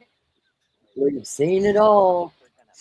I still didn't come across the one of Tad's sister. I'm going to find it because she's right there by the trash cans. We know you're innocent. It's kind of weird. Sure would have liked to have found that again. The way this guy looks around is crazy. The Oklahoma Court of Criminal Appeals denied a third effort by one of the suspects charged in the deaths of Jillian Kelly and Veronica Butler to get a new judge assigned to the case. Tad Cullum's attorney originally filed a motion for the judge to remove himself in April. He argued the judge would not be impartial because he represented Tiffany Adams in an unrelated case years before. The judge denied the motion. His attorney appealed the. So yeah, you heard that right. The judge was Tiffany Adams' divorce attorney. Same judge that's head over this case was Tiffany Adams' divorce attorney. But there was no conflict of interest.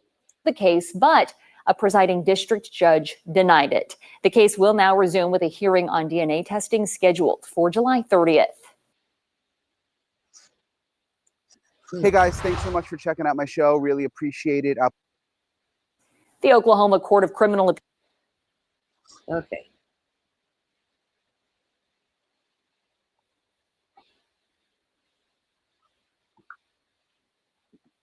I don't know where. There's a live mic somewhere. Hold on.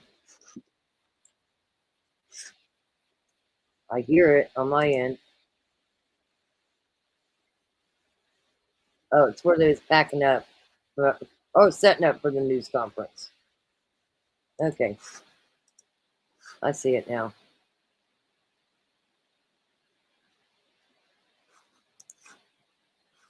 One of the men charged in the brutal deaths of two Southwest Kansas mothers is pleading with a judge to drop the charges. Tad Colum's attorneys filed a motion to quash. They argue the Texas County District Attorney did not provide enough evidence to show that Colum intentionally killed Veronica Butler and Jillian Kelly and buried their bodies in a freezer. Again, Tad Colum's attorney. Tad's the only one that hired a private attorney, and she is the queen of acquittals, is what they say. Really, really good. He's wanting the charges dismissed. He's in a freezer. Cora Twombly and Paul Grice testified at Colum's preliminary hearing back in December. But Colum's attorney says their testimony is, quote, not credible, is self-serving, and made as a part of a life-saving plea offers. Both Cora and Paul accepted plea deals in exchange for their testimony. The DA agreed to not seek the death penalty against them. As for the unlawful removal of a dead body and unlawful desecration of a human corpse, the attorneys argue Colum is immune from prosecution because he was acting under duress because Grice was pointing a gun at him while he was burying Veronica and Jillian's bodies. A judge will rule on Colum's motion to quash January 23rd if he allows the case to continue. Colum's trial is scheduled to begin June 1st. Whoa. If he New allows, developments tonight on the two missing moms. if he allows it to continue, holy crap.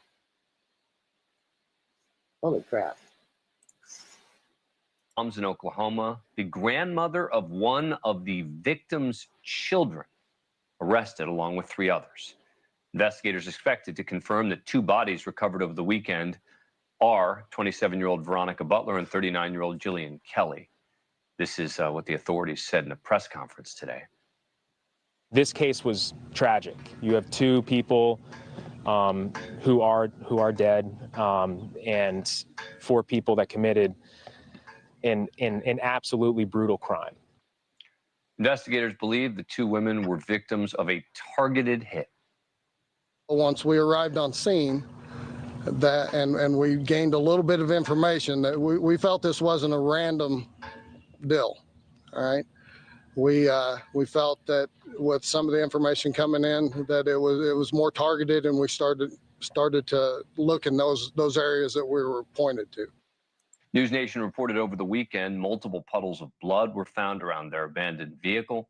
It's believed to come from the victims after they might have been shot.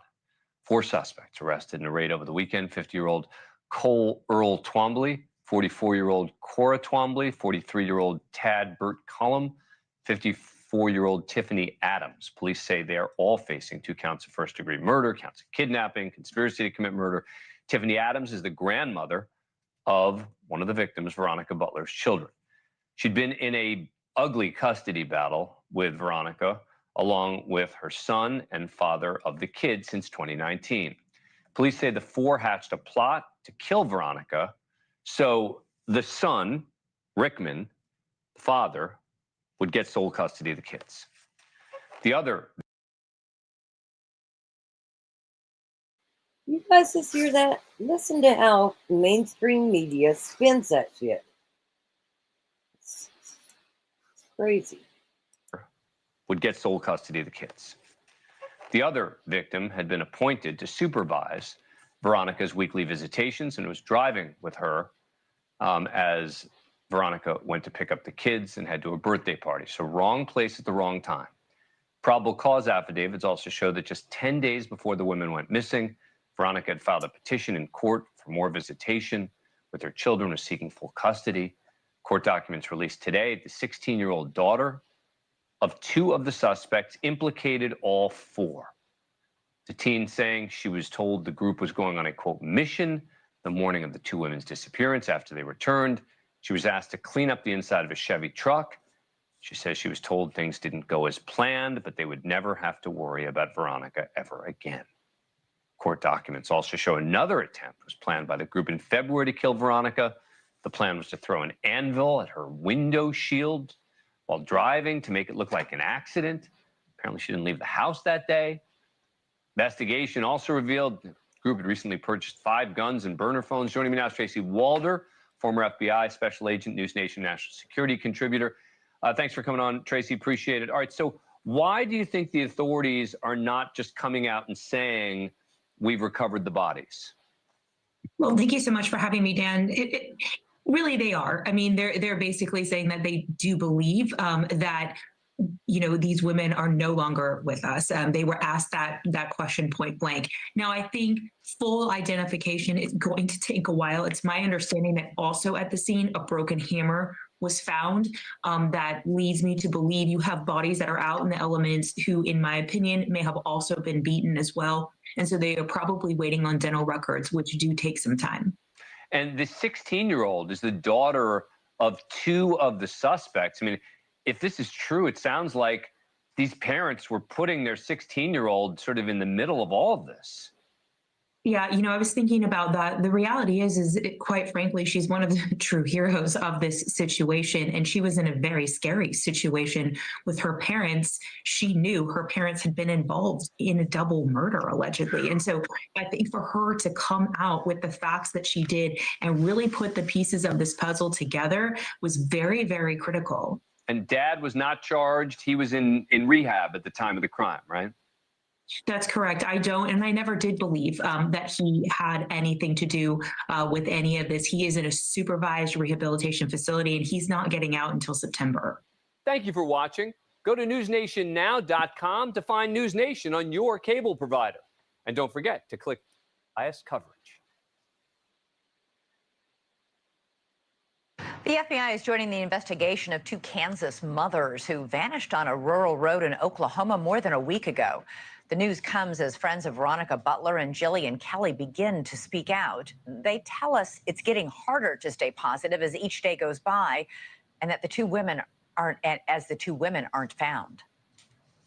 It's like a black cloud is over the top of us, and we want to know that they're okay and they're going to come back, but as the days roll by, it's just getting harder and harder to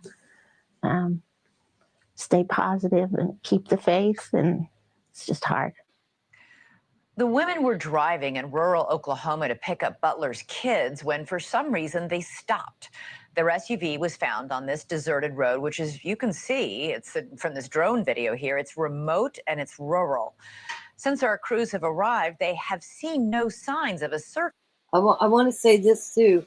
The guy that's doing this filming, I was there for this. He showed up in a red truck, and he is a contract worker. And that's what he does, is he goes around and films the area with a drone. He's actually from Tulsa. He was a super nice guy. Because I had to move my vehicle for him to do this filming. Crews have arrived. They have seen no signs of a search for these women. No Did you hear canines, that? no command.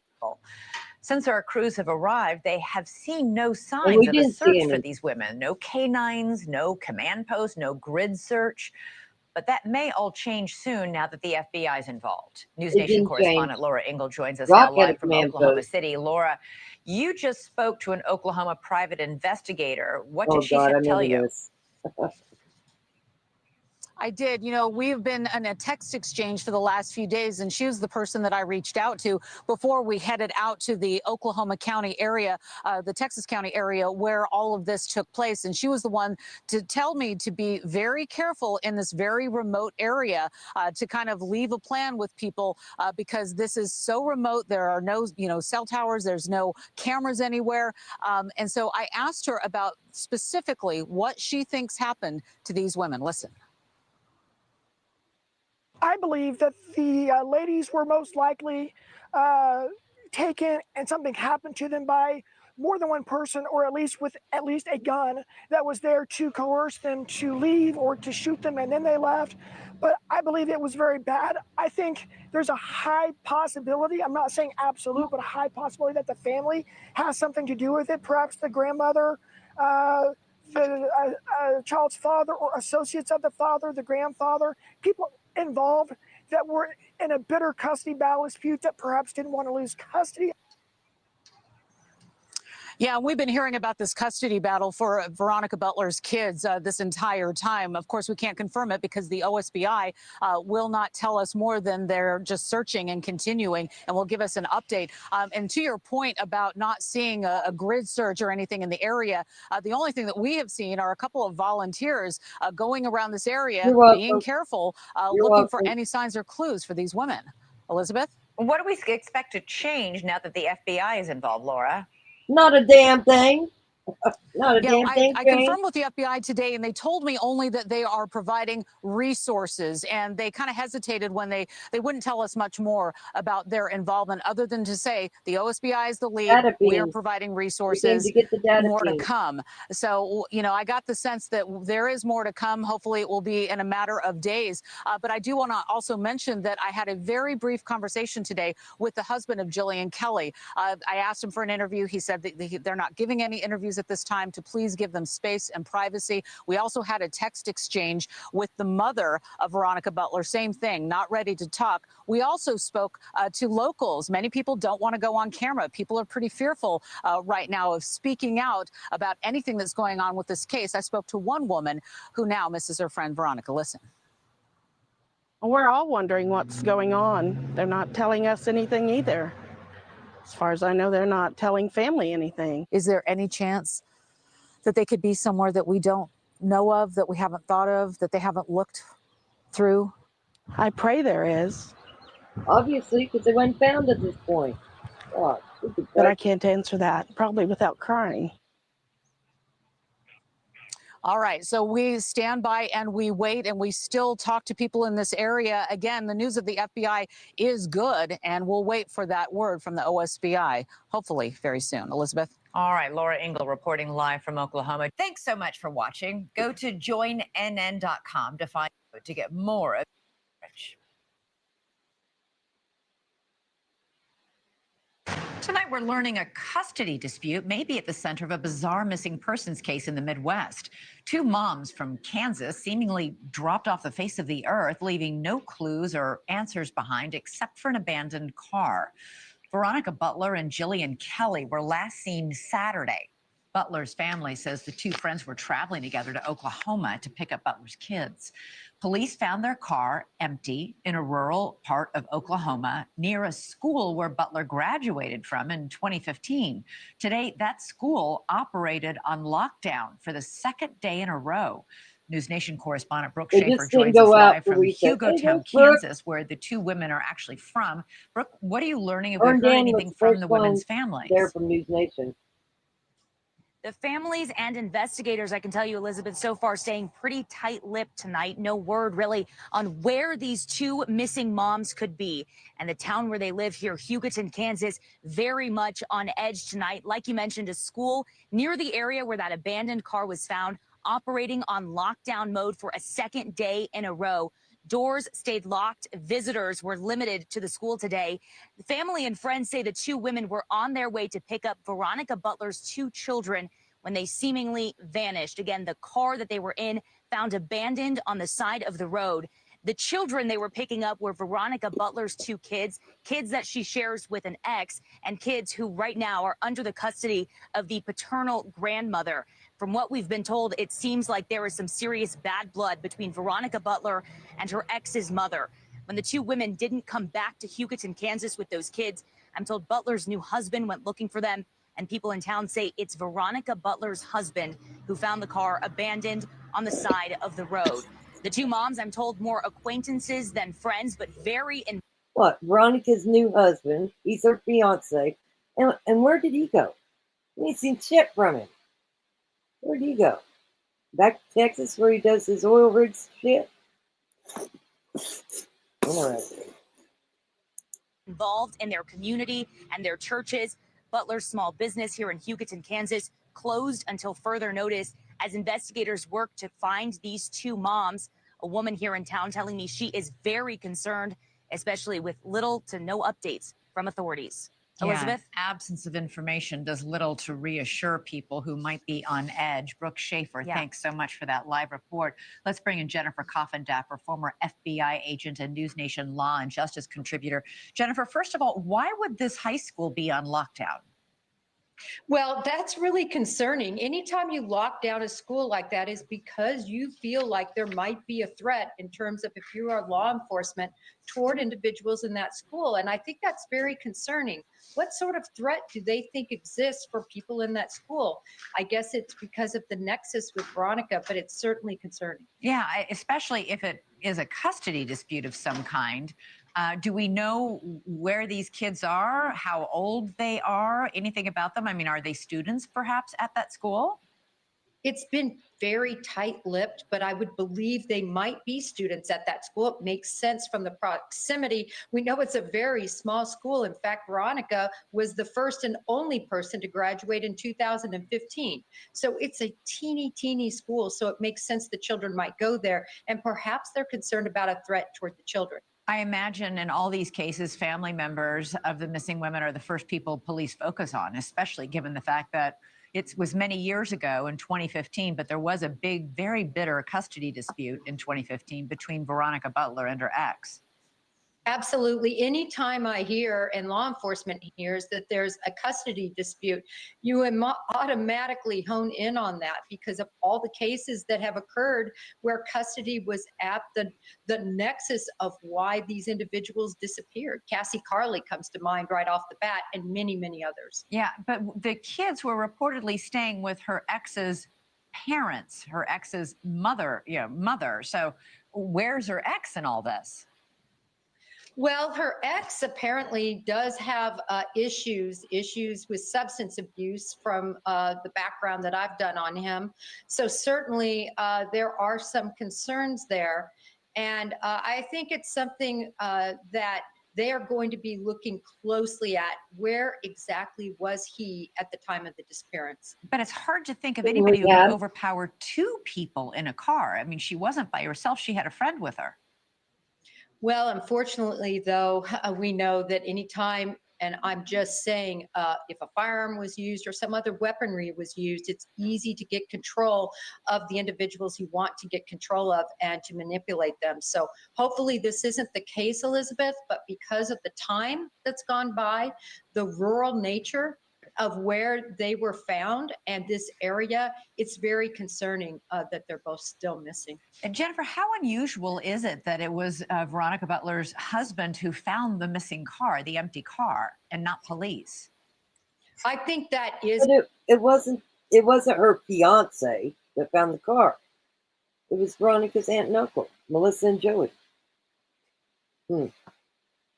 Concerning. It does make some sense because he knew the route that they were taking, that they were going to Ava, Oklahoma. And so it seems that he was just tracking that route. Thanks so much for watching. Go to joinnn.com to find News Nation on your television provider. News Nation's fact-driven, unbiased coverage. And our News Nation national correspondent Brian Enton drove out there today. What is going on with Ashley Banfield's eyebrows in this one? Like, seriously? Did a lot of looking about and asking questions, and he's live with me now. So, Brian, take me to that property. Tell me everything you know about the land, the landowner, and what you were able to see. Yeah, first of all, actually, bear with me with the weather because it's been crazy here on the Oklahoma-Kansas line. We had a wind advisory today. There was a tornado last night, and now there's another big storm moving in. So it's going to get a little wet, but I want to get to all of our points. Yes, I went to the house in the area where the bodies were discovered. It's about 8.5 miles or so from where the mom's car was left in a very rural area. It is a piece of land that Tad was renting, was leasing out from an owner there. And there was a barn there. The bodies were discovered near a dam. There was some digging, and that's when they found them. The owner I met with, he was crying when he was telling me the story. Totally shocked by all of this. Can't believe it. Can't believe this happened on his land. Was shocked when the police showed up and started digging. But that is where those women were found, Ashley. Okay, so now tell me, there's so much I want you to unload here, but you also got an interview today with Tad Cullum's business partner, who happens to be a municipal judge who was coincidentally there at Tad's house while Tad's house was being raided. And then there's been a big twist tonight. Tell me everything that's happened. There is, and I'm going to get to the twist in a second because this is really crazy and goes back to the point that people here are very scared to talk. But yes, we talked to the municipal judge here, happened to be walking by, got in the car with me and chatted. He is a good friend of Tad. He is a business associate. They were working together. He was at Tad's house when the SWAT team showed up. You remember Nancy Lou had that crazy video. The SWAT team showed up and he was there. He had a gun pointed at his face, he says. And he also knows a little bit about this group, the God's Misfits, the religious cult group. I asked the judge about it. Listen to what he told me, Ashley. When's the last time you saw Tad? I was there when they raided it. You were there?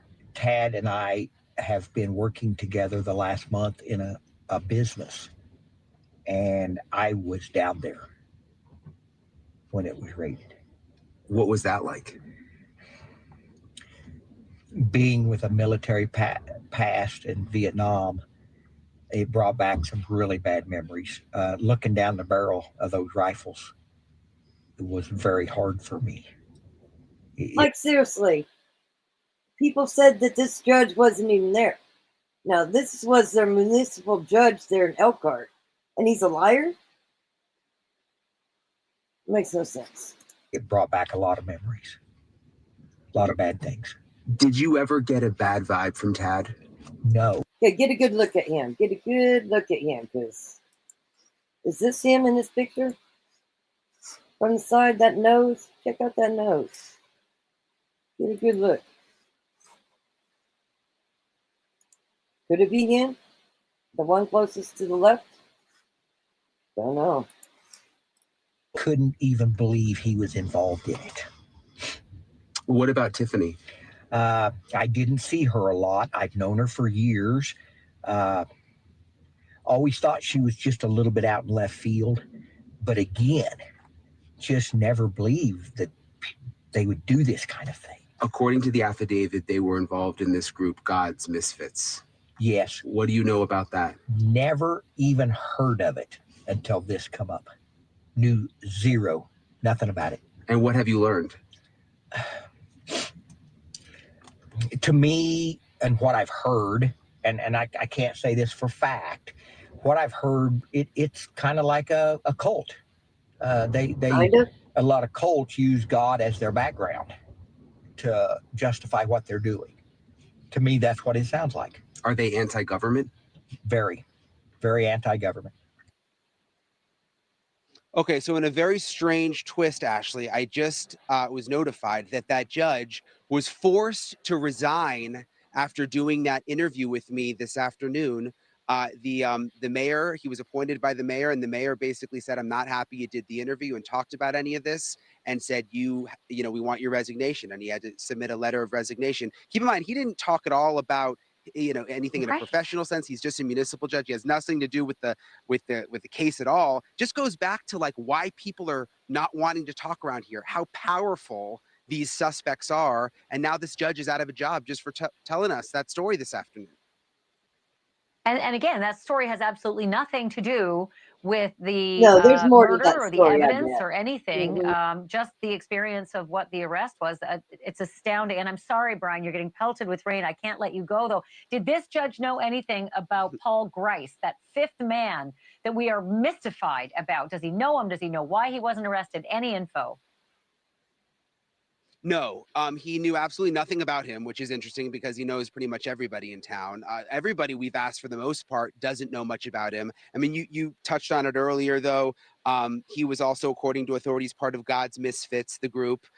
He was apparently involved in this plot to kill Veronica back earlier this year. So we know that from the affidavit, but we're not really having an easy time getting other information on him and why he wasn't arrested. You know, is he perhaps now cooperating with the investigation?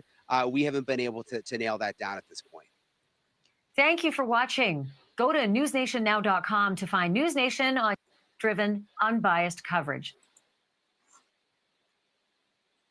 This case that we've been following for weeks now, the missing we don't want 9-year-old that girl, Melody Buzzard.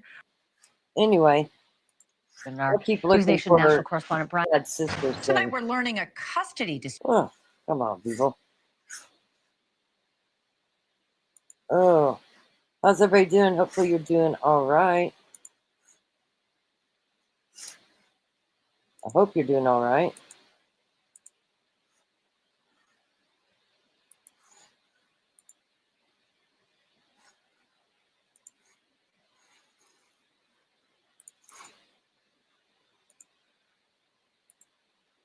It's crazy, huh? Crazy, crazy, crazy. All kinds of crazy.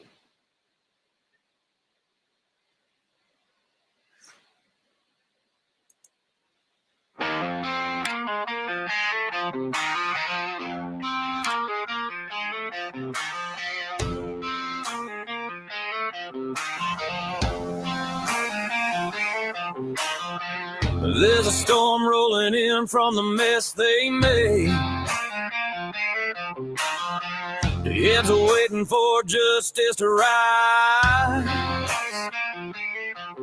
Too many secrets hid behind small town lies.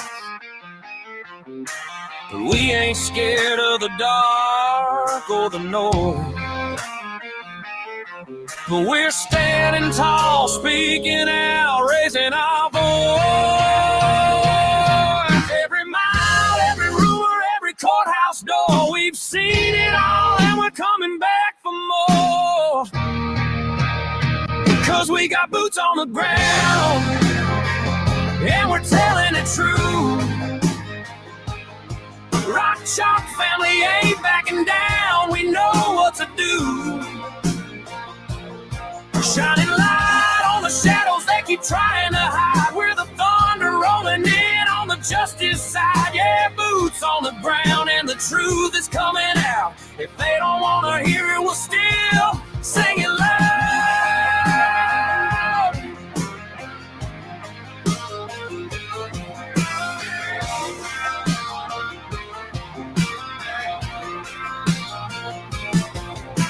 Four corner stories and the whispers at night. They thought nobody noticed when they lost the light. But every mother matters and every voice counts. Every lunderby barking, but he ain't that man. Easy, stay slipping, never knows his route. We hold the line strong, let the truth ring out. 'Cause we got boots on it down, and we're telling it true. Rock Chalk family ain't backing down, we know what to do. Shining light on the shadows they keep trying to hide. With the thunder rolling in on the justice side. Yeah, boots on the ground and the truth is coming out. If they don't want to hear it, we'll still sing it loud.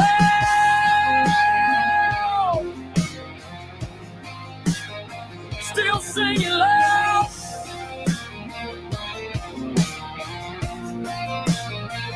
Four brothers calling it out. If you want some, come and get it now. Yeah. Journey and Murphy on the move. Band pack, speakers loud. Let's go. We rolling down the highway. Lights flashing, feel the breeze. Journey and Murphy in the van. Doing what we please. Wisconsin to Colorado. Midwest to the west.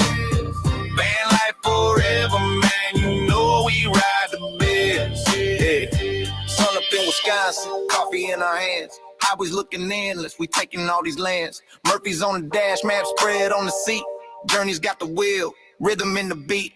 Cornfields flying past, only waiting there. Snap a pic, laugh a bit, memories everywhere. Kansas plains rolling by, girly girls say, hey. Rock Chalk vibes loud, we don't play no cliche. We rolling down the highway, lights flashing, feel the breeze. Journey and Murphy in the van, doing what we please. Wisconsin to Colorado, Midwest to the West. Van life forever, man. You know we ride the best. I know you like the Colorado. Sky so wide, Hawkeyes cheering us on. Vans of Midwest pride. Truck stop meals, laughs and never quit. Every mile another story. Every song legit, bass bumping country rap. Speakers on 10. Journey and Murphy cruising like no one else can. Windows down, wind blowing. Freedom in our veins. Van life kings forever. Breaking all the chains, y'all. Hit the gas, pedal down, feel the engine roar. Every state of stage, yeah, we always want more. From Wisconsin lakes to Colorado peaks. Van life, lifestyle, living dreams every week. Journey and Murphy, legends on the map. Country road, city vibes, never looking back. We rolling down the highway, lights flashing, feel the breeze. Journey and Murphy in the van, doing what we please. Wisconsin to Colorado, Midwest to the West. Van life forever, man. You know we ride the best.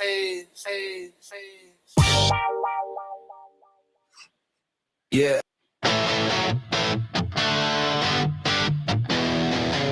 Yeah, we rolling deep.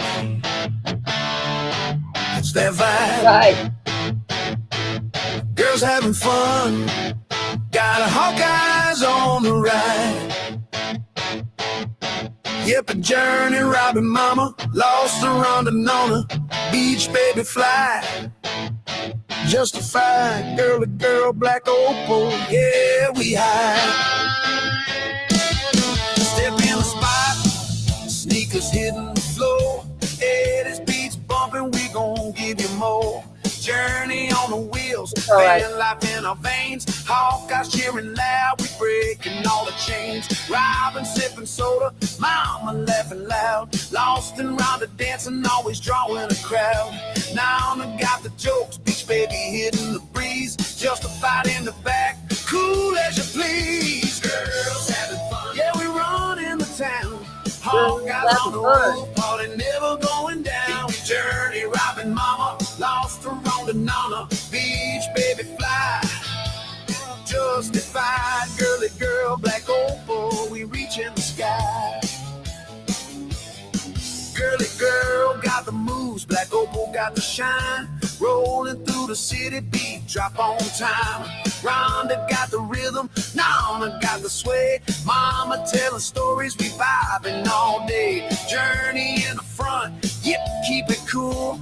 Beach baby laughing, yeah, we breaking all the rules. Lost in the music, justified in the groove. This 80s vibe, we got nothing to prove. Girls having fun, yeah, we run in the town. Hawkeyes on the roof, party never going down. Journey robbing mama, lost her on the Nona. Beach baby fly, justified, girly girl, black opal, we reach in the sky.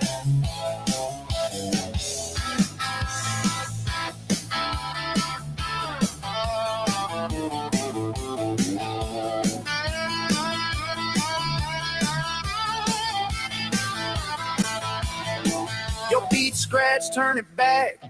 We keep it real. 80s rap flavor, we bringing that chill.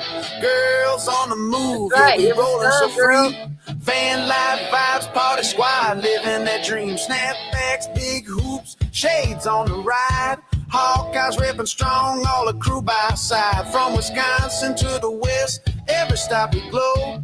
Right, girl got having talent. fun. I got a producer too. Ask her. My producer, my producer too. Everywhere we go, girls having fun. Yeah, we run into town. Hawkeyes on the. Remember this one, Journey?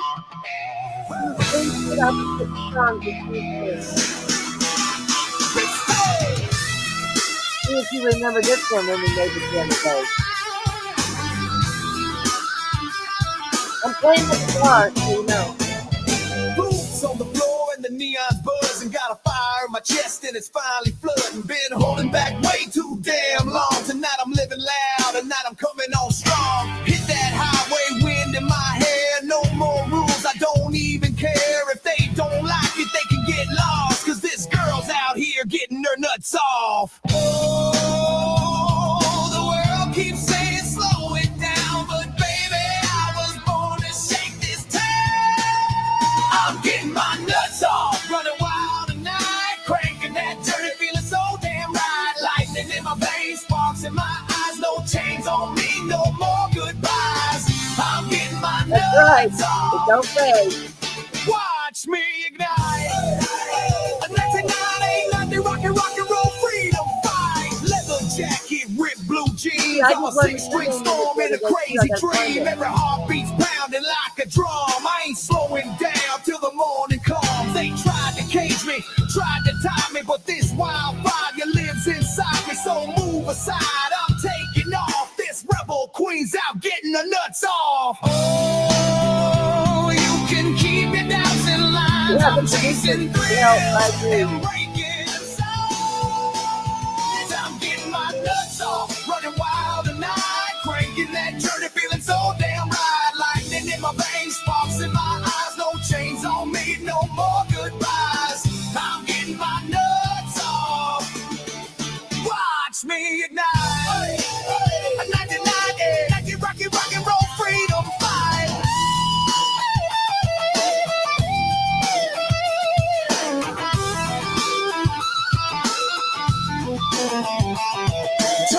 Turn it up, let the speakers bleed. I'm the woman that the wild ones lead. Taking back every dream I lost. Tonight's the night I get my nuts off.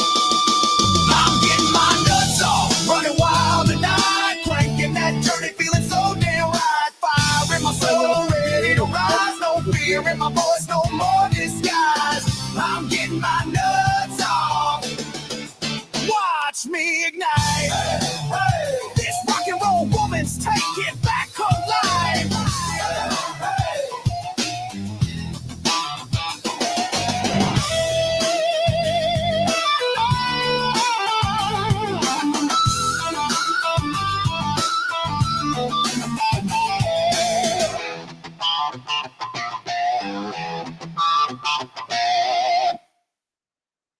I wonder.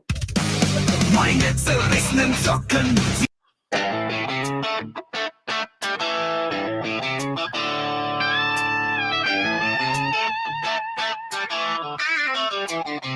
Yeah, Saturday, the sun's burning bright, 67 degrees, yeah, we're feeling just right. Lace up the boots, let the good times roll. Rock Chalk family with a heart and soul. Yo, we moving, we grooving, it's a brand new day. Sunshine hitting different in that Saturday way. We ain't alone, now we rise as a crew. Rock Chalk family, yeah, we always come through. Stick together, no matter the fight. If you fall, we lift you, get you back in the light.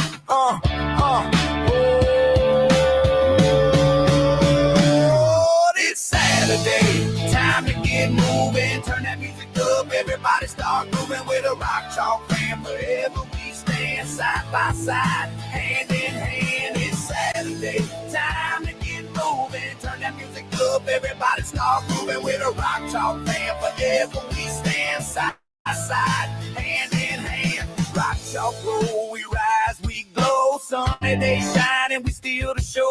Hands up high, let the good vibes flow. We a family, yeah, everywhere we go.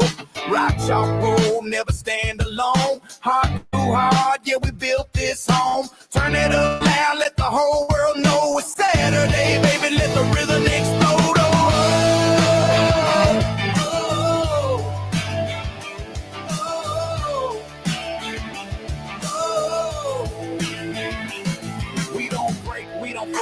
We don't run through the highs and the lows. We still shine like the sun. Unity forever.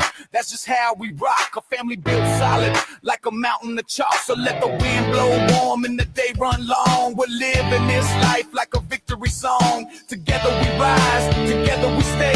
Rock Chalk family, forever we slay. It's Saturday. Yeah. It's a Sunday, baby. Blessed vibes. Good light, Rock Chalk family, stand up. Let's ride. Yeah. It's a Sunday morning sunshine on the map. Rock Chalk family hitting strong with the throwback rap. Robin bouncing in, mama lost, Rhonda with grace. Crafty lady rocking colors all over the place. Hawk I steady watching, got that heart so true. Journey keep it moving, girl, we ride with you. Christopher Hughes praising up, saying God is good. Whole crew stand together like a real fan should. That Sunday vibe, we stay united. Rock Chalk family, forever lighted, lighted. Hands up high and let the blessings roll. 80s beat hitting deep in your soul. Yeah, okay. Skull match, you bring the thunder. Delightfully chatty, I spark rubber Ramada. Laughing loud, way past dark James with the wisdom. Leroy stay bold, beach baby shining like the sunshine gold. Levin the Conway, Nona got the jokes. Marking in the cut with the down to earth folks. Country boy 620, ride strong, big Mickey got heat. Open from Australia, bringing fire from the street. Stacy Jen Love, Jason in the lane. Jezebel witch saving cats in the rain. Lollipop Gale, UPK roll tight. Rock Chalk and Queen taking charge every night. Jane miscollected item. Red if you stand tall. Girly for 20, Justin for you two cats. My love to all. Flower Daisy can jokes. Brian Rambles, Amy in the mix. Whole fan rocking strong like a nose. That Sunday vibe, we stay united. Rock Chalk family, forever lighted, lighted.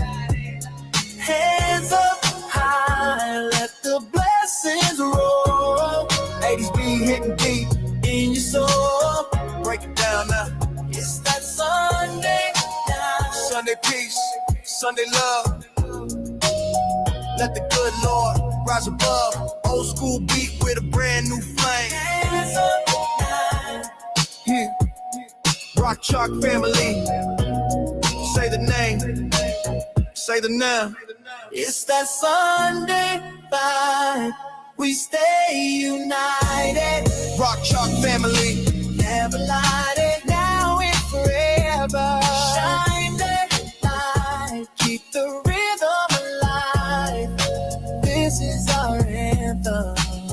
Rock Chalk Sunday vibe. Mama lost Rhonda. Girl, wipe those tears. Look up. The whole Rock Chalk family standing right behind you. Let's ride. Rhonda woke up with a fire in her chest. Said, I ain't staying down, I deserve the best. Boots on the ground and her hair in the wind. She's fighting for tomorrow like she's born to win. Colorado nights couldn't break her soul. She's patched up the pieces, now she's back in control. Yeah, the herd tried to stop her, but she broke those chains. Now she's running this life like a runaway train. Hey, Rhonda, raise your chin. Feel that strength deep within. You're climbing high, you're going far. Girl, you're reaching for the stars. Yeah, mama lost Rhonda. We love you, don't forget it. You shine so bright, the whole world's gotta get it. You're beautiful, strong, and you're never alone. Rock Chalk family's got you six, girl, you're home. Keep pushing up, keep breaking those bars. Mama lost Rhonda. You're reaching for the stars, stars, stars. Yo, Rhonda on the rise like a neon light. Big hair, big dreams, big heart, that's right. She ain't taking nails, she's taking names. Stepping out strong in her walk of flames. Light through hits, but she hit back harder. Now she's the queen of her own damn charter. From day one, she's been built to last. Diamonds are made when the pressure gets past. Hold up, girl, don't let sadness steal your crown. Hell yeah. You've come too far to ever fall down. Yeah. You got a whole tribe riding right by your side. Yeah. Rhonda, stand tall, lift your soul with pride. When mama lost Rhonda, we love you, don't forget it. You shine so bright, the whole world's gotta get it. You're beautiful, strong, and you're never alone. Rock Chalk family's got you six, girl, you're home. Keep pushing up, keep breaking those bars. Mama lost Rhonda. You're reaching for the stars.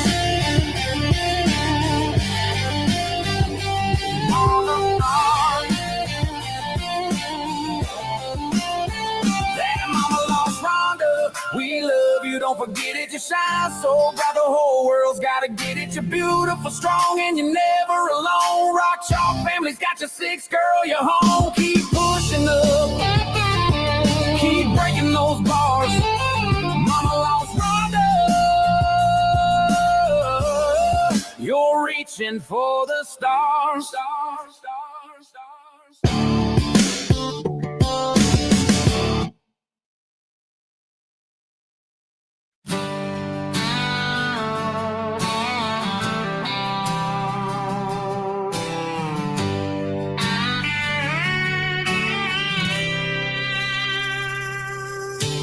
Hawkeye stands in the morning light, coffee warm, but her heart's still tight. She whispers, Jay, I miss you every day. But the wind blows soft through the open door, like he's saying, girl, I'm right here forevermore. She feels that heaven shine lighting up her way.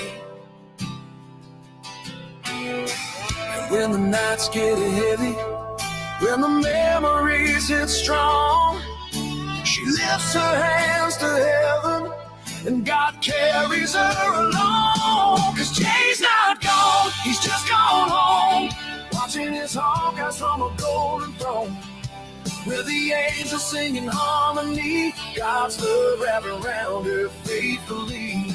Oh, she's never walking this road alone. Jay's in heaven cheering her on. He's never gone.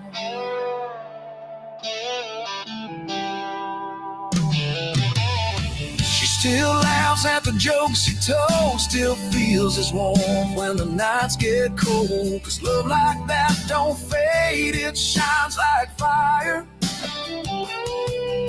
She knows he's dancing on streets of gold, young again, strong again, healed and whole, and waiting at the gates when her time inspired. And when her heart stops breaking, she sings her favorite song. God lifts her up and whispers, child, you're where you belong. 'Cause Jay's not gone, he's just gone home, watching his Hawkeyes from a golden throne, with the angels singing harmony, God's love wrapping around her faithfully. Oh, she's never walking this road alone. Jay's in heaven cheering her on.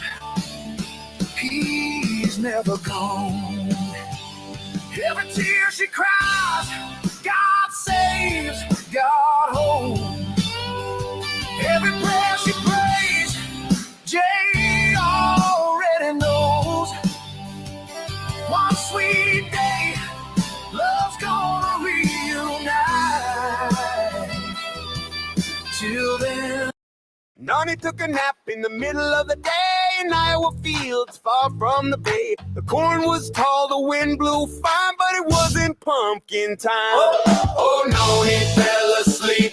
Oh, dreaming of tractors in the county fair show. It's not pumpkin season, don't you know? But she's out in Iowa, stealing the show. She snored to the rhythm of a country tune, sun in her face, not a cloud too soon. Neighbors peeked in, what a sleepy crime. Hey, Nani, it's not pumpkin time. Oh, Nani fell asleep. Oh, dreaming of tractors and the county fair show. It's not pumpkin season, don't you know? But she's out in Iowa, stealing the show. Cornfields sway, the cows cheer on, even the scarecrow sings along. Wake up, Noni, the pie's in the line, but she's still dreaming, it's not pumpkin time. Nani fell asleep, snoring like a mime, laughing at life, ignoring the time. Pumpkin or not, she's feeling sublime. Rockin' in Iowa, It's her prime time.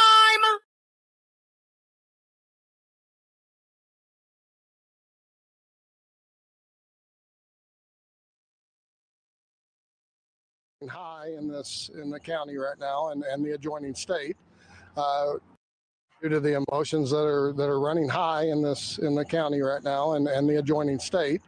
We don't want to take any chances. These people need to have their day in court and go from there. The suspects include Tiffany Adams, the mother of Butler's children, her boyfriend Tad Cullum, and 2 others. They're all reportedly linked to an anti-government religious group known as God's Misfits, a group said to follow its own laws. If that's the case, those laws seem to have admitted the 6th commandment, thou shalt not commit murder.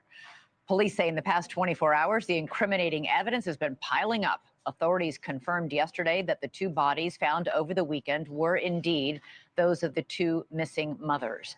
They were discovered in a rural area about 8 miles from their abandoned car on land that Cullum leased from the owner. Today, the victims' family members crowded into the courtroom, shouting at the suspects, even at one point lunging at them. News Nation's correspondent Brian Enton was there for it all, joins us live outside the courtroom. And Brian, it sounds like a very tense, wild scene. Yeah, it was tense. It was emotional, Elizabeth. It was really like hearing like I've never been to before. Starting outside, Maybe. security was so We're tight. at 8 There was hours a and police 45 drone up. minutes There right were now. snipers on the roof. There were metal detectors outside in the parking lot, handheld metal detectors where they checked every single person. You couldn't bring in electronics. I couldn't even wear my hoodie inside. They made me take my hoodie off. Once inside the courtroom, it was a very, very small space. The last 2 rows were filled with the victims' family members, about 24 of them or so. And when the suspects came in, they were very, very angry and emotional, and they were saying things out loud that you could hear in the courtroom. I wrote some of these things down. When suspect Cole Trumbley came in, Veronica's dad audibly called him a bastard. When Tad Cullum came in, he said, sorry, ass piece of you-know-what. And when Grandma Tiffany came in, he said, effing B, who killed my daughter. And then they actually had to restrain underway. We spoke to Veronica's aunt outside right afterwards. Take a listen. First of all, I'm so sorry for everything you've been through. And just that courtroom was so small. I can't imagine you guys were just so close to them. I mean, what was that like? You know, to hold my brother back from jumping, there's just too many emotions, so much anger.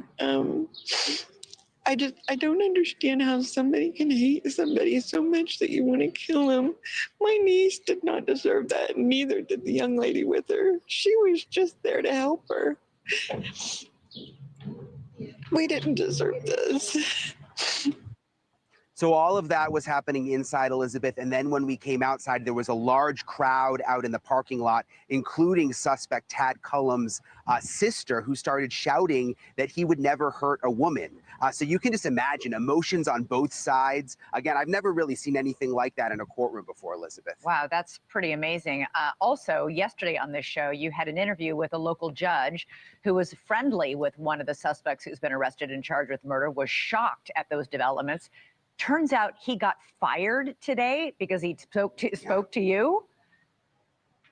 Yeah, it was shocking. Judge Vincent Forbes, he's a judge here in Kansas, where we are, near where the murders happened. The court hearing and the court case is all the way in Texas County, Oklahoma. So he has nothing to do with the case. He did know one of the suspects. He spoke to us. He calls us last night and says, listen, after your interview aired, the city council forced me to resign. They were so unhappy that I spoke out about all of this. I just went back to the judge's house to find out what happened. Take a listen.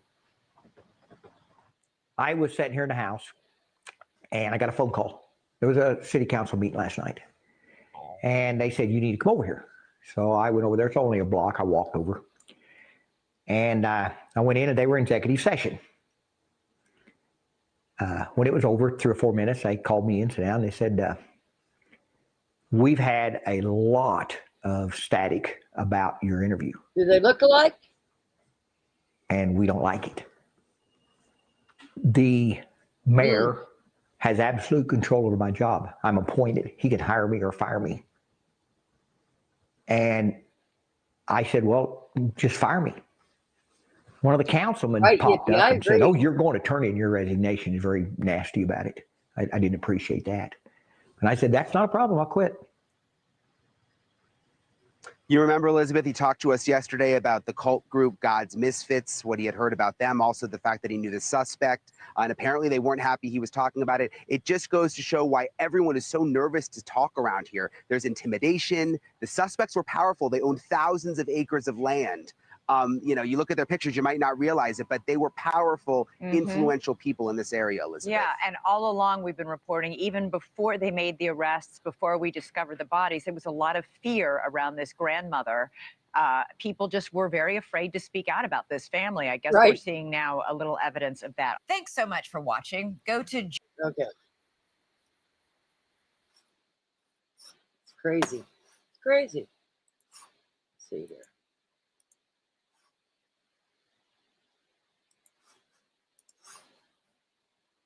Story with that mystery fifth man, Paul Grice. He is listed all throughout the affidavits by the teenage daughter of the Twombleys who were arrested and charged with the murder. She says that Paul Grice was present for the planning. Paul Grice was allegedly there for the killings. But Paul Grice is nowhere to be seen and hasn't been arrested. Did that neighbor know him or know anything about him? He does. He knows him, and he knows him well. He is actually Paul Grice's landlord. He's his landlord, Ashley, and he was his employer at one time. So he knows him well. We heard from several sources, and this is new, that Paul Grice was called in. He was actually put into custody at one point and questioned by the police, and then he was released.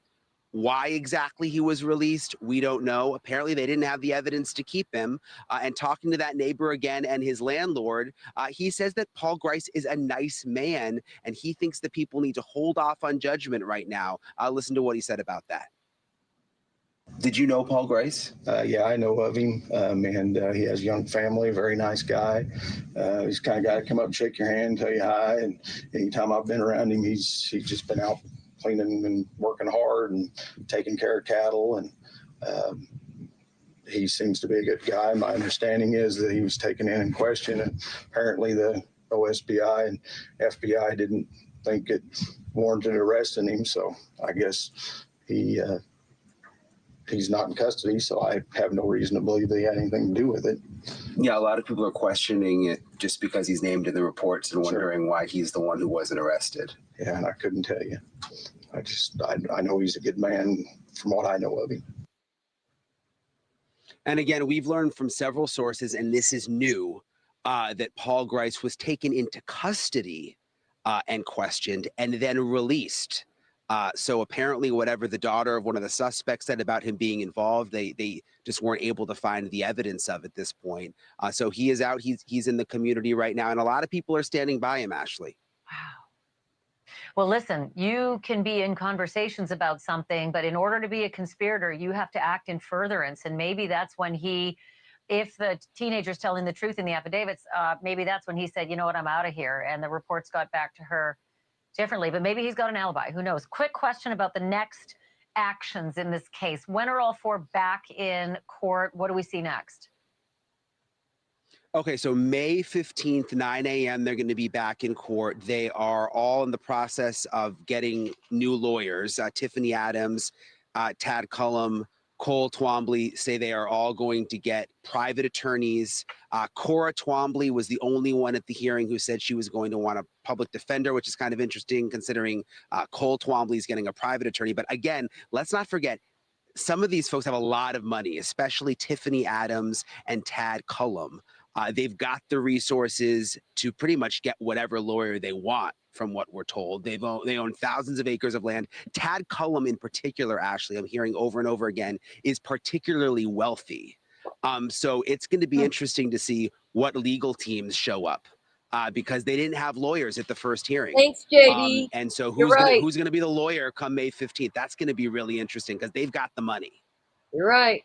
Yeah, and whether their defense is going to be, he did it, she did it, she did it, he did it. That's always fascinating. Yes. Are too. they going to turn on Brian each Ensign. other? Yeah, that's such a good point. Right, Yeah. right.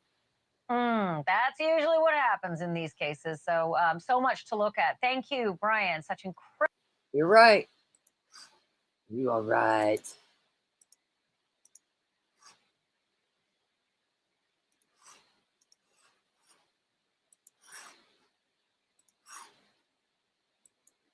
Disappeared back on March 30th.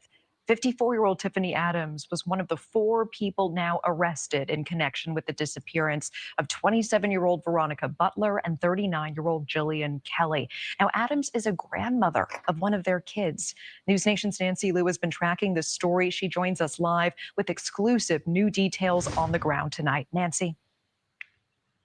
Natasha, the Oklahoma State Bureau of Investigation says they are searching vast areas of Texas County, and tragically, it is an apparent search for human remains. OSBI revealing nothing else about what happened to Jillian Kelly and Veronica Butler, but this weekend has confirmed an extensive investigation of a double murder.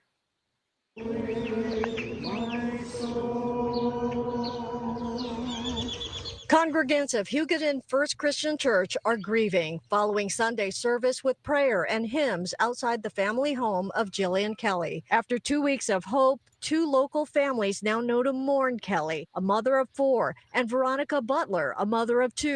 I probably won't be going live tomorrow, but you're right. Don't wear yourself out. I'm good. Go take that shower. No. There is disdain for the 4 people now charged with their murders. We read in the Bible that evil is in the world, and some people that don't know Jesus Christ are full of evil. As a Christian, we should forgive, but we also have to have the laws of the government take over too. Facing first-degree murder, kidnapping, and conspiracy, 54-year-old Tiffany Adams, her boyfriend Tad Cullum, and Cole and Cora Twombly. OSBI is not revealing details about what happened or the alleged actions of each suspect, but a custody dispute may be linked to a motive. Tiffany Adams is the grandmother of the 2 children Butler was on her way to see on March 30th, and Adams was fighting against more visitation. A court hearing was set for this Wednesday when Butler was expected to seek full custody. Kelly was among 4 court-approved supervisors for Butler's visitations. They never made it to the usual pickup point, an abandoned gas station in Texas County. Texas and Cimarron counties. Our News Nation crew, the only network on the ground to capture this exclusive footage, at one point following more than 20 SWAT and police vehicles to various locations. Outside one compound, we heard an officer on a loudspeaker announcing, "We have a warrant for your arrest." All officers appeared heavily armed and wary of all who approached, drawing guns to turn people back, including us. For the tight-knit community of Hugoton, the healing is just beginning.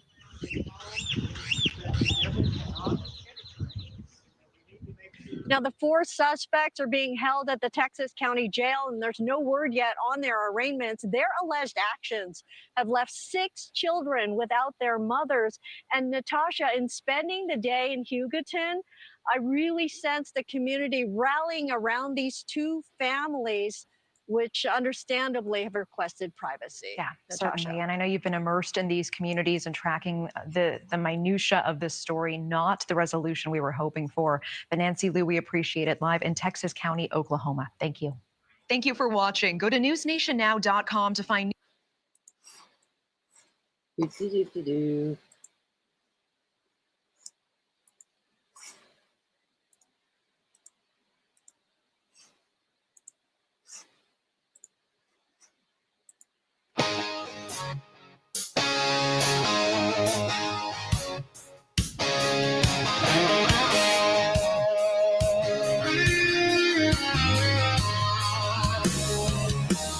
Brenda's got a heart like fire, shining through the darkest night. Jeff stands strong beside her, holding faith and holding tight. Little Callie's dancing, she's a 6-year-old rock star, loud and free. And the Miracle Boys, Wallen and Walker, sing their quiet harmony. And Mama Rock is cheering with a love that never ends.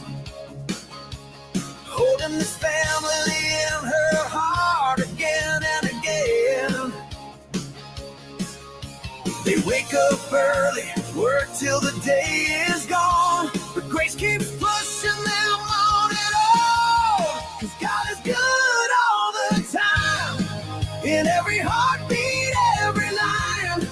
Through the storms and through the shine. Yeah, this family's walking by his light. Turn the amps up, let it climb. God is good. God is good all the time.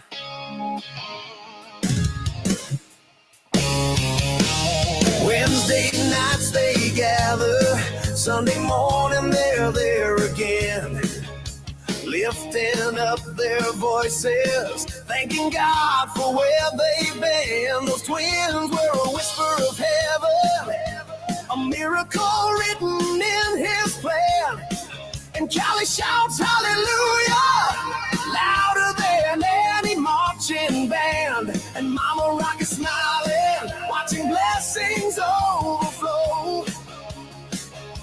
Proud of every step they take, more than they will ever know. When life gets heavy, they don't fall apart. They hold on tight with a rock and roll heart. 'Cause God is good all the time. In every heartbeat, every line. Through the storms and through the shine. Yeah, this family's walking by his light. Turn the amps up, let it climb. God is good. God is good all the time.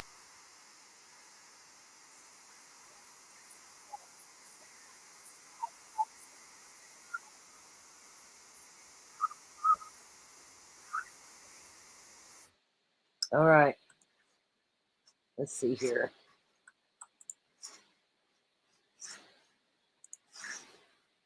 It has some big allegations. One of those says a suspect, Tiffany Adams, used her position on a Cimarron County hospital board to falsify records. Another allegation says she even threatened a judge that was overseeing the custody battle of her grandchildren.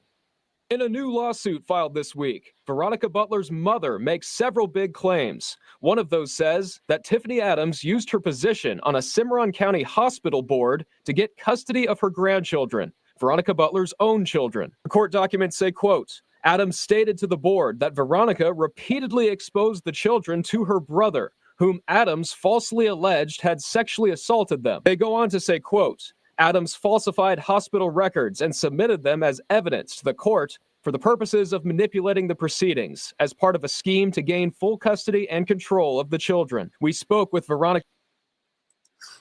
But DHS did do some cases substantiated. So there was 3 of them from what I saw.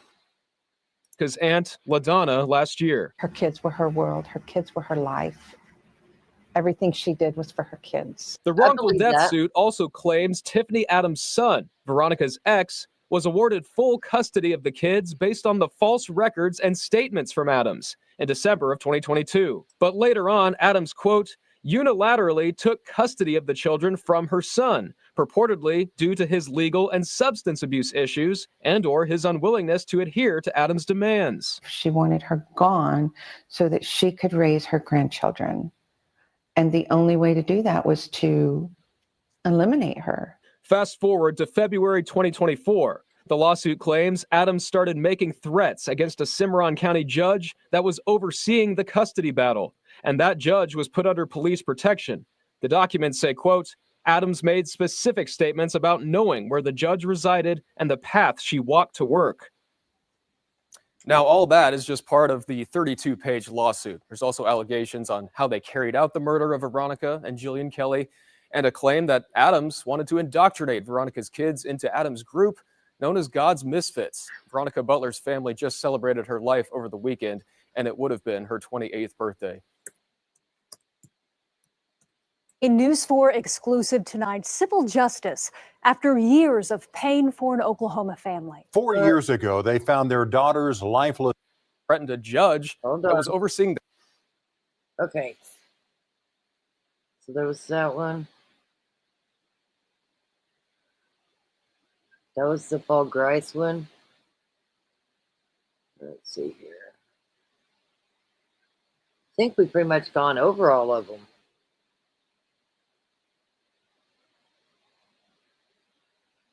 I'm looking.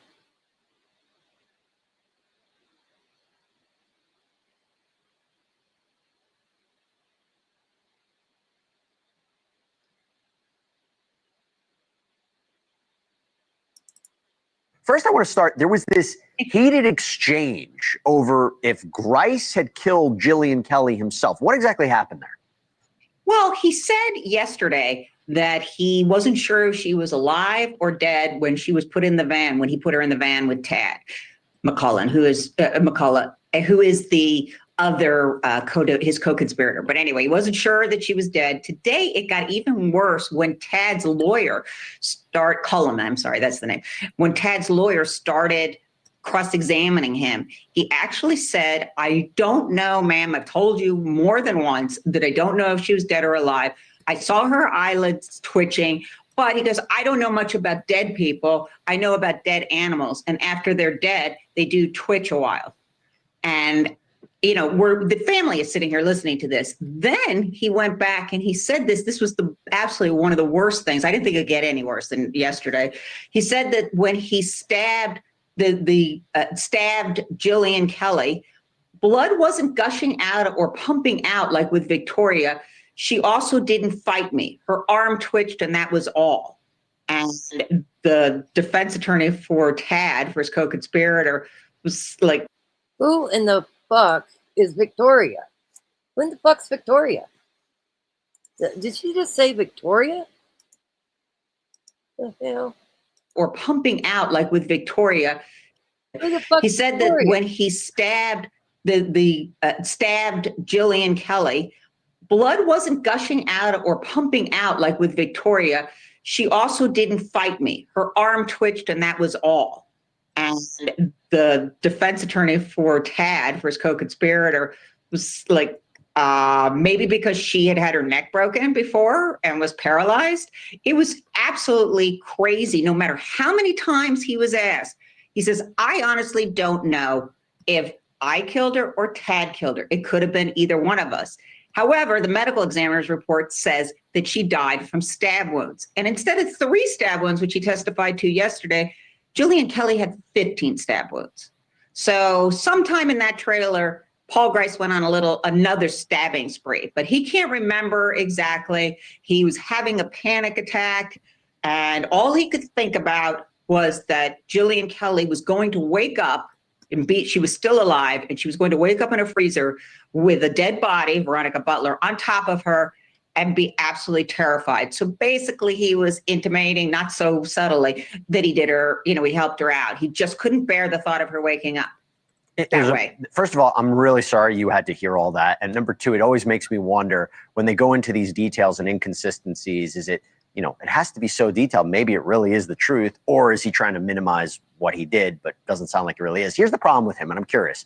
He had so many defenses for the murder, shifting blame, brainwashed, lying. I was drunk when I spoke to police officers. This is a preliminary hearing. We know which way this went. How do you think this comes off in front of a jury? That's the part I'm curious about. Well, I know that as he was describing things, first of all, it's not going to come off very well. I think they're going to have to work with him more, the state, because he's basically singing for his supper. And I think it didn't come off very well at all, because the whole idea of him being brainwashed, when he first talked to police, he actually said that when he killed Jillian Kelly, that he smelled the evil come out of her. And that he didn't have any regrets about what he had done. And that when he was asked about that, he said that was before he had a chance to think about everything and sort everything out. And now he's very remorseful and he deserves whatever happens, except for he's testifying so that he can not get the death penalty. So I don't know how, how much he thinks he deserves, and I think he's hopeful that maybe his sentence will be reduced, as it has been for Cora Twombly, who's getting at least 30 years. She has a suspended sentence, so at least 30 years before she comes up for parole. Oh, I'm going to get into what his motivations might be in a minute with Dave Aronberg, but I do have a question here. So there was also Jamie Beasley took the stand, this owner of the property where the bodies were buried. What did we learn there? Well, he talked about how at first Tad had come over and it was just leasing the land so that he could have his cattle graze there. And he didn't think anything was strange about that because they'd done that before. This was the second year that he had had an agreement with him and he paid him to lease that land. Not unusual in the Panhandle. But then he still didn't think anything of it until he was the next day out in his car. He got a text from his mail delivery woman. And she said, had he heard the news that these two ladies were missing. And then he thought, wow, the next thing he talked to Tad about it, and Tad says, well, they're going to be talking to everyone. So, you should be ready because Tad had used a piece of equipment on his land that Jamie doesn't own. And there were tracks from that.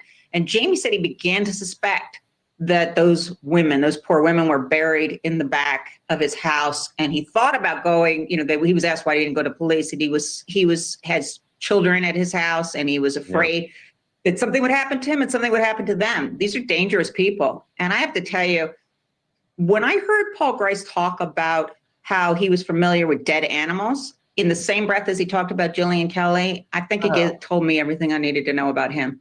Thanks for watching. Go to joinnn.com to find News Nation on your screen. And don't forget to wait a minute. Hold on, wait a minute. Oh, crap. I hit the wrong button. Uh-oh. Crap, how do I get out of that? Oh, crap. Hold on. Somehow I hid something. Okay. I'm back. Let's see if I can do it here. Give me just a second. I think we went over damn near every one, but I have not found the one from Tad's sister. And I was trying to find that one. Really trying to find the one from Tad's sister.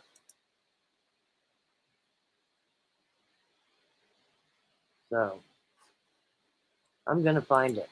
Because she's off to the side saying, we know you're innocent. It's really kind of weird. I thought it was weird. But yeah, we're about ready to wind this down. I appreciate everybody that hung with us. For sure.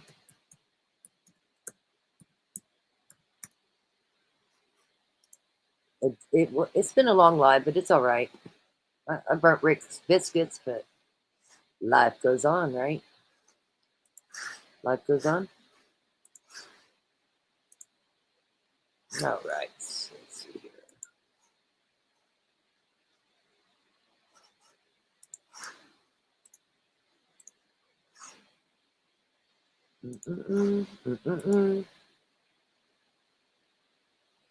All right.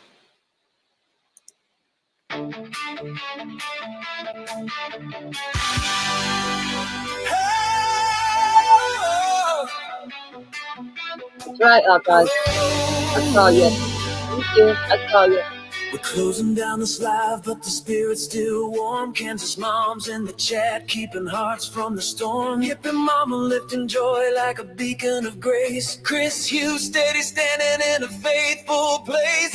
Journey holding rhythm like a drum wrapped in prayer. JD speaking truth with that unshakable flair. And right in the center of this blessed design, Hawk shining bright like a kingdom sign.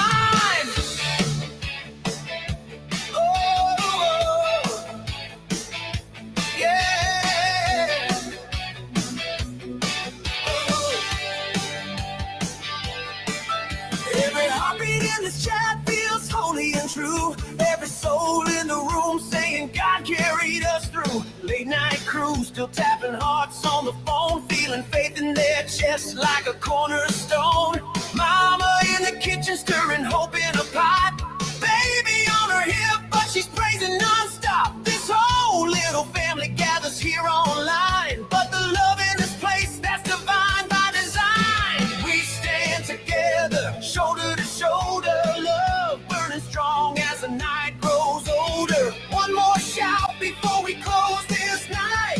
Raise your hands if you feel that light. Thank you for the love, thank you for the truth, thank you for the joy that keeps renewing our youth. We praise through the storms, we praise in His name, and every soul here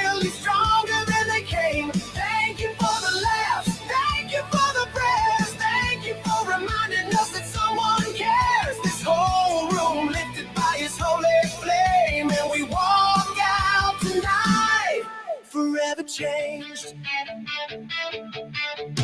From the plains of Kansas to the far off towns, God's love stretches wide, never breaks, never drowns. Hawkeyes dropping notes in the chat like a spark, lighting up the darkness when the world feels dark. Journey smiling wide, keeping spirits in tune. JD holding faith like a harvest moon. Chris Hughes steady rooted like an old oak tree. And Yippee Mama laughing, setting all hearts free. Let the guitars rise, let the blessings pour. Let the love in this room shake the spiritual floor. God's voice in the rhythm, God's hand in the beat. God's peace in the moment where community meets. Hearts open wide as the big waves roll. He's restoring the tide, he's refreshing the soul. One last breath of praise before we sign off the line. This love doesn't fade, no, it only grows divine.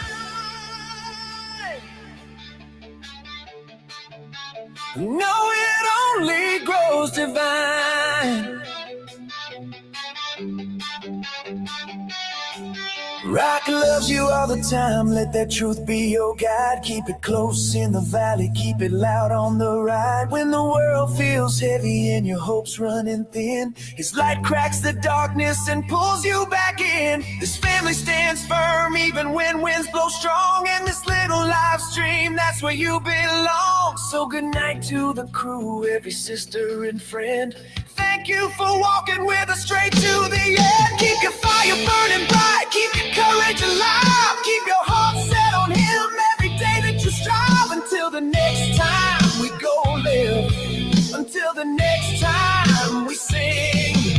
May His love wrap around you like the warmth of spring. Hold tight to your hope, let your spirit stay strong. Till we're back here again. Keep rocking on down.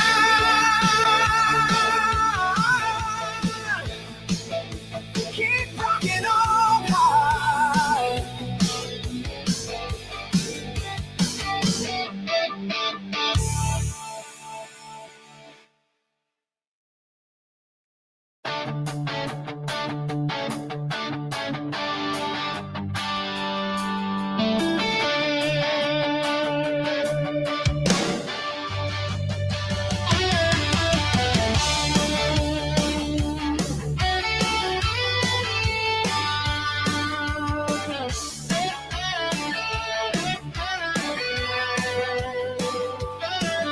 We're closing down this live, but the spirit's still warm. Kansas moms in the chat, keeping hearts from the storm. Yippee Mama lifting joy like a beacon of grace. Chris Hughes steady standing in a faithful place. Journey holding rhythm like a drum rapping prayer. JD speaking truth with that unshakable flair. And right in the center of this blessed design, Hawkeye shining bright like a kingdom sign. Every heartbeat in this chat feels holy and true. Every soul in the room saying God carried us through. Late night crew still tapping hearts on the phone, feeling faith in their chest like a cornerstone. Mama in the kitchen stirring hope in a pot. Baby on her hip, but she's praising nonstop. This whole little family gathers here online, but the love in this place, that's divine by design. We stand together, shoulder to shoulder, love burning strong as the night grows older. One more shout before we close this night. Raise your hands if you feel that light. Thank you for the love, thank you for the truth, thank you for the joy that keeps renewing our youth. We praise through the storms, we praise in His name, and every soul here lives stronger than they came. Thank you for the laughs, thank you for the prayers, thank you for reminding us that someone cares. This whole room lifted by His holy flame, and we walk out tonight forever changed. From the plains of Kansas to the far off towns, God's love stretches wide, never breaks, never drowns. Hawkeyes dropping notes in the chat like a spark, lighting up the darkness when the world feels dark. Journey smiling wide, keeping spirits in tune. JD holding faith like a harvest moon. Chris Hughes steady rooted like an old oak tree. And Yippee Mama laughing, setting all hearts free. Let the guitar heart rise higher, let the blessings pour. Let the love in this room shake the spiritual floor. God's voice in the rhythm, God's hand in the beat, God's peace in the moment where community meets. Hearts open wide as the big waves roll. He's restoring the tired, he's refreshing the soul. One last breath of praise before we sign off the line. This love doesn't fade, no, it only grows divine.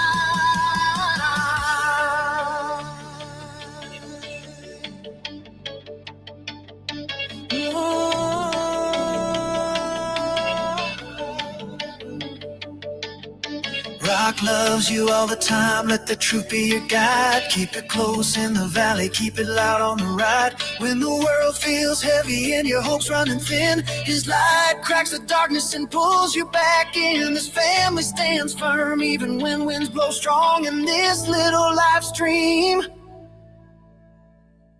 that's where you belong.